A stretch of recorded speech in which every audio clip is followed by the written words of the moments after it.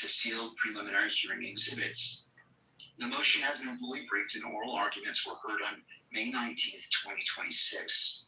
At the oral arguments, the parties agreed that neither the public nor the media should be permitted to inspect or copy exhibits presented at the preliminary hearing, except as published in court as part of the hearing.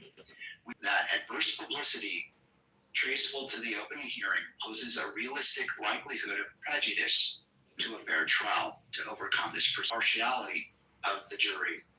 Public access to judicial proceedings also serve an important role in maintaining confidence in the fairness and transparency of the judicial process.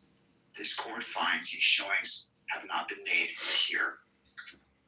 First, the motion does not identify with sufficient specificity that the evidence, if presented in a public proceeding, would create a realistic likelihood of prejudice to defendants' right to a fair trial. Despite receiving notice of the state's witnesses and exhibits for the preliminary hearing in closure, furthermore, much of the evidence the state indicated it intends to offer during the preliminary hearing is already in the public arena and was identified in the information in probable statement. The possibility that evidence introduced at the preliminary hearing may later be ruled inadmissible at trial does not, standing alone, bar the public from the courtroom. The court, however, acknowledges defendants' pending motion in limine to preclude 1102 evidence and reserve ruling on that issue until the matter has been fully briefed and heard. Even assuming specific evidence has been identified that could present a risk to defendants' constitutional right to a fair trial, if publicly disclosed, the motion does not establish that a no less restrictive alternative remains available. Several methods remain available to protect the defendant's right to a fair trial, including enlarging the veneer of potential jurors, utilizing detailed juror questionnaires, and conducting thorough voir dire. All methods routinely used to safeguard a defendant's constitutional rights. For these reasons, the court respectfully denies defendant's motion. This is the order of the court. Counsel, I will go ahead and sign these orders, and it will be uploaded to the docket today. And with that, I believe we have our next hearing on June 12th, starting at 9 a.m. And that is in person. I'm anticipating Mr. Robinson being present, and we will adjourn until that date. Your Honor, may I just ask the court one scheduling question? Absolutely, Mr. Nova. So we have these two matters on June 12th. One is argument on the motion that the court just referenced, and one is the order to show cause hearing. Did the court have a preference for which of those two matters it does first and which it does second? Let's go ahead and do the order to show cause first, the evidentiary hearing, and then we'll turn to the second matter. Thank you for that question, Mr. That's fine. All right, anything further from the parties? Nothing from the state, Your Honor. All right. Thank you to all parties. I wish you a good rest of your day. Court is in recess.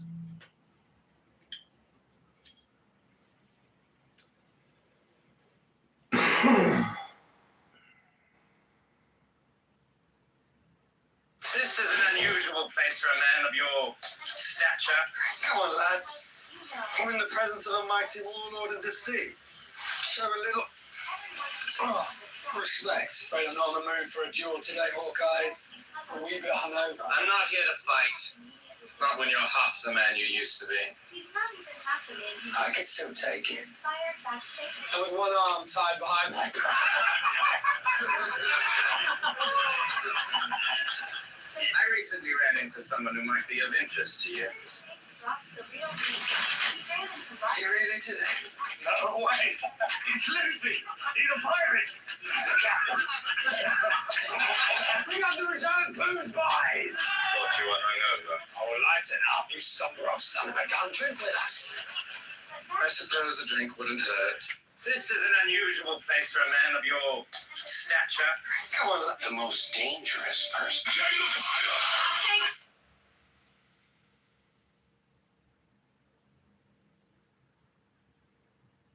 Bro, no way!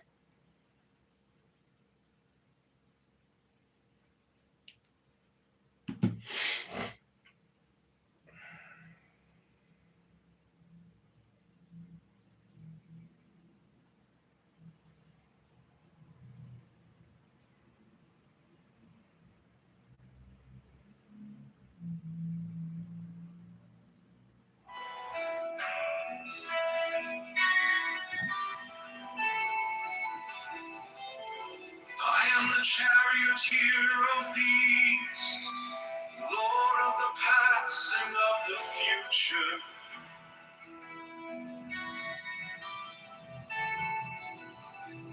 I see by mine own inward light, Lord of resurrection, who cometh forth from the dust, and my birth is from the house of death.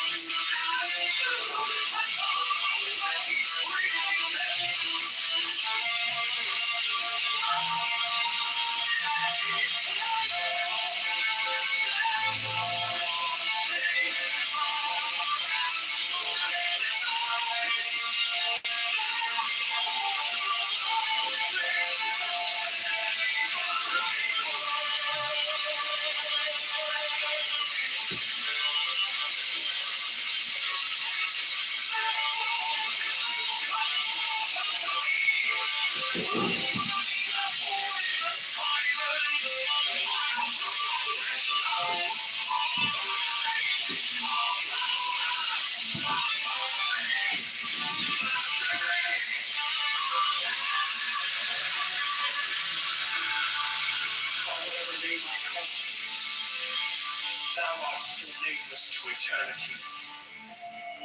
Come thou forth, I say, and aid and guard me in this work of art. Just a normal kid, a normal temperament who just was like really bad.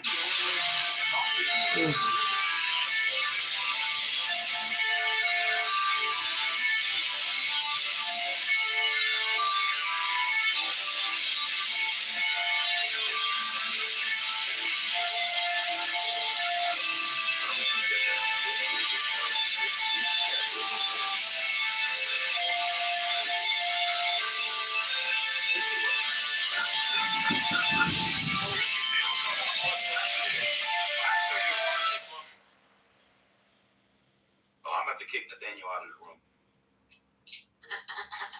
Wait, so Dan, what's wrong with Southwest? Why don't you like it? Everything okay, sir?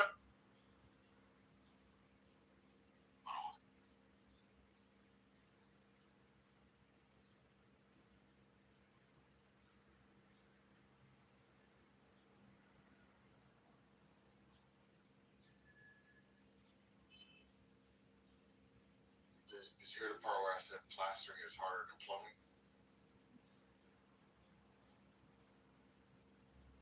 We heard. Did y'all think that would be the case? That sounds a little counterintuitive. No, but thank you for it.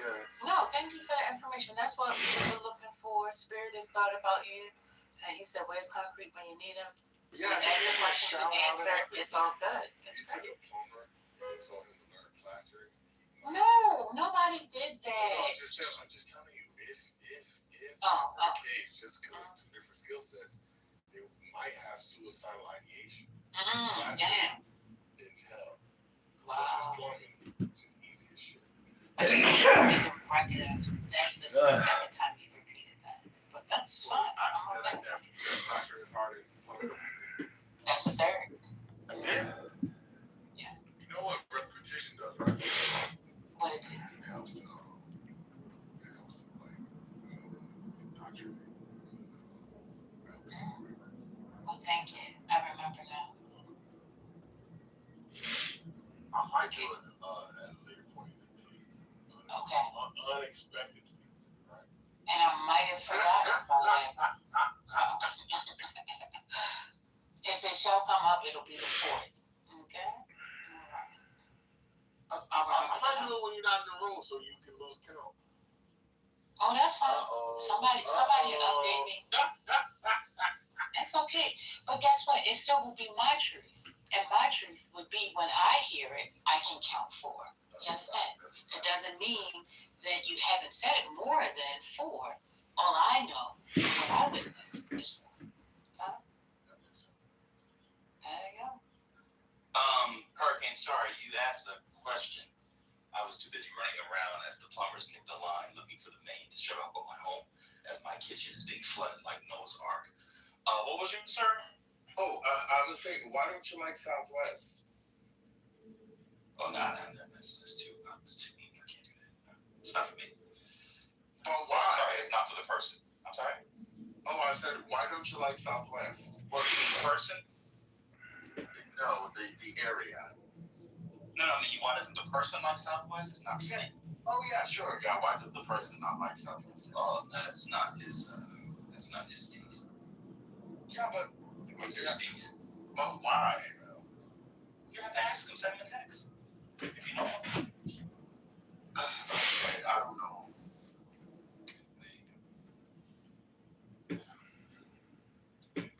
You said he's not interested. That's not his thing. There's no action. No action. Is that meaning like it's not a lot of bars and stuff there? Oh no, there is. Not a lot of hip It stuff? is. Oh, okay. There's no young hipsters. Okay. So it's like Bushwick or something? That's not that. That would be better. It's just it's up and coming, and the work is down. That would be shit. I don't want to go to your poetry reading / book signing / pottery spin class / yoga lattes with a white man in the back singing Nina Simone's 4 Girls.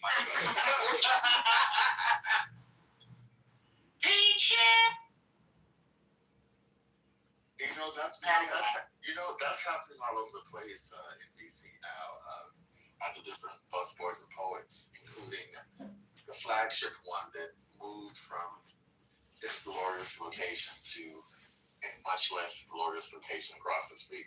They have open mics now. The white boys be up there, doing their little poetry. I've actually been to that place. I like that place. But the best. Do you mean the old one, or I think if I was there 2 years ago, it would have been the old one, right? no? It's 3 years ago. no. I think the old one. They moved from the old location maybe 4 years ago, but don't quote me. The one that you went to, did it have a spiral staircase in the middle, a winding staircase in the middle? I remember there being like a kind of open kitchen in the back that you walk through to get to, I think, outside or something. Was there a staircase in the middle? I don't remember if there was a staircase or not. If you don't remember a staircase, you probably went to the new location, which It was okay. It's still in like DuPont Circle area ish. no, it's it's close to. It's an area called City. It's close to the Mount Vernon area is what it's close. Oh, that's the Carnegie community. Carnegie, where the Apple store is. No, Yes. okay, it's not far from there. It's not far from Oh, there. it's It's not quite Mount Vernon. No, Polly, we're talking about the original Busboys and Poets that used to be at the corner of 5th and K. Oh, it's no longer there? No. one across the street. Well, what I wanted to tell you all is but the best art galleries are in DuPont Circle, and most of them are gay owners. We know. They're the best. Well, the games And nationwide too. Nationwide. If you really I want don't know about get that. nationwide. They agree the tops. Let's say the tops though. In DC and throughout the Are you world. sure they're the tops? You might want to think that through. Well, they're good enough to be the tops. Everybody's not going to agree on everything, but You might. I think they pretty much. Connie, are you sure the gay owners of galleries are tops? She said They're all nationwide. oh God, Nationwide. Jesus, let me go off the mic. I'm sitting here being proud of our city and community and what the people, the owners do for us and the world. Oh God, I'm sorry, Miss Connie. I apologize. Connie, are you there? I'm there. I'm blushing right now. I'm really thinking about art and you went somewhere else. We're just joking with you. This is my last question. I gotta take a phone call real quick. Do you know a lady named Connie who was invested in the reparations movement? No, because this is actually part of my middle name. So no, I don't. But I like to hear about it.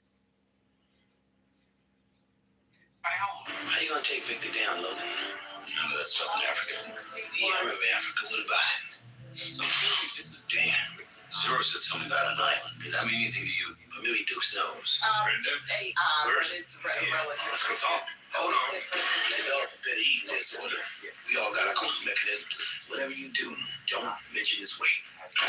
Come on, friend. You wanna get shit? You gotta move, man. Told me you gotta move. Dukes. That looks like the creature that ate for Dukes. Hey, Pat, Fred.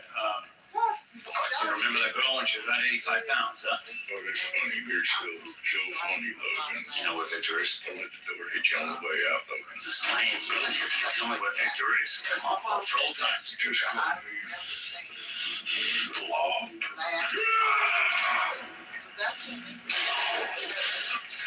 Why'd you call him Bob? I didn't call him Bob. I said Bob. This is your idea of an idea. I'm trying to help you out. Look, Dukes don't like you that much. You know. He's all ask him at the front of his shirt.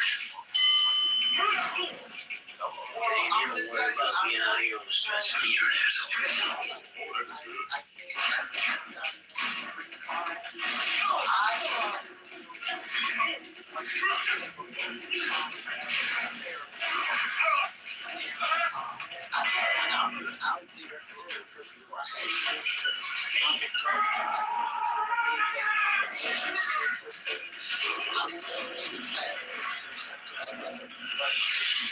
What do you think? The striker one was on the app. Because then I would bump into They run it together. that I know Yeah, someone. they took dealer strike. Every day.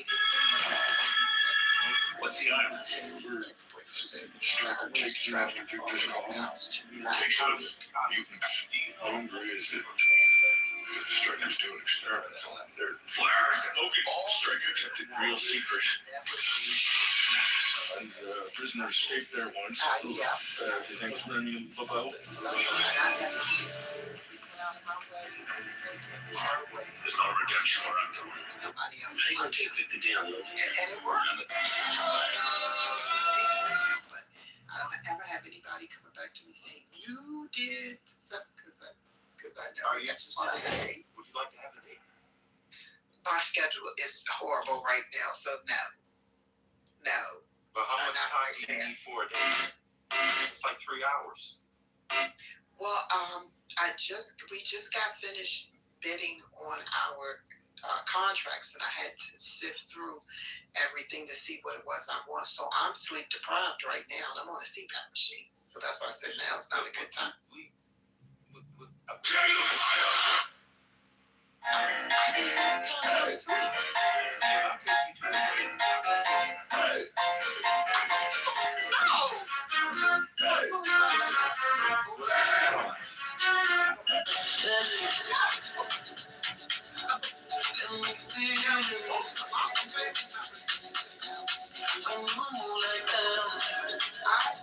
I'm into nouns. That's why I want to date. I like nouns. How would you go to a sweatshop with you? You just to turn that into the story. Let me ask you a question. So you would not have a date in order to stay on your CPAP machine? What I'm saying is, once I catch up on my sleep and I record that sleep, I would say I can come out and play in a couple of weeks, but I'm just man,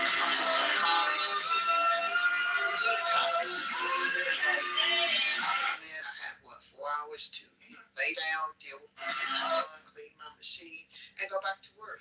It was crazy these last few weeks. So that's what I'm saying. Right now, I would not, by August, July, I think I would be able to have a lot of more free time for me, because I'm a thinker. Off of me, so it generally leaves me. So I like to, really. People like right now,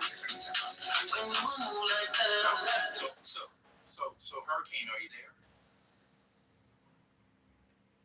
Hurricane? Yes, what's up? Yeah, so I tried to get you a date with Connie because you turned straight. And Connie said as soon as she catches up on her sleep in her CPAP machine, she'll be available in a couple weeks. She's out in Montgomery County.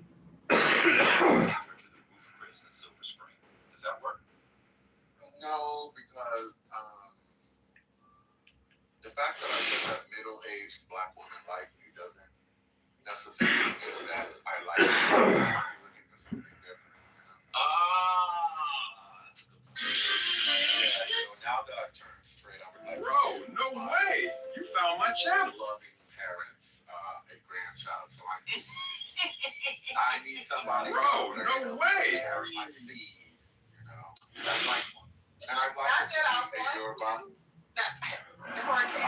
Is a siren? Just slow down. I'm over here. Oh, sorry. Thank you. Anyway, like I was saying before this woman interrupted me while I was speaking as the king that I am, I would like my wife to be Yoruba, so that way I can increase the likelihood of having twins. I'd like twins. I'd like to name my twins Kainde and Taiwo. Well, I'll say this. Not that I want to. I have 2 children of my own, but you can as long as you I take tests every so often just to see how many eggs I have left. for perimenopause. So it can still happen, but I wouldn't. I know that's right, Connie. Right. No, that's right. Yeah, but don't play with me. I do not my eggs. Connie, I am so sorry. I don't want rotten eggs. I want eggs. Wow. That was unnecessary. Here is cursed or rotten. But the thing I'm saying is, hurricane would never work because, for one, I don't want to share my green card with a foreigner, and two, I am American. So yeah, we will never work. So Connie, But their friends trying to hit up on Connie, your assumptions are incorrect. Despite what Donald Trump might believe, I'm a birthright citizen. You lost that. You heard what she But said. no, you're not. But I'm the original. Thank They you, can still Connie. move your ass up out of here. Okay, I'm the But Lord of custodian of this area that you live in. I So understand. that you can be removed. I can never be removed. Oh my And you God. can move faster from it with that Yoruba. I'm just fucking with you. I love you, JJ. Let's get quiet, because I got to step up to the doctor. Y'all messing my workup now. No, it's just fun. Oh, Lord, that was hilarious. That was good. All right, see, we gave y'all some content. Oh, y'all go. Oh, good. I like Connie. Miss Connie is good, man. Miss Connie is, boy, I'm telling you, something about the gay women. If you know, you know. Oh, I didn't speak to him, so I didn't give it that diaspora. It was good. Just get your Yoruba. Your Yoruba. Darkwing Duck, are you here?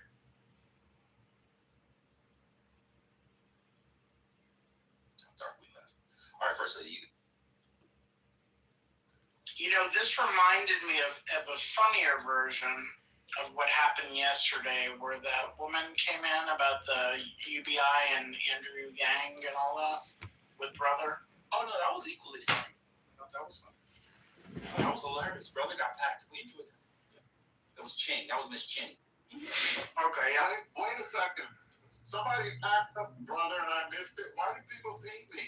Well, I sent you the tracking number. You can go online, FedEx.com/tracking. Just put in the numbers and you'll find it. He got Miss Ching packed his ass up. I'm so glad because Messi's been coming for about a year on this app, and I've been praying for him to get packed up. So I'm happy that he got packed. Oh, he had gotten packed a couple of days before. It was, I think, he got packed by Ashton too. I think he missed out before. Oh my God, that must have been epic because we know Ashton can lift weight now. Oh, she packed. Oh, you missed all that. She packed brother and then Brett. You missed that? I did.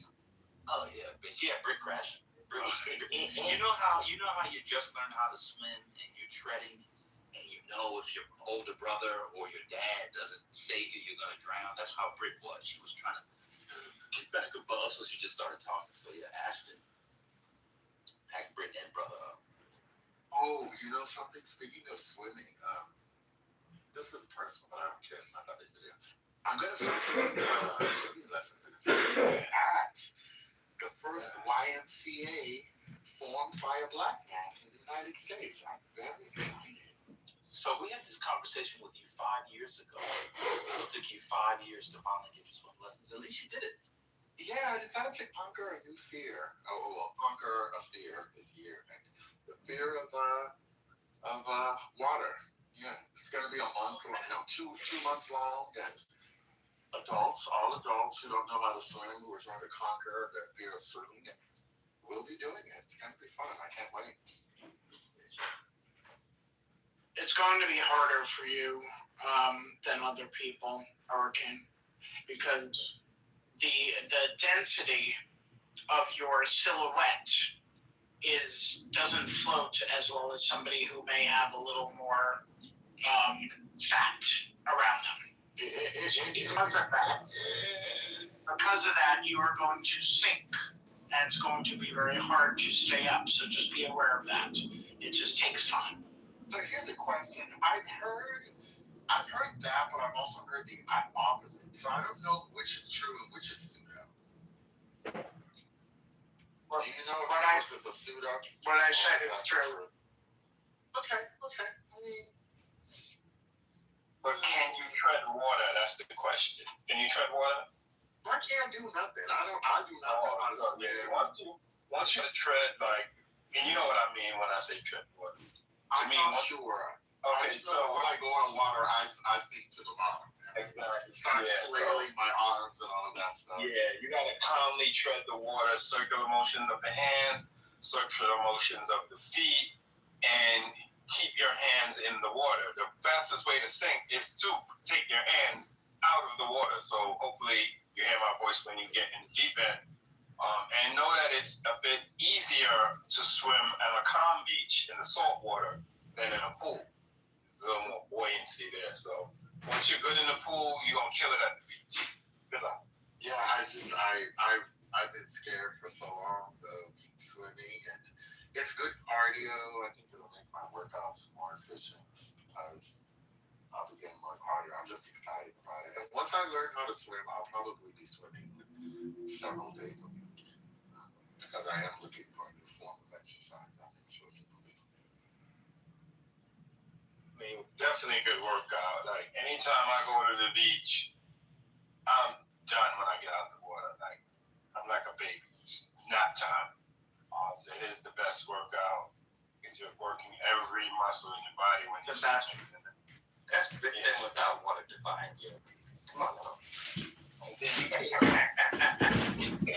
You'll be into water sports too, Hurricane. You'll be jumping on the jet ski. He's already into water sports. Pause. I'm not into water sports. That sounds more like spiritists' domain. Nope. You ain't live till you rode a jet ski. Nope, that's your generation thing.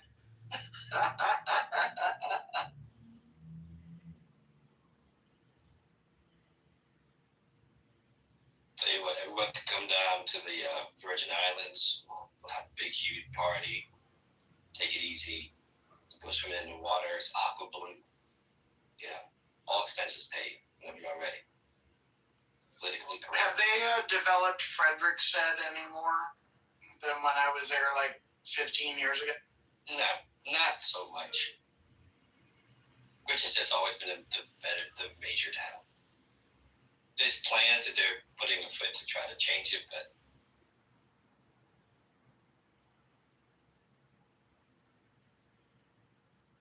Hi, I hope you all have a fantastic day.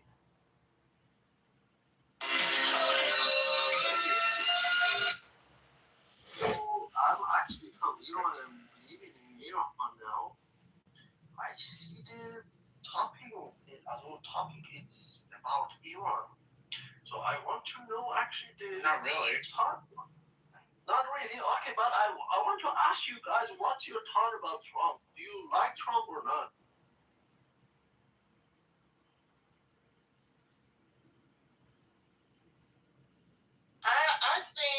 I think that we didn't really have a choice. So we were just like juggling our hands. Oh, you didn't have a choice, huh? I think that's how we feel. Can I tell you something? So you have to look at the powers that be that actually control the decision making as well. Yes, it was actually you.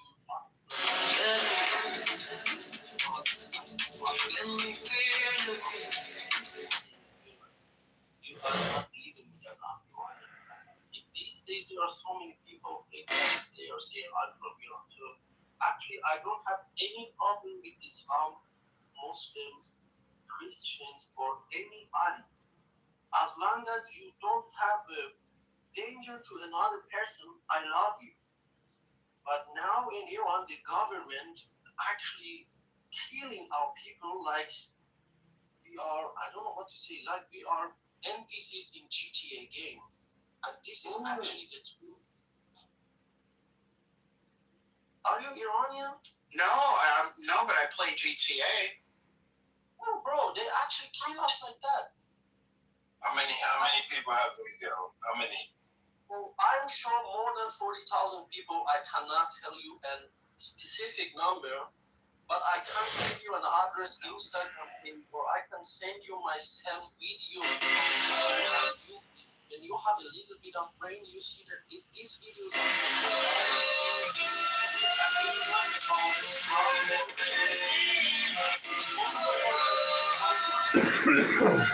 that if you are Muslim, welcome. But I, as an Iranian, I just my country like Turkey. I want my country like an Islamic country that my mother can freely go out however she wants. And no one killing her. And it's not possible now with IRGC because Iran is now the center of the Islamic Republic in the whole world. And you have to be Muslim in Iran. Or other than that, you did. If you talk about government, if you talk about that we don't have money, we don't have so many oils, we are dead, bro. We are dead. Do you know how many missile cities we have in Iran? Missile cities. It's like an underground city full of ballistic missiles. You can search it in Google. But our people don't have money to eat food, to work. A father don't have money enough to feed his children. The people from audience, bro, your name is Brooklyn. Why are you reacting me like that? من ایرانیم. من میتونم با تو 1 ساعت و نیم اینجا ایرانی صحبت کنم. Don't curse her out in No, das ist nicht cost. In Iranian, I'm saying now in Iranian, I'm Iranian. My father is Iranian. I'm 32 years. All of my generation are Iranian. I'm saying this. You don't know what I'm talking about. Because we were having a conversation about something else. Even here, you didn't wait. You just interrupted. You could come in. Listen. You could come in, listen to what we were talking about in the room first, and maybe contribute to that conversation, not just switch the subject like you just did. That's why you got the sticker. Do you understand? No, that's that sticker. Did you send that sticker? Do you understand that you changed?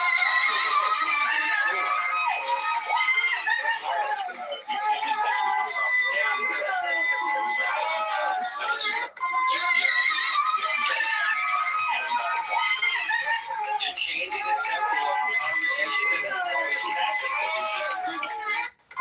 You understand that?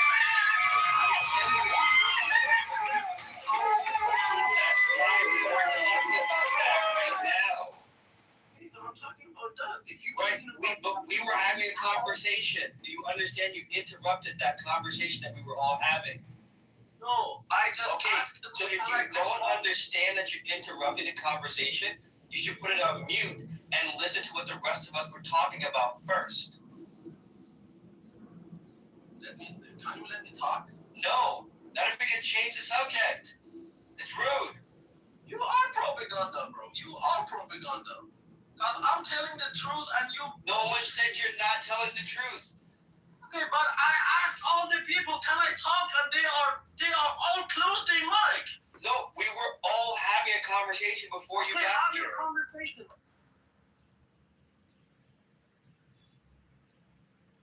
You see, you are the propagandas. As when I mute my mic, you are turned off your mic. Why don't you just wait and be patient?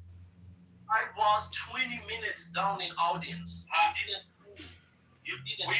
It was not quiet for 20 minutes. What are you talking about? Bro, are you for real? No. Are you for real? Stage was quiet for 20 minutes? That's where you're going to go with this? Did I say the stage was for 3 minutes silence? Anyone here, I'm saying that? Okay. Point is, we were having a topic and a conversation. We were talking about that. Listen to what's going on, and then contribute to the conversation that's happening. Continue what you were saying. Continue. I will mute myself. Continue what you were...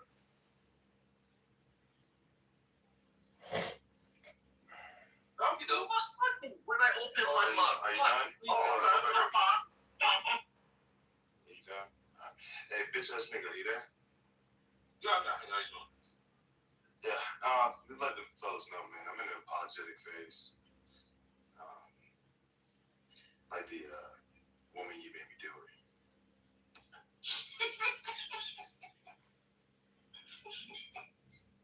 Don't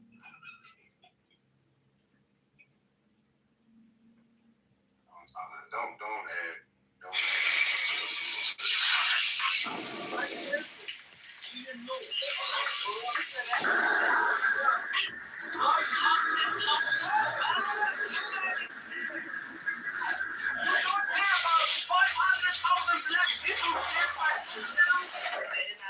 Don't lose. Mute me, bro. It's okay, mute Don't me. I don't lose. care about you. You are all dumb. When you mute my mic, I say 5. Well, shut the fuck up then. Thank you. Thank you. وسان همتون مادر جنده وسان مادره شیرم تو اول و آخر یعنی مقدس داره صحبت نکن مادر جنده کنسل fuck your mother English Wavit Shaw. I was in one of y'all rooms with that bullshit. Happy Monday. Good morning, everybody. Hi, what's happening? Good to see you. I just can't. I hey, Misa. Hey, Misa, we say hi. Hi, sweetheart. How are you? Hello, Lisa. Hey, Britt. How are you? Misa. Hello, Misa. I just came on the your name. stage. I just came on the stage to say that this is an extension of the conversation from yesterday. Hi, Patty. Hey, Lisa. There's nowhere that we can turn and tell people about what just happened in this room. That politically correct allows for people to fight a war online.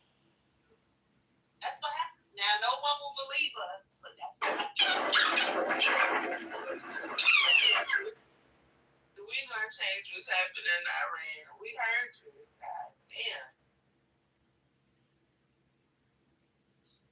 You don't represent Black America. You don't either, nigga. Oh my God, I Stop can't speaking stand on behalf of farts. us. You don't represent Black America at all. I do. Well, hell no, you Did you don't. guys just notice I put hearts around Ben's face? I took it. I'm gonna need another drink. I took it. You did. Wait, you guys hold me off. What's going on? It's called xenophobia. It's called No, but I was tired of hearing the 47-year shit. Y'all was having a decent conversation. And he came to change the whole mood. Now we talking about the fight. Because if you say something else to me concrete, I'm going to fucking curse you out. I'm sick of you. Oh, you guys are still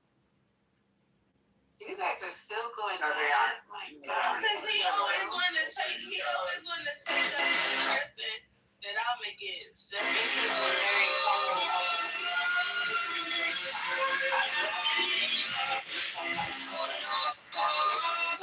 back and it's still going on. Love. minding my good, clean, Black business. I keep Concrete, you being would make a accosted good by me. older brother. Stand here. It's stand here. He's always got thank you for saying that, Earth Foster. Older brother. He's a younger brother. Not me, but just, I'm you know, minding we my always got good, shit clean, together. Black business. The toddler brother And that's I always keep in the getting mess. accosted by random negresses. Right? It's okay. It's okay. I forgot what I was saying before I got a phone call, but I'm glad I can break the silence. Is Divine here? No, he left. Oh shit. I need Ed or Divine. You're right Or there. maybe Arthur. But what about Duck Duck Goose? I'm right there next to you, He stopped man. talking. The Darkwing Duck came up with CBSAB. Oh, Divine, are you there? I said he might be there, but he's not there. No, He it's can't not. talk. Arthur, are you there? Yes, sir. What's going on? Oh, Ed is here. Perfect. We got breaking news. Everybody, clear your calendars. The Giants back in the Super Bowl. They just re-signed Odell Beckham Jr. That'll do it. An old aging receiver going back to the Not Giants. Odell Beckham.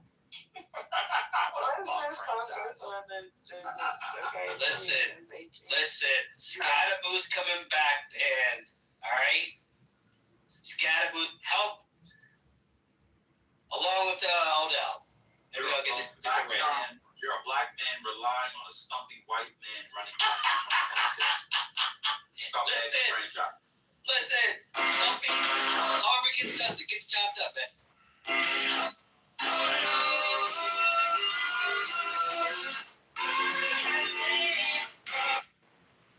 Fuck the New Jersey Giant.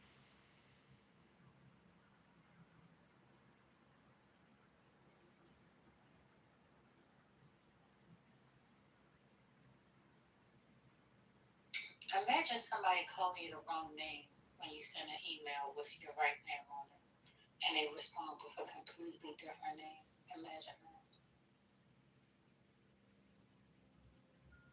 Someone put second lady in the email? What they put? They didn't even put second or lady in it. It was just crazy. My name starts with a C. The name started with an A.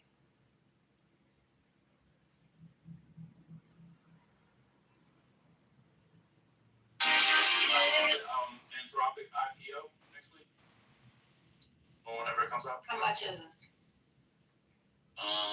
That's probably I'm seeing here.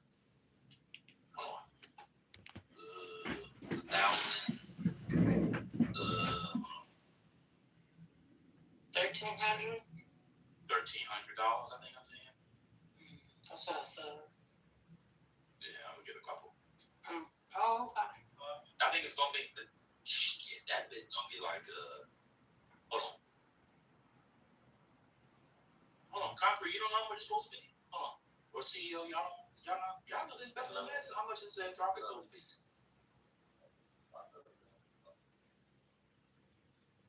I'm gonna get like 3 shares and hold on to it. And in like 10 years, it's in like 5 years, it's gonna be worth like $25,000. Damn, you think so? It's gonna be like A piece? Yeah. No, combined. I think it's gonna be like it's gonna be like it's gonna be crazy. Oh, mail.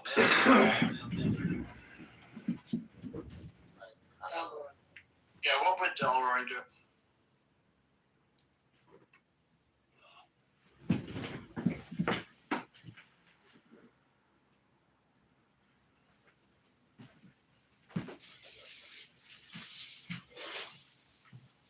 Can you stop saying, hey?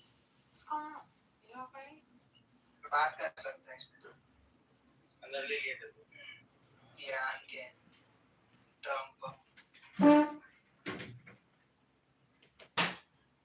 Oh, the other news is up on the Hill. Trump met with Johnson about the fund for the January 6ers. I told y'all that wasn't gonna go through. That was an insane play. I feel like he shouldn't be giving reparations to them if he's not gonna give reparations to other people that were impacted by the government. And all the other ethnic and nationalities have pretty much received some or all of the reparations they make available. So that's the only problem I got. But from what I'm understanding, the supposedly leaders of communities go in and flip it over. That's what hasn't gotten it. 40 acres of land.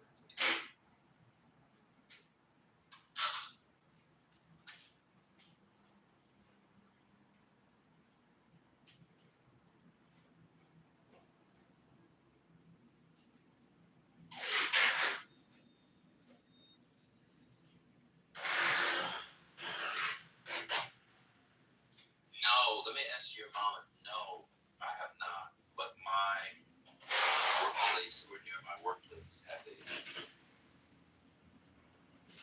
4 or 5 times a week mass.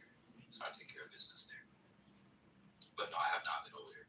I was over at the Sisters of the what's it called? The Madonna. I was over at the Madonna House. I was over there a couple of weeks ago. The Madonna House was on C Street. 220 C Street. I was over there.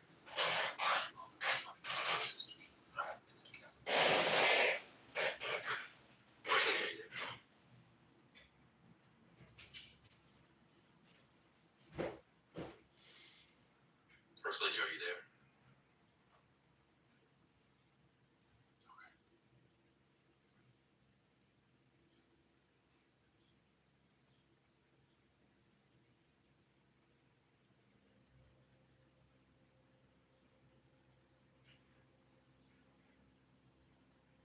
Is the stage quiet?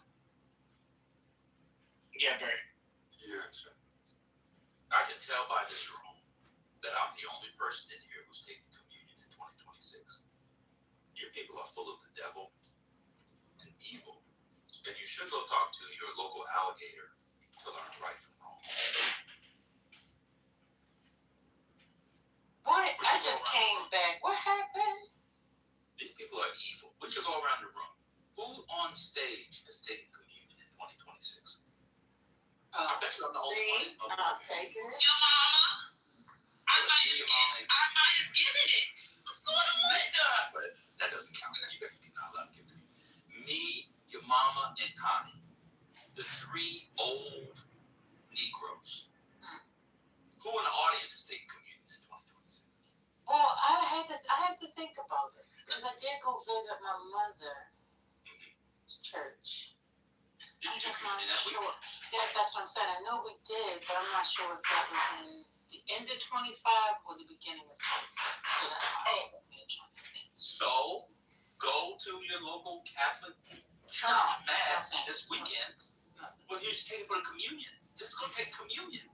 I can't take communion. What? Have you read the Bible? It's beautiful. That's why you have to take communion. You just ask that. Yeah. It's a beautiful part of the service, First Lady. It's like one of the most it's I've been glorious. to Catholic communion. No, I'm talking about any youth. I'm talking about any. I mean, especially any. I'm talking about any, not just the Catholic one. It's just the beautiful one. It's the time. It is the most. Let me see. I think at community in general, the Eucharist service in general is one of the most emotional parts, silent emotion, part of any Christian church service. I think my biggest problem. Excuse me, ma'am. I was gonna respond, Miss Connie, 1 second. Yeah, I think I've been to plenty of them in different denominations, but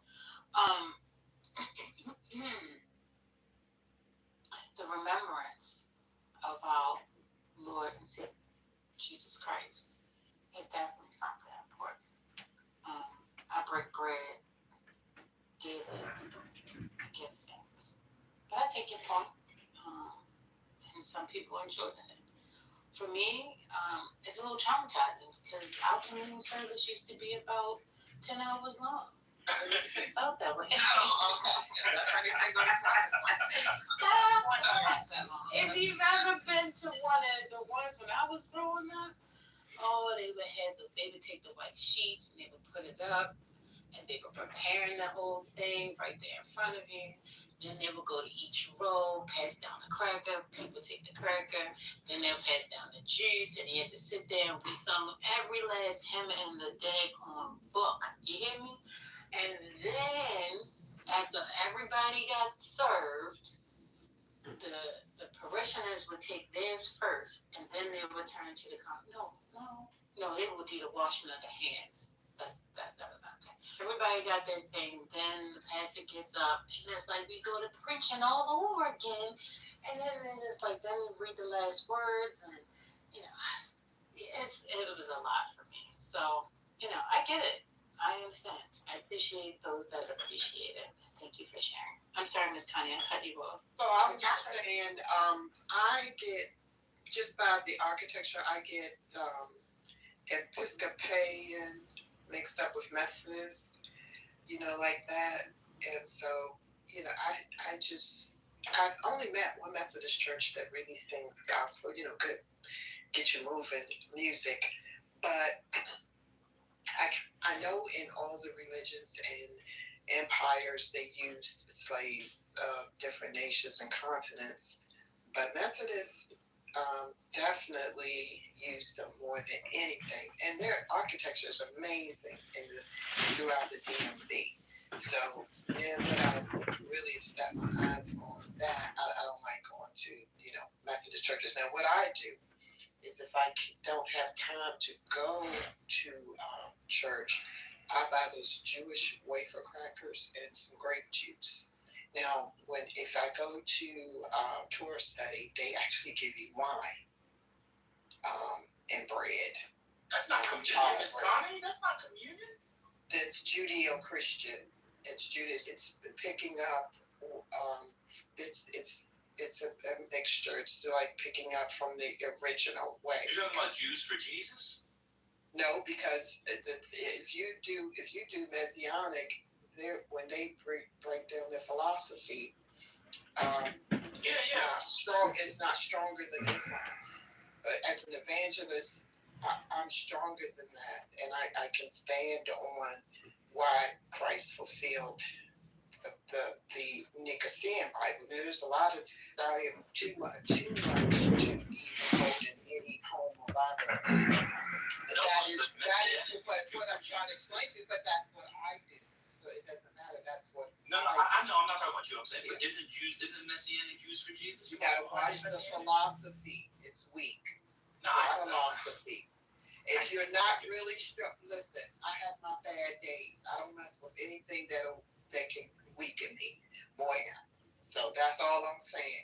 But I sat with a Messianic group. They were renting a space in a hall basement of American University up there on Nebraska Avenue. And so it's, you would see everything in Hebrew. And everybody always complimented me when I did pronounce or read in Hebrew because, I can't translate. When I was younger, I could do well with Spanish, but my brain is not the sponge it used to be. So that's what I do. So I get those Jewish crackers and some grape juice, but if you go into a synagogue, they actually give you wine. And some places. Okay, you said this already. So, man, the answer is they're sort of, kind of, but it's like they call Jesus Yeshua. It's very similar to what now is the popularized Hebrew Israelite, but more contained to like traditional worship, traditional services, Jewish services. Oh, I see. First Lady, are you there? Yeshua. Let me tell you why I asked the question. You're not going to be able to sit up under me and sit next to me on these stages pretty much going forward for much longer until you get the body of Christ and the blood of the Lamb. I'm telling you. Okay, well, I don't want it. No, not you, Connie. You're fine, Connie. First Lady, you're not going to be sitting next to me holding court, co-modding for much longer until you get the blood of the Lamb. Because I can hear it and I can smell it. You need to be washed in that Last Supper, okay? So I need you to get it done within the next 2 weeks. Not need the wash. Excuse me, Miss Connie. I'm speaking to the First Lady. You need to get the blood of the Lamb and the body of Christ in you in the next 2 to 3 weeks. Otherwise, I'm just kicking you out of the room. I'm done. First of all, she doesn't need washing. We all could. She may need to be sealed. That means that your faith is sealed and you are born again and you will have everlasting life. There's nowhere in the scripture where they have to. You have to have a baptism, and then you don't have to do it twice because then you're reaffirming that you didn't get it the first time. But yeah, always recommends being sealed. That means locked tight. You don't think First Lady is sealed? You don't think she locked I don't know. I'm not saying you have you're supposed to get washed. I said you should tell her to get sealed. You have information on First Lady? Is she not sealed? I can't judge. Only she can answer that. I can't judge. Ms. Connie, let me ask you a question. Have you had a mikvah bath before from the Jews? Have you had a mikvah bath? No. I won't know because at the time that I was hanging out doing my genealogy study, we were getting constant threats. Like even the Catholic chimed in and said the Red Sea didn't happen. Tell her to come down here. because they were about a block away.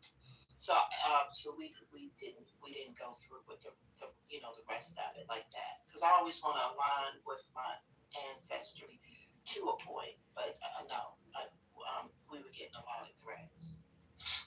Where do y'all get these people from? Oh, Miss Connie. No. Wait a minute. And I just heard a bunch of shit, and I'm just listening. And I don't know this. Miss Connie, did you vote for Miss Harris? Absolutely not. Oh.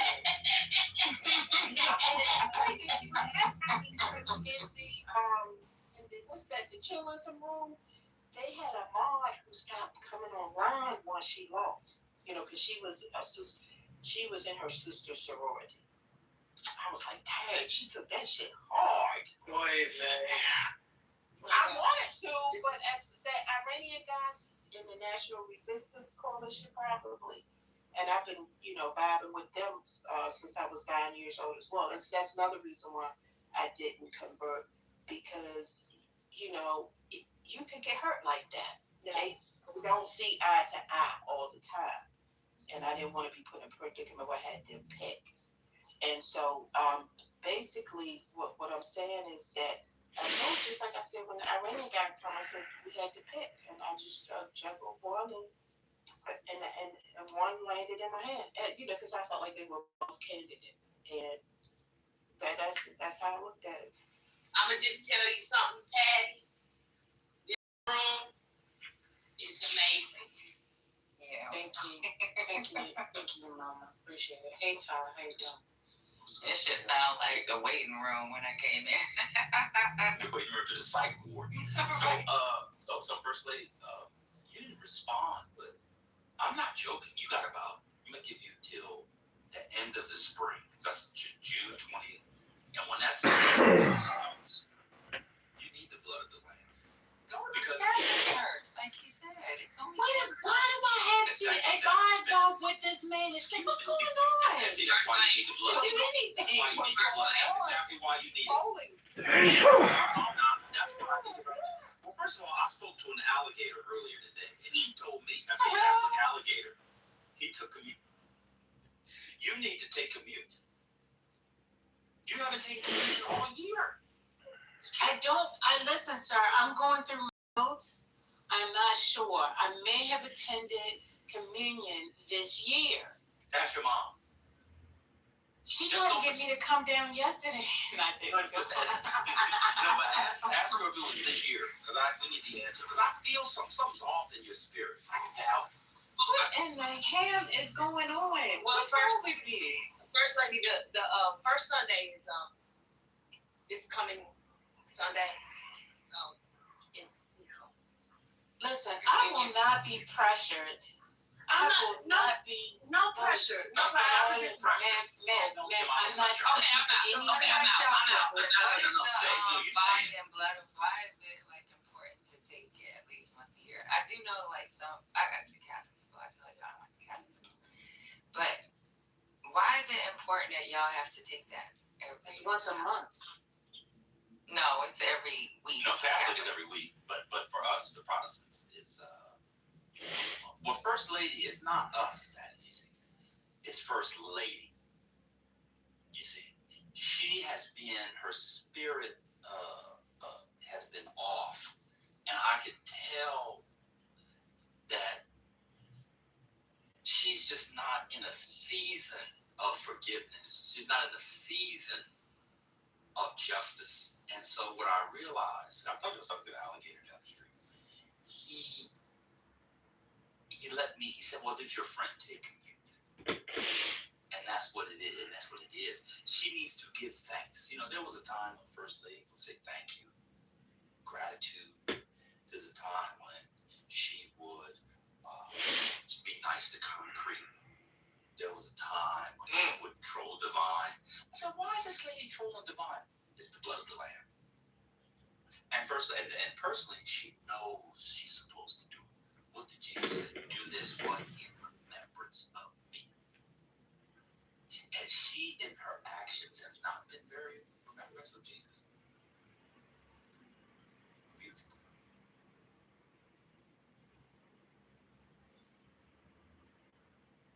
first lady been trolling them like Ali trolling white folk back in the day?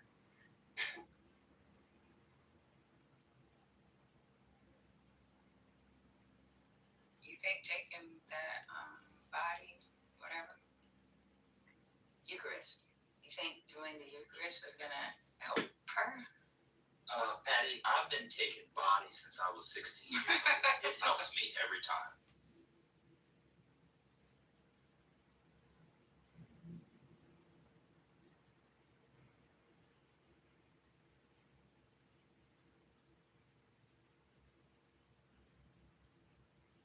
Our lady left.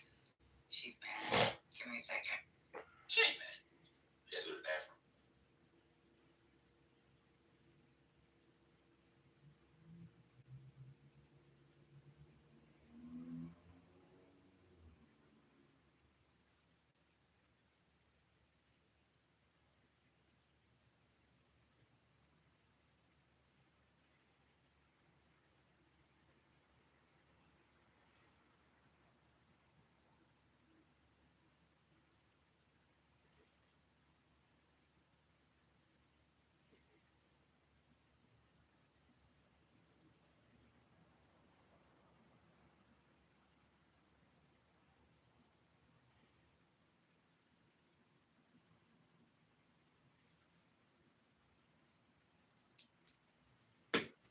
Yeah, but the Catholic one ain't that long.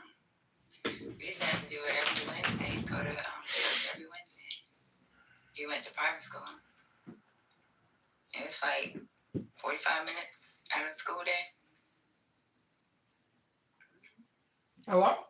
Your kids go to a Catholic private school, they gonna make you. They don't care what religion you are. You're gonna go to that church. Yeah, well, they told me to stop doing it. So I No, you don't take. I'm not talking about taking them. I'm talking about just they have you show up and you see what they do.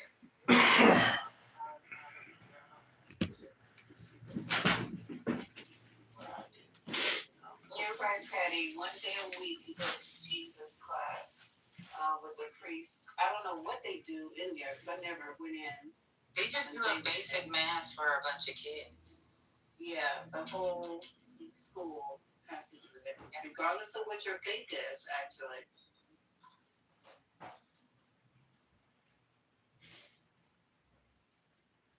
Wait, how did this connect to Jews for Jesus? Did I miss that part? No, we were just saying she should maybe go to a Catholic one because they don't last that long. If she doesn't like the long, she said they be in there for hours. Oh, Spiritist, can you tell me why the dummy didn't want to march in the parade? Because I just see clips and I haven't bothered to actually dig into it. Just It's a big nothing. It's just a big nothing burger, in my opinion. Because there's so much conflict anyway between him and. What did he give as a reason, Spiritist? I just haven't I opened don't know. the article. The reason he said is he's going to do a 27 million guaranteed fundraiser. So I guess that, but then he started acting weird and I guess maybe hanging around people that were saying bad things about Jewish people. So now Jewish people are thinking that's on the table now. Will that really happen? Let me break the news. This is big sports news. Myles Garrett just got traded to the Rams. Let me give the compensation. Sorry, Miss Connie, you mind if we talk football for a second? You're fine because that's all I had to say is 27 million. All right, I think that's all that I got. Let me just you know, you all good. Cleveland, Myles Garrett, best defensive player in football. I think we all agree, probably. It's not number one, number two. Is going to the Rams for a first round pick, other draft compensation. The Browns also get Jared Verse, who can play. I mean, Jared Verse had 7.5 sacks last year. Jared Verse is pretty good. Is good himself. I think this is good for everybody. The Rams will probably win the Super Bowl next year. You know, they doing what they got to do. Yeah, that's the news. This is very big news. all you Ravens fans, Steelers fans, Cincinnati fans, early Merry Christmas. You got a early Christmas morning for y'all. But this is a good trade. I think this is a good trade for everybody except Jared Verse. Jared Verse got kind of fucked. Anyway, that's the news. But the Browns just keep doing this shit, though. It's like they're consistently rebuilding. They had to get him off the books, though, because I know he cost a lot of money, but they weren't going to win with him. They had one. I think it's a good trade. And they only give up a first-round pick. I think it's a good trade because Jared Verse is worth I'm sorry, excuse me, and they got a first round pick. Excuse me, I don't know what the other draft is, especially if they throw a second in there. I think it's very good. But yeah, the Browns. Well, I've been following the Browns training camp. I don't even know who the quarterback is going to be, so I don't know if anybody knows. we know it's gonna be. It definitely won't be Sanders. I know that. Deshaun's gonna be the quarterback, man. He's a seasoned veteran. When he's on point, he's one of the best quarterbacks in the NFL, especially when he was in Texas. So everybody's leaning towards Deshaun starting, man. That would be insane.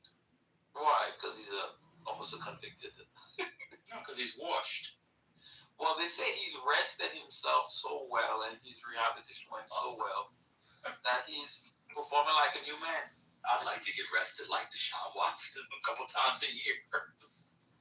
That's what they say. They say he's like, yeah, right. Shaved a couple of years off of the wear and tear on his body, and he's kind of healed all wounds. I don't know. We'll see. I think he may have rested too much. He hasn't been good in like 8 years. I couldn't say 8, but definitely since before COVID. I think. When did he get hanged up with that whole massage shit? That was COVID. Yeah. Oh yeah, so he hasn't been well. Yeah, that's true. I'm thinking COVID was yesterday. It's been 6 years. He's over 30 years old. Yeah, he's older than. He left Houston in 2021. Yeah. Then he had the year off, I guess, and then you gotta go, Shador. I mean, you gotta go. But Deshaun, his cap hit is so much money. You don't want to sit on the bench. Next year, the cap hit is $45 million. Oof, Lord God. And I don't think they could trade Watson until he showed that he could play. They can trade him, but nobody won't take the cap. Oh, yeah, exactly. Nobody's gonna take it. Well, it's gonna be a pretty good season then. I'm pulling for the Browns to actually do something. But ESPN says there was a contract restructure where another $86.2 million in 4-year money from this year gets moved to 2027 and 2028. Well, yeah, he's gonna be on the Browns forever. Anyway, that's the news. Y'all go back to the room, y'all. But this is in football. This is like a really big football story. So people know it's a really big football story. It's a big trade. Myles Garrett is the best defensive player in football. So, yeah, it's a big trade. But I think it's a good trade for both sides. I think Cleveland got good value. I think getting his contract off the books is good. I think getting Verse, who's a second-round talent, borderline first-round talent. I think getting a first-round pick, getting other picks. I think it's a really, really good trade for everybody. Kevin, are you here? Oh, yeah, cool. Kevin, what you think of the trade? Here you go, Kevin. Kevin knows sports better than me. Let's get him talk. Hey, what's going on, man? What's up, man? Hey, what's up, brother? Congratulations on the finals. Yeah, let's finish the job, though. But that Garrett trade is huge. I think it's good for both teams as well because he didn't want to be in Cleveland, and obviously he's getting older, so it's an opportunity for him to win a Super Bowl versus a solid player. He's younger, bring him into a younger group, and they get the first round pick. Even if the Rams' first round pick will be in the high 20s or 30s, it's still a first round pick next year, and they got other compensation that they got to finalize. So, you're stacking picks. The Browns already have 2 1s, so this is the third one for 2027. So they're lining themselves up pretty well, even though they've constantly done this. They have a new GM, new head coach. I mean, not new GM, same GM, but new head coach. So let's see how it plays out. They'll pick. I mean, to be fair, they'll probably win 5 games, 6 games max. Mm-hmm. They'll pick in the top 5 then the Rams will probably pick somewhere between 28 and 32. And then they pick again. So let's say the Rams lose in the Super Bowl. So they'll pick at 5. Let's give the Browns 4. The Browns pick at 4. The Rams pick it. They'll get the Rams pick at 31, and then they'll pick again at 36. Right, and they have another first round pick from from the Travis trade. Remember they moved down last year. They moved back to 5, and they took the kid from Michigan. That's so right. 3 1s. They got 3 1s. This is good stuff for Cleveland. And to your point, you see what you got in Shador this year. If it flames out, play the system. Right, you need to know what you got. So if Shador has a decent year, hey, you know what? We got a bargain basement quarterback. Now we can go take those 3 1s and go fill other areas. But if you don't have it, then hey, all right, Shador experiment's over. I go draft. You know, maybe they can put a package for Manning or whoever they want. They got 3 1s. They can do anything they want. Yeah. Who's the other? Is Manning and who's the other big QBs? Let me look at the list. Manning is on there. You got what's the kid's name from one kid from Notre Dame. Can't figure. Yeah, he's Dante on that. Moore. Dante Moore's the other big one. Moore from Oregon. Right. Ohio State. Julian Saying, and yeah. CJ Carr is the Notre Dame guy you're talking about. Yeah, CJ, right. Yeah, it's a big Lenore Sellers and Jay. I like yeah, that. there's actually a lot of quarterbacks next year. Yeah. The kid that was at Duke is now at Miami. He's solid. I mean, it's a big. I mean, obviously, he said last year was a big quarterback draft, so we see how it plays out. But right now, on paper, it's a huge draft. You know Mensa? Mensa, yeah, Daniel Mensa, yeah, he's solid. He's good.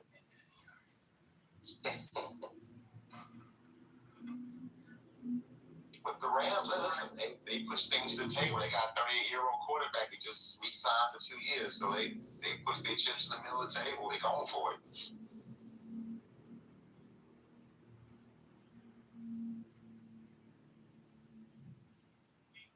Anyway, that's a sports break. Y'all can move on. Y'all want to move on from sport. That's the sports break. It's really good, man. This is really good stuff, man. I just like Shador Sanders, so I watch the Cleveland games now. So, but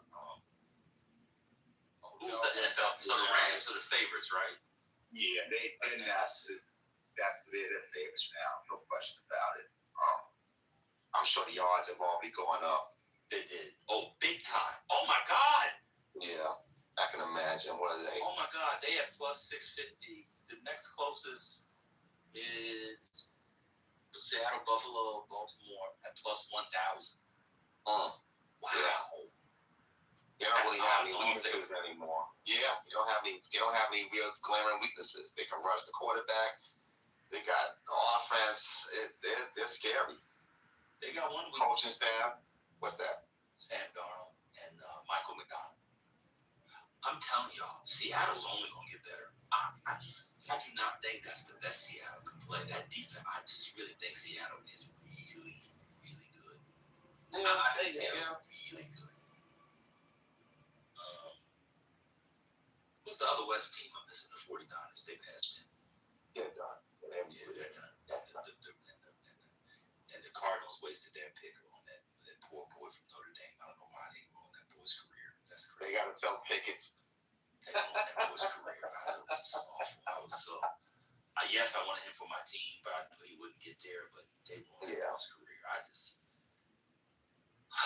ruined that boy's career. I don't know what they were doing. Yeah, from a business perspective, it doesn't even make sense. Because what are you going to do after this rookie? Are you going to pay a running back? It doesn't make sense. They trying to say got to sell tickets. It's a business move.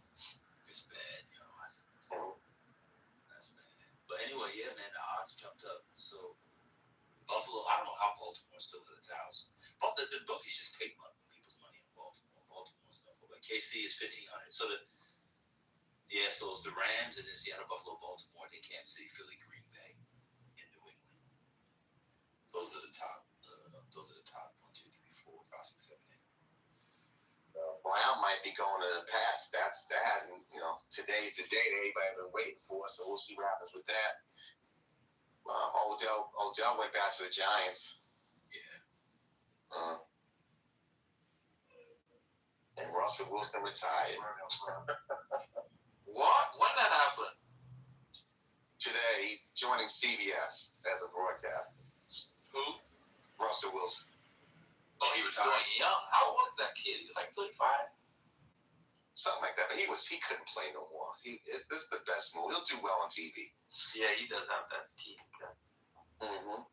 But you know who I'm rooting for? I'm actually really rooting for Andrew Berry. I think he's showing that a black man can be a general manager because he's made some pretty astute decisions. So hopefully this decision pans out. He seems to be good at drafting people. If you look at it from a win-loss perspective, even though Myles Garrett is the best defensive player in the league, it didn't help him win any more games. So you figure like, hey, he doesn't want to be here. Let's go get a younger guy, get that money off the books, and add another first-round pick. I mean, it's a business move. Cleveland's not going to Super Bowl, so I think it's a good move. Yeah, it worked out because when they signed Garrett, Kevin, how many he been on the contract so far? Just one or two? He signed it last year, right? I think it was 2. They restructured earlier this year. That's when you knew something was up, when they restructured so they can make the trade. Yeah.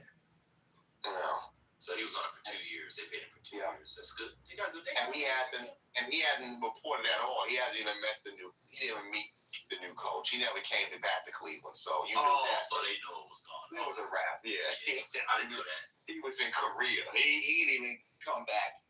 So they knew it was a wrap. Oh, I didn't even know that. Yeah. Mm-hmm. They just finished the OTAs, and he didn't show up for that. He didn't meet the new coach. It was a wrap. It was already been worked on.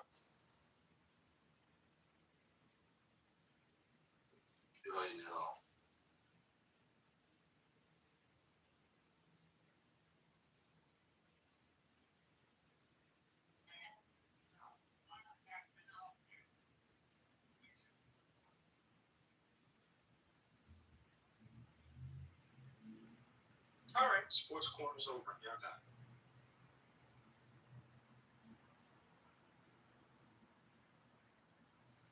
Hello. There's one more. Hey guys. Hello man. Hello nigga. Hold on, Brad. How are one Chris? Go ahead, Ty. Did Giannis got traded? Yeah, Giannis is with Curry now. Ben, What? Yeah, that happened. I saw that yesterday. And somebody's in Timberwolves with what's his name? Wait, what'd you say? He went to the Warriors? Yes, sir. He's at the Warriors now. Who? Giannis. That's fake news, bro. No, that's fake. No, that didn't happen, man. You just That's never. Yeah, that's fake. My heart jumped.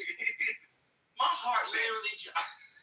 There ain't no way they gonna make a trade like that on finals week. No way. No, let me double check. I'm gonna send the link because I saw it yesterday. Because I was watching I was like, yeah, no, I don't know about that. I know talk was that way. You know who I blame for this, don't you? Dr. Carr.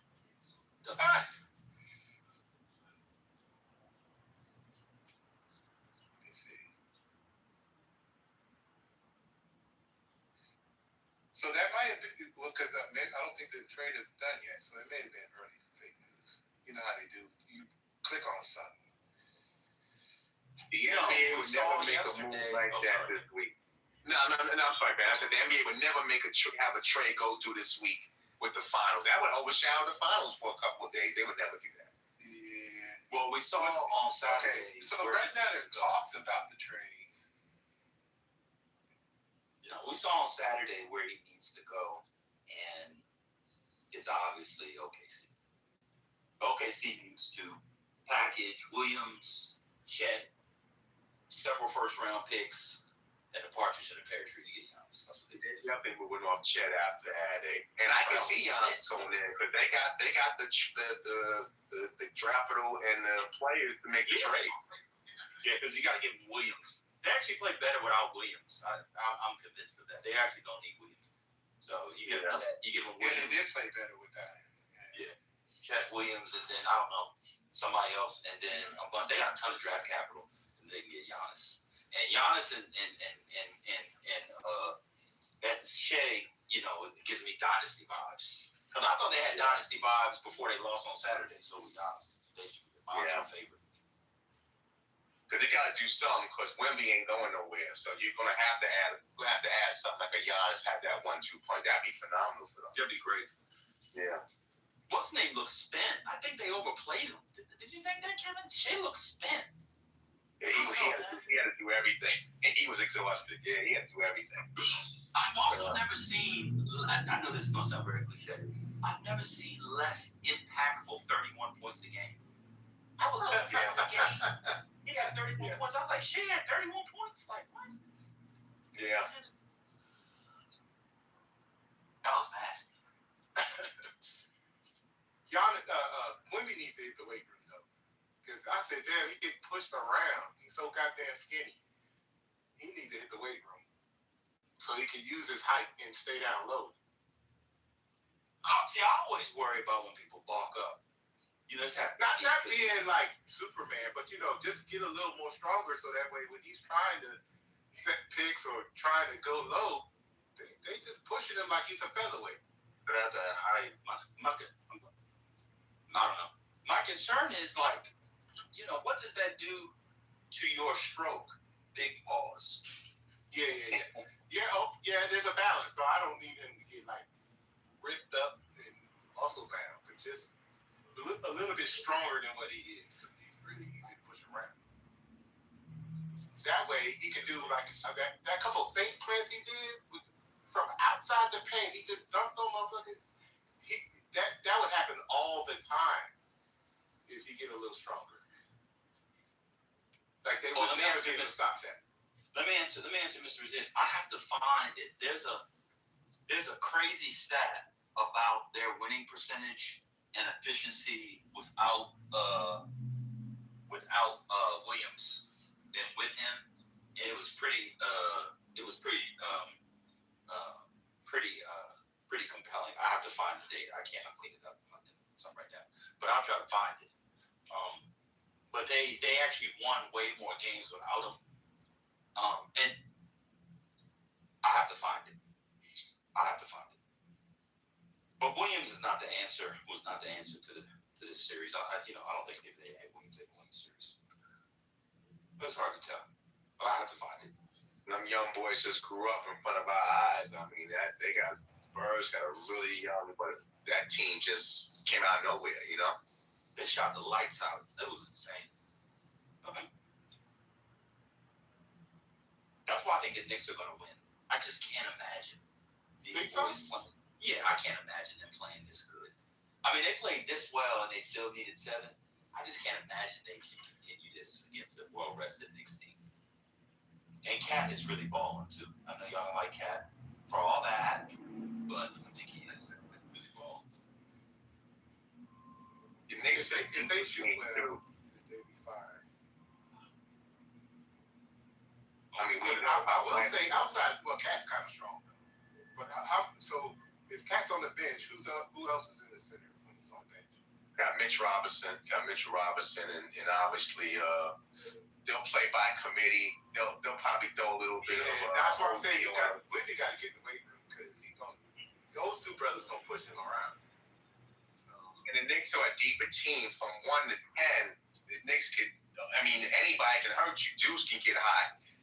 Shamrock can get hot. You know, it's been by committee. Ever since they changed that offense, it's been a different look. But I mean, listen, it's going to be a good series. I just think that obviously when 1 or 2 in San Antonio, I find it hard for San Antonio to win in the Garden. That place is just going to be a house of horrors for them. I mean, just that intimidation, the Garden. Yeah, the lack of who outside of Cat? I got it. Hold on real quick, Ty real quick. So with J-Dub this year, this is including the playoffs, they were 28-10. Without J-Dub, they were 47-11. Wow. Yeah, like this year it was crazy. I think it was like this last year, the last year too. I have to find it. But I hate to say it, Nick Wright put me onto this. Like this has been one of his things for a long time. And I'll tell you why he started really pushing it. This was the key to the Giannis trade. he was saying like people that think we have to keep Jay Will. He was like, this is why you get rid of Jay Will because you can and get Giannis. So because they're not going to get Giannis without Jay Will. Oh, you got to give to get, but that's a great move. I mean, listen, after this playoff run, they need Giannis, in my opinion. Yeah, that's what I felt too. That's what I felt. Although, I don't know. This is gonna sound kind of weird. I feel like if they had a center who you didn't expect anything from except 6 hard fouls and some boards, and you didn't feel like you had to run the offense through him, they would have been better. I thought Chet was terrible. I thought he was terrible this season. This series. I thought he was awful. Yeah, he didn't shoot 4 shots on Saturday. He didn't even shoot the ball. He got afraid to shoot. Yeah, it was. It wasn't his finest album. It was rough, yeah. It was rough. But I like the team. I like J Dub though. I like all those brothers. That's a nice team. Yeah. I don't know how I feel about the coach. Dingwall, whatever his name. Yeah. So if he goes to Golden State, who's Golden State giving up to get him? What's the package for him to go to Golden State? I don't know if they have enough from the money to make that work. Nobody wants Draymond. I mean, what are they going to give up?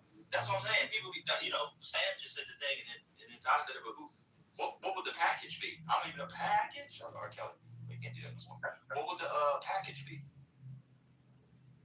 Yeah, I mean, I don't. Outside of what we know about stuff, where's the money don't match? I don't know how they would do that. If they got a third team involved, that's what they would have to do. Have to get a 3-way deal.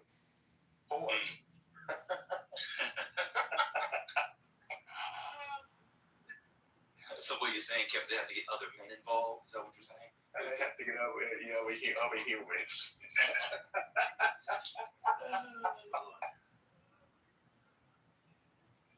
Who's the other landing spots that they had?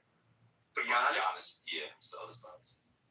Well, they always, even though I don't know how it works, they always say that, every great superstar ends up in LA, right? So the Lakers are, on the table, but I don't know how they would make that move either.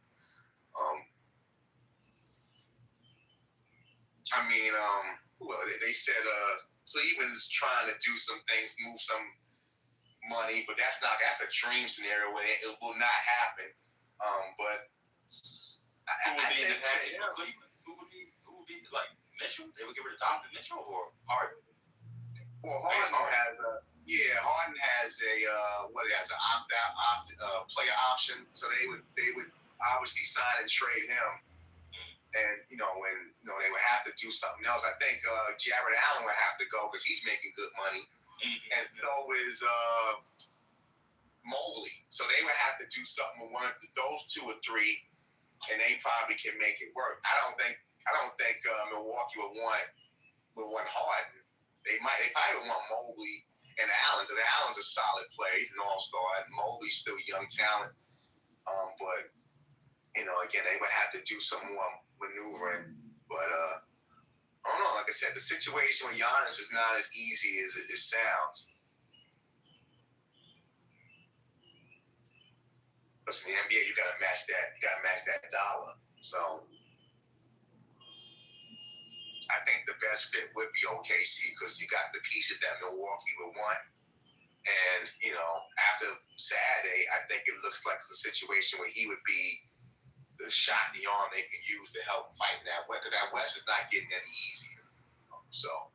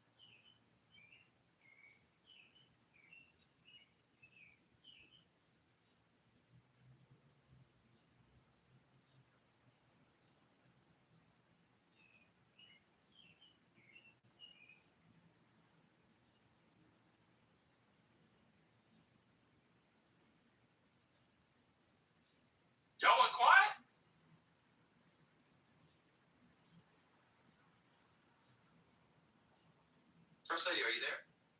Yeah, I'm here. Everybody was, they were ready to beat my ass. They thought me messing around with you, he was gonna beat me up and stuff. So I'm glad you came back, because they said they was gonna dump me in the community. They chose you over me, just so you know. Thank you, girl. But I'm sure they'll rather have you than me. I don't think so, actually. I don't think so. I'm pretty sure. I'm pretty sure not. I don't know if there's anybody who has the combination of calming skills, charm, and absolute carnage crash out. When you talk about you are the tiramisu of Clubhouse.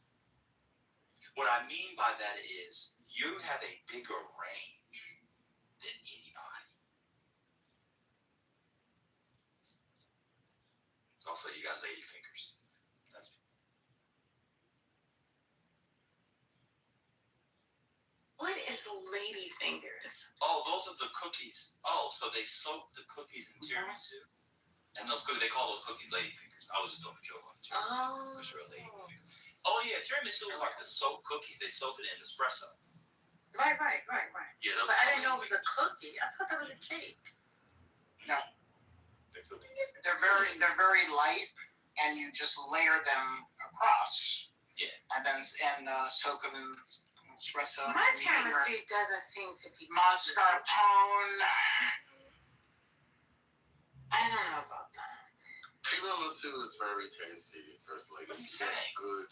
I love tiramisu. I'm just saying. Huh? What are you saying? You don't know about it. That's the recipe.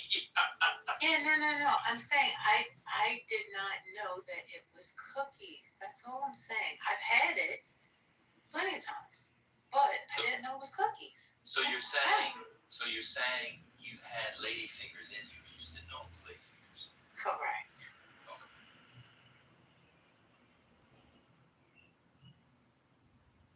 But they're not really cookies, though. They are. They're like They're closer to wafers, to be fair. wafers, yeah. As we're going back to communion. Wait, the same type of wafers that's in No, don't banana pudding? Don't listen to a Jew. Oh, now if we said that, we'd get fired. Oh, there's so many things I can't say in here that you say. That's fair. That's true. That's true. You're allowed to have a few. That's a very good That's point. a good comeback. I tell you, Spirit is, he always matching tennis. I'm telling you, it's a tennis match, You man. won that point. I guess I got packed up. Let me go to UPS.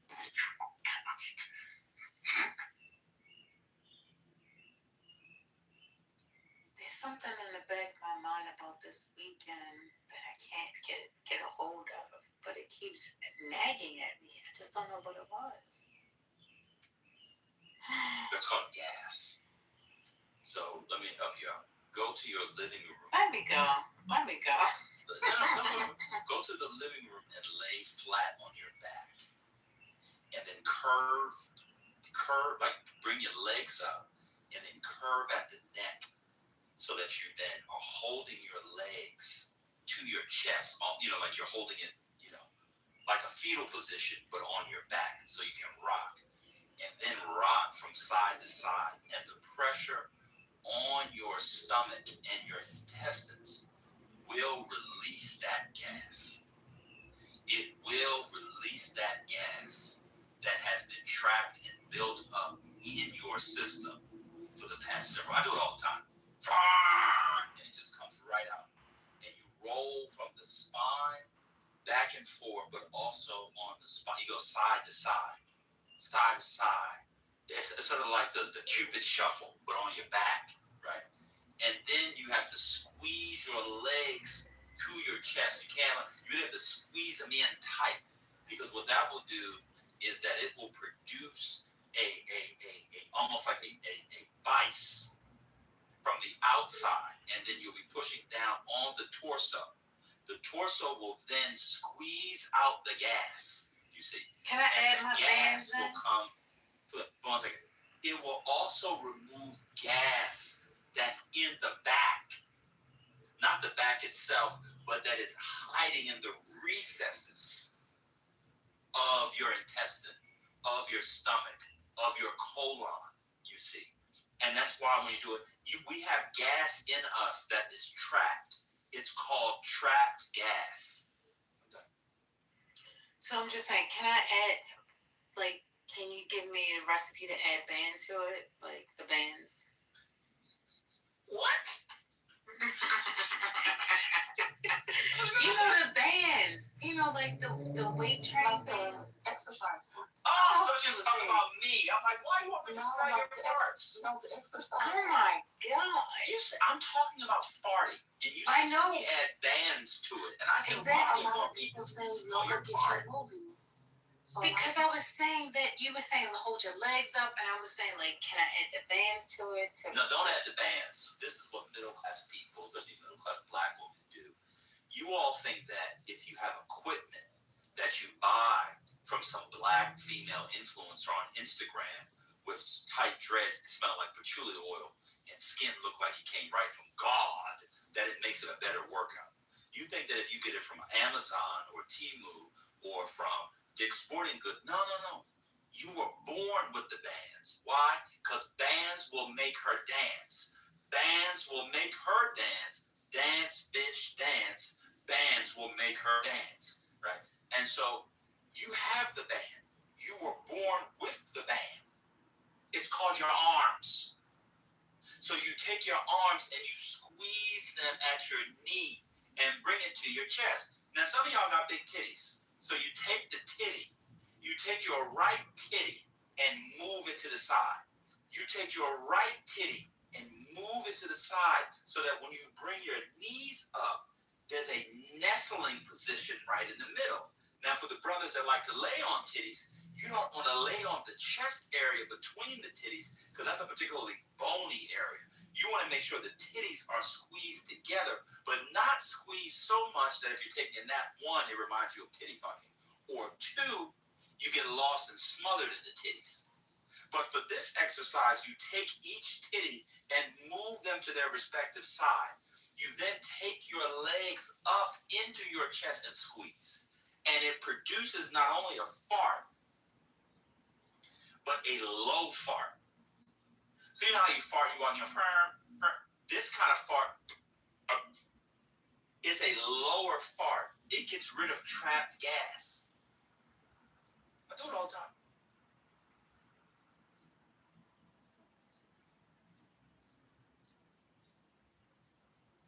Well, thank you for Johnny's. Go ahead, Johnny. Yeah, thank you. For a minute, I was like, okay, Ben is on his yoga Pilates tip, but then when you moved into the fart realm and started talking about the titties and stuff, then I was like, well, no, he's not talking about Pilates or whatever, but for a minute, you were talking about Pilates moves, you know. He almost made me drop the fucking drywall. Oh my God. Drop your drywall, brother. So see, this is the thing that Janice likes to do. First, let me back up. 2 days ago, Janice was using the N-word. Yesterday, she was using the P-word. Anyone notice something? It was the weekend. Now that she's at work hours, she has to act demure. She has to act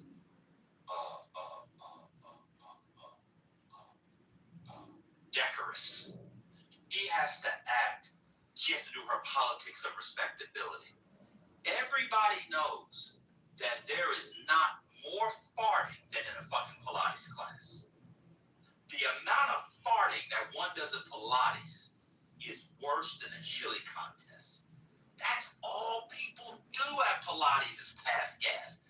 Those core movements, the deep breathing, the squeezing of the organs, all of the trapped gas comes out, and she knows it. And what Janice was just doing, she was telling you that she's a fart queen. She was telling you her own way that that's where she goes to get rid of her gas. Everybody knows that Pilates is for getting rid of gas. That's one of the benefits of Pilates. Now, Catch Papa, COVID there. if that's what gets you through your nights, thinking about me as a fire queen, that's on you. That is not where I was going with it, but I'm gonna let you have that fantasy if that's what helps you sleep. What? Fantasy? Pop. Let me ask you a question. Janice, do you go to Pilates? Are you there? Wait, hold on. Janice, are you there? Yes, I'm here. Okay. Do you go to Pilates? Yes. Do you fart while you're there? No. Now you're lying. And see, this is why Dr. Umar's program ultimately will be unsuccessful because the black woman is a liar. I'm done.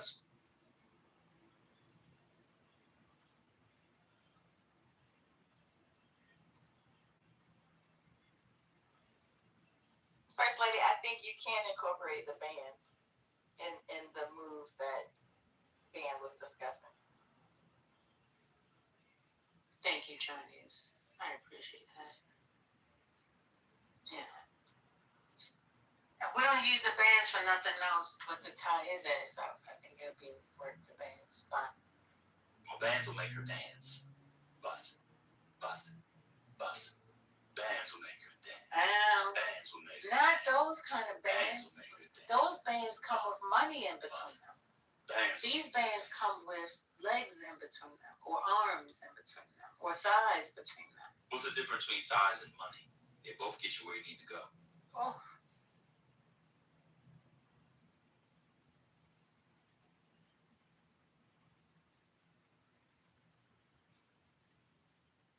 Spirit, if I needed backup on that one.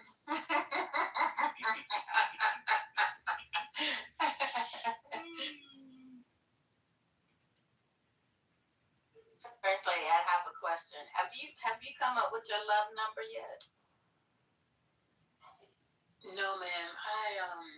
I did not take a screenshot because I don't think it was provided with the chart. Because I haven't purchased the book. I can provide. No, it's okay. It's okay. Don't worry about it. Don't worry about it. Don't worry about it. Don't worry about it. Don't worry.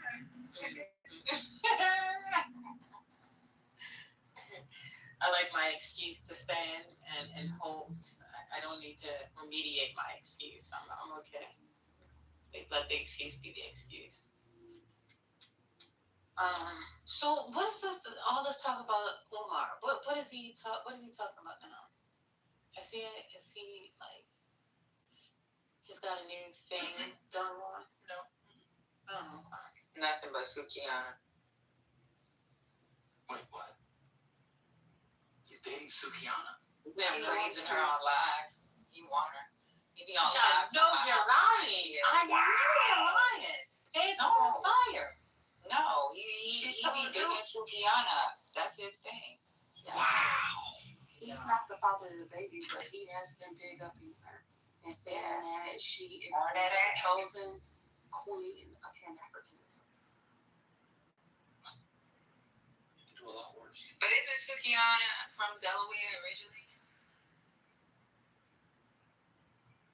Yeah, she looked like it too.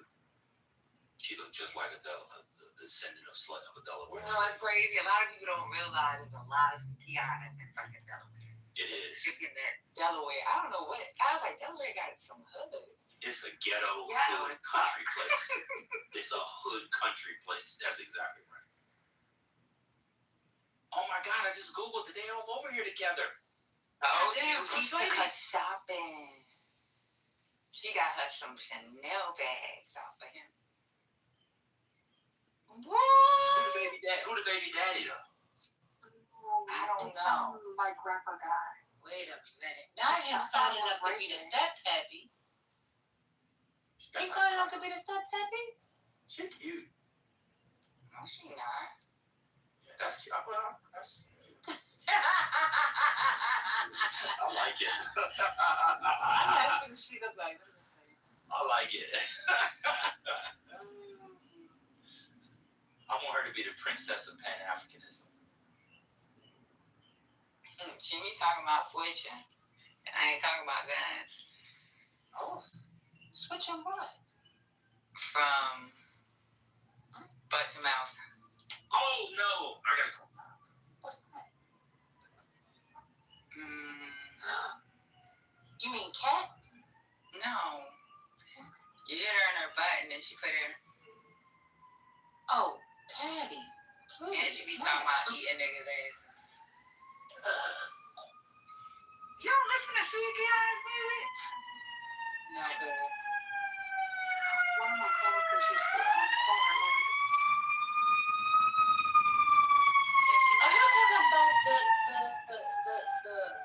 Dr. Uma? David put the porn category in the chat. It's called ATM. That's what it's called. He put it in the chat. That's actually. And if you see I was trying to figure out what that y'all meant. seen her music videos before, the the ones that are like rated XXX, she be wildin'. Wow. You know, one thing about Sukiana, she's a very free woman. It's too bad what she uses that freedom for. But if more of us who are more justice-minded and freedom-minded and liberty-minded were free, she's a real model for people. Just use that freedom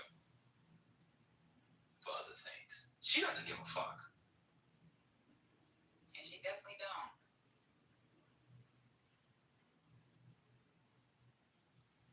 She goes, Yeah, but maybe people can't find people to not give a fuck with versus spreading I don't give a fuck with everybody. That's true. That's a good point. yeah, but you know what? Everybody that she don't give a fuck, if you ever watch her lives or some of these other rapper lives, they be begging her to stay. And she's like, yeah, I'm done. She did that to Chaotic. Chaotic was fucking crying on live. She was like taping herself leaving the house. She said, I gotta take myself. She was on live, I gotta leave the house because he acting crazy. He was like, why you trying to leave me? She be putting all these niggas out. I mean, well, Rodney said, Yeah, Ray 5'4". J took her on a crazy Chanel shopping spree too. They say she she said she 5'4", but my throat is 6'6". Oh boy. She be having these dudes go crazy, and she don't stay. I bet so. She don't even stay around to get hurt. They be hurt. If she is goat throating it, I'm sure they are Chanel-ing it. No, but they doing more than Chanel. They be crying on live. She's snatching whole bodies out here. She's snatching hearts too, because She is the comedian. Well, she snatched the heart through the gulk. Oh God, that's too much. No. It's something. See.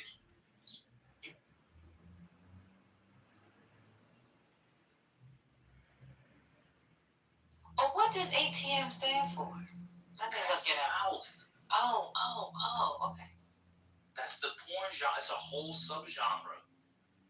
That's why when Patty said it, he laughed. They put ATM. It's not popular. It used to be really popular maybe 10 years ago. There was a guy, old black guy now. He's like out of shape, so he always wears a t-shirt. I can't remember his name. That was one of his specialties. It's an old guy. He always wears a t-shirt. So put it there and then put it in her mouth. Directly. That's insane. Directly. Yeah. You're gonna get in trouble like that. Well, she ain't got in trouble yet. Just a couple of bumps. Once you get it one time, you got it for life. So after the first time, it's fine.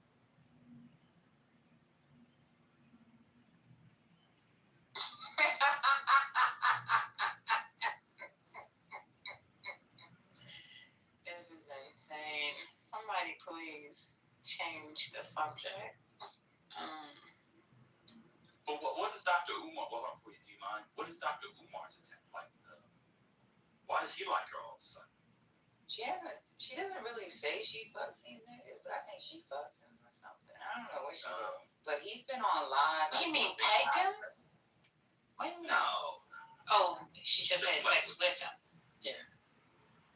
But he just all of a sudden started, like, nobody knew him. He was the one that came online talking like, she's a black queen. She's like, he made it seem like she was the most perfect person in the world. And he was coming out of pocket too. She be going hard. She don't be telling on these dudes. These dudes be telling on themselves. They be coming on live acting crazy. He said that she's very smart, that what she has kind of going on is an act, that she's very traditional, that she takes care of the kids that she already has, that she cooks home cooked meals, she serves her man, So that's why he thinks that she can bring forth the prince of Pan-Africanism, and that will be the final child for them both. Child, I don't believe that, because remember, if y'all ever watched Love and Hip Hop Miami, her mother was complaining because she didn't see her kids in over a year. So I don't know about the taking care of her kids thing, but she said she was working. And then her mother said she wasn't giving her enough money to take care of all the damn kids. But didn't she take her sister's kids that passed away too? I don't know, maybe so, but it's a lot of kids.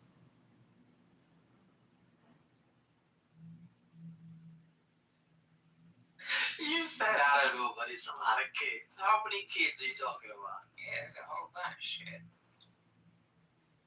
She gets taught on basketball team. She has people to. I prefer her to the other one. If I had to choose one. Who's Sexy Red? Sexy Red. Yeah. I prefer Sukiana to Sexy Red. Yeah, but even with Sukiana, you know, like, for him, I don't know why he would say that when she actually has videos where people was busting on her face and all kinds of stuff, and that was her rap videos. Her rap videos, they were actually having sex in the rap videos by the pool. She got videos where she's giving head at the pool. Her randoms. She's just, wow. I think I'll put it in chat. I think Sukiana is real. I think what's her name is kind of fake. Sexy. I think Sexy kind of fake. I think Sukiana is real. I don't know. This is pseudo. I don't have any evidence. It's just a feeling I get. Whose music is better, Patty? That I can't tell you. I think they about on the same level. But Sexy Red got one kid, and then with Sexy Red, she don't really have any videos out there with her doing whatever on her rap videos. And I've seen their Breakfast Club interviews, and with Sexy Red, you say something negative about her, she confronted them she went off on Jess. Because Jess was talking to her, and she just like turned her face and kept talking. And she's like, why are you ignoring me? And she was like, why is she talking to me? And she brought up everything that she said about her. She real too. She can be real nasty if you play in her face.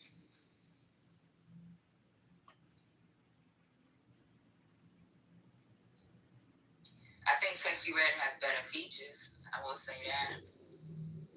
She got Drake. She got Cardi. She got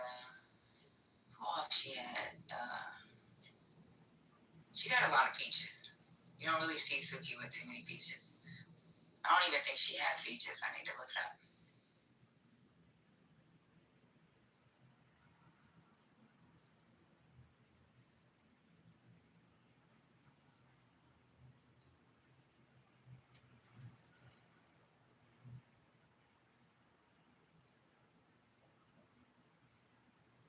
Yeah, but that sex tape was doctor said something about Sexy Red. Sexy Red sex tape was her ex. When they broke up, he went and posted all the fucking videos they made together. And they was together for years. Some dude from Miami. It's not like it's videos she actually made for fucking public consumption. No, she did. Because she had all that. Yeah, she was doing OnlyFans. Who, Sexy Red? Oh, I'm sorry. I thought we were still talking about Suki. No. So I was remember when Sexy Red had the sex tape come out, and then come to find out her boyfriend released it, and he was saying it wasn't him. Somebody must have stole his shit and was releasing their videos. That's how ex-boyfriend released hers. Yeah, but that's going on what Van said. That's the freedom that Suki with a good coochie has. Yeah, that's what she got herself. Compared to, that's the freedom that she has compared to Sexy Red. Sexy Red is kind of performative. No, I'm not saying that like she's a bad person or anything. It's just not real.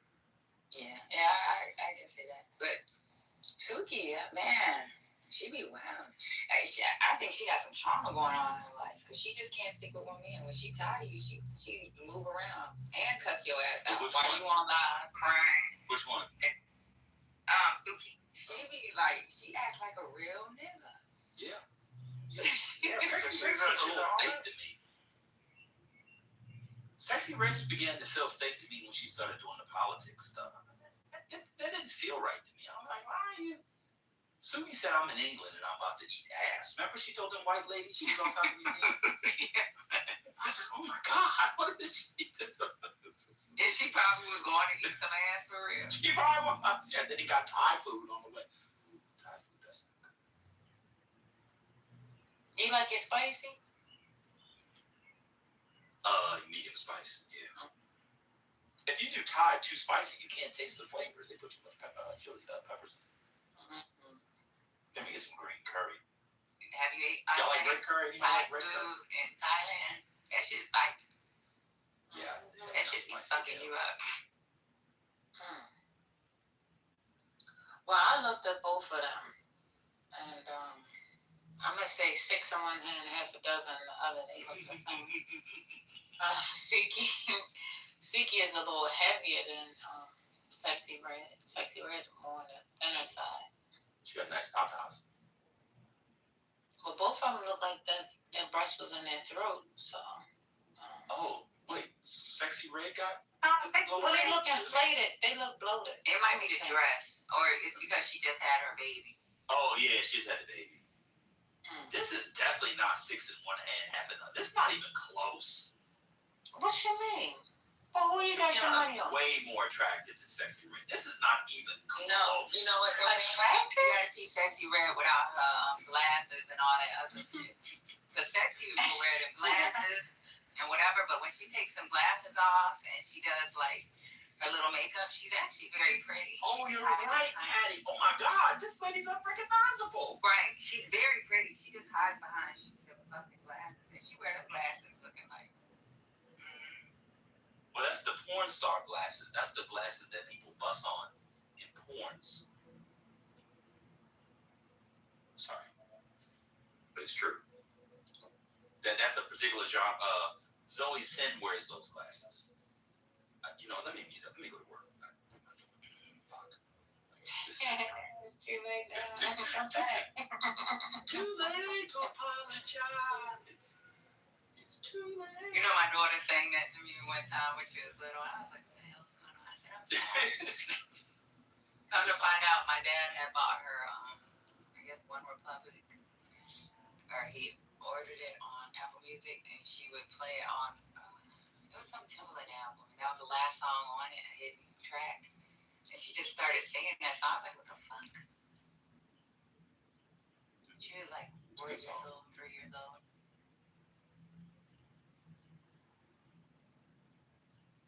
Y'all don't know Zoe Sin? She's a very good content creator. I don't watch that. My algorithm must be dry as hell because I don't know none of these people. Well, she's trying to transition from porn to just like quirky content. Her videos are very funny. Britt knows her. Bring up Britt. Britt knows her.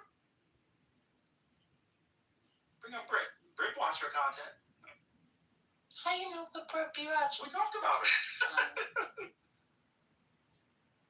She has funny content. She's got TikTok. She's billing right now. Okay.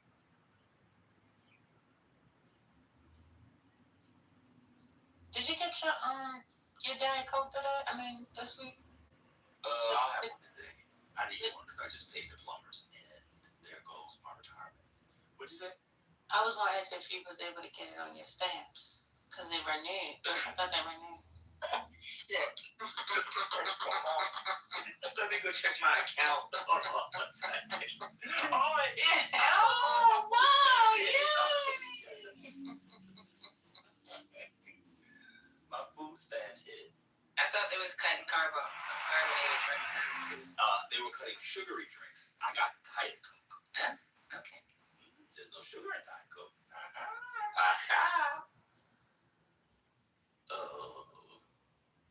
y'all think they're gonna well, two questions. One, do you think this is the beginning of the end, or are we halfway through the of 60 Minutes? And two, why would people come in and ruin a good product that they need after Donald Trump? The 60 I don't know if y'all follow the 60 Minute saga, but they let this lady come in and she's ruining 60 Minutes. And I didn't know 60 Minutes was watched by this many people. A lot of people still watch 60 Minutes. I didn't know that. Yeah. So. Yeah, I think they are ruining it. What's his name? Scott Pelley? You talking about the Scott Pelley one? He yelled at the new executive producer. Yeah. He said, quote, "You'll never be welcomed here." So he said to his boss. That's more freedom. But didn't a bunch of people just left, including some of I heard they got fired. Anderson left. Yeah, they got some quit, but a lot of them got fired last week. Yeah. But who's the new guy? Because I know Barry Weiss hired a new person. What's a new person? Nick Bolton is his. Nick Bilton is his. Is he MAGA? No, I don't think so. I think he should. I mean, maybe he is. He wasn't openly MAGA, but he was from. Hold on. He was from.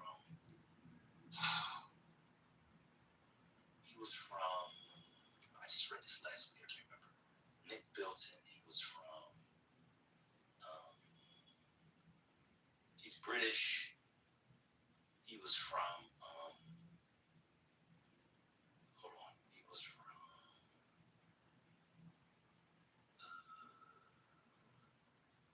Vanity Fair for a long time. Oh, he was in print media. And he's a British guy who was in print media, but also is a screenwriter. He's writing a film for a new Martin Scorsese film with The Rock, Leonardo DiCaprio, and Emily Blunt. He's written a couple of books. Anyway. Yeah. So the beloved franchise is done. Actually, I like watching 60 Minutes Australia. They've done some pretty good shows out of 60 Minutes Australia. Because, I don't know, yeah, that's one of the few shows that I watch. Yeah, but 60 Minutes out of Australia is like the waiting room. Like the waiting Or 40 Acres. I be watching that shit too. That shit be like, what the fuck? Y'all doing too much.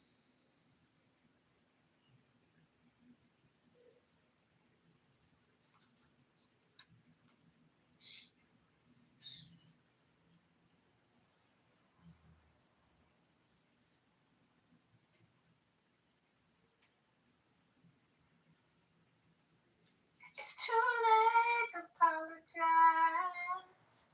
You said your father bought her what? She bought her the CD to that song? Patty? You said songs. Yeah, my dad bought he bought something on Apple Music. Like with my daughter in the room, he plays music at night when she was little, while she's sleeping. And some Apple thing, he made her a playlist. And some, I don't know what, Too Late to Apologize was on, I think it was on Timbaland's album. Mm-hmm. And he bought that. And when she was little, we was in the car, and I said, "Oh, I apologize." And she just started singing. I was like, where the fuck? I never heard of that song.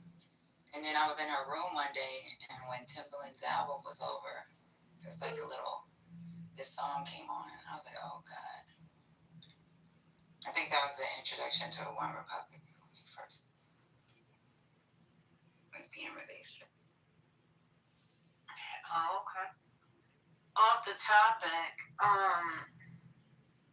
now I know you said you like that Topeka sparkling water, but it didn't hold the carbonation like you said. You bought it in a can? No, I bought it in a bottle.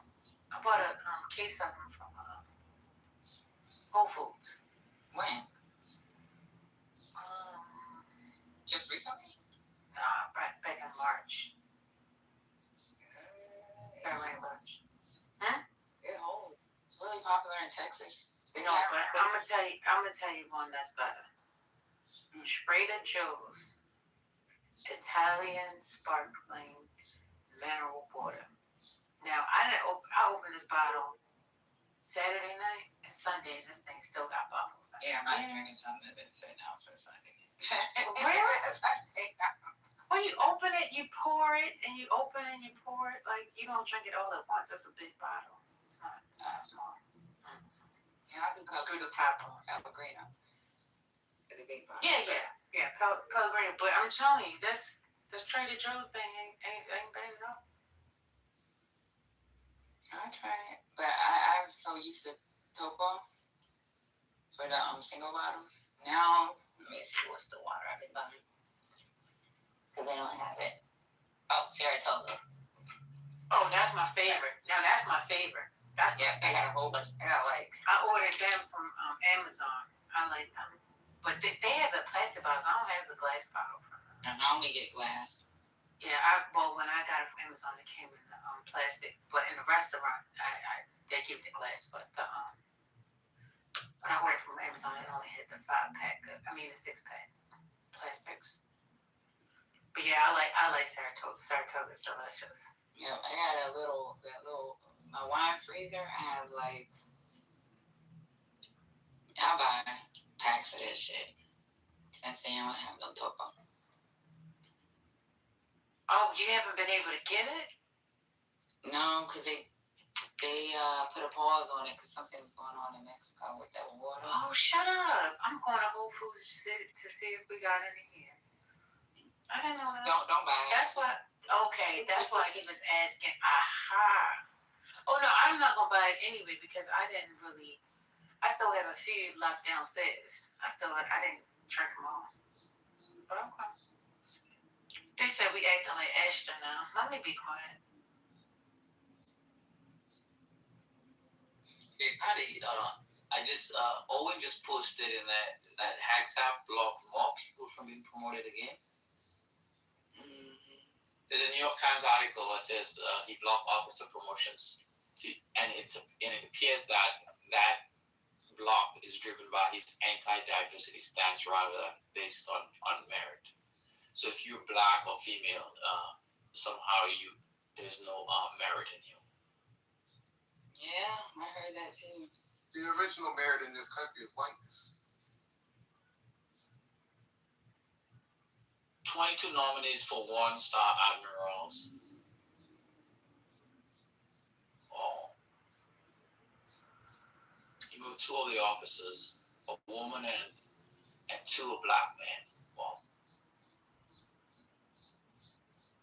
Oh, but he also removed some white men.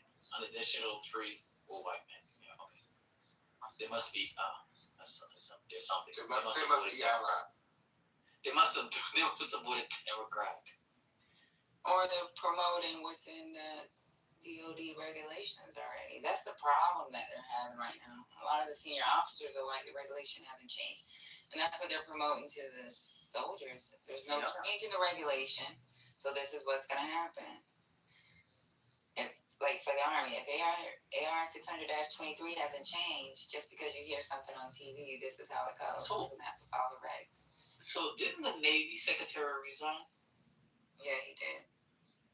Well, that's right. I mean, he struck every female off the 1-star list.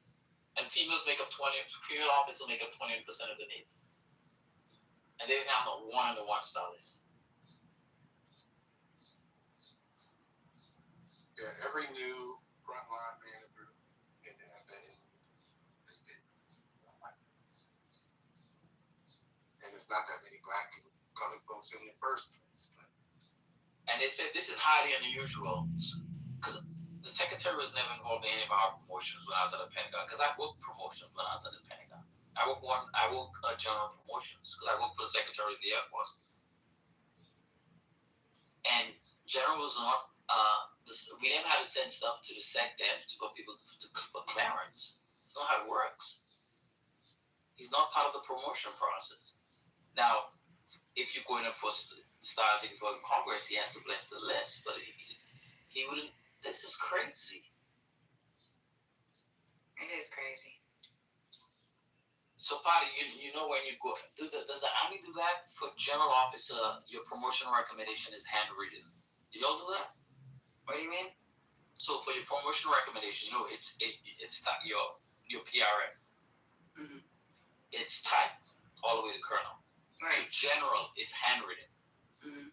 Yeah, it's word. So you normally I had to type up all what I want my boss to say based on. I would go over the person's entire record, Mhm.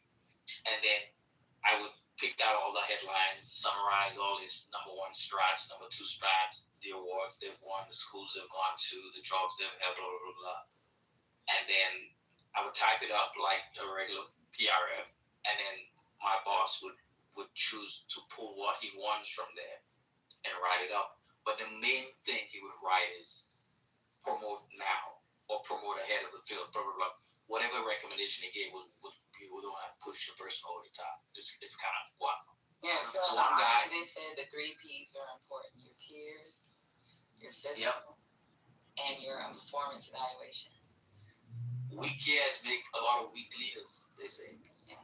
If your peers are all weak and you get promoted out of a weak lead, sometimes some weak people get through. Yeah, I'm number one in my peer group, so there's no way. That's what I'm talking If about. something happens and it's time for me to get, if it was time for me to get promoted, if I don't get promoted, then I'll freaking raise hell. Yeah, but he looks like he's speaking on the Navy. I don't know what the Navy did to him. Because all those guys in the Navy, I haven't seen the Army or Air Force say anything about their officers not being promoted.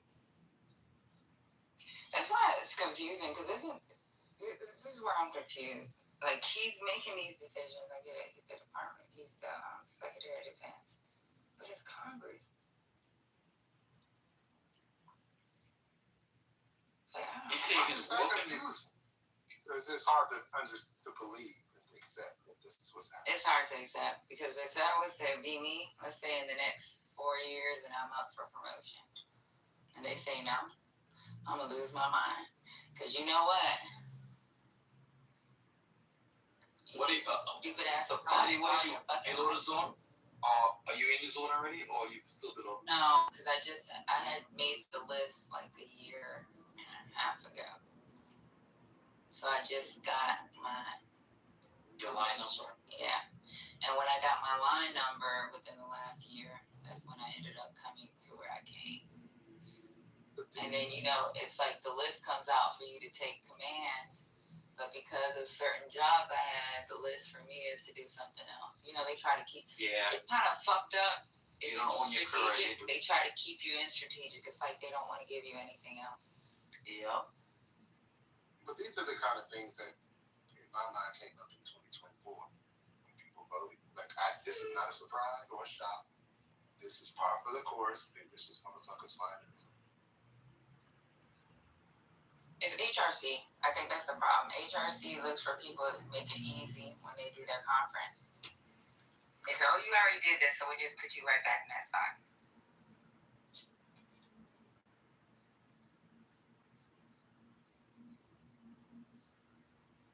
Like, for instance, the chairman of the Joint Chief of Staff, he retired as a 3-star. The Air Force did not promote it to 4-star. And there was ample reason why the Air Force chose not to promote it to 4-star. But now he's the chairman of the Joint Chiefs of Staff. You can't make this shit up. But they talk about a merit system. Make this shit up. So it is supposed to be about a merit system. So, like, even with my last promotion, you know how you look for your line number? I think in your days, it was pretty much, if you got promoted in August, you get promoted in August. And that'll be your forever date. Last time I got promoted at January because they do a merit system now. So if you're number one, that's how I found out. I knew I was number one because at the top, they tell you how many people have all ACOMs. I had all ACOMs. Yeah, we get school. We tell who's at the top. Everybody gets in residence. Right. Hours. So with it said only 2 people in my career peer group had all ACOMs. I knew I had all ACOMs. And there's another girl named Asha who has all, and she's a Blasian too. It's kind of weird. She had all ACOMs. And then how I found out I was number one is your promotion number. And then that's how I was like, oh, I'm number one. You and her was fighting about that too. Who's number one in our peer group? Oh, that's pretty cool. They do like that. So the Air Force, would know who, depending on what school people get selected to. We could tell. Well, we just started that merit system. So before before, like say you graduated from OVC or you graduated from Officer Basic course and you got commissioned. Let's just say you got commissioned at January. That means forever you will always be promoted in January. If you fell under that, if you fell after September, I feel bad for them people. People that fell after that September date because of the new fiscal year, they were always a year behind their peers. So this is what the Air Force do. The Air Force doesn't rank. So basically, they promote people coming out of the academy first. That's the bias they have. So they make sure they don't. The other promotion sources we have. So for instance, if you come out of ROTC, you have like a delayed time for your, like say you graduate from the Air Force Academy, your graduation date is your entry into force state. Yeah. If you're ROTC, you have a delayed entry into force state. Yeah. So therefore, Air Force Academy gets promoted first. But the only thing that messes that up is that you have officer trade OTS graduates and OTSs throughout the year. So what they try to do now is they do it by they have a fiscal calendar year. Bullshit. So basically, if you're in a particular fiscal year, you would be the end. So for instance, you'd be the end of the promotion. Even though you like say May, June, you'd be the end of that fiscal year. Whereas so therefore the Air Force Academy would be whenever they graduated in the summer would be the beginning of it. I tell you, man, the white people was doing some crazy shit back in the day that nobody talks about that now. That the stuff they would do, especially for promotions, is wild. And now you have this guy upending the system they're somewhat perfected, because people don't realize that a lot of the promotion is I mean, when you get up to general, it's not blind, because the general people kind of know who you are. Even up to full bird, everybody knows who you are, because full bird is what is very much depend. If you're at the Pentagon, it's very much functional, because at the Pentagon you get promoted among your peers at the Pentagon. You get ranked and strided. So whoever gets ranked and strided within, and then everybody who sits on the promotion board at the Pentagon for FM finance, they're all FM people, including obviously senior executive civilians, and they know those people. They know their whole record, because you have the entirety of the record in front of them, and it's very much a functional thing. But that's why some guys, if they tell you if you're weak enough, you don't go to the Pentagon and try to compete to get promoted. Now, if you know you try to go out and get promoted out of the general, people wherever you at, you get racked and stacked with officers from all career fields. But if you're at the Pentagon, you're gonna be racked and stacked among your career field, and it's harder to get promoted then. So I just counsel officers and tell them, because when people knew the job that I had at the Pentagon, people would always call and ask me, and I was like, man, send me your record, man, I'll review it and let you know where I feel you're gonna fall. Yeah. So I've been part of the ROC since I became an officer, and it's this thing that's African American officers, where they get together and they try to help you map your career. And they have a lot of black generals that's over it.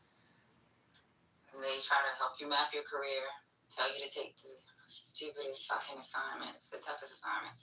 To be honest with you, you know how I be on Clubhouse and I just was like beginning, I just make these rooms and just freaking, I used to do that. I used to, I don't do it as often, but I used to teach SAP on Facebook. I had a closed group for all the logistic enlisted soldiers, and I had to go through SAP. So it kind of made my name like really popular amongst a lot of the other officers. So I taught SAP. I do train the trainer when it comes to GCSS Army, GCSS for the Marines and the Navy.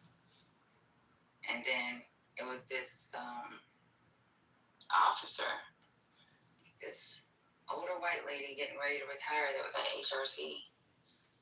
And She was pretty cool, and she used to be in my Facebook Live in that private group, and she actually recommended me to go to Patriot, which was one of the best decisions I made in my life. Every fucking officer told me don't take it because they're racist. It's a bunch of white people, and they only promote their, or they only give their ACOMs to their ACOMs above center mass. And you only can give that 29%, right? And some people, they only have 1 or 2 people to rate, and they can't give them ACOM. You gotta have, what you got? I can't remember, 5. Mm-hmm. Yeah. So sending me to Patriot was guarantee me of not maybe getting an ACOM, but she was like, if you can make it, you have to find a yes. And she said, I think you can make it. And I was like, there's no way I'm not going there. And I had talked to one of my friends at the schoolhouse, and she was like, don't take the assignment. But because everybody kept telling me don't take it, I just took it. And you know what ended up happening, right? My boss didn't have the room to give me the above center mass. The general at the time, he's redhead, got freckles, white as everything. That motherfucker said, I want her profile, and I'm going to be the one to rate her. So that he can give me that 1 slot. And it was funny. He's an asshole, though.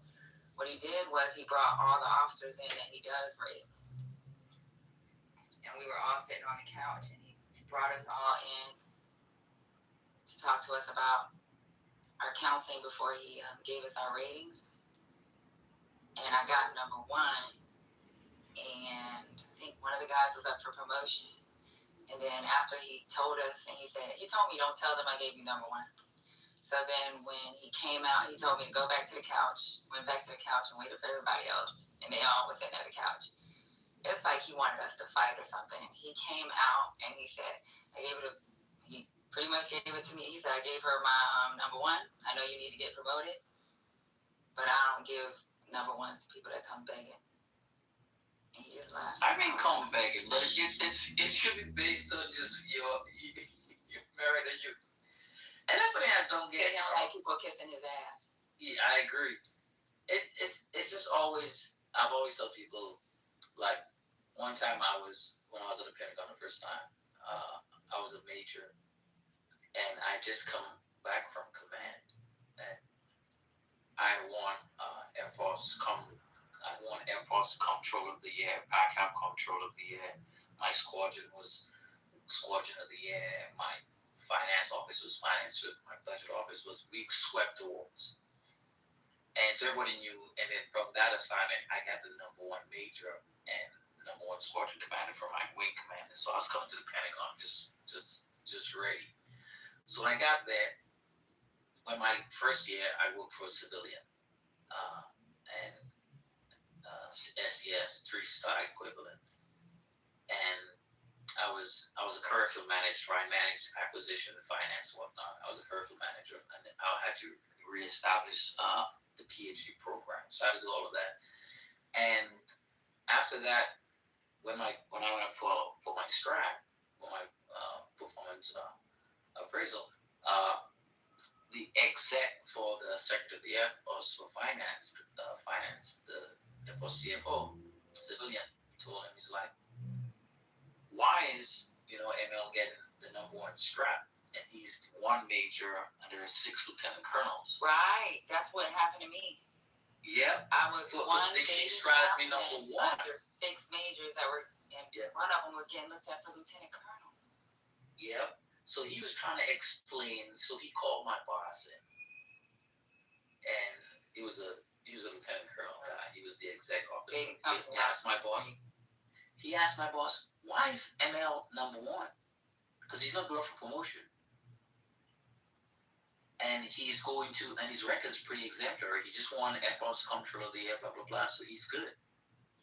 She looked at him and she says, and she was an Air Force officer. She was Air Force Academy grad. She did like 6 years in the military, and she got out, and she's been a civilian ever since.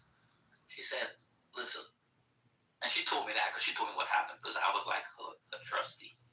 She said, how dare you asked me why I decided to strike. She goes, never it. And the way he did it as a joke, he goes, no, ma'am, she goes, well, don't joke. That's not a joke and that's not a question. You earned to ask me. Because I get to strike officers, and she's been in the government for like 30 years now, because she was an older lady. I think sometimes they be trying to pit them against you, and you know. No, because when you're black, you don't realize how much it's harder against you. I've never worked for a black supervisor in the Air Force. I've never had a black boss. I've always had white bosses. Me too. If you don't understand, it's like, as a black officer, I've always had to win awards, like free work.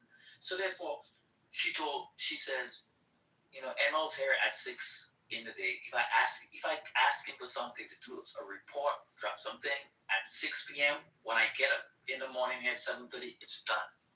I don't get that from my other lieutenant colonels. I'm like that too, man. Leaf, I tell you, when he was stationed in Fort Lewis, I used to be up at 2 o'clock in the morning talking to Eurocom. And I was the only person. Even during COVID, I would be at work while everybody would go home. Because we only could have 10 people in the building. And I'd be like, everybody knew I was at work. I'd be at work. I was like coordinating access agreements with countries we didn't have access agreements with. I was like using templates because they were like, how'd you come up with the wording? I was like, yo, it's been done before.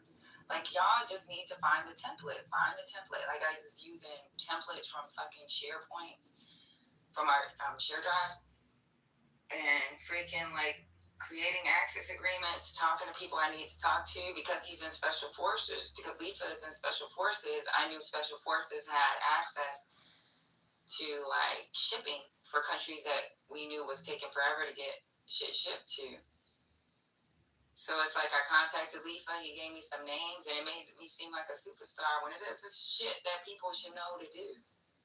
And they got better contacts than I did at the time. My contacts was just being on Facebook Live, talking to other young logistic officers and enlisted soldiers. But I just used my network to fucking move shit. But I don't know. You know, one thing I have learned in the military, and y'all call me anti-black, y'all go fuck yourself. I could care less. But this is my reality. When it comes to black men in the military, a lot of the Caribbeans, the Africans, if you're from another country and you're black, they'll be up at 2 o'clock in the morning with me. If it's black females, they be up at 2 o'clock in the morning. If I tell my homegirl, hey, there's a meeting with Eurocom, let's see if we can get in that meeting. Let's contact Eurocom commander and see if he can give us the link. The females that show up, it was always a problem with our black American officer males. It'll be the black American females. It'll be the black foreign soldiers. They're down to take the stupidest fucking assignments. They're down to fucking work extra hours or work hours that's not even, and they're the ones that always do PT outside of, like, PT's at 6 o'clock. I was up at 4 o'clock, fucking running on my own. Guess who would run with me? Another dude that was Jamaican.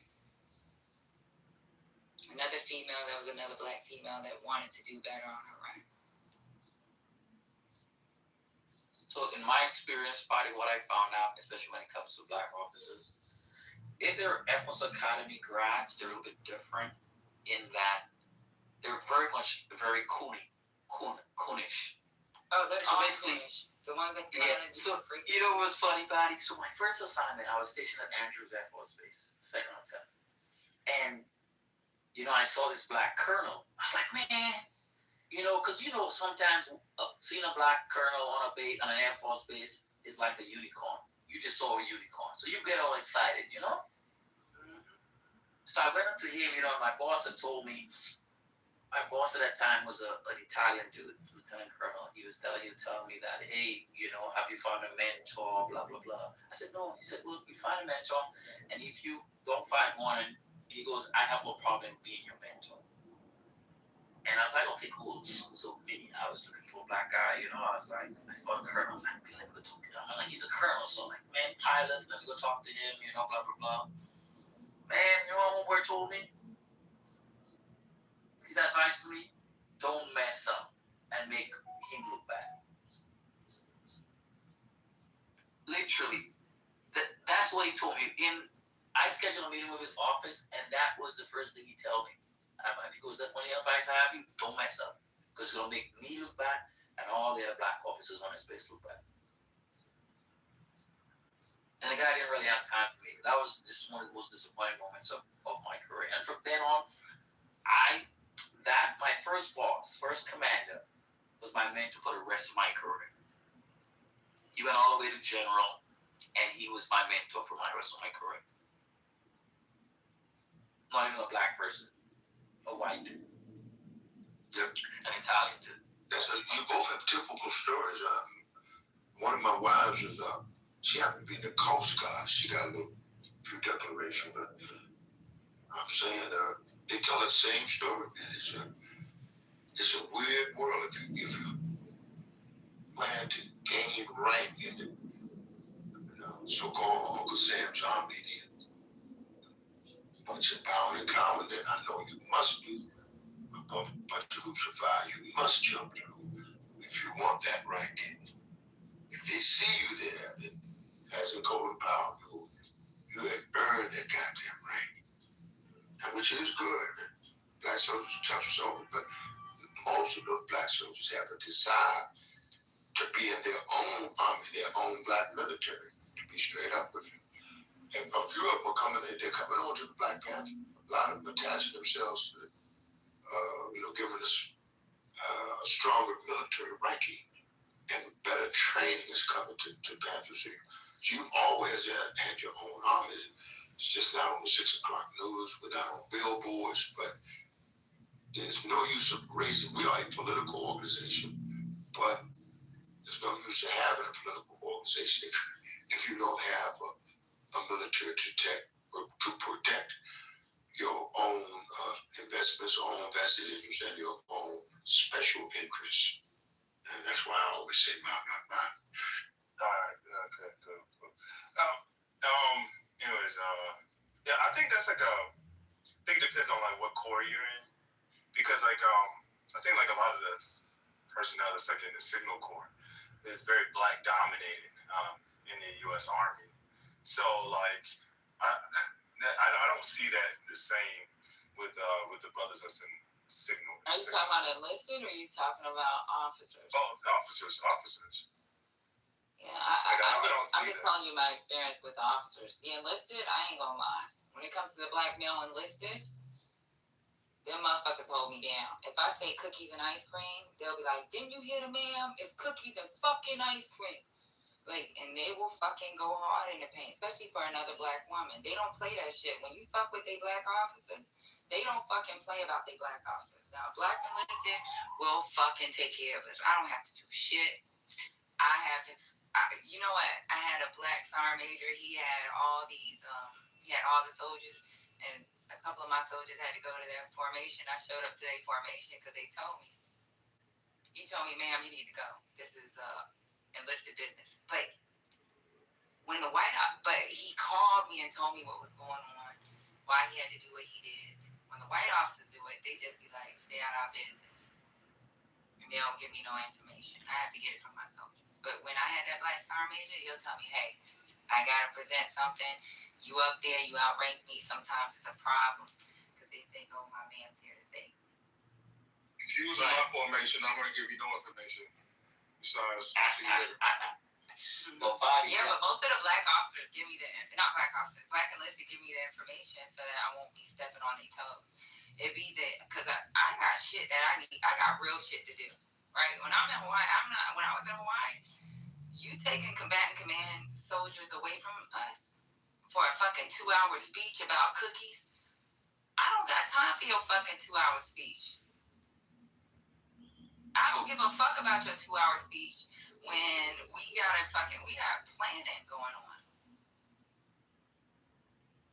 But one thing I will say about the black enlisted side, they'll be like, "Hey, I get it. I know you need them. They're considered mission essential. But this is what happened. And if one fuck up, all of them fuck up." And they'll explain everything. When it comes to white officers, "Ma'am, get out of our business, move around." Yeah, Patty. I had the same. I was fortunate that my 2 times I commanded my senior enlisted, my first sergeant. My first sergeant was American Indian one time. She was from Colorado, and then my E9's chief master sergeant was black American guy from DC. And the thing about it, the only surprise I find in command as a black officer is that the white enlisted troops expect you to be lenient, and then the black troops want you to succeed. It's like they would work their ass off for you to succeed. Because the fact is that, you know what one of them told me? Sir, every day I come to work, one thing I don't have to worry about, how my boss is going to treat me. That's what one of them told me. He's like, sir, it makes me happy going to work because I know I'm going to get a fair shake from you that sometimes we don't get. From the white. Yeah. Yeah. That's what. So that's why I said black enlisted always took care of me. They never let me fail. It was actually a black sergeant major that told me, yo, you know this shit. Why don't you get on Facebook? You know they be having these Facebook Live classes. Like black enlisted always took care of me. It's the black male officers black American male officers that we've always had problems with. I can bring a black female on here and she'd be like, yo, I'll talk to the Jamaican guy and ask him to help me before. Because a lot of times they just don't show up. I don't know what's going on with our black population when it comes to our officer corps. They are always having yacht parties. They don't show up to formation. I beat them in the run, and I'm a girl. They just barely passed the PT test. But they're always fucking trying to be built and solid. But they don't want to do their cardio. It's just be a whole bunch of other shit going on. Unless they come from West Point, or because you're in joint, they coming from the Air Force Academy. But then those guys are married to white women and they're coons. Yep. That I find the most interracial per capita issue. Any organization I've been to, in the Air Force, especially if they're a pilot. White woman. And they have. I remember when my son was young. My son was like 2, and we were stationed in Hawaii, and literally every kid in daycare was a mixed kid. You know, and when I go to daycare, it's like, yo, every kid in here is mixed except for my son. This is what the world is turning to. I never have a problem with that. But the military is definitely you have a lot of interracial marriages. But it's at a higher clip than the general population. On the officer side. Especially on the officer side. Yeah. You would not see an officer. Yeah, when you see a black officer married to another black woman, you're like, whoa. What? That is different. Yeah. A lot of black officers. But Patty, here a joke. So one time we had a recall, and I was already on base. I was playing golf with the wing commander, and so when the recall, obviously I'm there with the boss, so I just get to go on base and go back to my locker room and change it, and I'm at work. So one of my troops who was brand new to the squadron, black kid, all black kids, so he calls my house, and he was like talking to my wife, and he was like, hey, can I speak to, and she was like, yeah. He didn't even wait for her to speak, he just hang up the phone. So when I came in, he was like, hey, sir, I called your recall number, and you have the wrong number. You have the wrong number for your recall. I said, no, that's my number. He goes, well, I called, and a white lady answered. Because he had seen my wife before, but he never knew she sound, how she sound. I was like, yeah, I know that's my wife. Because she's not black. I mean, she's not white, she's black. And he goes, oh, sorry. But he assumed that, yeah, boom, all of a sudden she couldn't sound a certain way, so he just hang up. He didn't even talk to her. Like, you didn't even talk to the person you sang up. And I called my wife. I was like, "This somebody's going to hang with you?" She was, "Yeah, somebody did."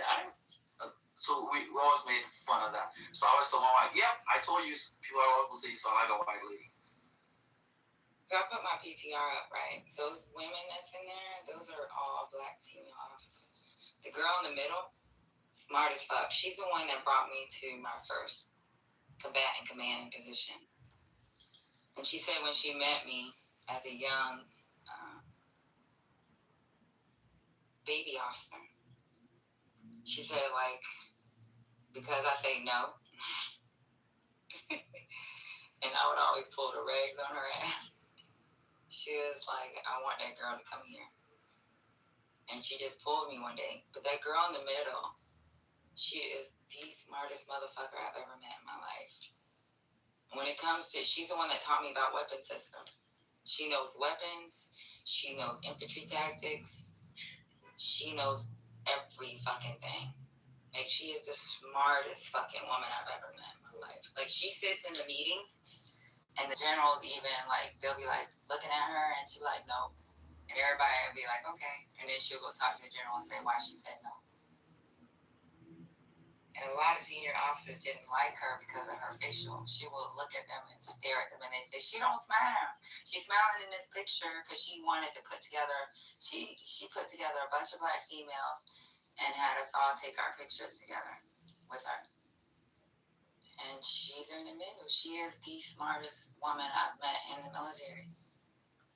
But you like prove a point with that picture about it, because we always said when we talk about which branch of service has the best looking female officers, and the Army wins all the time. The Marines come in second, and Navy's last, and Air Force is third. But yeah, Air Force doesn't. There's no other. I think that's a myth. Plus, there's no other black I women in think Air Force. there's this myth that Air Force has the best looking women. But there's That's a lie. Smart females in the Army.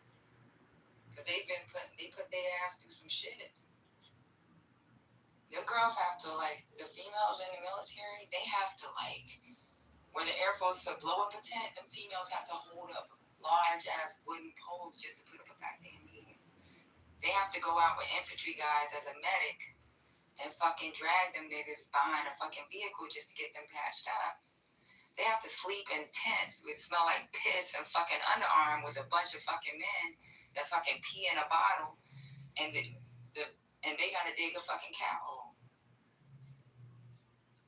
You know, something you alluded to earlier of one of the officers, like the high-end pilots at the high end of some parts of the military, and they have, you know, the snow bunnies at home, etc. Because they announced that the woman, the vanilla chocolate, is the trophy to have the woman, and especially if she has blonde hair, blue eyes. I would have enlisted in the Air Force. I was on the way to San Antonio, believe it or not. I was out of my mind. But I was on the way, and they offered me a job at USA Today. I took it. So you could have been aim high, Ambassador. Yeah, I could have been all wow. I mean, because I was going for pilot. I was trained by a pilot. The pilot for the Nation of Islam, his name is Sultan Mohammed. He flew the presidential jet for Elijah Muhammad, and he only had a Muhammad's education.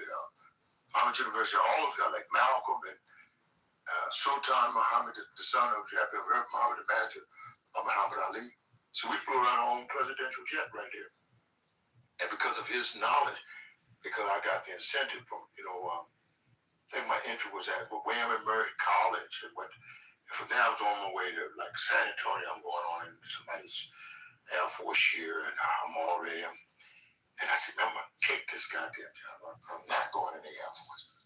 But I studied a lot about the Air Force, and one of my captains now, in fact, my man here in Washington, is a high-ranking guy in the Air Force. His name is Talib Sharif, and he's a great guy to learn from. The Air Force, they just have a way of putting things that makes it understandable. I'm used to learning from pilots, and my niece, believe it or not, she trains pilots for American Airlines. So I've been kind of just having them in my life somewhere. And I'm very, very always tip my hat and Kofi to all the pilots and those Air Force type people, including Miss Patty here. Because I mean, she's on point. Like you say, she's here 6 a.m., 6 p.m.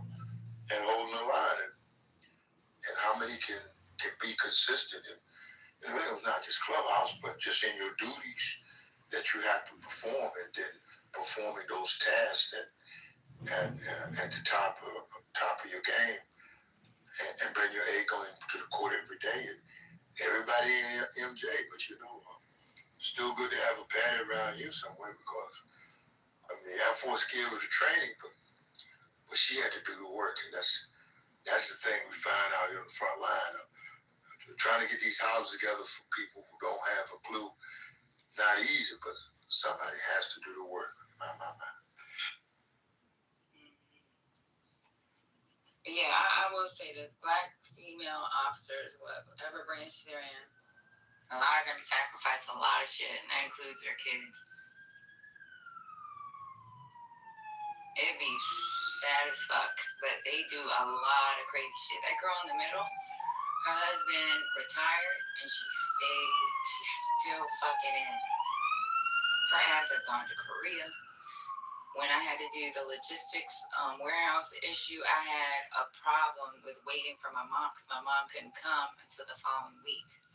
She went forward, and she's not a logistics officer. She went forward, left her kids at home, and told me, watch my goddamn kids. When your mama comes, she's gonna watch the kids, and we both bringing our ass out here. And I was like, okay, I'm down. But she's sacrificed a lot, and she's smart as fuck. She be fucking going off on them white folks. And she does it like so smooth. She just smiles and looks at them, and then that smile will go away, and just tell them this is not how we're gonna do business. Like, she don't fucking play. And I've known her since I was fucking 21 years old. Yeah, that's the part that's crazy, Patty, how we get old. And it's, you know what I mean, like years later. She still call me a baby. She would be like, come here. She would be like, I'm like her baby project. Me, and there's another girl in that picture. It's the Pinoy girl, the Filipino girl. Me and her is like her kids. She calls her kids. But she's been taking care of me. She takes care of her. She's that girl, that Filipina girl. But she's been doing nothing but taking care of Black females. And when she see them and she thinks they're great, she'll talk to a whole nother general if they want that fucking job and try to get them where they need to go. But if she needs you in her area, she gonna talk to the general to get you pulled. That's how the girl with the bushy hair in that picture got pulled. She got pulled to Korea. She's like, I need you in Korea, and this is where the fuck you gonna be. It'll help you with your promotion. She don't play. And she used to tell me about smiling, because I used to smile. And be like, you keep smiling in their face, that's all they're going to expect. You smile, and then you get your face straight, and you be about business. Your smile is with your hello. After that, the smile goes away. Fix it. And I was like, yes, ma'am. This is when I was a young-ass officer. You smile for the hello. Once the hello and all the greetings is done, business, the smile goes away.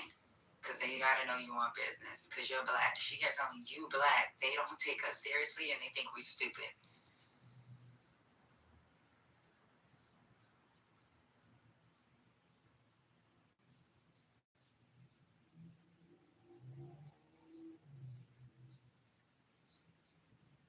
And I've been with her from Hunter Army Airfield, Fort Stewart, Georgia. She pulled me over, and I was in Fort Hood with her. And when she was in Hawaii and she wanted a logistics officer, at first I was like, I don't know. That's too far. I go see my mom and dad when I need to. And then daycare. And she was like, you'll figure it out. And that was it. She just got off the phone with me and just called HRC and got her general involved. She don't play. He's the best fucking leader I've ever had in my life. Which one is in the picture that you're talking about? The one in the center, she had organized for all of us to take a picture together. All of you guys are beautiful. That's amazing.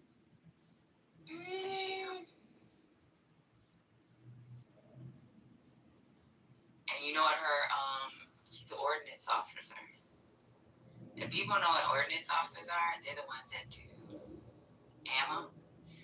Those Patriot missiles, those missiles that we're talking about.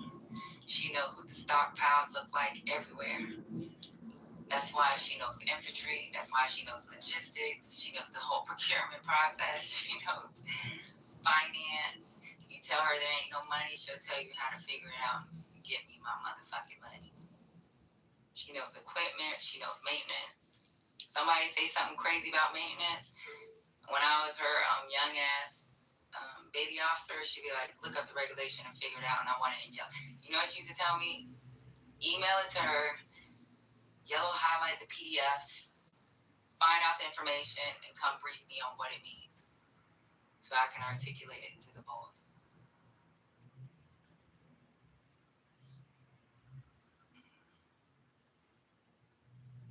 Hey, Patty Lisa, Mel, so there too. Yeah, I don't know how the conversation started, but you've seen the video of the dude active duty was basically talking about how he failed the PT test, E7? No. Yeah, it's crazy, man. Which branch? Army? Yeah, this dude is one of the influencers, and he basically talking about how he failed his run, and he knows he needs to be accountable and do what he needs to do. And it's some of the messages were like, oh, he's taking accountability. How the fuck you taking accountability? Why did you fail your shit, period? You're an E7. Yeah. I'm like, that's crazy, bro.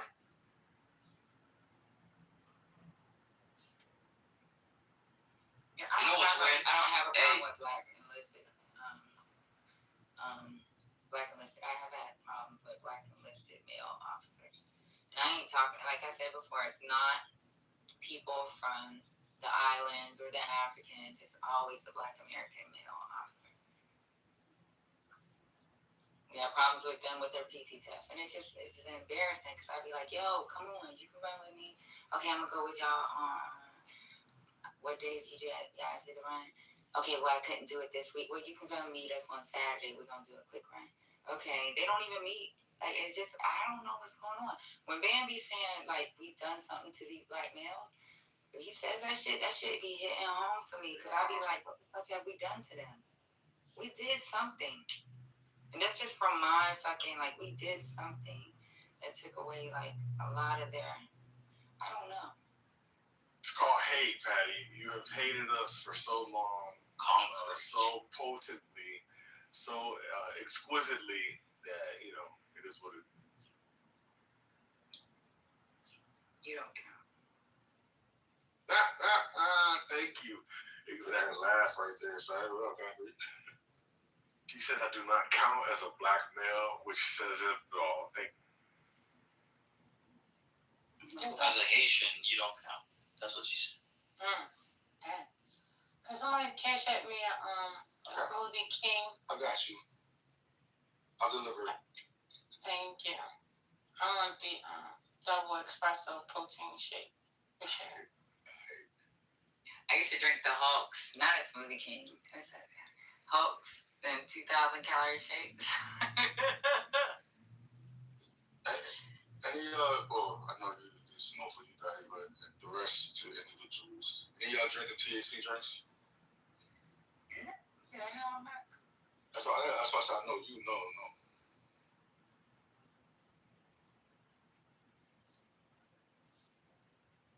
I have not. I'm afraid. How are you? I'm afraid. You afraid? Afraid of what? If God told me to redeploy, I would say not as a Negro, not as an American Negro, not as a male. What are you talking about, man? Not as a male Negro of the 19th or 20th or 21st century. Exactly. You We started some shit. on the Starbucks kiosk, so you good. Listen. Oh, I was thinking the same thing. I was like, damn, Conky ain't got no background noise today. Where he at? He at home. He off today. No, I'm in the coffee shop. I'm working. I got my screens No, you're up. not. Working on my invoices, my change orders. I'm working. I'm always working. About to go to school. You sound like You a hard You working don't black man. have an office, Congressman? You a hard working black Haitian man. I want a caramel macchiato. No Caramel macchiato? No sugar. She pumps the caramel. Caramel And lime. you asked, what did you do to the black man? And this is it. Right? See, I just said you a hard working. I just said you were a hard working Haitian black man. I'm not Haitian. Don't put any that on Haiti. They said that's what ML said. ML said he Haitian. I'm just going by what ML said. Listen, I go back to Concrete in season 1. Concrete's Haitian. You need to put up your mouth. I thought y'all was mad fair that y'all didn't good about being Haitian. So, Nah, man, it's Concrete. with no criminal record, gainfully employed. Well, most Haitians don't have Educated. criminal records like that. Look at this. Got like 10 I want to say that, Patrick. No, a lot of them are really sneaky. At least the ones Most black men, period, don't have a criminal record. What the hell are you talking about? I didn't say nothing about black men on somebody Haitian. You're always talking about black men. No, I have a Haitian baby daddy, so I always have a problem. I had an ex-Haitian. I had an ex-Haitian that I was with forever. Since I was a little girl, and they problematic. Do you know how to make grill? Yes or no? You see? I told you all he's Haitian. You don't think I'm saying? I'm saying, he's talking about grill. I know, tout au mande ou ikade oui, mais à présent, ikade non, ikade chan. No, grill better than I ever will. Bonnet kind of speed. She's doing the old school clubhouse with the tabs. Go ahead, Bonnet. I'd have been a nervous twitch. She might not even know she up there. She's doing the Harlem shit. She doesn't grill. You like grill? Point about the ladies in the picture. What he said. Oh, those are all black officers with the exception of one Filipino. No, what did She he said say? she said when it came in and somebody said these are all beautiful black women. I think something might have said that. And he came off like forget it. Okay. Go ahead, what you saying? Don't let her huff and puff. Shut up! He said he don't want me to get it out. He said,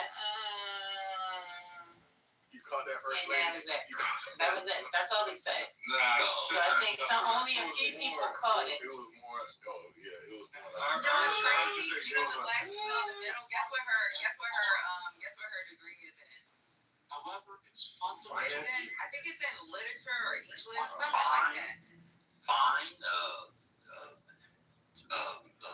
Marriage material. Baby moms.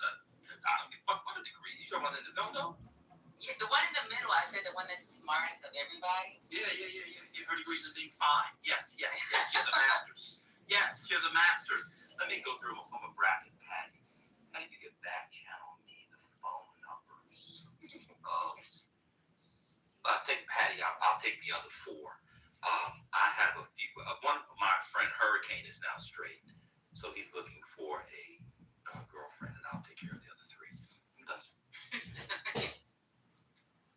Now the girl in the middle sure is crazy, but I never knew until maybe when I got a forehead, and I was like, what did you major in? Because I thought it was like something like information, some kind of science, because it's like she always has the information when it comes to traditions, like I think it was like English or literature or something. I was like, what the fuck? She was the one that told me take some fucking philosophy classes, and that's what the generals do, so you can work on your critical thinking. I was like, oh, okay, whatever.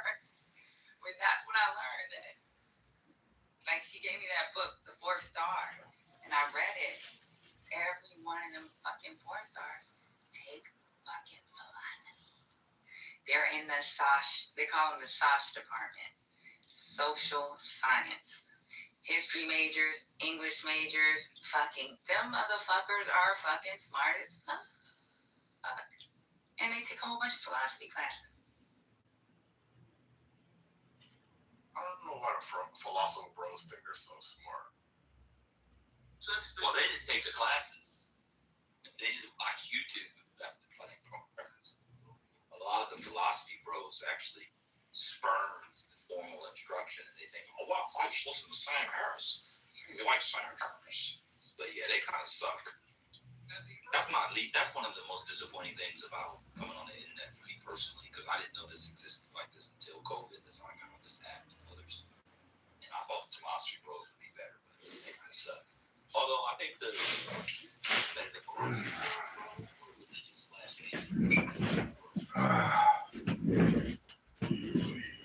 Overlap between. Yeah.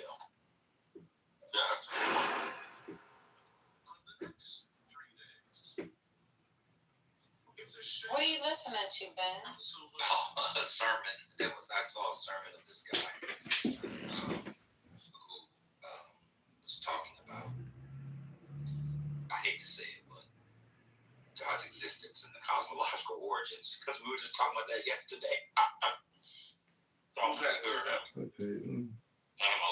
is a preacher. He's not a philosopher. He was actually preaching it. This is a church service.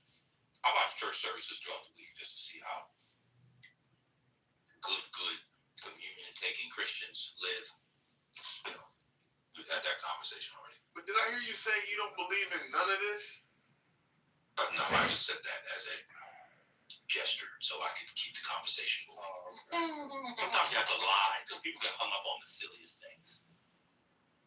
Like when she was losing the argument yesterday, she was like, well, you're a gay African. That has nothing to do with that. What?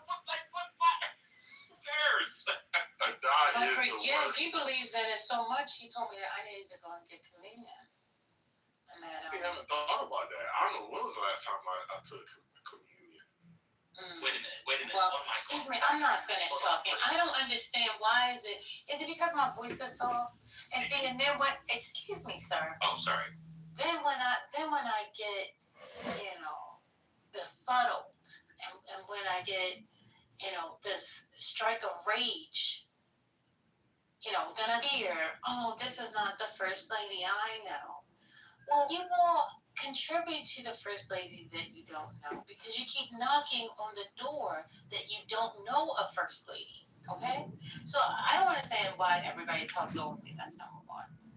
But yes, Mr. Concrete, you probably won't be seeing me, let's say, as of like the middle of June, because I have a deadline that if I don't go and partake in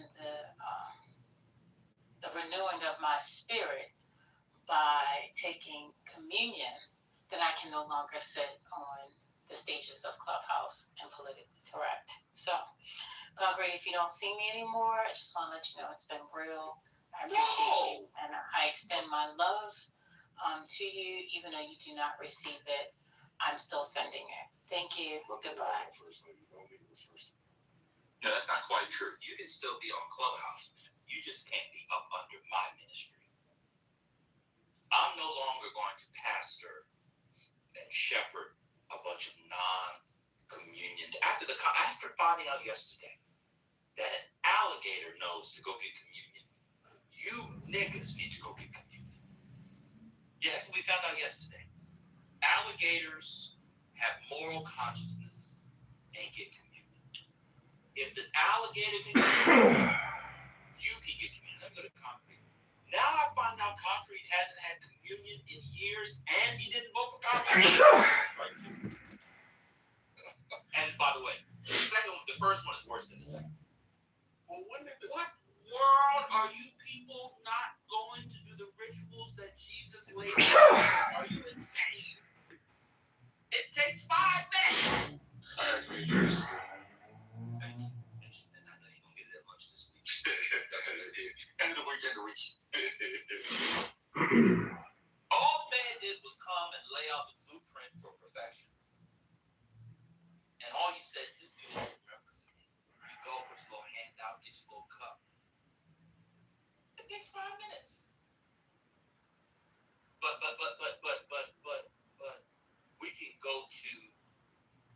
Turtle or TGI Fridays or Buffalo Wild Wings and get beers for hours.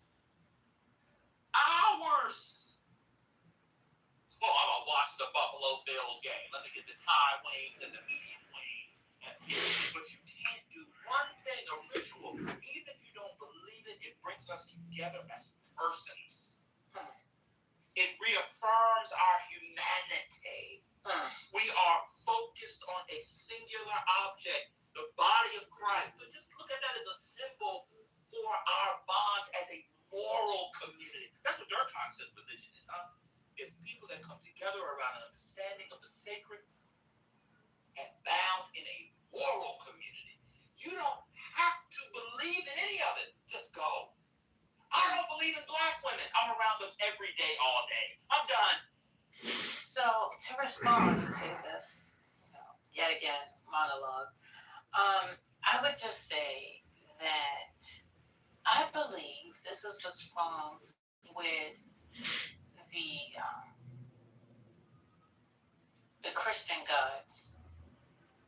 Y'all think that because you go and you partake in eating this cracker and sipping the wine, that all your sins that you've committed and continue to commit some kind of way gets washed away or something? I don't get it. I mean, how do you partake in the feasting of his flesh and the blood of Christ and then get up and cuss your brother and your sister out or bear false witness against them? So, excuse me, sir.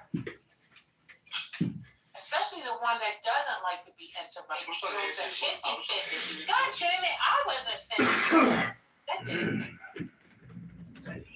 No, I can't even do a monologue. Like, man, I can't even work on my monologue because all of you just want to join in. You want to be on the.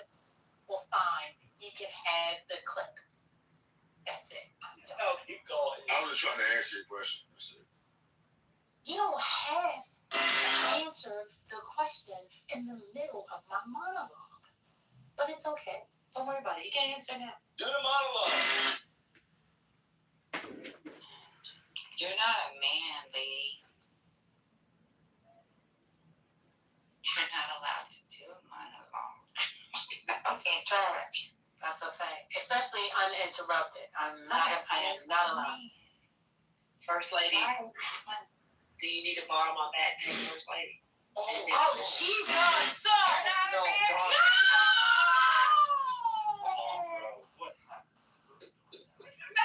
What are we doing? It's been in the closet for months now. You gonna put more weight on her back if she already got big tata? What's going on? Oh, not the back. Oh, God. Let me go pray. Your mama, she's not a man. You're not a man. This is true. But when I pulled the backpack out, the silence though. Well, yesterday you pulled the tongue out and you silenced the whole room. Okay.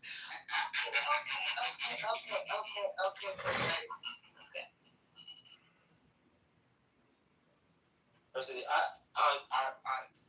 I'm sorry, you didn't get to finish. I'll be very quick. But I said, even if you don't believe in the meaning of it. Get hacked by a crane by her balls. Stop looking at me. This is real life. I didn't say. Listen, I didn't say. You know, I see somehow they're the most kind people. You know, they're very kind. I didn't say that. Understand? Yeah, but now I'm talking about the third war. I'm talking about the third. Trump is the best enemy you have got so far. The best enemy. You associating with them. Constantly going through negotiations with them, trying to get to a deal over and over and over. Fucking get it over with. Weaken the fucking regime. The Iranian people themselves will stand up again and they will take over their fucking country again. Take back their country again.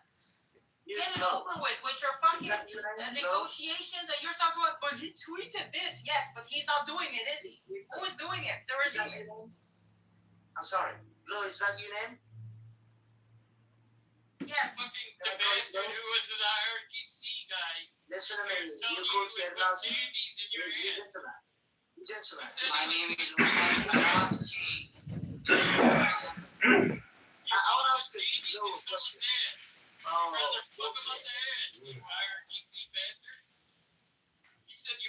Hey, you don't have to be emotional, understand? We have to do No, but he's not valuing life. He's putting candies in someone. He can't even say he's putting bullets.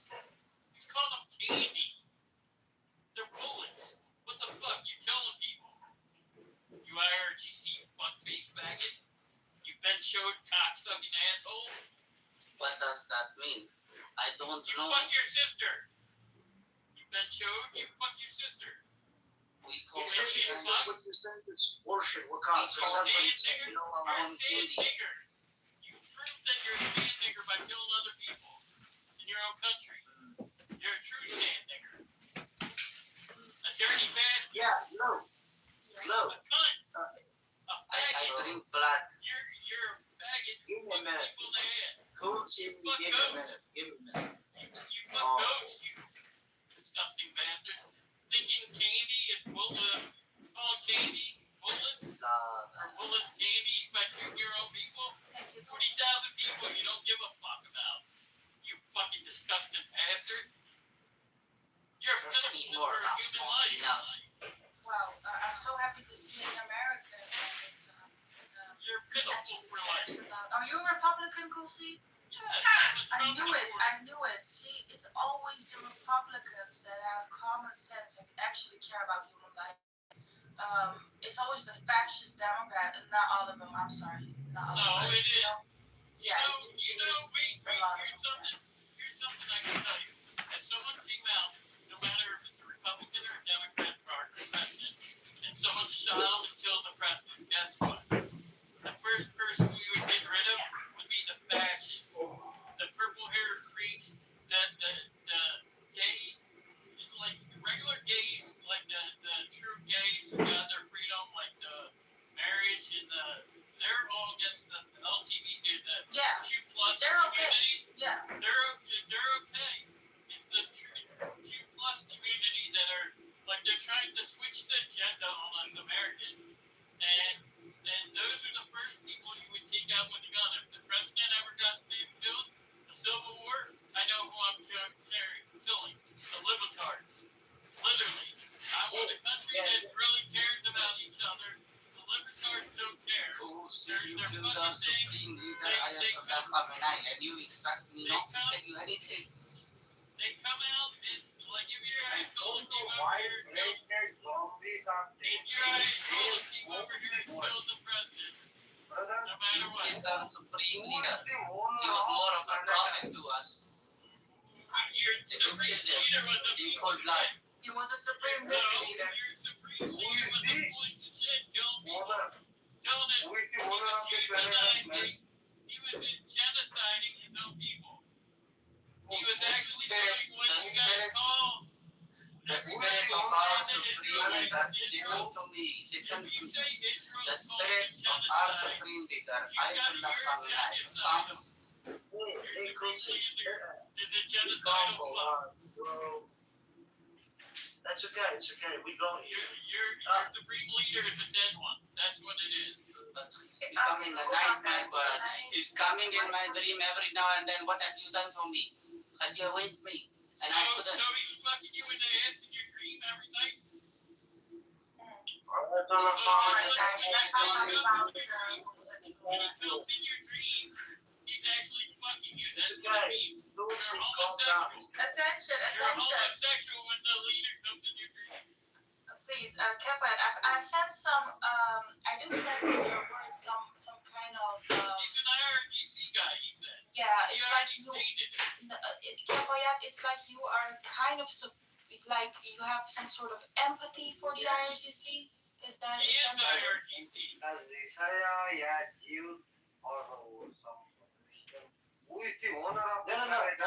Listen.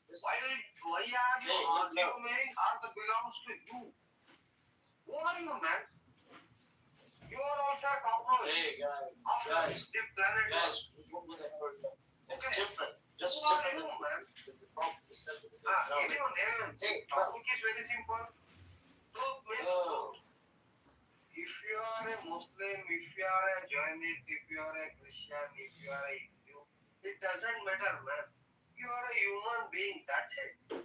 Just like an elephant, just like a rhinoceros, just like a hippopotamus. How can you be a human being just like an elephant? Elephants are not human beings. Sir, it means my statement was elephant also have equal right as far as humans have. Because the planet Earth doesn't belong to humans. Especially your so-called gods, according to your knowledge, your God will be someone, another guy's God will be someone, and he thinks my God is the owner of the planet Earth. And another one will think my God is also the owner of the planet Earth. What the hell are you talking about? What the hell is he talking about? Think big, man, think big. Think broad, man. Think out of the box, We man. think broad, but here it's different topic, bro. Don't Bro, think like it's a different. cockroach, man. We're more for a topic, but that's okay. But that's different, you know. Here we're dealing with something else. You know? Okay, I will listen. Yeah. Okay. Nate, look, I've got a question. First of all, I don't have empathy for anyone. Understand? I've got empathy for innocent civilian. You know, that's what matters to me. Understand? People living there. I don't care about. Okay, let me ask you this one. Hold on. You said you have empathy for it. Okay, hold on. Innocent civilians. You were celebrating Khamenei's death. Wow, guys, hold on. Quiet, both of you quiet. You said you have sympathy for innocent civilians. What's up, JV? Welcome. Hold on. So you said you have empathy for innocent civilians. Who has killed more innocent Iranian civilians, the IRGC or the Americans? IRGC. Hold on. I wasn't asking you the question. I'm asking Kafayas. Who has killed? Oh no, that's a question I need you to answer. You just made a statement. And I will question who has killed more innocent civilians. Correct. So who's the bad guy here? The Americans are trying to help us. It's a very broad thing, bro. It's a very broad thing. You get me? It doesn't mean, for example, if they kill, many people, RGC kill many people. I don't care. Understand? Like, I mean, the innocent people. That's what matters to me. So they kill more people. I know that, but it doesn't mean, for example, if the U.S. is attacking them, that's okay. And the Iran is going to turn into the Iraq, and that's okay. That's a bad thing, and that's a bullshit, bro. Understand? Hate it's a different thing. Now, Glow, Miss Glow, I'm asking you a question. As a civilian, right? As an Iranian civilian, who do you support in this current war? The U.S. or the regime? I support the people of Iran. I support the innocent people of Iran. And what have they been saying? They have been saying, chanting just one name. They've been chanting. What did they say? Look at the videos on X. Look at what they're chanting at the protest. Javid Shah, Imahari Nawade, Pahlavi Barmiyarde. Do you know what that means? That means this is the final battle. Pahlavi will return. That's what they're chanting. Long live the king. Yeah. And not for him to come back and be a king at all. For fair elections and the return of democracy to this country after 47 years of brutality and death. Hey, as much as I know about the history of Iran when it comes to Pahlavi, Pahlavi was overthrown by Iranian people itself because he was brutal. You know, he was a selfish man. Actually, that is incorrect. Yeah. Actually, that's incorrect. I lived under his rule. Yeah. I know his family. I know him. I know what it's like. That was not true. He was not brutal. The whole reason that the revolution in fucking 1979 was successful is he left because he didn't want bloodshed. If you listen to his final speech before he left, he said, "I don't want the streets of Iran to be filled with blood." He left because let me finish. Let me finish. Shut up and let me finish. He left because he cared about his country. He cared about his people. He thought he'd be back much sooner. He thought he would be back in 6 months. It was not going to be permanent. He made that mistake, but he left because he didn't want bloodshed. Unlike this fucking regime who's killing people over and over and over again. Okay. Every single day. So do not tell me from what you've heard. No, let me finish. Do not tell me from what you've heard, because what you've heard is different than lived experience, okay? Emotions are valid, you know. But Of course, the regime that took over the country, the regime that took over the country is unfortunately to tell you a story in which Ahmed was a bad guy, Putin was not. And he left the country because he didn't want to spill his own people's blood. And this regime, doesn't matter how many people come out to the streets and get killed, they will not like it's nothing. They will not give in. The elections didn't work. They tried voting differently. They tried protesting. They tried literally everything, not voting anything in the book. This regime will not listen to the people. It will kill you. I know that. No. Don't you dare talk about that. I dare because what I'm saying is true. So that's why I dare. Listen, Pahlavi, it's clear, crystal clear. I think there is evidence. There were documented facts. That Pahlavi was overthrown because he was selfish, narcissistic guy. He would throw party, and he would not give a shit about the poor people. I think you know that. There were many poor people by the time, during that time. I'm sorry. Do you know? Be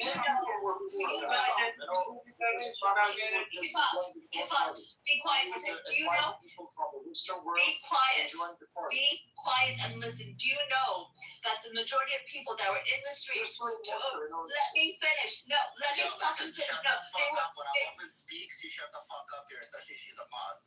Okay. Yeah, they weren't Muslim. The ones in the streets who were students who were looking for him to leave were actually fucking students that Pahlavi sent overseas and paid for their fucking education. So shut the fuck up. Hey, you don't have to disrespect. I'm just telling the truth, and I'm not saying anything. What is the truth? How do you know it's the truth? Who are you? Who are you? I'm telling the truth. Who are you to know the truth? Did you live there? Are you Iranian? I am from ask me any question you prefer. I was me right now. Let me speak. I speak. Thank you so much. This opportunity myself. I am Govind Singh Rawat. I will be a better. Thank you so much.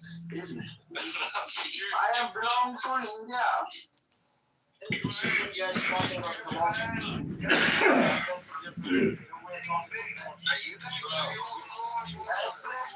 all of us, all people, I am Are we all retarded? Do we not know how to speak one at a time? Everything at the fucking same time?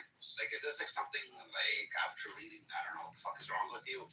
everybody, all persons, all of us, thank you so much. Shut the fuck up before I put you back in the audience. Okay? One fucking mic at a time. It should be the supporter of IRGC. I should speak because I'm the only one here. IRGC. Yeah, CC. Yeah, talk for us. Speak. You are IRGC man. What up? Is this Ali? This is the dumb cunt Ali? This is the dumb cunt Ali. This is the fucking one that's supposed to fucking rape before it goes on. This is the one that fucking actually. My name came up. He's here again to say, no, I do not support This is the one that supports. And then when I think about Khamenei being in pieces, he would cry, no, not Khamenei. The genocidal maniac. End of the day, all this fuck, whole world, all rich people are getting kidneys, liver, whichever organ they want, they are getting. भाई तू कौन है क्या बात कर रहे हैं ठीक है End of the day, the result of the war is going on is liver, each and every necessary parts are being extracted from the surrender or ceasefire of someone. The people are looting. If the listen, I still have two last matter. If the IRGC stays, no, yes, I know they're crazy. Listen, if the IRGC stays in Iran, There will be no more India in 20 years, I promise you. So they have to go. You sure about it? Ali, I'm pretty sure. you must have the balls to Go follow love. clarify that you love IRGC. See, I am seeing it. I am a big Not supporter about of India, IRGC. Iran. You And people we'll are. be defeating the United States of America, and we'll be enslaving all the women of Iran. Are See, you people this is what. living in a la la land? Are you people living in a la la land? Wake up, man. Wake up to the reality. Understand the truth. What's happening? Rafi. Wake up to the reality, man. Wake up to the reality. Wake up to the reality, man. Why, man? Worms. You IRGC fuckface faggot, tongue-eating faggot, asshole, cunt-licking Hey guys, fucker. This is Coolsy, I'm sorry. Lucas, I'm sorry. Look, you can't have a debate like that. First, I was like trying to make We can't have something else. you guys keep You lying. can't have debate like that. There can be no debate with IRGC. Because you're always supporting a bunch of pieces of shits that are genocidal to their own people. Well, I don't support Not even their own people. The people in the whole region and beyond. Hey, Glo, I don't support that. Understand? Actually, special place in hell for those. you're more than you do. What I'm telling you is, what I'm trying to tell Coolsy, be cool. Understand? You're Coolsy. Look, what I'm trying to say is that.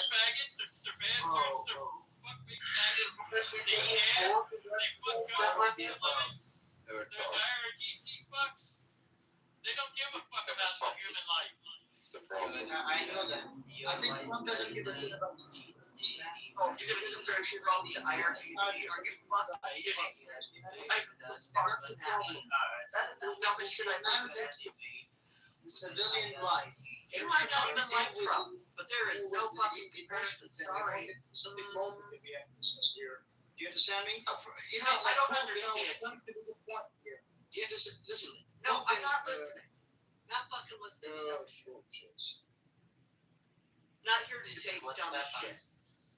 You literally can't have a.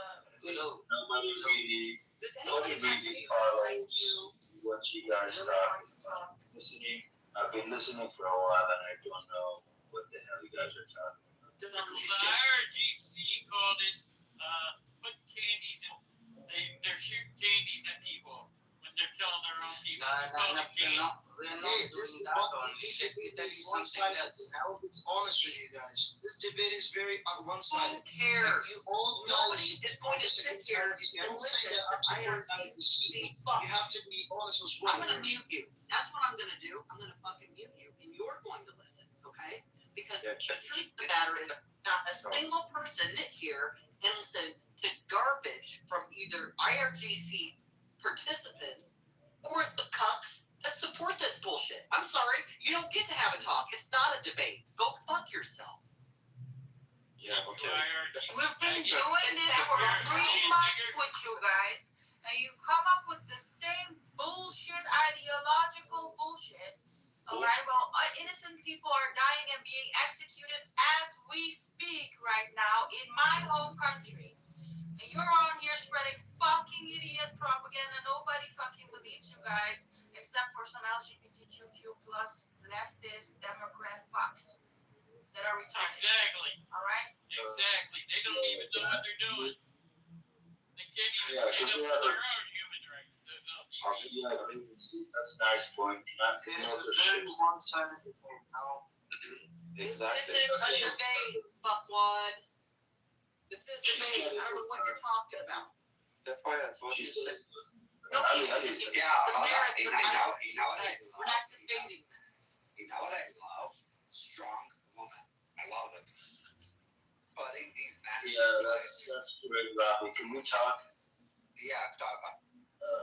Thank you. Thank you. Yeah, first of all, I didn't know what you guys were about, except the idea that one is supporting IRGC and the other one is against it. But I mean, you guys are talking about these innocent people are being killed and innocent people are being killed all over the Middle East. That's not new. But what let's let's say we all hate the Iranian government right now, right? It's just a terrorist government. I think that's what you're missing. There are a few on stage who don't. That's the problem.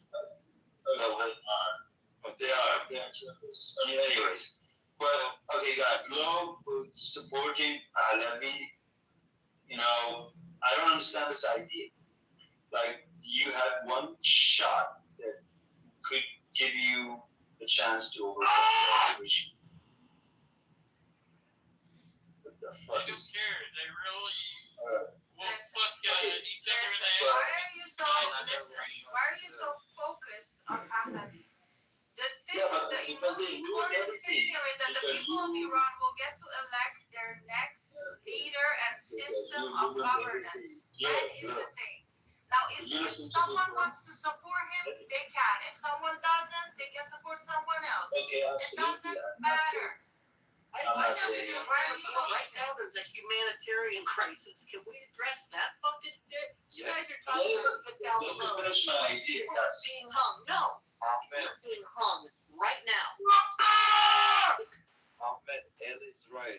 Right now, there's a humanitarian crisis in Lebanon. We should talk about it. Fuck that. Yeah. And Ali, I'm gonna have to put you into the audience because again, you support fucking women. So He supports his Hezbollah, he supports ICC, he supports fucking Hamas, a fucking piece of shit. Well, so I made him a fucking mod by accident. Oh my fucking god. I rewarded him instead of kick this dumb cunt. That supports fucking rape of. This is my book. No, Ahmed, the problem is Ali goes around and he would support women, young females that are virgin before you execute them so they don't go to heaven. That's what he supports. So take this person serious in whatever he says for nothing. So you go on. Yeah, go. I am going on. Everything is scripted. Why can't you people think in a bigger way? What's happening in reality, man? What's happening in reality, man? Iran is in a safer side. Brother, Iran is in a safer side. But Lebanon is destroyed. Gaza has been occupied. Hold on. Fuck Gaza. Truth. You people are thinking only Iran. Fucking Strait of Hormuz. Are you retarded? Truth. Rashi,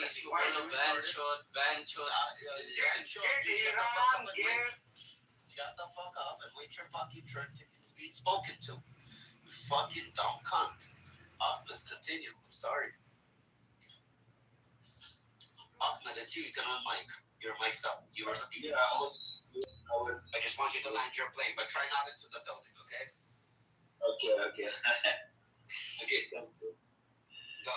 Well, I was addressing the Pahlavi movement, which I have a lot of questions about. We all know this government is expired, should be gone one way or another.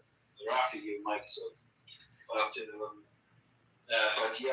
these Pahlavi supporters are ruining everything. That one shot in a long time, that was a very serious opportunity for Iranian people to finally overcome. But then this guy comes and just separates everything and just really ruins the only chance that you have. You think you can do it? You think Pahlavi can actually overcome this state? Does not, okay? Hold up, let's go step by step. You're saying if Pahlavi comes, he won't be able to rule. Is that what you're saying? No, he cannot even unify. I mean, to overcome a regime like this, you need to unify. But why? Whose name did they chant on the? 1 second ago. First of all, the people aren't the regime. Let's start with that. The regime and the regime supporters is probably between 10 and 15% of the population. The other 90 to 85%, let's say even 80% of the population, they're not for pro-regime or for the regime. They're against it. They want to be free. I don't know if you've seen videos. Okay, you're a bird. Okay, beautiful. What have you ever seen a country in the Middle East to get bombed and people to stand, clap, cheer, and say thank you while their country is getting bombed by the populations, people screaming off the rooftops and balconies? Have you ever seen something like this happen in any Middle Eastern country? Did you ever see something? The people in the field that are cheering. No, hold on. That's right. Let him answer, please. Have you ever seen this? I'm talking about America and Israel actually came and did the strikes after they killed Khomeini in the first 42nd, their holy leader. Have you ever seen people cheer while their country's getting bombed? Have you ever seen something like that? And be honest on it. Yeah. And I know you've seen those videos. So. Yeah, I have seen it. I've seen it when for example, America hit Iraqi military in 1990. Most of Iraqi Shias and Kurds were celebrating that. And I've seen that in the Middle East. That's very popular. It's not a new idea. To be free, I don't remember that. Again, maybe the 90s, it wasn't recorded so much as it is now, easily to be put on Instagram, book, and everywhere else.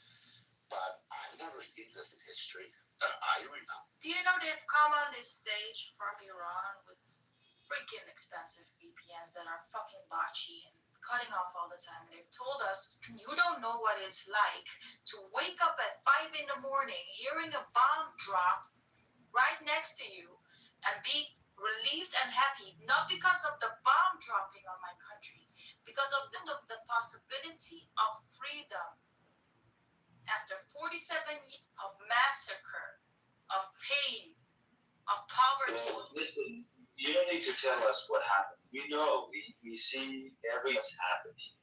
We actually see more than probably you saw as a Kurd. But it's not going to solve the problem. Just continue victimizing ourselves. We need to do something about it.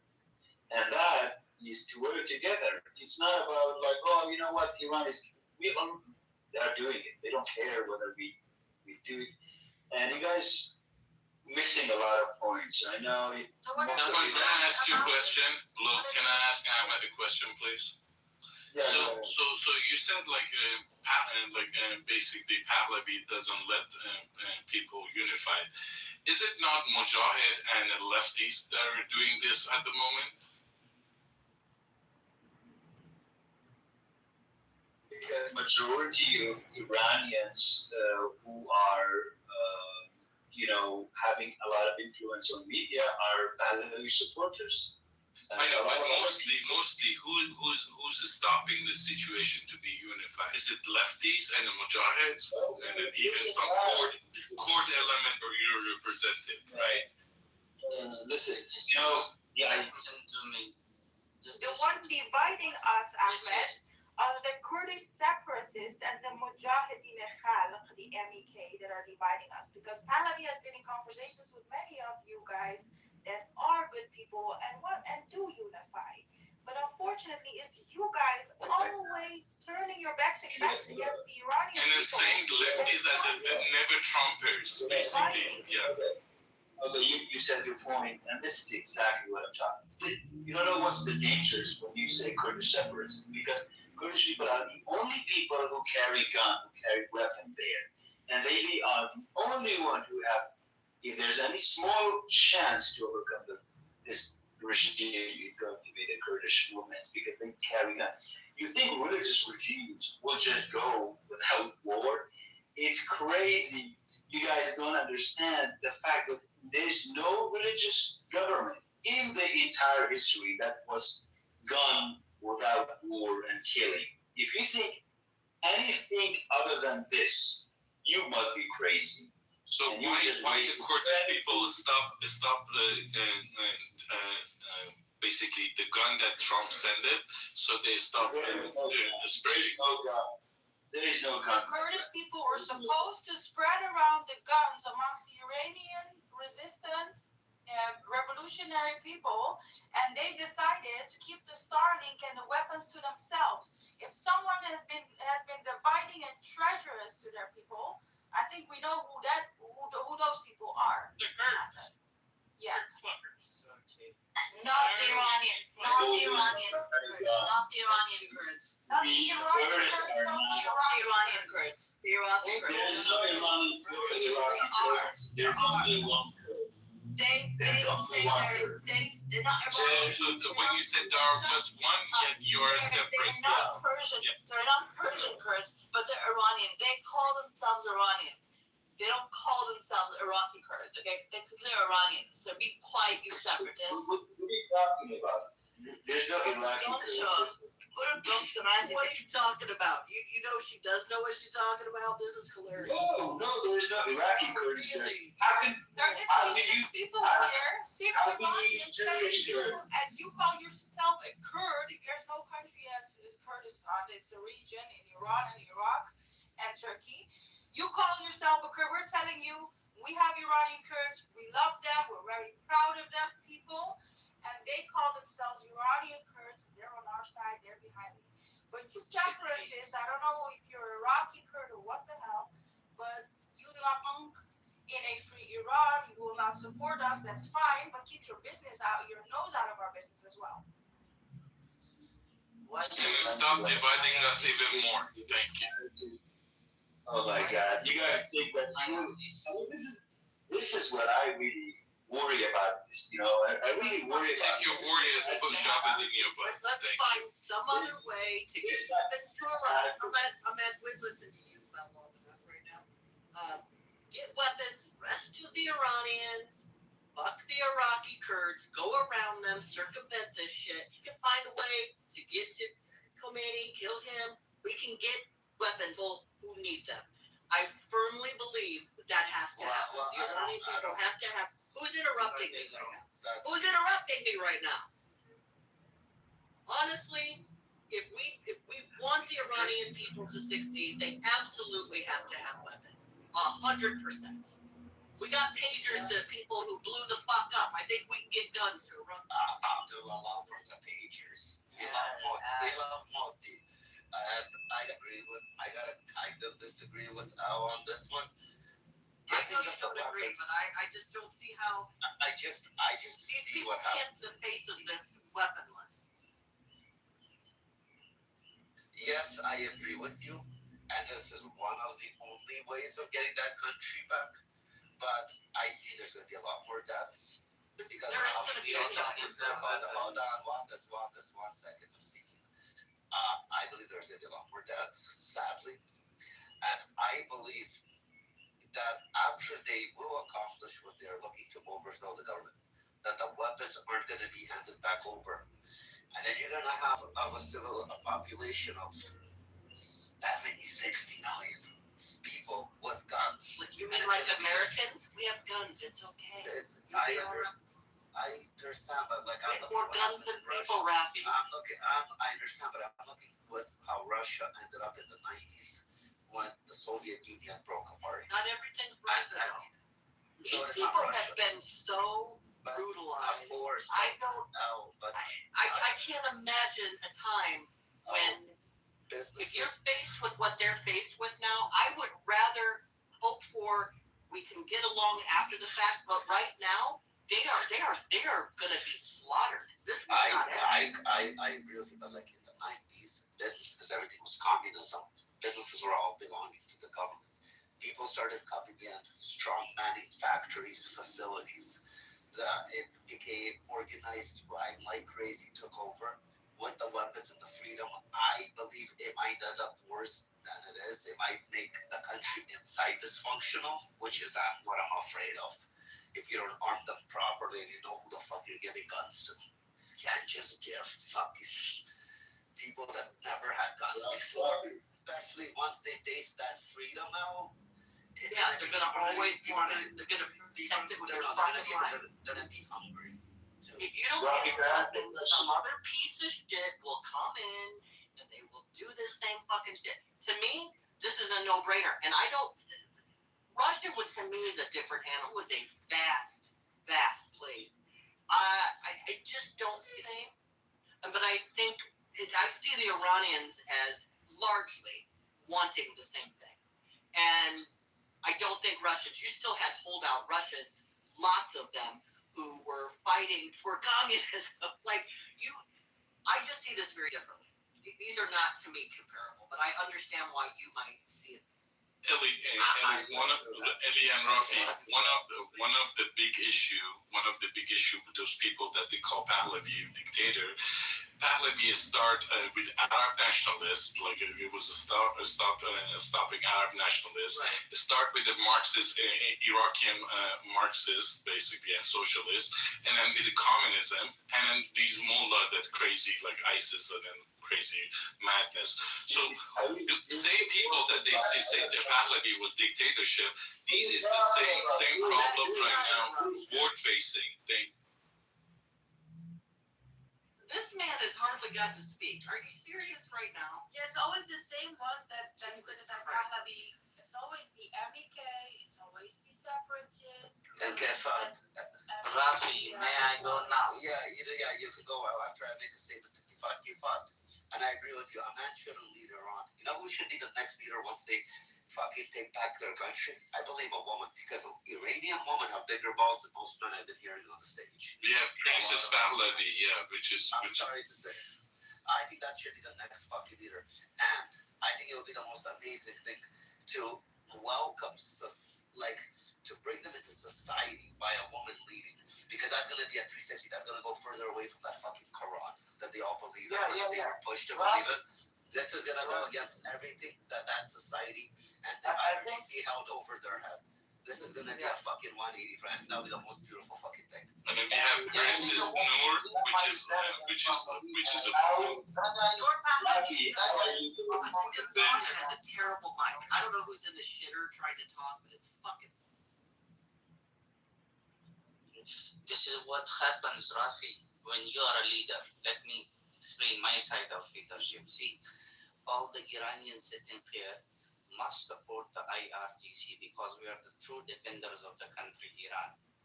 All the rest of the people are infidels, they are enemies of the Iran. Let me tell you what will happen in our leadership.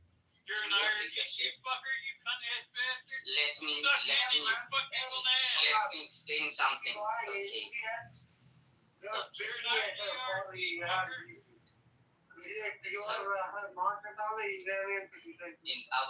In our leadership, women cannot speak like that. This is what happens. This is what happens when you give freedom to women. Leadership needs to be extinct. Your leadership needs to be extinct. They speak louder than men. It is prohibited. Fuck yourself with your own hand, you full-on asshole. Go fly kite, dude. Yeah. So every time you open your fucking mic, I'm gonna do that. Okay? I need to back channel you something. Just take a look at back channel. Can I share my point? This is what women do. This is what women do in your leadership, Rafi. You know what women She do? would have never been able. You know what women do? We shoot fucking guns. You know what we do? Come knock on my door, you little bitch. Wrong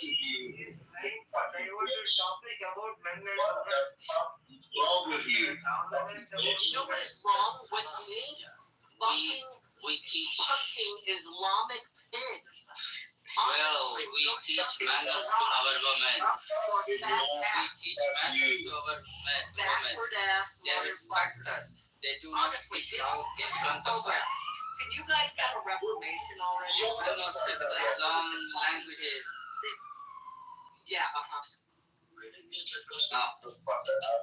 Shut the fuck up. Also, why don't you get out of the shitter, dipshit, or get a better phone? No, I need you to read my back channel. Hello. Okay, I'll not speak about women. I'll speak about Iran generally. Just shut up, okay? See. Hello. I'm telling you to do this. Then so.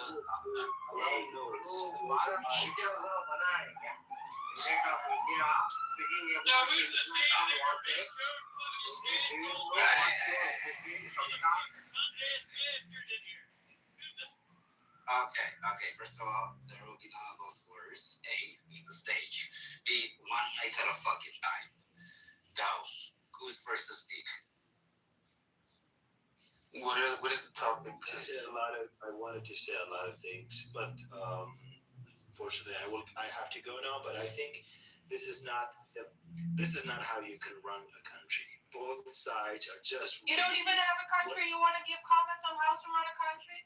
Okay, Call you yourself think? a Kurd and it doesn't exist. Okay, We have Iranian I'm Kurds. speaking. We It have was my time to speak. Kurds, we have It Iraqi was- Kurds, and we It have was my time to Turkish speak. Kurds. Blah blah blah Go blah blah. live It with was them, my. go cry. Okay, first It of all, was my time to speak. First of all, there is no time for you. You see, every woman here on stage here that is modded, whenever they on mic, your time ends and they start. Sure, but I was gonna say one I point. understand, but don't tell a mod that it was your time to speak and try to speak over her. Yeah, but I was speaking. I don't. Again, a mod can interrupt at any fucking time. That's the privileges of being a mod. Okay, thank you. All right. So listen, she thinks it's really nice to roast someone or to insult someone by saying you don't have a country. But you know, you guys understand. You cannot rule a country like this. So yes, you're Oh my god! Oh my goodness! I will speak when I want to, or you will go down. Simple. You can take Point which you can't defend. Goodbye. End of the day, the conclusion is very similar to what's happening. Bigger fish will eat smaller. End of the day, Bagyasik was speaking. All right, well, just shut your mouth up, man. Nobody's gonna listen to your bullshit about this now. Okay. We've had enough of your bullshit, and now we're gonna have to deal with. Okay, now I'll deal with you.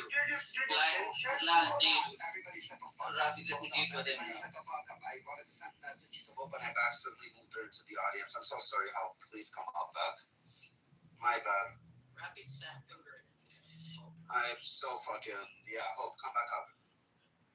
Thank you, Hope. Sorry about that. Here, to do let you up.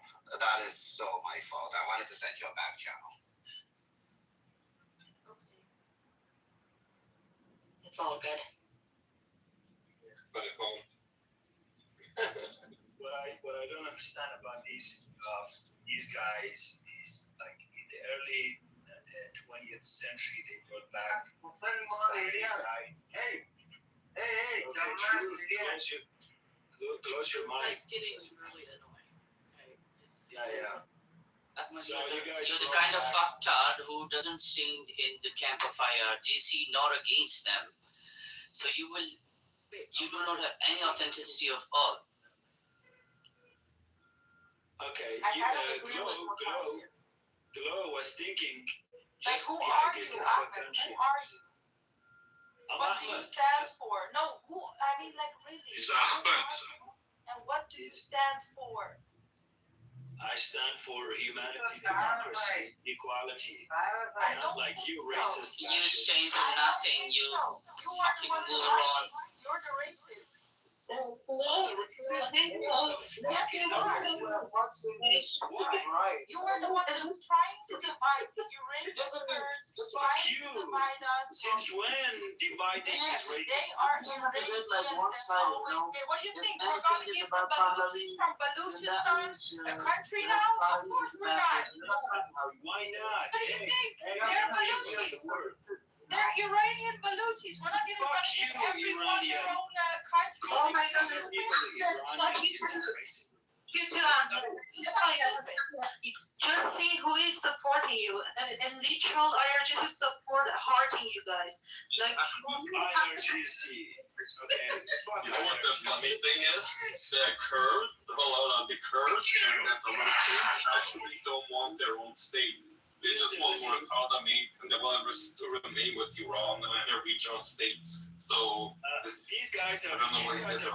Actually have an Iranian Kurd in the comments. He's saying, as we expected, I'm Kurdish, Beshi Shah, Beshi Iran, Beshi Fuck him. Kurdistan. We Yes, have a word he for is him.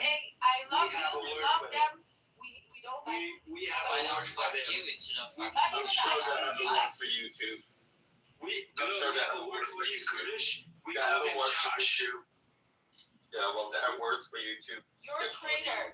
You sold out the Iranian people by keeping the weapons to yourself. Iranian That's racist what kind of people. disgusting people you are. You're Fuck traitor. Iranian racist people. Fuck IRGC, Kurdish people. Like, you're supporting IRGC. Like, Ali in the comment, he's the real, like, IRGC supporter and a sleeper cell. He's hurting you guys. So you fucked up so bad. So it's just like you're standing with IRGC and the literal IRGC fucker is like the bad Ali. Bad Ali is bad. So, You don't even know what an IRGC supporter is. Anyone that's different political view than yours, you just automatically assume the IRGC. You don't know their narrative. ایرانی هستم فشار جاتو بدونم فکر میکنی تو بیشتر از ایرانی هستی چه کنی توی حرف بزنی Shut the fuck up. When they are cheering you on, Ahmed, that's when you know who's kept for us. Ahmed, I'm gonna ask you a question. This is how you know you're IRGC or not. What do you say and how do you feel that you have to rape a young woman under the age of 18 or even a little over 18, a young fucking woman, to make sure before you kill her, you rape her, you fucking piece of shit? How do you Do you feel like about having a pedophile at a head off in the United States and make sure? Okay, I'm gonna put you in the audience. I was a fucking speaking on pizza. So how do you feel about raping a fucking young woman before you kill her? That is the law that the IRGC put out before they executed young females to heaven. How do you feel about that? Are you calling me? Are you asking me this question? Yes, that's exactly. Because you see, like, see, hold on. Like the Ali, the person that keeps giving you thumbs up and hearts and everything else, okay? He's for it. He doesn't mind it. You see, like, I asked him that question, he pivots and avoids and fucking beats around the bush. How do you feel about that, Ahmed? Rafi. What's your stance? No. Rafi. What's your stance? Don't be around. Don't be an Ali right now. What is your stance on that? Okay, fuck Ali. Okay, let me talk. Okay. First of all, I'm the biggest enemy of Islamic regime in the world. Okay. There's nothing. If there's anything I can do against these Islamic people and their way of ruling, I would do. Okay. That's the idea. But I'm also really worried about the mentality of these. Listen, sometimes I just lose my emotion because I hear these people speak with this language and thinking that having a country is more important than the type of country. It's bullshit. Okay? It's our country. Do you understand? Yeah, but it's You your don't have a country. sense of belonging to anything. So for you, nothing matters. You just want to have an AK-47 and you want to fight for nothing. We have a down when it's actually proud of. He doesn't support IRGC. He doesn't support IRGC. He's clearly saying They indirectly support the IRGC by going against any brink of freedom, possible freedom for the Iranian people. They do. Indirectly, they do. They're the same shit. Because indirectly, they support that shit. They will try to divide us, and they cannot. You are the parasites of Middle East. You are the reason You're the thousands of you people. call yourself a Kurd, all right? Okay. Why are you in this discussion about Iranian people? You're a Kurd, right? Well, you just said what you wanna have to go fight for your country? Why don't you go and fight for what you want? Because you know that you will not succeed on that mission. It's a suicide mission. Go ahead and try. Go. Let me answer. What's the problem right now? What's the problem right now? The building is on. You're deciding what kind of material you're going to use for later, for the building a building. So building is on a fire. You like first thing we need to turn off the people's inside of the building that are burning. So we need to save them. Then we can decide what the heck is the element you're going to use for the next to build the building back in. Yes, sir. Now, please tell me, But already decided who is going to be. if you are trying to build a building, That's a please tell me possibility. who is the owner of that property, sir? If you are trying to build a building, First of all, your mic, there's a problem in your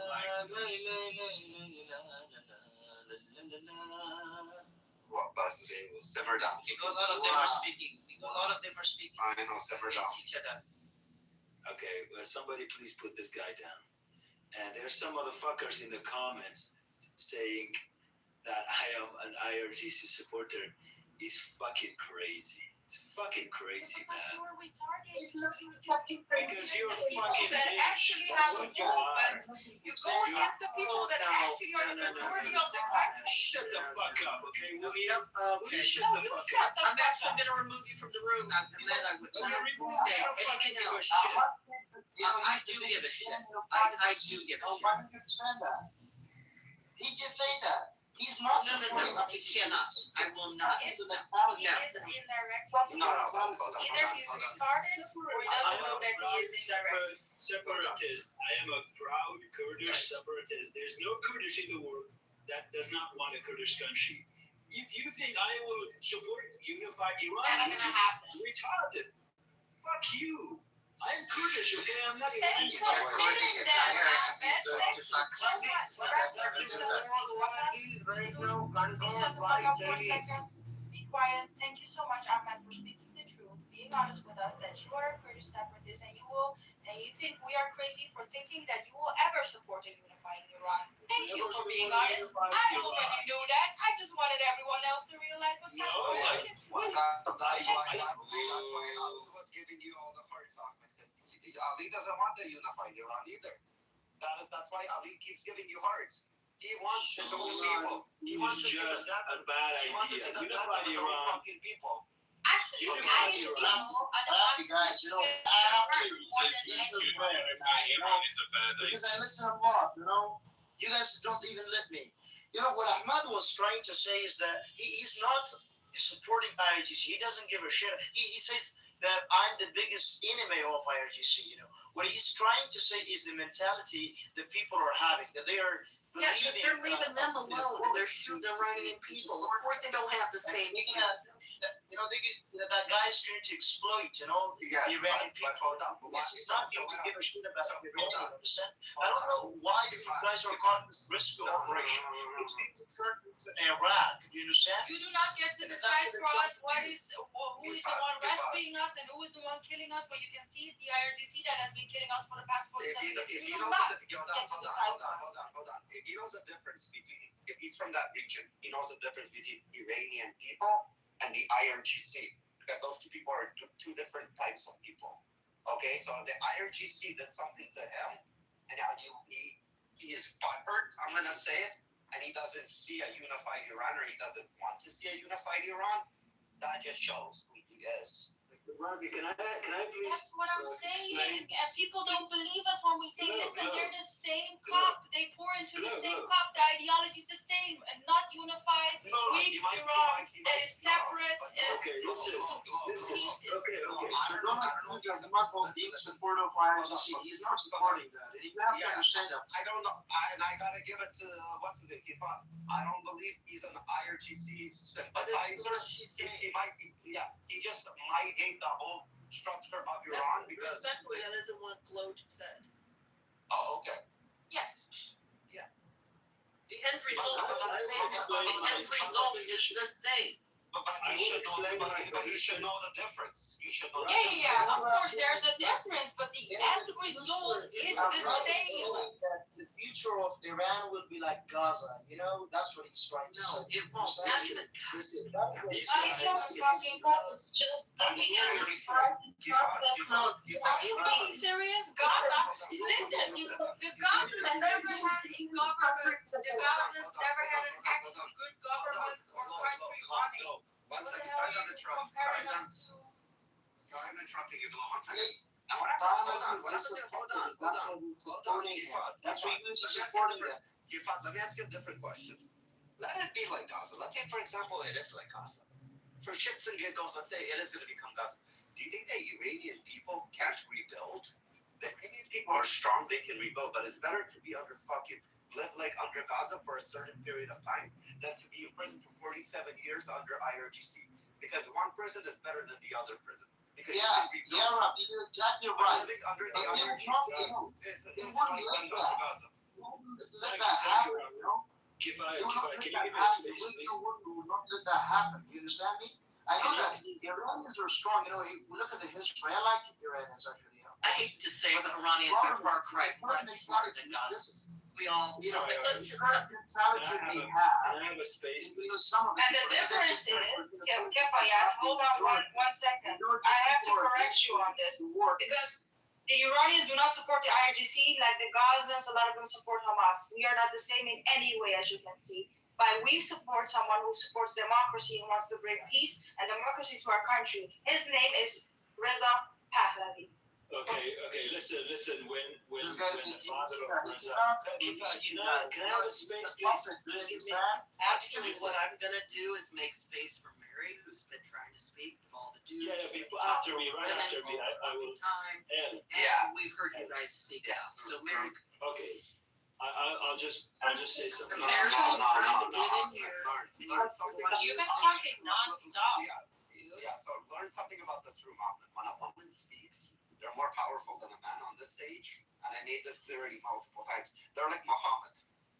They have more power than Muhammad, the woman here on the stage. I'm just letting you know. Go, Mary. What's everyone? First of all, it's a crazy room tonight. I just wanted to say that, first of all, Iran is not like Gaza. Iran is the 17th biggest country in the world. It shares different neighbors. It has a different history. The groups of people that live in Iran are so different. And I mean, unlike Palestinians, you call Palestinians, everywhere that you go, nobody wants you there. Like Turkey, Syria, Jordan, they all of them they threw you out. Like, don't even compare that. Iranians, whenever they go, they just make the best of themselves and the country. They compete to other countries. So the culture is very different. And the second thing, when an IRGC guy is hurting you, that is a very bad sign. I don't care where you're coming from, what your agenda is. When your agenda comes in the same, I don't know, let's call it funnel idea, the idea of funnel. And I don't know, it becomes same with the RGC, it aligns well with the RGC agenda. It's a bad sign. So yeah, if I were you, I would recalibrate, I would rethink everything that I said, and call it a day. So don't come here, argue or anything. Just look and listen to other guys who are supporting you, which is Ali and another guy who is Red. Both of them share the same agenda, and they're RGC supporters. And that's it. Can I explain my Kifayat? Can I please? Look, what we are saying is not the support of IRGC. You understand? We don't support IRGC. We see that from 2023. She's saying, first of all, before you reiterate that, 15th time. You know, they are hanged. You know, they're hanging people. They're brutal. The government is brutal. I understand that. Do you understand me? But what Ahmad is trying to say is that mentality, right? Bully. You know, I mean, U.S. is a bully. Actually, you know. You have to understand this. They're bullying you right now. They don't care about the dignity. They don't care about anything. This is ties to This is a very important tweet, actually. You know, that is from the President of the United States, the one you're supporting. Understand? That guy is crazy. He's not saying, "Oh, the entire civilization will die," you know, because if they don't do what I'm trying to say, make them do. So. Don't you think that would fit to support in the current war of the U.S.? Then I don't say that Iranians want to. Do you understand? Hold on. Okay, do you understand? Do you understand that Iranians wanted the support of the U.S. and Israel? Do you understand that? No, they were only 20%.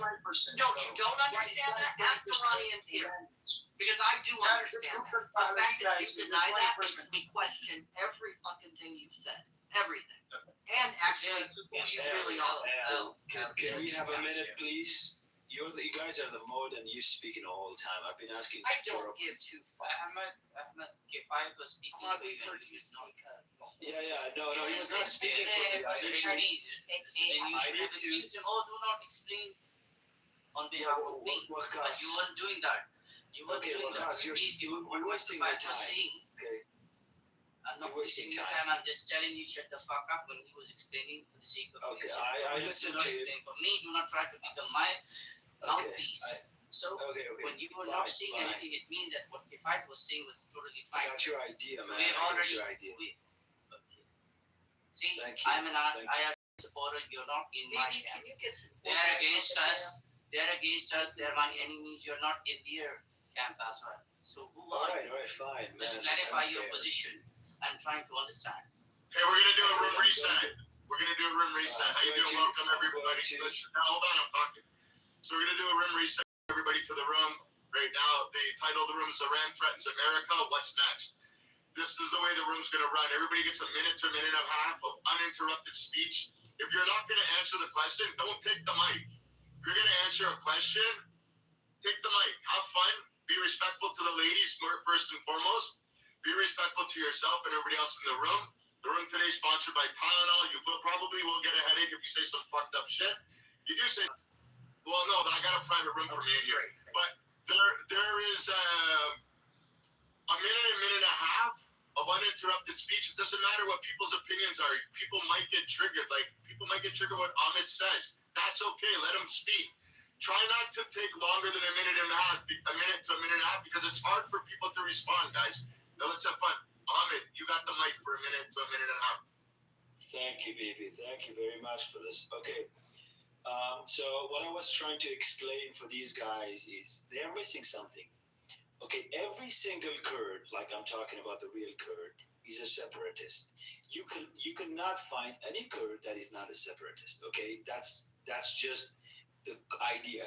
As much as you like Iran as your country, I like Kurdistan as my country. As much as any Turk likes their country as Turkey, Iraqis. That is a big fat lie. That is a big fat lie. You think we don't? Whoa! Don't interrupt. Shut the fuck up, this bitch. You just violated. You gotta get dropped, bro.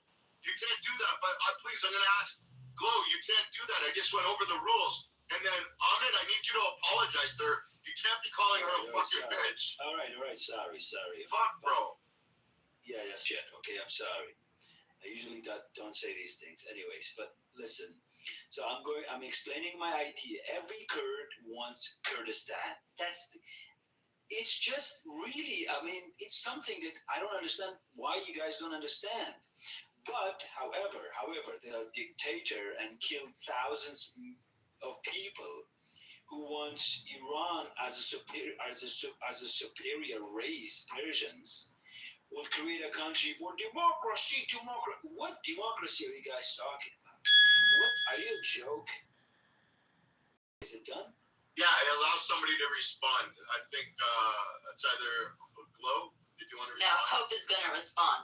Who Go the ahead. hell is he to tell us that Pahlavi killed millions of people? Who the hell are you? Were you alive during that time? It is the biggest lie ever. Point of order. He said, just to clarify, he said thousands. He said thousands. Yeah, so he didn't kill thousands. The whole reason I've said this over and over again. Can I have be quiet. Be quiet. No, I'm not finished talking.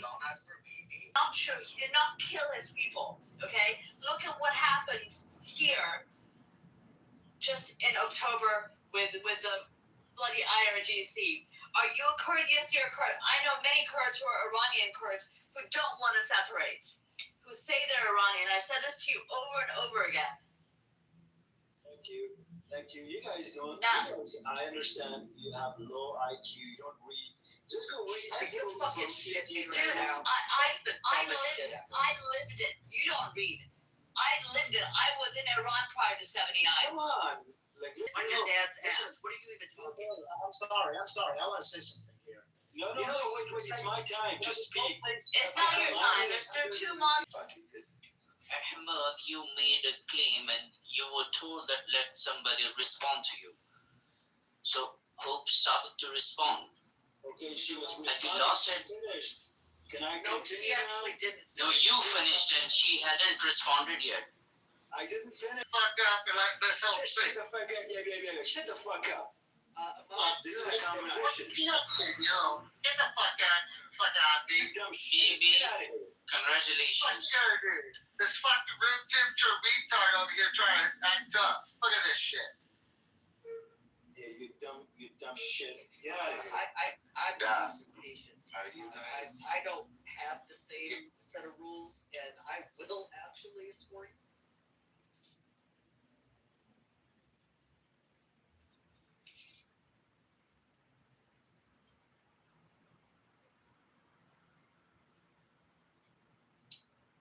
I had one idea. I wanted to share one idea. No. No, I didn't. No, you did. You actually talked more than 2 minutes. It's Mary's. Just or you remove it. I didn't remove it. Nobody removed them. I can see the history. Nobody removed them. You tell you that. I just wanted to say, like, how are you, David? I haven't seen you like for a while. And I saw you last night. And the topic. What do you guys feel about the fact that Iran threatened America and said that they're going to block the Strait of Hormuz? Israel's threatening to, was actually threatening to strike back. What do you guys feel about that? Before we go back on the topic, I'll say one thing. I feel so sorry for this guy. What is his name? Kifaya. He wanted to speak on behalf of the guy. He himself. Now, Kifaya, that's what happened. Yeah. You were trying your level best to become his mouthpiece, but he actually gave. I don't know why they don't get me, and they don't understand me. Like, Because you didn't I don't get support Ahmed in the violence. first place, and you were trying to explain that okay, you got him, and Like he's thinking for you in the comment section. He's saying he never heard what Kefaya thinks, and he was hurting you earlier. So I think you would be best friends with Ali since your agendas align at the moment. can I talk now? Listen to me. Look, Actually, what it's I'm Mary's not turn. I don't even know. You're all going out. what I'm not saying is, oh, you don't listen to me. Ellen, you always interrupt me. I don't know I'm why. about but to I'm knock talking. you the fuck out, is what I'm about to do. And I know you heard the rules, and it isn't even your goddamn turn. So wait your fucking turn. And it actually should be Wattis, or whatever his name is, or Mary. They have the opportunity for you. Then it's BB, and then it's you. I don't know if you can't see the stage properly, but you are not next. Can I go on to BB? Can I get a little bit more privilege over this cock? Yes. ladies.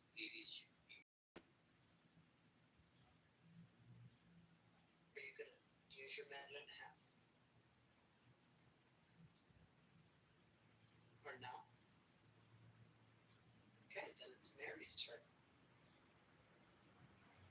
Basically, I said what I wanted to say, but I just wanted to say that people in Kurdistan don't say Kurdistan, say Kurdistan.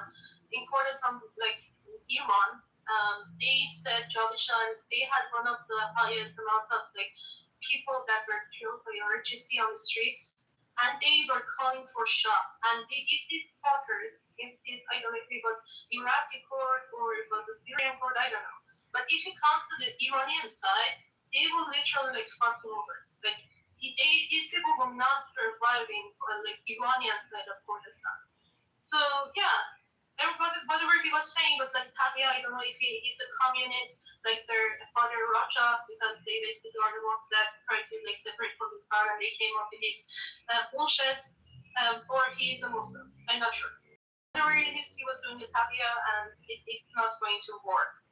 And I also think that instead of talking in the comment section, like Ali, can you come to the stage? Like you can, I don't know, send an invite. Like you can come on the stage and be friends with Kefaya. And I also wanted to say that my friends really love the rooms that you attended. Like you are becoming very popular, Ali. Like the words that you said and everything, it's just people are getting to know you more. So come on the stage. He's becoming more and more counter-effective, to be honest. Which one? Ali is not welcome on the stage. I don't allow people that fucking support the rape of young women before murder. Okay? That is a little fucked up. And to defend that, that's just the lowest of a man that he can be. Jeez, finally, after all of these months, thank you, Ray. We've been going over this for months with it. I had fun playing with this fucking piece of GC supporter or sympathizer, however you guys want to fucking say. I think he's hot. I think he works for them, to be honest. But I think he. after Don't fuck that. I got a question, Randy. Ali. But anyway, it's fun to listen to them, like make a fool of themselves. If you want here, Ali, come. Make a fool of yourself. Come. Rafi, I got a question, Rafi. Yes. So the IRGC, they're okay raping a woman before death. What happens if I take the booty before I kill one? You know, do they still get to go to heaven? You know, why not? Just say, go on, fucking rape them before you kill them, so that way they don't get to go. That's what we're gonna talk to Ali about. Ali, come on the stage. Come on out. Yeah, share your opinion on Iran and share your opinion on women getting raped before murder. How would you feel about it? Yeah, Ali, come. Please. Let everybody hear opinions. Guys, bring up Ali. I don't want to bring up I'm not Mods, I can't bring up nobody. I'm not Mods, I can't bring nobody. I don't think she's ready to offer this PWTY at the moment. Well, he didn't know because he knew everything. If any of the females who want to bring him up, that's on you to bring up a piece of shit like this. But yeah, guys, you guys can decide. I think he needs to be. Just bring him out now. Ahmed is gone. We need somebody else. I think he needs to experience what he wishes on other people. I think he needs to experience it tenfold. He and all of his loved ones, and then you can talk about what he thinks other people. Yeah, I'm much more curious about. Ali, the bad Ali, the attitude Ali taker. How you listen to your send me say hello to yours. He's a pedophile supporting superstar ghost fucker. Yes, he supports. Epstein, guys. So I don't support pedophiles. No, you just support the Iranian regime, right? The ones that are actually acting out on it in 2026 till today when they're catching young women protesters. But go on, Ali. They marry 9-year-olds still. So I don't know when you talk about someone who's dead. Epstein's dead. Yeah. And he's actually living in Turkey. And Turkey was part of Epstein's files. Like they were trading $250 million with the kids who were like taking shelter like in Turkey and happy. By living there, you're actually giving money to the money organization like the Turkey. Actually, you help with Epstein. But what? What is Turkey, by the way? What is Turkey? The word Turkey. Turkey. She means fucking Turkey. You idiot. All this time, instead of Turkey, she says Turkey. Okay, this is the Ali, level of. if you will take that you will be able to understand. Ali, the country you live in supports Epstein. Turkey, or Turkey, it doesn't matter. It just means that you have no argument there because you use Epstein, but yet at the same time, Turkey gave $250 million. Like they earned that much from Epstein's supply chain. So yeah, he's eating raw. He's inside with a white SIM card. I promise you. He's eating raw. He's inside with a white SIM card. I promise you. Yeah, of course he is. So I'm curious what Kefaya. کارشه از صبح تا شب همین کارو میکنه from room to room. Yeah, this is his job. He does this like 24/7, as Bibi says. We've been seeing you, Ali. Everyone knows you by now. Okay. But I love it because it's becoming so counter-effective now. Okay, we'll continue, Ali.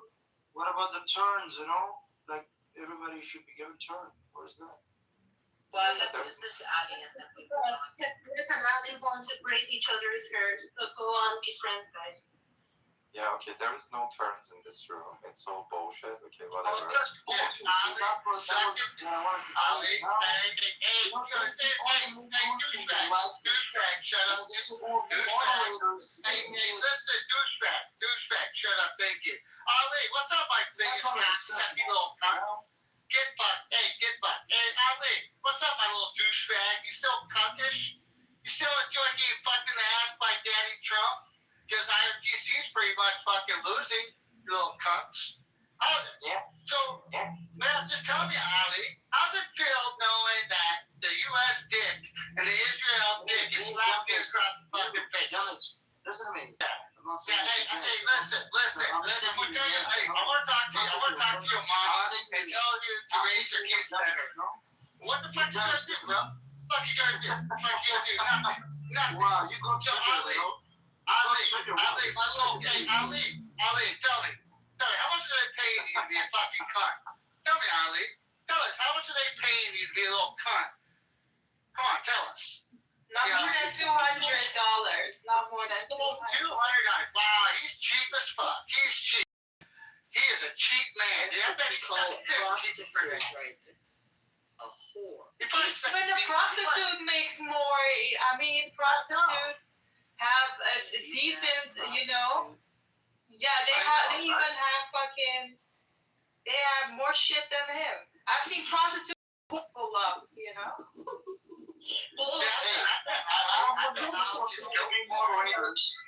Is that he sells his ass for nothing. More dignity than a fucking IRG. The truth. Where are you from? Where the fuck are you from? Pakistan? You sound like a Pakistani. I suppose. Hey, I don't Where are give you a shit from? where I'm from. You don't have to care about that, understand? Yeah, I can hear you're from Pakistan. You should worry about your own country. Listen, you should worry about your own His profile, he seems that his friends are like Iranian, so maybe he's Iranian, maybe he's a friend of Ali, but he's more shy, I don't know. But I found Ali's in the comment section, like there's this guy called Taha. Taha is, by the way, a very Muslim name, like in Iran, even normal people don't name their kid Taha. But there is this Taha guy, I think he's Ali's boyfriend. Dude, Mary, I bet K-Fast and Ali probably make gay sex together and probably say, Ali. That's probably what those two do. They probably make gay goat sex together, probably. Tell me, Ali or K-Fast, which one of you guys go, while you guys fuck? Oh my god, this downstairs voice is so shitty, I know. Your mom loved it last night. She loved it so much that she was screaming my name. Just continue the I don't care, BB. I'm tired of these two cunts. Listen, Ali, BB, I know, BB, I know you think Ali's fucking dreamy, but K-Fast and Ali, they're little bitches. That's why they're losing. That's why the IRG's losing.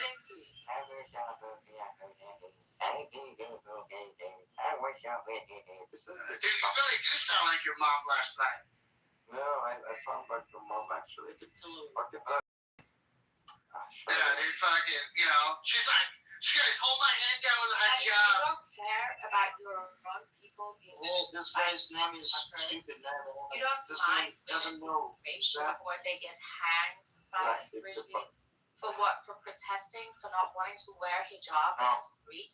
You don't mind this. All you do all day long is go from room to room and just protest against what America's doing to your country. What is your own government doing to its people? I don't know why you don't get this. The thing is, you guys don't earn that bombing Iran is no way to democracy. So We wouldn't be here. We would not be here if we had a government that was legit, that didn't treat its own people like fucking animals. Why don't you understand this first before you start talking about what Israel or America is doing to us?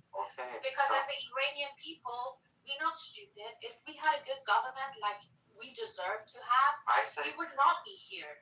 We would also hate being bombed.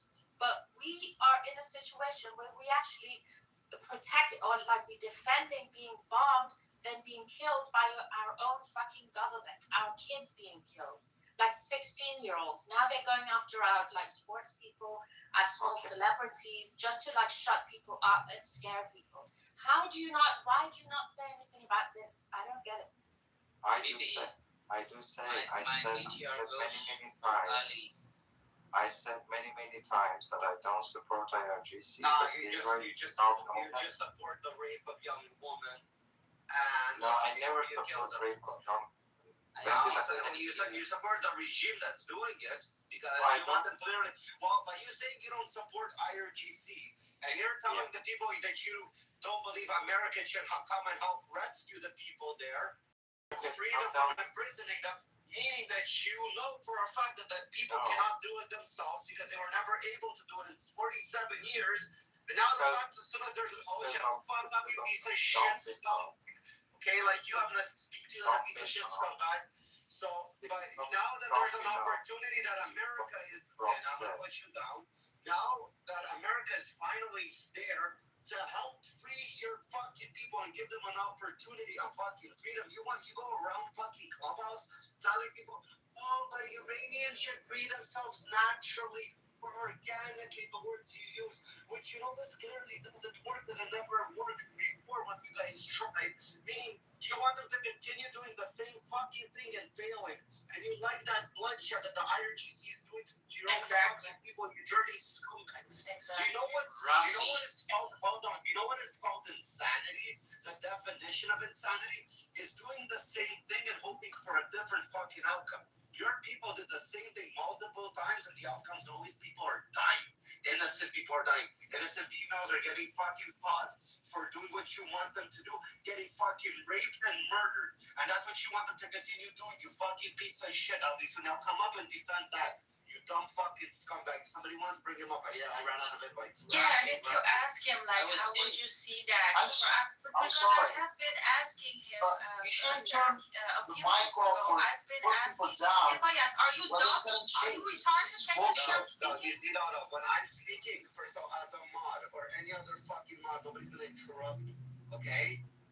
So don't tell me this is bullshit. And when a person is trying to speak something that I heard already many times on my stage, that he comes into my room like a little simp, I'm gonna fucking call him out for who he is because I know his whole fucking story. Kifar, I know where he's going with his fucking headlines. I know his story inside out. What do you bring him up? expect?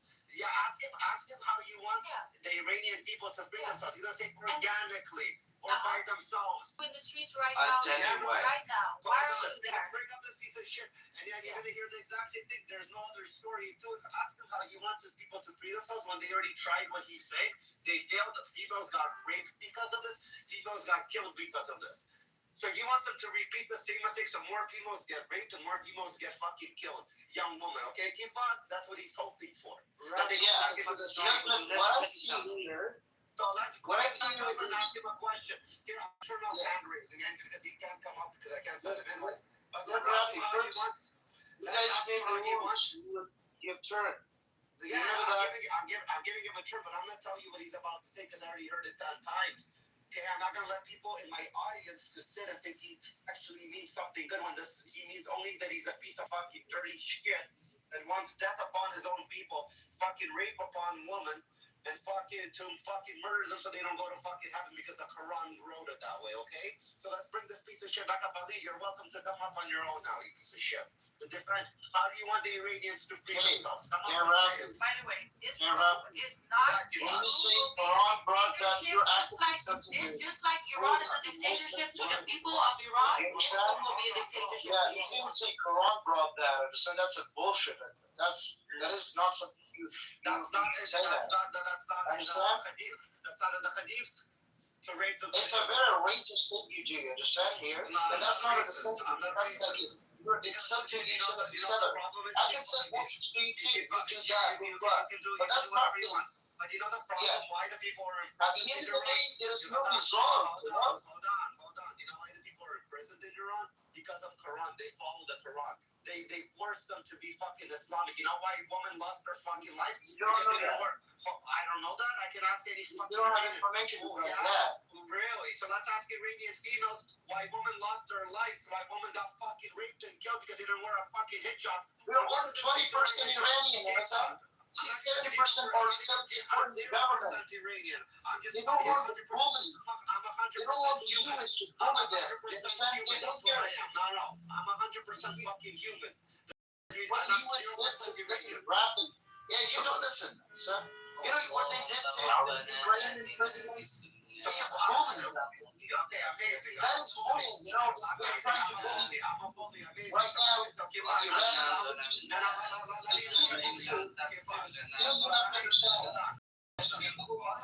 30% Iranian, 70% right. This is the current wall. Look, Americans are.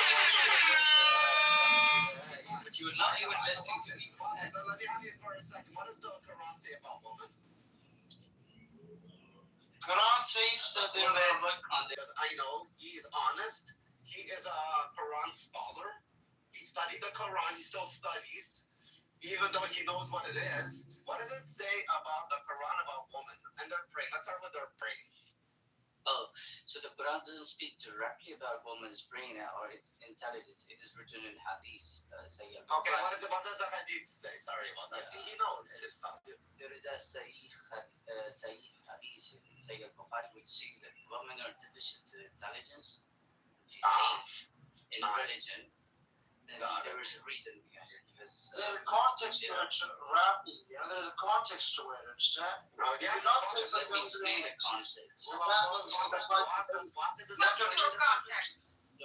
Walk is explaining the deficient in brain context. Okay, Walk is going to explain it to us. Thank you, Walk. So the reason why they are deficient in brain is because two women are required in order to witness as compared to one man. So two women equate with one when it comes to witnessing, right? In the same manner, they are deficient in property. Well, half goes to the woman and a full portion goes to the man. I mean, 50% goes to the woman and 100% to the man.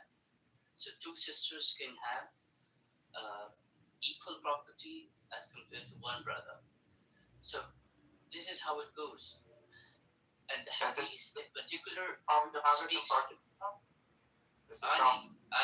Ali, you should check my PTR. That's specifically for you, right? Just keep that cactus in your ass. That's for yourself, boy. Likes that workout. Did you know that he likes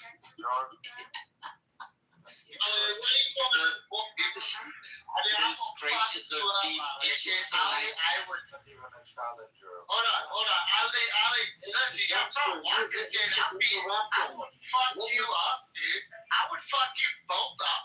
I would fuck you both up. I'll make you guys both my bitch. Literally, dude. You'll both be like, you'll be the two fucking women. You'll be the two women. I swear, Dumpster played in your backyard. Dumpster went to the Middle East. Iraq and Afghanistan. You don't have to say that. You shouldn't justify like you know everything. Do you understand? And you take one hadith. Listen, you take one hadith. You don't have the context for it. You say, oh, that applies to everything. That's not something. Okay, amazing. Then I say, I'm not letting Wakas speak because I don't know exactly. So I need Wakas to speak. Okay, that's why. I said, Wakas, please guide us because you're more of a scholar in this than I am. So again, and when you said I'm 20% Iranian, I'm not even fucking 0% Iranian. Not 1%. Did I give the wrong context? What was your question? No, you did a good context, but the problem is they don't listen to you. Understand? They listen to the things they want to hear. You know, they do not listen to you. And this is not a discussion. You know, they say first, who will do the turn to you? Understand? When did that turn? The fucking turn. You know, So if we don't listen to you, we are not obedient. Then you have to advise us, and if we resist, you have to separate them, and then it's try us gently, of course, some people put in the context you mentioned. And I'm sure an average Arab man, like over centuries ago, they understood context when they heard Ojabu Konna, which basically is striking women. I'm sure they understood the context, air quotes. But yeah, go on, talk about context. Just talk about Quran as if a normal Arab man doesn't know the land far away. They had access to Imam, and I'm sure they understood what Ojabu Konna means. And for context, for people who don't know, Ojabu Konna basically, a woman is not obedient to you, you have a right to strike her. So yeah, go on, explain that. That is Surah Nisa. the thing is, when are you going to give mic to Kifayat? Because we never heard of what his opinion. So worried about Kifayat. Why aren't you so worried about Taha? Like Taha was worried. You in the comment. Why are you so worried about Kifayat? I'm not going to be this emotional. Oh, if I don't like something, I say, oh, this is wrong, this is bullshit. And then you just, moderator has a right to just put you down to the listener. Okay, let me tell you something. Look, can you give me 30 seconds? I'll do my mic in 30 seconds, right? I really want to say something. Just want to hear what they want to hear. You understand? They want to listen to up? They want to hear. Jesus. Okay, Kifayat, for you, I'll tell you. When it was your time to speak, you were speaking on behalf of Ahmad and not on behalf of yourself, right? You were given chances multiple times, but you were explaining what Ahmad is trying to say, and he just wanted this, that, and the same guy kicked you in the ass. Now, Ali, okay, we didn't hear from Kifayat. We heard you multiple times, but you were unable to come up with your own stand. Where do you stand as a person? So try to clarify your position. I just came here.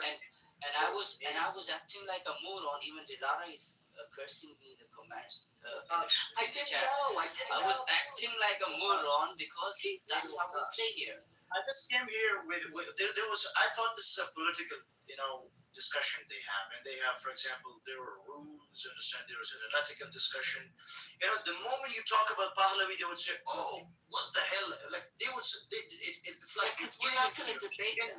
Killing. This isn't actually. They don't want to hear.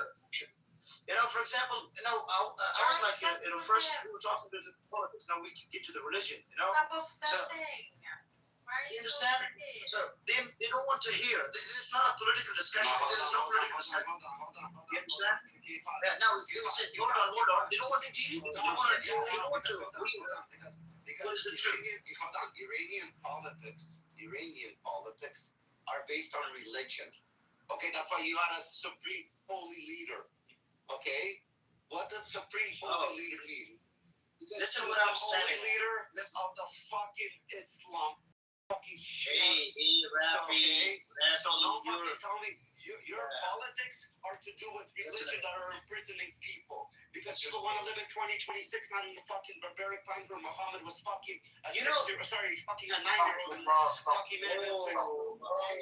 There's a big fucking difference. People don't want to live like that in fucking 2026 under Islamic law. You just want to hear what you want to hear. Listen, you don't want to hear the truth. You want to hear the truth. You don't want to hear the truth. Listen, if Pahlavi was thrown by the Iranian, supporting a regime and talking against democracy for the people of Iran. And you can go cry in a corner about it because you are a loser and you will always be. Because God is. Listen to me now. Pahlavi was overthrown by the Iranian people. Iranians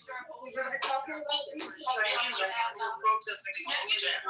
You understand? We're already talking about that. We're talking about Iranians, they want to bring it back to him. That guy. I don't know why, but he just like, okay, what is wrong there? When they mentioned the supremacist, so when they mentioned the striking villain, and actually insightful, not just and why aren't you? No, Mary doesn't need to listen to you. No, Mary has a problem. You listen. Hold on, one at a time. Mary was talking, and then you go. You don't say, Mary, listen to me. Mary, listen to me. Stop it. I will not take your names now. It's okay. I like when hell plays daddy.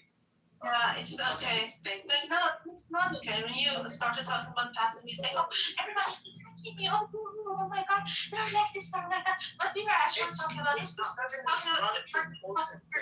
like the logic, not through the analysis. And you're going orange. Whatever you have, you say, oh, this is what I need. The topic was actually answering your question. And then I answered your question, and Travis was talking about like Iranian side, Iran, and about the Sharia law and what they do to us, or the honor killings that are not part of like Quran exactly, but they're like shortcomings inside it. And yeah, people of Iran are tired of it. More than 60% of us that are ex-Muslims, we are not practicing it anymore. We are fucking tired of it, but the laws and the reinforcement is still based on that fucking Islam. So yeah, if you want to talk about it, let's talk about it. Listen. I have a question.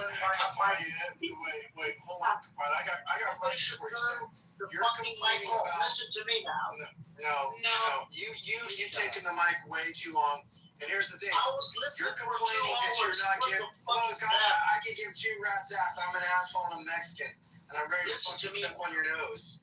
Look, I'm gonna be a real prick, and I'm gonna light the room up like it deserves to be lit up. Because it's fuckers like you that whine and bitch that you don't get equitably heard. But here's the reality. You go into a room called the war room and you have a pink ticket next to your name, then guess what? You're just like any Joe Schmo. If you don't know the moderators and they don't know you very well, you're trying to pour your full cup of information into people who probably already fucking heard it. But the reality that you're suffering emotionally in the current position you're in shows that you're a little bitch right now. So either stop complaining or host rooms that you can invite people to actually listen to you, because more than likely you're acting like a little bitch. You're acting like a little bitch from the Middle East. And I'm a fucking big dick Mexican who loves to thump his fucking drum with his cock listening to you because you're just another little bitch who falls in line, who doesn't have his own thoughts, who tries to stand up for Islam, who doesn't even allow to think himself. And your mullahs, I would love you guys standing up your ancestral intellectuals who kill people indiscriminately. So here, just don't turn your mic off, but mine. You know why is that? If you don't want to hear, I'll feed it to you. That's right. So moderators, I've done my they don't want to hear the truth. That's not for the In about 10 seconds, you're going to be escorted out. How about that? Good news. Breaking news: Trump just held a call with Israel. Fuck that. Shit about this. This is bullshit. I wasted my 2 hours here. Now, it's bullshit. I have to here what I understand nonsense here. You should say, "A'udhu billahi minash shaitanir rajim." So all the Satans and evils go away from you. So breaking news: Trump just had a phone call with Israel. Israel's been begging to hit Iran again. Their hands are really itchy. The talks broke today with Iran on the ceasefire, so I think they might have a green light, guys. Hopefully, fingers crossed, they're action in Iran, and hopefully this is going to give the freedom to the Iranian people that they've been asking for. God Almighty, I want to make a prayer today for the people of Iran, my family, my friends, and all of our families and friends. They're inside of Iran, and this is their time to shine and get out there and reclaim their country. Of course, after the bombs will be dropping. Amen. Rafi, I just want to tell you something. I love them, Jason. I love the big cock swinging there. Yeah, it was nice. I did my cock push-ups this morning, so yeah, my dick is strong, pretty strong. Nice. I love it. Nice cooking. And to all the feminists, I'm sorry if I offend you. I'm not trying to offend you, but I like offending myself and my friends. So yeah, I'm gonna keep. You keep going, Finding Boo. You keep going. Rafi, so yeah. Today I tried to act as a moron, as a person of IRGC, and honestly, I couldn't bear it for 30 minutes. I mean, I tried to put myself in Ali's shoes. I know. I just when you are. And then I was trying to understand. The back message of them what you're trying to do. Yeah, so what?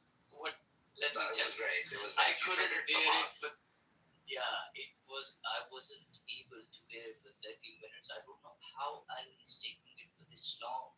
He must have some He gets paid by the hour. He doesn't give a fuck if work is hard or easy. He's getting paid by the hour. They're paying him by the fucking hour to fucking spread propaganda on Clubhouse. And whoever falls for it, God bless you. You're very weak-minded, but it works. How do you say Blue? He must be extremely bad in order to take it with Islam. بغیرت بی غیرت، بی شرف، بی دیگه بی چی؟ حیا. بی حیا. بی حیا. بی حیا. I'll call you back in a second. I'm in let's make a phone call. Okay. Anyway, yeah, I'm praying for their strength and wellness, and we have been in contact with them, and they're very hopeful because this is the closest they've been to freedom for over 47 years now, and it's a very tough time. We are scared. Listen, we are scared. Okay, it's not like we're not scared, but there's just something much stronger than fear, and that is existence and the fight for existence. So let's pray for the best. Is anyone else interested in joining us on stage? If you have a different point of view, that's fine. Just don't be careful. You can come up. Wait, I'm always disrespectful. Am I still welcome? Well, I kind of like your disrespect, so It's our favorite. yeah, our favorite kind of like rudeness. I'm just praying for cheaper gas, okay? Just give me the fucking gas. I'm in California. It sucks here paying $6 plus, okay? We got you, Jason. We got you, Jason. I just Listen, paid $3.85. Are you praying for Jesus? you help us survive, and you got it.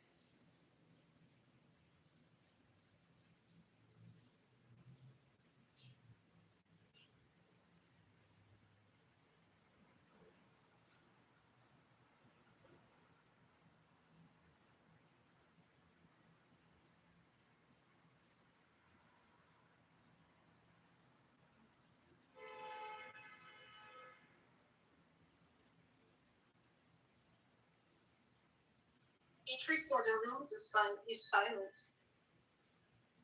Oh, I thought I had bad signal. I was just pouring myself some Persian black tea, and I was reading the news while listening to Was you it made guys. by a real Persian? Yeah, it's my parents gifted it to me, and let me tell you, I drank it and I poured milk in it, and Iranians don't like to pour milk in it. They usually drink it all black, but I drank it and I stayed awake till 8 a.m. It's stronger than coffee, so it's authentic. It's really cool. Yeah. And I have to say that I was on Israeli timeline on Twitter, and they're even more angrier than Iranians. They're very angry at Trump and very angry at their government. They're saying that why Trump stopped it, and I was just reading their comments, translating them. They are way angrier than Iranians. Well, they're also fighting for their existence, and I think they're angrier because of Hezbollah and all these proxies around them attacking them with missiles, which I can totally understand. I speak to some of them. They say every day they're being hit by in northern part of Israel, and yeah, Israelis are dying. So that's, I get that they're pissed off, of course. Iranians, there's a ceasefire and there are some executions going on by the regime, but the amount of Israelis dying, unfortunately, we have to pray for their safety, and I hope that they'll be all right. And I'm very sorry for this regime. We do not, we condemn it. We do not. You guys already know. We do not hate Jews or Israelis at all. The regime is another story, of course. So we will pray for their safety as well. I was like talking to him, I was asking like if the Khatam al-Anbiya like is part of the militias of the IRGC. They actually had this like evacuation warning sent out about I think on northern Israel. They say, oh, we should evacuate. Mary and Blue, can you pick that guy up, Mr. Sahib? He wants to speak something. Sure. Persian. Oh, he's saying anyone can speak Persian? Yeah, sure. Can you speak Persian, Mr. Sahib? Here, translators, okay? He hasn't raised his hand. Wait. Who's this? He'll see. This one? Let's see. Yeah. Mr. Sahib. I did it, but I don't know why he's not coming up. I sent him one to he's stalling. He changed his mind. There he is. Go back, mister. I'll also send Sep wants to come up. Hello, good evening everyone. Good evening, mister. سلام خسته نباشید. چه کسی فارسی بلد است؟ Oh, you're Afghan? Yeah, we speak Farsi. Hey, Mr. Sahib, you speak Persian, so you can speak Persian, right?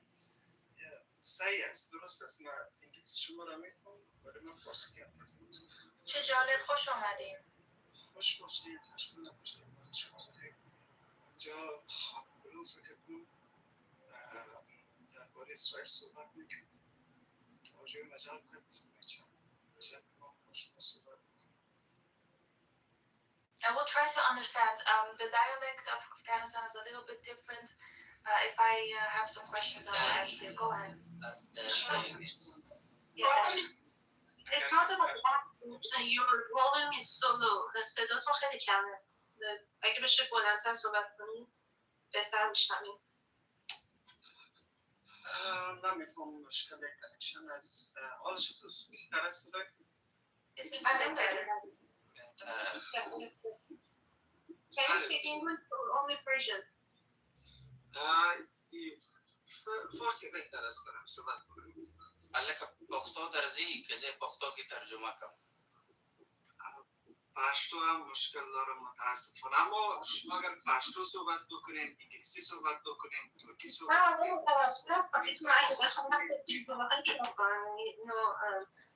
برگردم به زبان دوستانم اینجا انگلیسی زبانم. We can do a short, very, very quickly, Farsi the conversation. پختو درزی for چیزای ترجمه کنم. I'm asking if he can speak in Pashto. I can do that. He doesn't speak Pashto. He speaks Dari, which is close to Farsi. But they do have Pashto in Afghanistan, right? They do, but he doesn't. He's a Dari. Dialect or dialect is different. زبرزه پا داری برزه. ما در ایران زندگی میکنن. اونایی که در ایران زندگی میکنن ممکنه بترسن بیان اینجا صحبت کنن در مورد رژیم که میکشتشون. بعد الان توی ایران ساعت 1 شبه. الان خوابیدن. wants to come on here to speak on the ones that are pro-regime because they have like the white SIM cards. And they get them for free so they can come and spread their propaganda. مستر صاحب شما IRGC یعنی از کجا حمایت میکنید؟ از ایران یا سمت آمریکا و اسرائیل تو این جنگ؟ دیدگاه ما ملت افغانستان با کسی یا با اطرافی یا با کسایی طرف می باشن که مظلوم باشن. مظلوم ایران رو به نظرتون مثلا مردم فلسطین؟ اما را در بازی سیاست کلتون بهتر میفهمین که مردم چی اسرائیل باشه، چی فلسطین باشه، چی ایران باشه یا حتی ملت امریکا هم بعضا میتونه که مظلوم بشه. تصمیم‌های اشتباهی بعضی قدرت هاست که باعث میشه ملت ها میشه جور جفاش بکشه. شما آرمان فلسطینی دارید یا آرمان ایرانی؟ شما ترانسپورت صحبت روان ایرانی من یک شما آرمان دینی داری، آرمان اسلامی داری یا آرمان ایرانی. در اگر من ایرانی رو بده، اومدی با من همطلا بشی، میخوام شما را بشناسم در بقیه اول بوده. خواهش میکنم اول بهتره این است که بفهم هدف از آرمانی که میگی چی است. من آرمان یعنی چی؟ آرمان اسلامی یعنی چی؟ چرا که توصیف ببخشید یه لحظه جفتتون یه لحظه توجه داشته باشم. آقای ایران صداتون خیلی بمه، میشه یه کاری بکنین صداتون از بمی در بیاد بشنویم چی میگی؟ ببخشید مرسی. Low translation. Yeah, his voice is very I can't hear him correctly. Iran. Yeah, actually we are talking like I asked him what he thought about because he was talking about like normal people, like the ummah of Afghanistan, like there is like people of Afghanistan, and he didn't really answer my question, which was which side of the war are you like supporting, like Iran side, like IRGC side, or Israel, America? And he said that we are on the side of people who are oppressed. And I asked him whether the oppressed people are the Iranian people or like Palestinian people, because I have seen the argument too, like Iraq and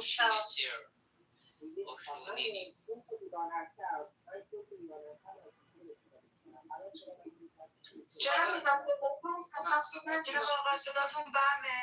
من تو ایرانم دوستان VPN باید استفاده بکنم. اگر تو ایران مایکاتون رو ببندید، این دوست افغانی که ما اومده، ما مردم افغانستان، مردم پنشیر، مردم فریق وطن دوست هستن، اونا رو دوست داریم. منتها بازی مولا رو باید این دوست افغانی من بدونه و امروز تصمیم خودش رو بگیره. ایشون با آرمان مردم ایران یکی هستن یا با آرمان قاطعین مردم ایران که اتفاقا دارن از فلسطین و غزه و آرمانهای فلسطین رو دارن دنبال میکنن. امروز ما مردم ایران به دست جهاد اسلامی، به دست این آرمان فلسطینی کشته شدیم و امروز شکوه کشورمون رو در نام ایران پیدا میکنیم. شریکای ما کشوری هستن امروز با مردم ایران دست میدن، نه با قاطعینی که بچه مردم ایران رو کشته.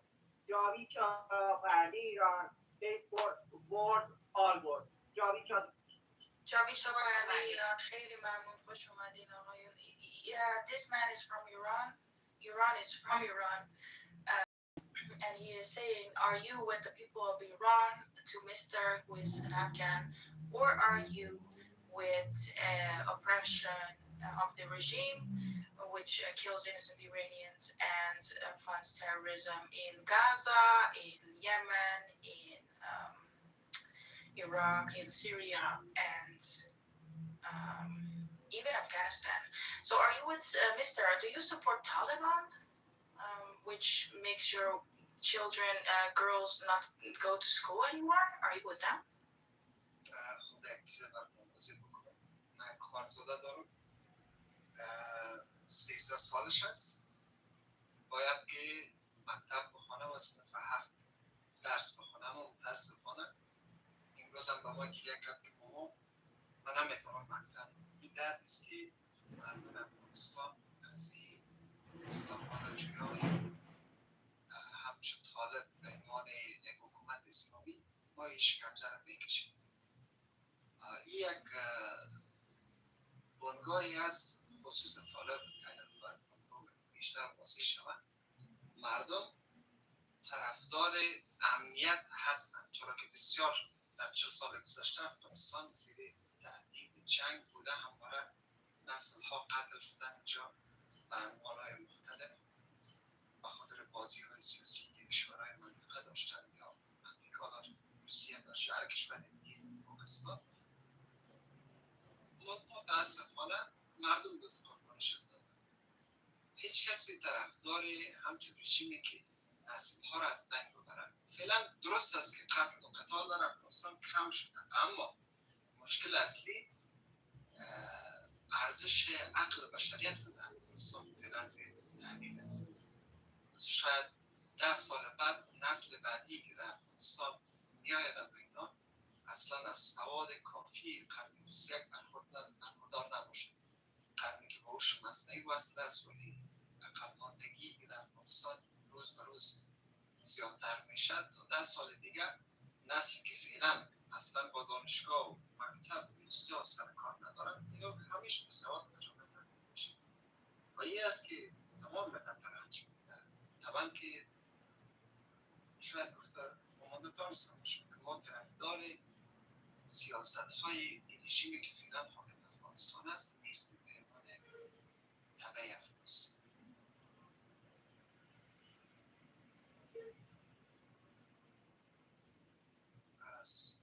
ترجمه میکنیم به کسایی که انگلیسی زبان است. خیلی ممنون. اگه کسی هست که بتونه ترجمه کنه مری جون، شما متوجه شدین که بتونین درست ترجمه کنین؟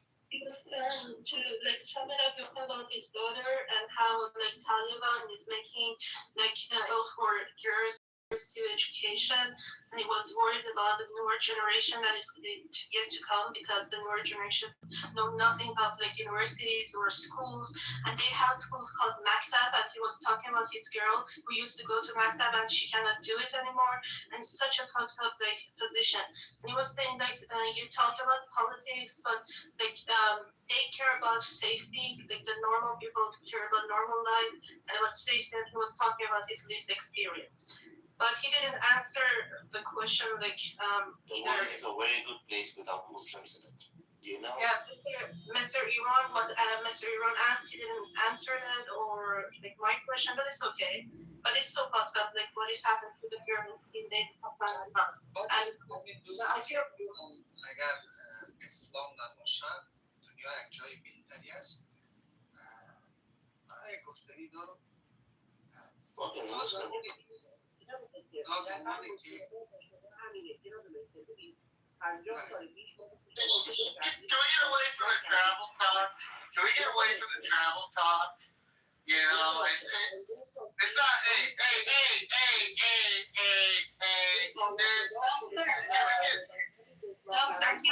Sir, please give us 1 second. He's from Iran. من امروز به عنوان یک ایرانی Jesus fucking Christ.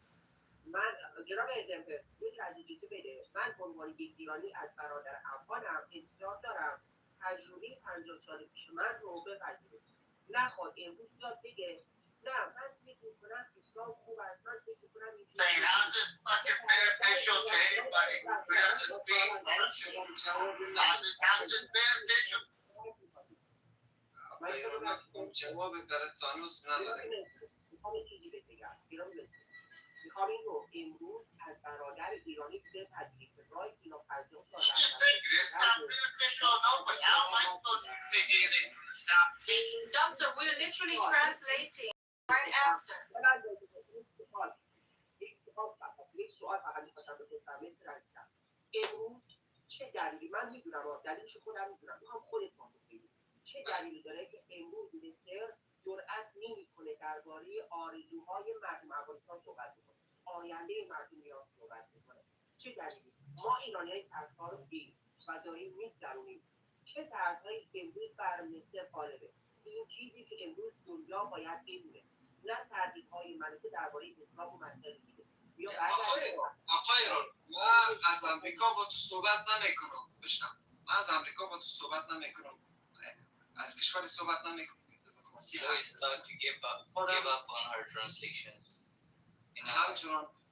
همچنان ما اینجا اگر تو 40 سال 50 سال درد کشیدی، زحمت کشیدی، عذاب دیدی، افغانستان ملتش همچنان یک تاریخ سیاه 50 ساله داره در عقب خود.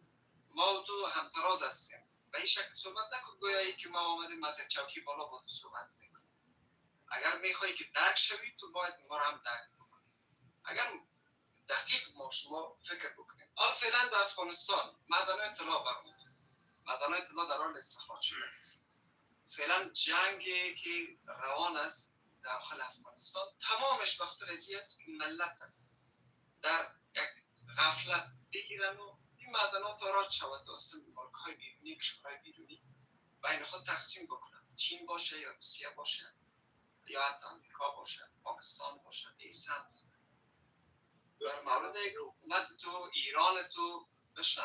Okay. So much, guys. We're gonna be switching back to English now, so only have conversations in English because this is an English room. We will be having Persian rooms. The room is called amplifying Iranian voices. I repeat, amplifying Iranian voices. You can, if you're a Farsi speaker, you can join this room and we will be glad to have you, and we will be speaking Farsi in between, but also English. We're going to switch back to English now. Go ahead. Yeah. Hell yeah. Afghan brother and our Iranian brother were having a conversation about the situation with Afghanistan. Unfortunately, we didn't get our questions answered as to who is he, Mister, and what does he stand for? Mr. Iran here asked him like he mentioned Islam, and I think Mr. Salva got a bit maybe offended. I was just listening in the background, and they were talking about. Mr. Salva was talking about how Afghanistan's resources were being taken over by the big games that the big countries played, either China or Russia, and they were like Iranians. They had a very dark past 50 years, and he was talking about the hardships of normal life. And he was saying that people are being screwed because of war and the big powers who are playing the game. But he didn't answer the exact question. But yeah, I guess he's avoiding talking about politics. And you are Muslim, right, Mr. Saf? Yes. And you what? Yes, can you please speak in English? Thank you. Yeah. Yes, Kurosh.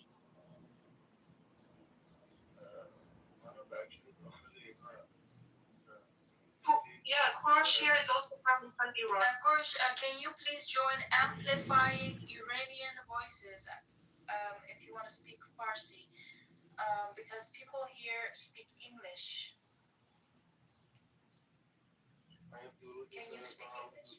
درود بر شما. من درود می‌فرستم به بچه‌های ایرانی، هم به دوستان آمریکایی خارجی. من می‌خواستم فقط گفتگو تو کنید، ترجمه کنید و من خواستم شاید ایران بگم. هر روز حالا خود آقای ایران که خودش می‌دونه چه ایران، ما هر روز داریم زیر این فشار له میشیم. We are being squeezed under this pressure every day, but ولی دیگه آقای ترامپ آخرش But if President Trump, at the end of this road, یه معامله‌ای بکنه که فقط به نفع خودش باشه و به نفع مردم ایران نباشه. if he makes a deal that is not in the interest of taking down this regime and only in his own interest, then ببین الان از 70% ایران 70%. Let him speak. We actually let him finish speaking. Jesus fucking hate me. What the fuck, me? You always interrupt him. Bitch, you're drunk all the time. I barely talk. You don't know how to shut the fuck up. can you please Listen down. let him finish? Yeah, go ahead. آقای کوروش بفرمایید. اتاق خودمون رو درست کن. بچه‌ها. 70% مردم ایران الان هم پشت اسرائیل هم پشت آمریکا. He says 70% of the people inside of Iran are behind America, the United States, and Israel. More than 70%. Okay, so look, can I ask a question before BB fucking parks off? Yeah, go ahead. Jesus. Fuck's sakes, baby. Fuck. Dude, so he brought up the fact that Trump's agenda based on his plan. I hope he understands we're not all the American. Listen, we're aware. Trump is aware of the happening in Iran. It's tragic and it's hurting, and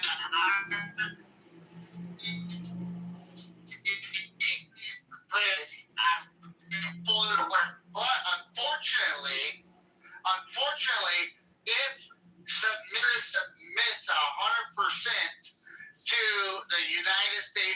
Israel's terms. Unfortunately, and this is what Iranian people might get upset about, is they might be still around. So that's something the Iranian people really need to understand. This whole operation is not fully spiked off because the is it's because how loud, but that's what I was trying to ask before. Drunk ass BB, move him the fuck down, bitch. I barely fucking talk, and it is fun. But yeah, that's my fucking question. Yeah, thank you, Doctor. Yeah, so we all know that, but you have to understand he's speaking from a point of existence and being, crushed under this regime. So I understand his point of view as well, but we have to be very clear to him, and I'm going to say this to him in Persian. I'm going to tell him they're there for their own interests, as you may know. And we have to fight for our freedom ourselves. And, the time will come where it will be in your hands, our hands, not. to take down this regime. Sorry, I just got off the phone. It's on this way. You have to explain to them this way. That they are for their own interests. Yeah. And really for hold on. Yeah. They're not for the Iranian interests. But the Iranian people themselves on the ground are going to have the opportunity at a certain point that the government and the regime is going to be weak, that they're going to have to pick up arms or whatever they're going to have to do and then to take back the country. Like, Trump is not going to fully take back the country unless the Iranian people themselves on the ground are willing to finish off the job. The ones who are going to finish off the jobs are the Iranians, not the American people. Americans are going to do what they need to do for themselves. Yeah. ایشون میفرماین آقای کوروش گوش میدین و آقای ایران مهم اینجاست که آمریکا واسه منافع خودش داره حمله میکنه به جمهوری اسلامی و این رژیم رو میتونه به یه جایی برسونه که خیلی این رژیم ضعیف میشه. پس گرفتن ایران دست خود ایرانیا میفته.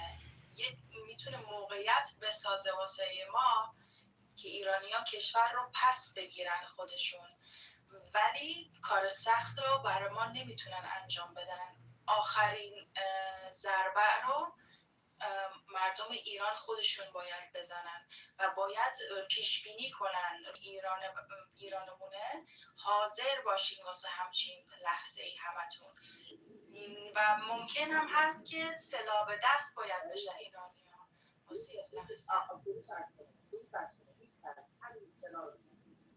ما هیچ ترسی درباره آینده نداریم. ما مردم ایران انتخاب خودمون هستن.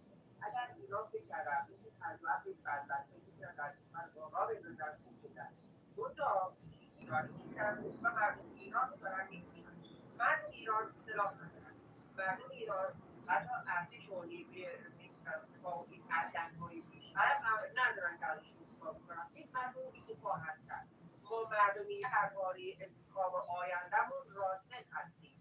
با این گلوله خوردیم، انتخابمون رو فریاد زدیم، درباره آینده کشور عزیزمون به درستی انتخاب کردیم، صلح در تمام دار انتخاب کردیم.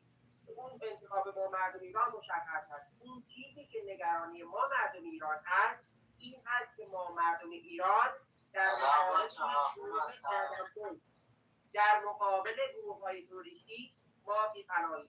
ما امروز نیاز به کمک داریم که ما مردم انتخابمون رو کردیم. این مشکل ما همینه. والا بحث نیست که مثلا نمی‌تونم تجربه بشیم مسخره بازی ها. این چیزی که ما انتظارتون رو میتونید یه بار دیگه بگین که دقیقاً انتظارتون چیه؟ بار دیگه ما مردم ایران به جهان آزاد اثبات کردیم که با این شرورهای جهاد اسلامی می‌بینیم. ما بیشتر از تمام جهان آزاد کشته داریم. مثلا خیلی از کشورها میتونن بیان بگن جمهوری اسلامی 10 تا ما رو کشته. در 2 روز 50,000 ایرانی رو کشته. پس ما مردم ایران نه تنها بهترین شریک این جهان آزاد هستیم، بلکه بیشترین هزینه رو داریم. امروز جهان آزاد باید انتخاب بکنه. امروز مردم ایران انتخابشون رو انجام دادن. ما نیاز به ساپورت داریم. ما شرکای جهان آزاد هستیم. اونها وظیفه‌شون هست که ما رو ساپورت بکنن. در نظر تسلیحاتی ما باید بتونیم از جان خودمون حفاظت بکنیم. نمیگم بریم کارهای تروریستی بکنیم، چون ما هرگز تروریست نیستیم. منتها وقتی ما میخوایم کشورمون رو آزاد بکنیم باید ما جانمون در امنیت باشه. من فردا میخوام برم تو خیابون، من دیدم 50,000 جوون دوستای من رو کشتن، من این بار نمیگیرم کشته بشم، من میرم تو روزیمو به دست بیارم. He said the next time we get out on the streets, we have a means to defend ourselves. Of course, President Trump said himself, we will be covering you from the air. We will be watching over you from the air for the next time you come out. But it's not safe right now. Stay inside because there will be bombs dropping everywhere. But when they come out, they some kind of fair fight with weapons to defend themselves. Now he's saying that the humanitarian aid or this rescue mission is they're very thankful for that, and they think they really need it. Because they can't do it alone. We already know that. And yeah. Hello. Hey, I understand where you're saying that they might need assistance with weapons or whatever, but my opinion is I don't think they're going to get that type of assistance because you got to look at as frustrating as it is for Iranian or Persian in that situation. I understand the risk and the reasoning to saying that they're outgunned or outnumbered. I understand that, but unfortunately, through the risk program, it would be very hard to sell that pitch to our own congressmen and women, to our Senate, and to our elected political members on giving civilians firearms to assist in overturning their own government. And it would be so hard and besides that, the vetting program, I mean, we saw this in Afghanistan. I mean, I was one of many hundreds of thousands of troops over there that were training Afghani civilians in becoming police officers and becoming soldiers, same thing in Iraq. And the vetting program takes a lot of time. So for the reality of, I could be wrong, but this is just my opinion. The reality, in my opinion, of actually dropping firepower or weapons to civilians to overthrow when that time comes up it would be very impractical. Because let's say hypothetically we did do that, and let's say it went completely opposite. It's a 360 of what we expected. Because there's a risk of not having insurance that the people are fully wanting to disband from the IRGC. Now you can say this on any platform, Clubhouse, wherever, or you can say it in the street that this is what we want.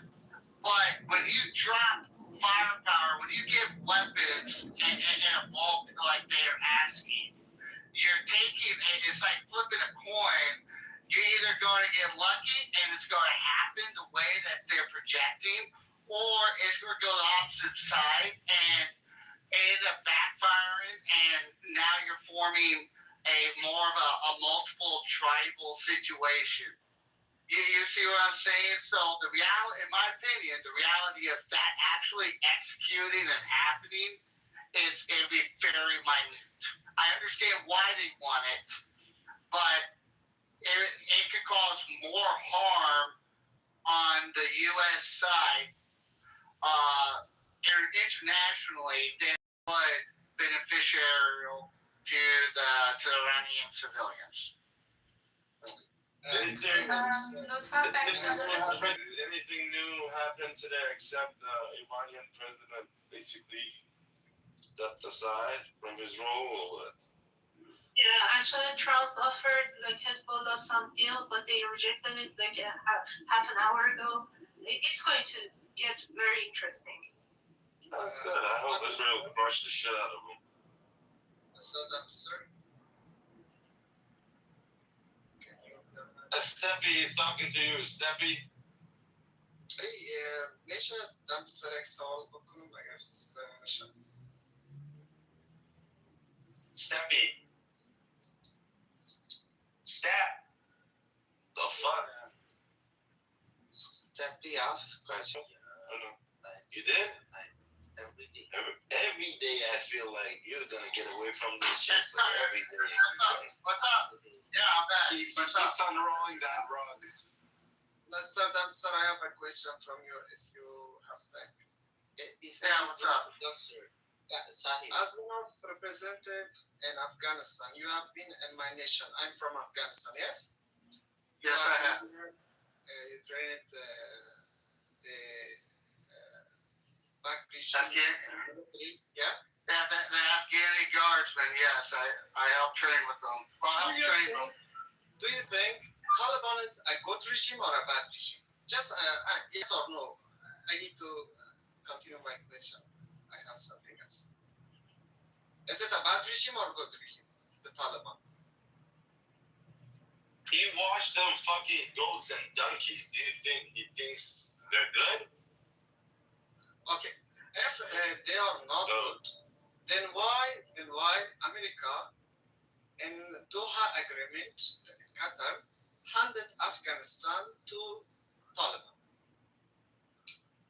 Because you guys wanted them. It was you didn't survive. Because vast majority of your people wanted them. No. You're gonna get rid of that fucking. Who wants torture? Who wants in any nation? Who wants torture? Who wants to be killed? No one. Never. Yeah, but vast majority of your people are Muslim, very hardcore Muslim. So when vast majority are hardcore Muslim, they might disagree with certain things about us, but they don't. Turkey is also Muslims. Kazakhstan is also Muslims. So what? They don't want to be killed. No, I never said that. But because that force doesn't mean you want to be killed. But because that force is also Muslim. We're talking about a force who's a Muslim, which is Taliban. Okay, maybe that is Muslim. I am not at the point of Muslim or not being a Muslim. It's a bad regime or a good regime. Afghanistan was in hand to hand with America. فارسی زبان رو لطفاً تشریف بیارین به اون رومی که میخوام اینوایتتون کنم. Yeah, but you guys, hold on, let me ask you a question. Okay, go right. During the time, right, before Taliban come back and all that bullshit. Yes. Do you think your country was developing? Hold on. They maintained it in a good way, right? Oh shit, can I join on this? Dude, yes or no?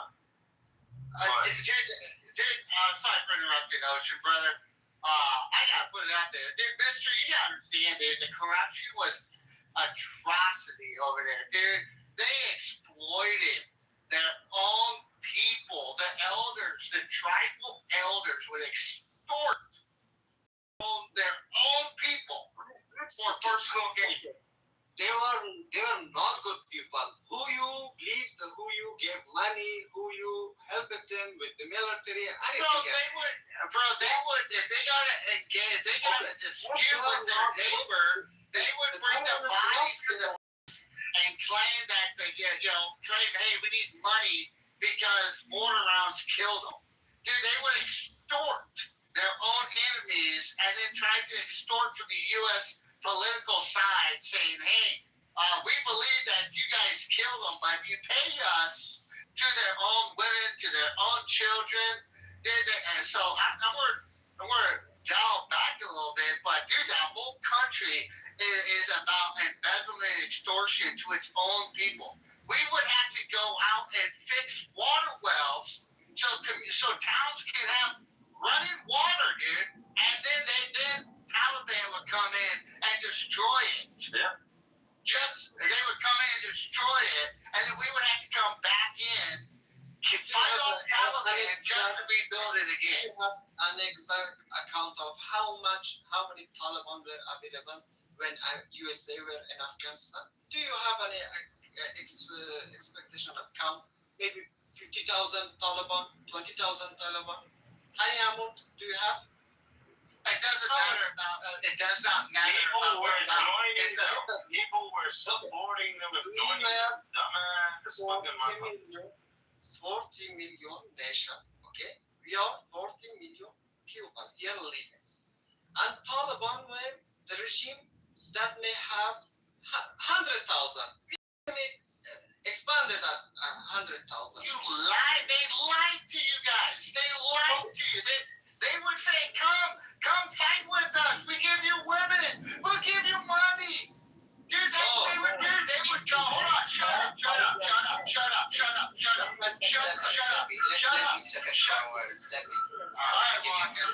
Okay, we are from the same region, so let's have a conversation, right? This is the war between a Turkey and Afghanistan. Go ahead. Yeah. No, dilan baray dostum, Mr. Sahil Misuza. Let me tell you why. See, that's what Steffi was talking about when he was making this analogy of the Afghan case and the Iranian case. Why it cannot be done in Iran? Iranians are different people. They're not like Afghans. I'm not calling you cowards, but America invested for 20 years in order to develop that Mili Urdu. Right? Yes. Do you agree that American, let me tell you, do you agree that American invested for 20 years in this Mili Urdu, this Lashkar? And what did they do? When Americans left, they were unable even to survive or stay for. They went back to fucking Islam. That's what happened. Exactly. So it was their primary responsibility. It was their primary. See, that's not true. It's not true. What do you mean? I live in Afghanistan. I know the truth. What happened here? You can see from above. You can see from above. I was sitting right below the Devon line. When all these things were happening, I was living exactly below the Devon line. I belong to the Lar Pakhtunkhwa and you belong to the Bal Pakhtunkhwa. You understand the Lar and Bal, right? Yeah, but the only division between us is of that Devon line, and I witnessed everything. And the only resistance the Taliban received. Okay, well, the only resistance received was from Panjshir. You know that. The Taliban fight quite long in Panjshir Vilayat against the Panjshiris. You know that. But the rest of the Mili Urdu, they simply surrendered. And the people, the civilians, they were trying their level best to run away when Americans were leaving the lane. Was a thing that you have made in Qatar. So why would you let Taliban rule you? You could have resisted. You know why? The only true answer is because Muslims don't want to fight Muslims. Yeah, and because also mentioned 40 million. So what percentage? For 20 years, when there were no USA in Afghanistan, let's be some there were Taliban. There were Taliban again. Okay. In before Taliban, before US came.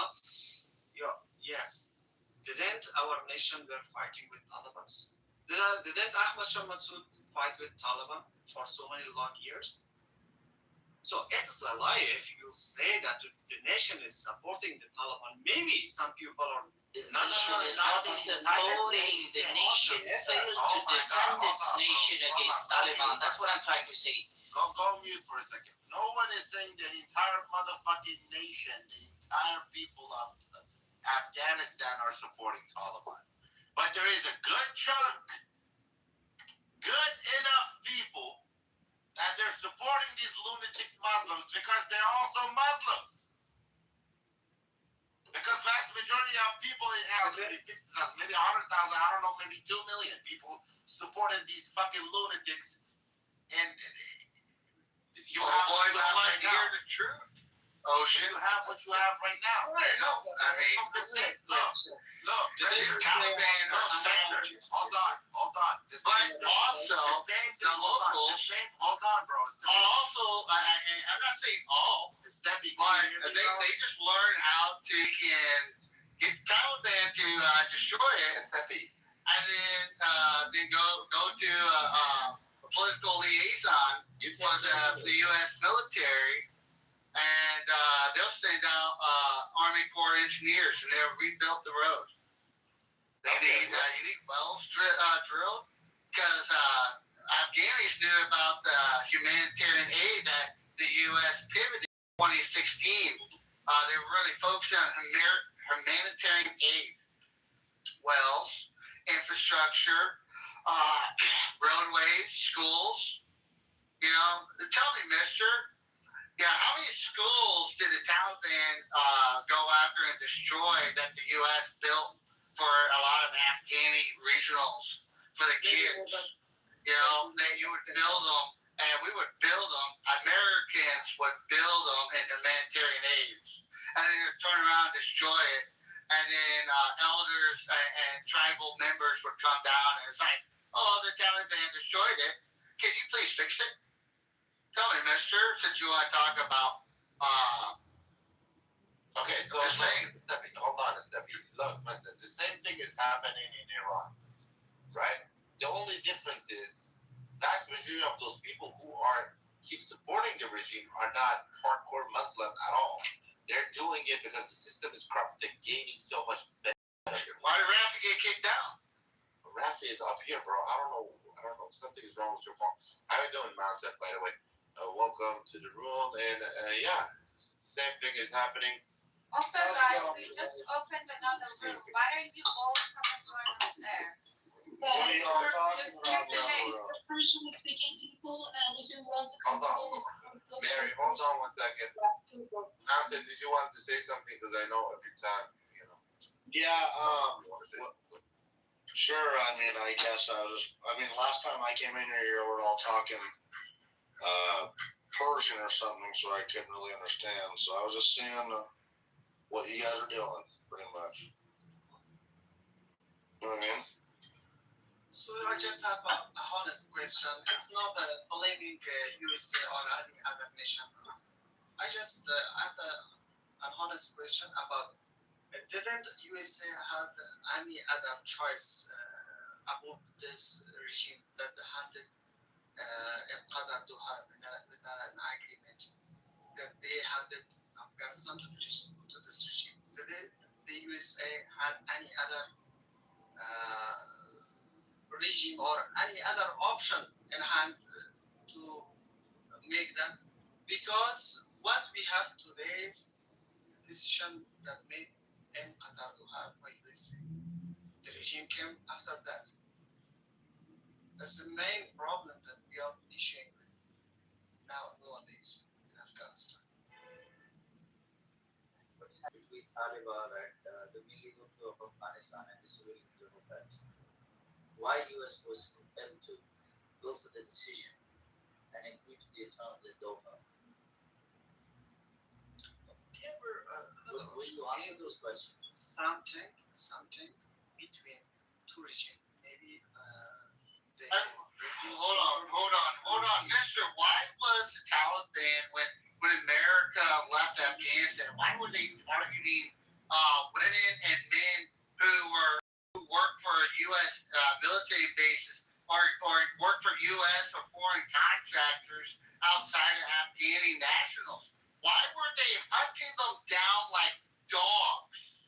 Where they were fleeing, they would rather jump on an airplane and fly to 20,000 feet up. Tell me, why would the Taliban?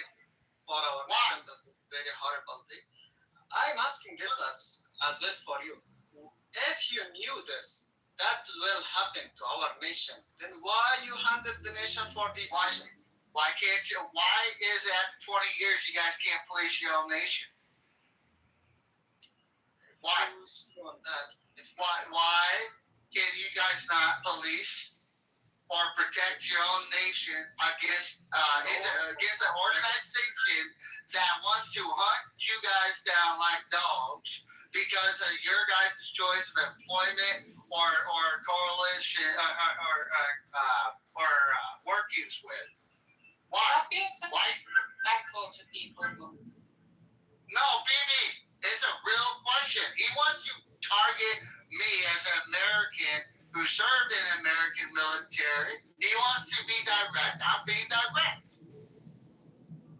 Why can you guys, you sir, a proud Afghani that you are, that at least you claim to be, why can your country defend your own country without America being there with you? We do what Which is, you do what you know, which is coward down. Let's not it's very, very backward from knowledge. About knowledge, they are very backward for that. They are falling the trap that Islamophobia, maybe other It's not Islamophobia. It's not Islamophobia, sir. I've been to rural parts of Afghanistan. Their focus point is not education. Most prime Afghanis that get a really good education is because they flee and either go to Pakistan or they either flee and they go to Turkey. Yes, sir. The 20 years that the United States in Afghanistan, there was no chance of Talibanization. And it didn't take even a month for the Taliban to completely take over the whole of Afghanistan, except for that chair that I mentioned earlier. When you ask about education, Afghanistan was never that backward. They were getting high education in Pakistan, in India, in Europe, in the United States of America, especially with the democratic council in the time of Karzai, in the time of After Ghani, they were facilitating all the men and women. So don't give me this argument that they were backward education. No, they were not. The only point that Stevie is raising that regardless of the massive training and investment that the United States did on Afghan people, preparing their own military, they could not survive for even a single month against Taliban. You mentioned yourself they were 50,000 or 60,000 or 100,000, no matter what. But the whole of Afghan nation could not protect themselves from this regime to take over. Marcus, hold on, Mr. Patience, Marcus. I want to, Marcus, Justice Marcus, thank you. Dude, think about this. America left, all right? They left, and we left military-grade weapons. We're talking machine guns, we're talking artillery, we're talking trucks, we're talking billions of dollars. JATVs, light armored vehicles, in some cases helicopters, in some cases troop transport cargo planes. So, dude, the Afghanis completely polarized opposite from the Iranians right now. The Afghanis had the Taliban coming in, and they were on these bases. The Afghani civilians were on these bases with top-notch, state-of-the-art, small arms fire, and they were still not able to fend themselves, to even defend themselves or choose to defend themselves. And what did they do? They sat back. Massive ammunition dumpster. They only had rocket launchers, AK-47. They didn't have tanks. They didn't have artillery. They didn't have aerial support. Thank you. They didn't have jets. Thank you. And the civilians still chose the Afghanis. And a lot of the Afghani guardsmen were in Bagram, Qatar, Kabul, okay? And they were there. These are individuals that 82nd, 75th, 3rd Marines, 1st Marines, and many other National Guards and Reserve units in the United States military for the last 8 to 10 years years have been training civilians and their Afghani National Guardsmen to be able to deter and police and secure their own country. They lowered their weapons and left their own civilians, their women, their children, their elderly, basically to the slaughter. They were cowards and they fled. Okay. Listen to them. Accept what you people are saying. You slaughtered, dude. I accept. You as a military person, you know that the command chain of command.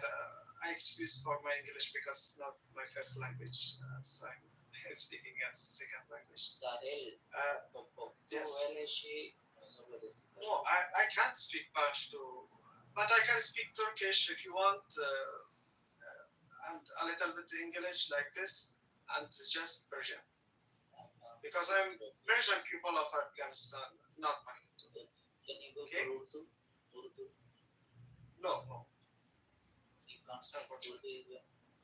No, unfortunately, because I live in Afghanistan. Let's stick Anyway. English then. Anyway, there were a command of chain command. I mean, government, president, then his ministries as well. So maybe we take them all. 500 were in command chain of Afghanistan. Okay, and those were supplied with USA all the time into 20 years. When there were the agreement in Doha, Qatar, the USA told that we did the agreement. We are leaving Afghanistan. It's your nation. You may defend it or you may leave it. It's your choice. You can defend what you know, but we don't support you from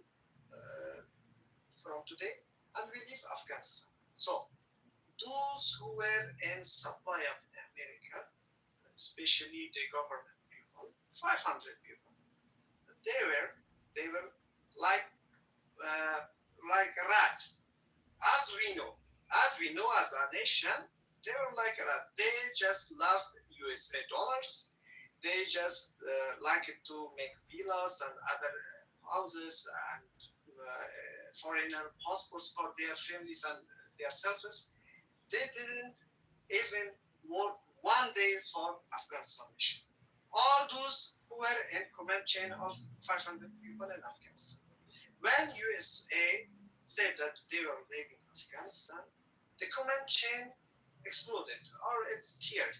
So the soldiers that didn't have their commander, that they didn't have the command change, that you can shoot the Taliban, you can stand here or there. All over Afghanistan, you know that someone is leader left the country. Ashraf Ghani as well left the country, and others in northern Zur as well. Sadato. I gotta stop you there. You're incorrect, sir. I gotta stop you there. You're incorrect. The reason why I did not know what to do, you're incorrect, because I've been in countries what we call in the United States of service personnel when you go to a deployment of that country. I've been in engagements, we call them TICs, TIC, team in contact with the Afghani guardsmen, and we would never rely on them as a true force. Why? Because 8 out of 10 times when an Afghani guardsman unit or company or even a squad would get in contact against fleet. And to be honest with you, sir, there are multiple reports regarding the fact that most of we would not trust them a lot of times.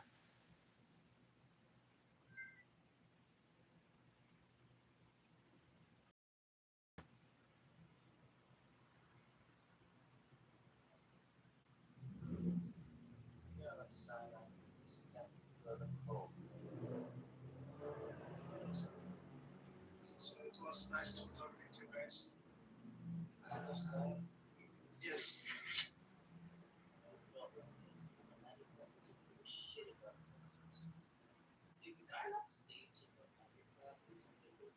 It's not their job. They have their own nation. They have their own people.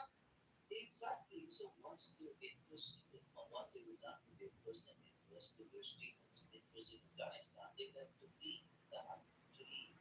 But you cannot take away the credit that what they have done for Afghanistan for 20 years, bringing in democracy, training the people, establishing a whole military and policing for the Afghanistan.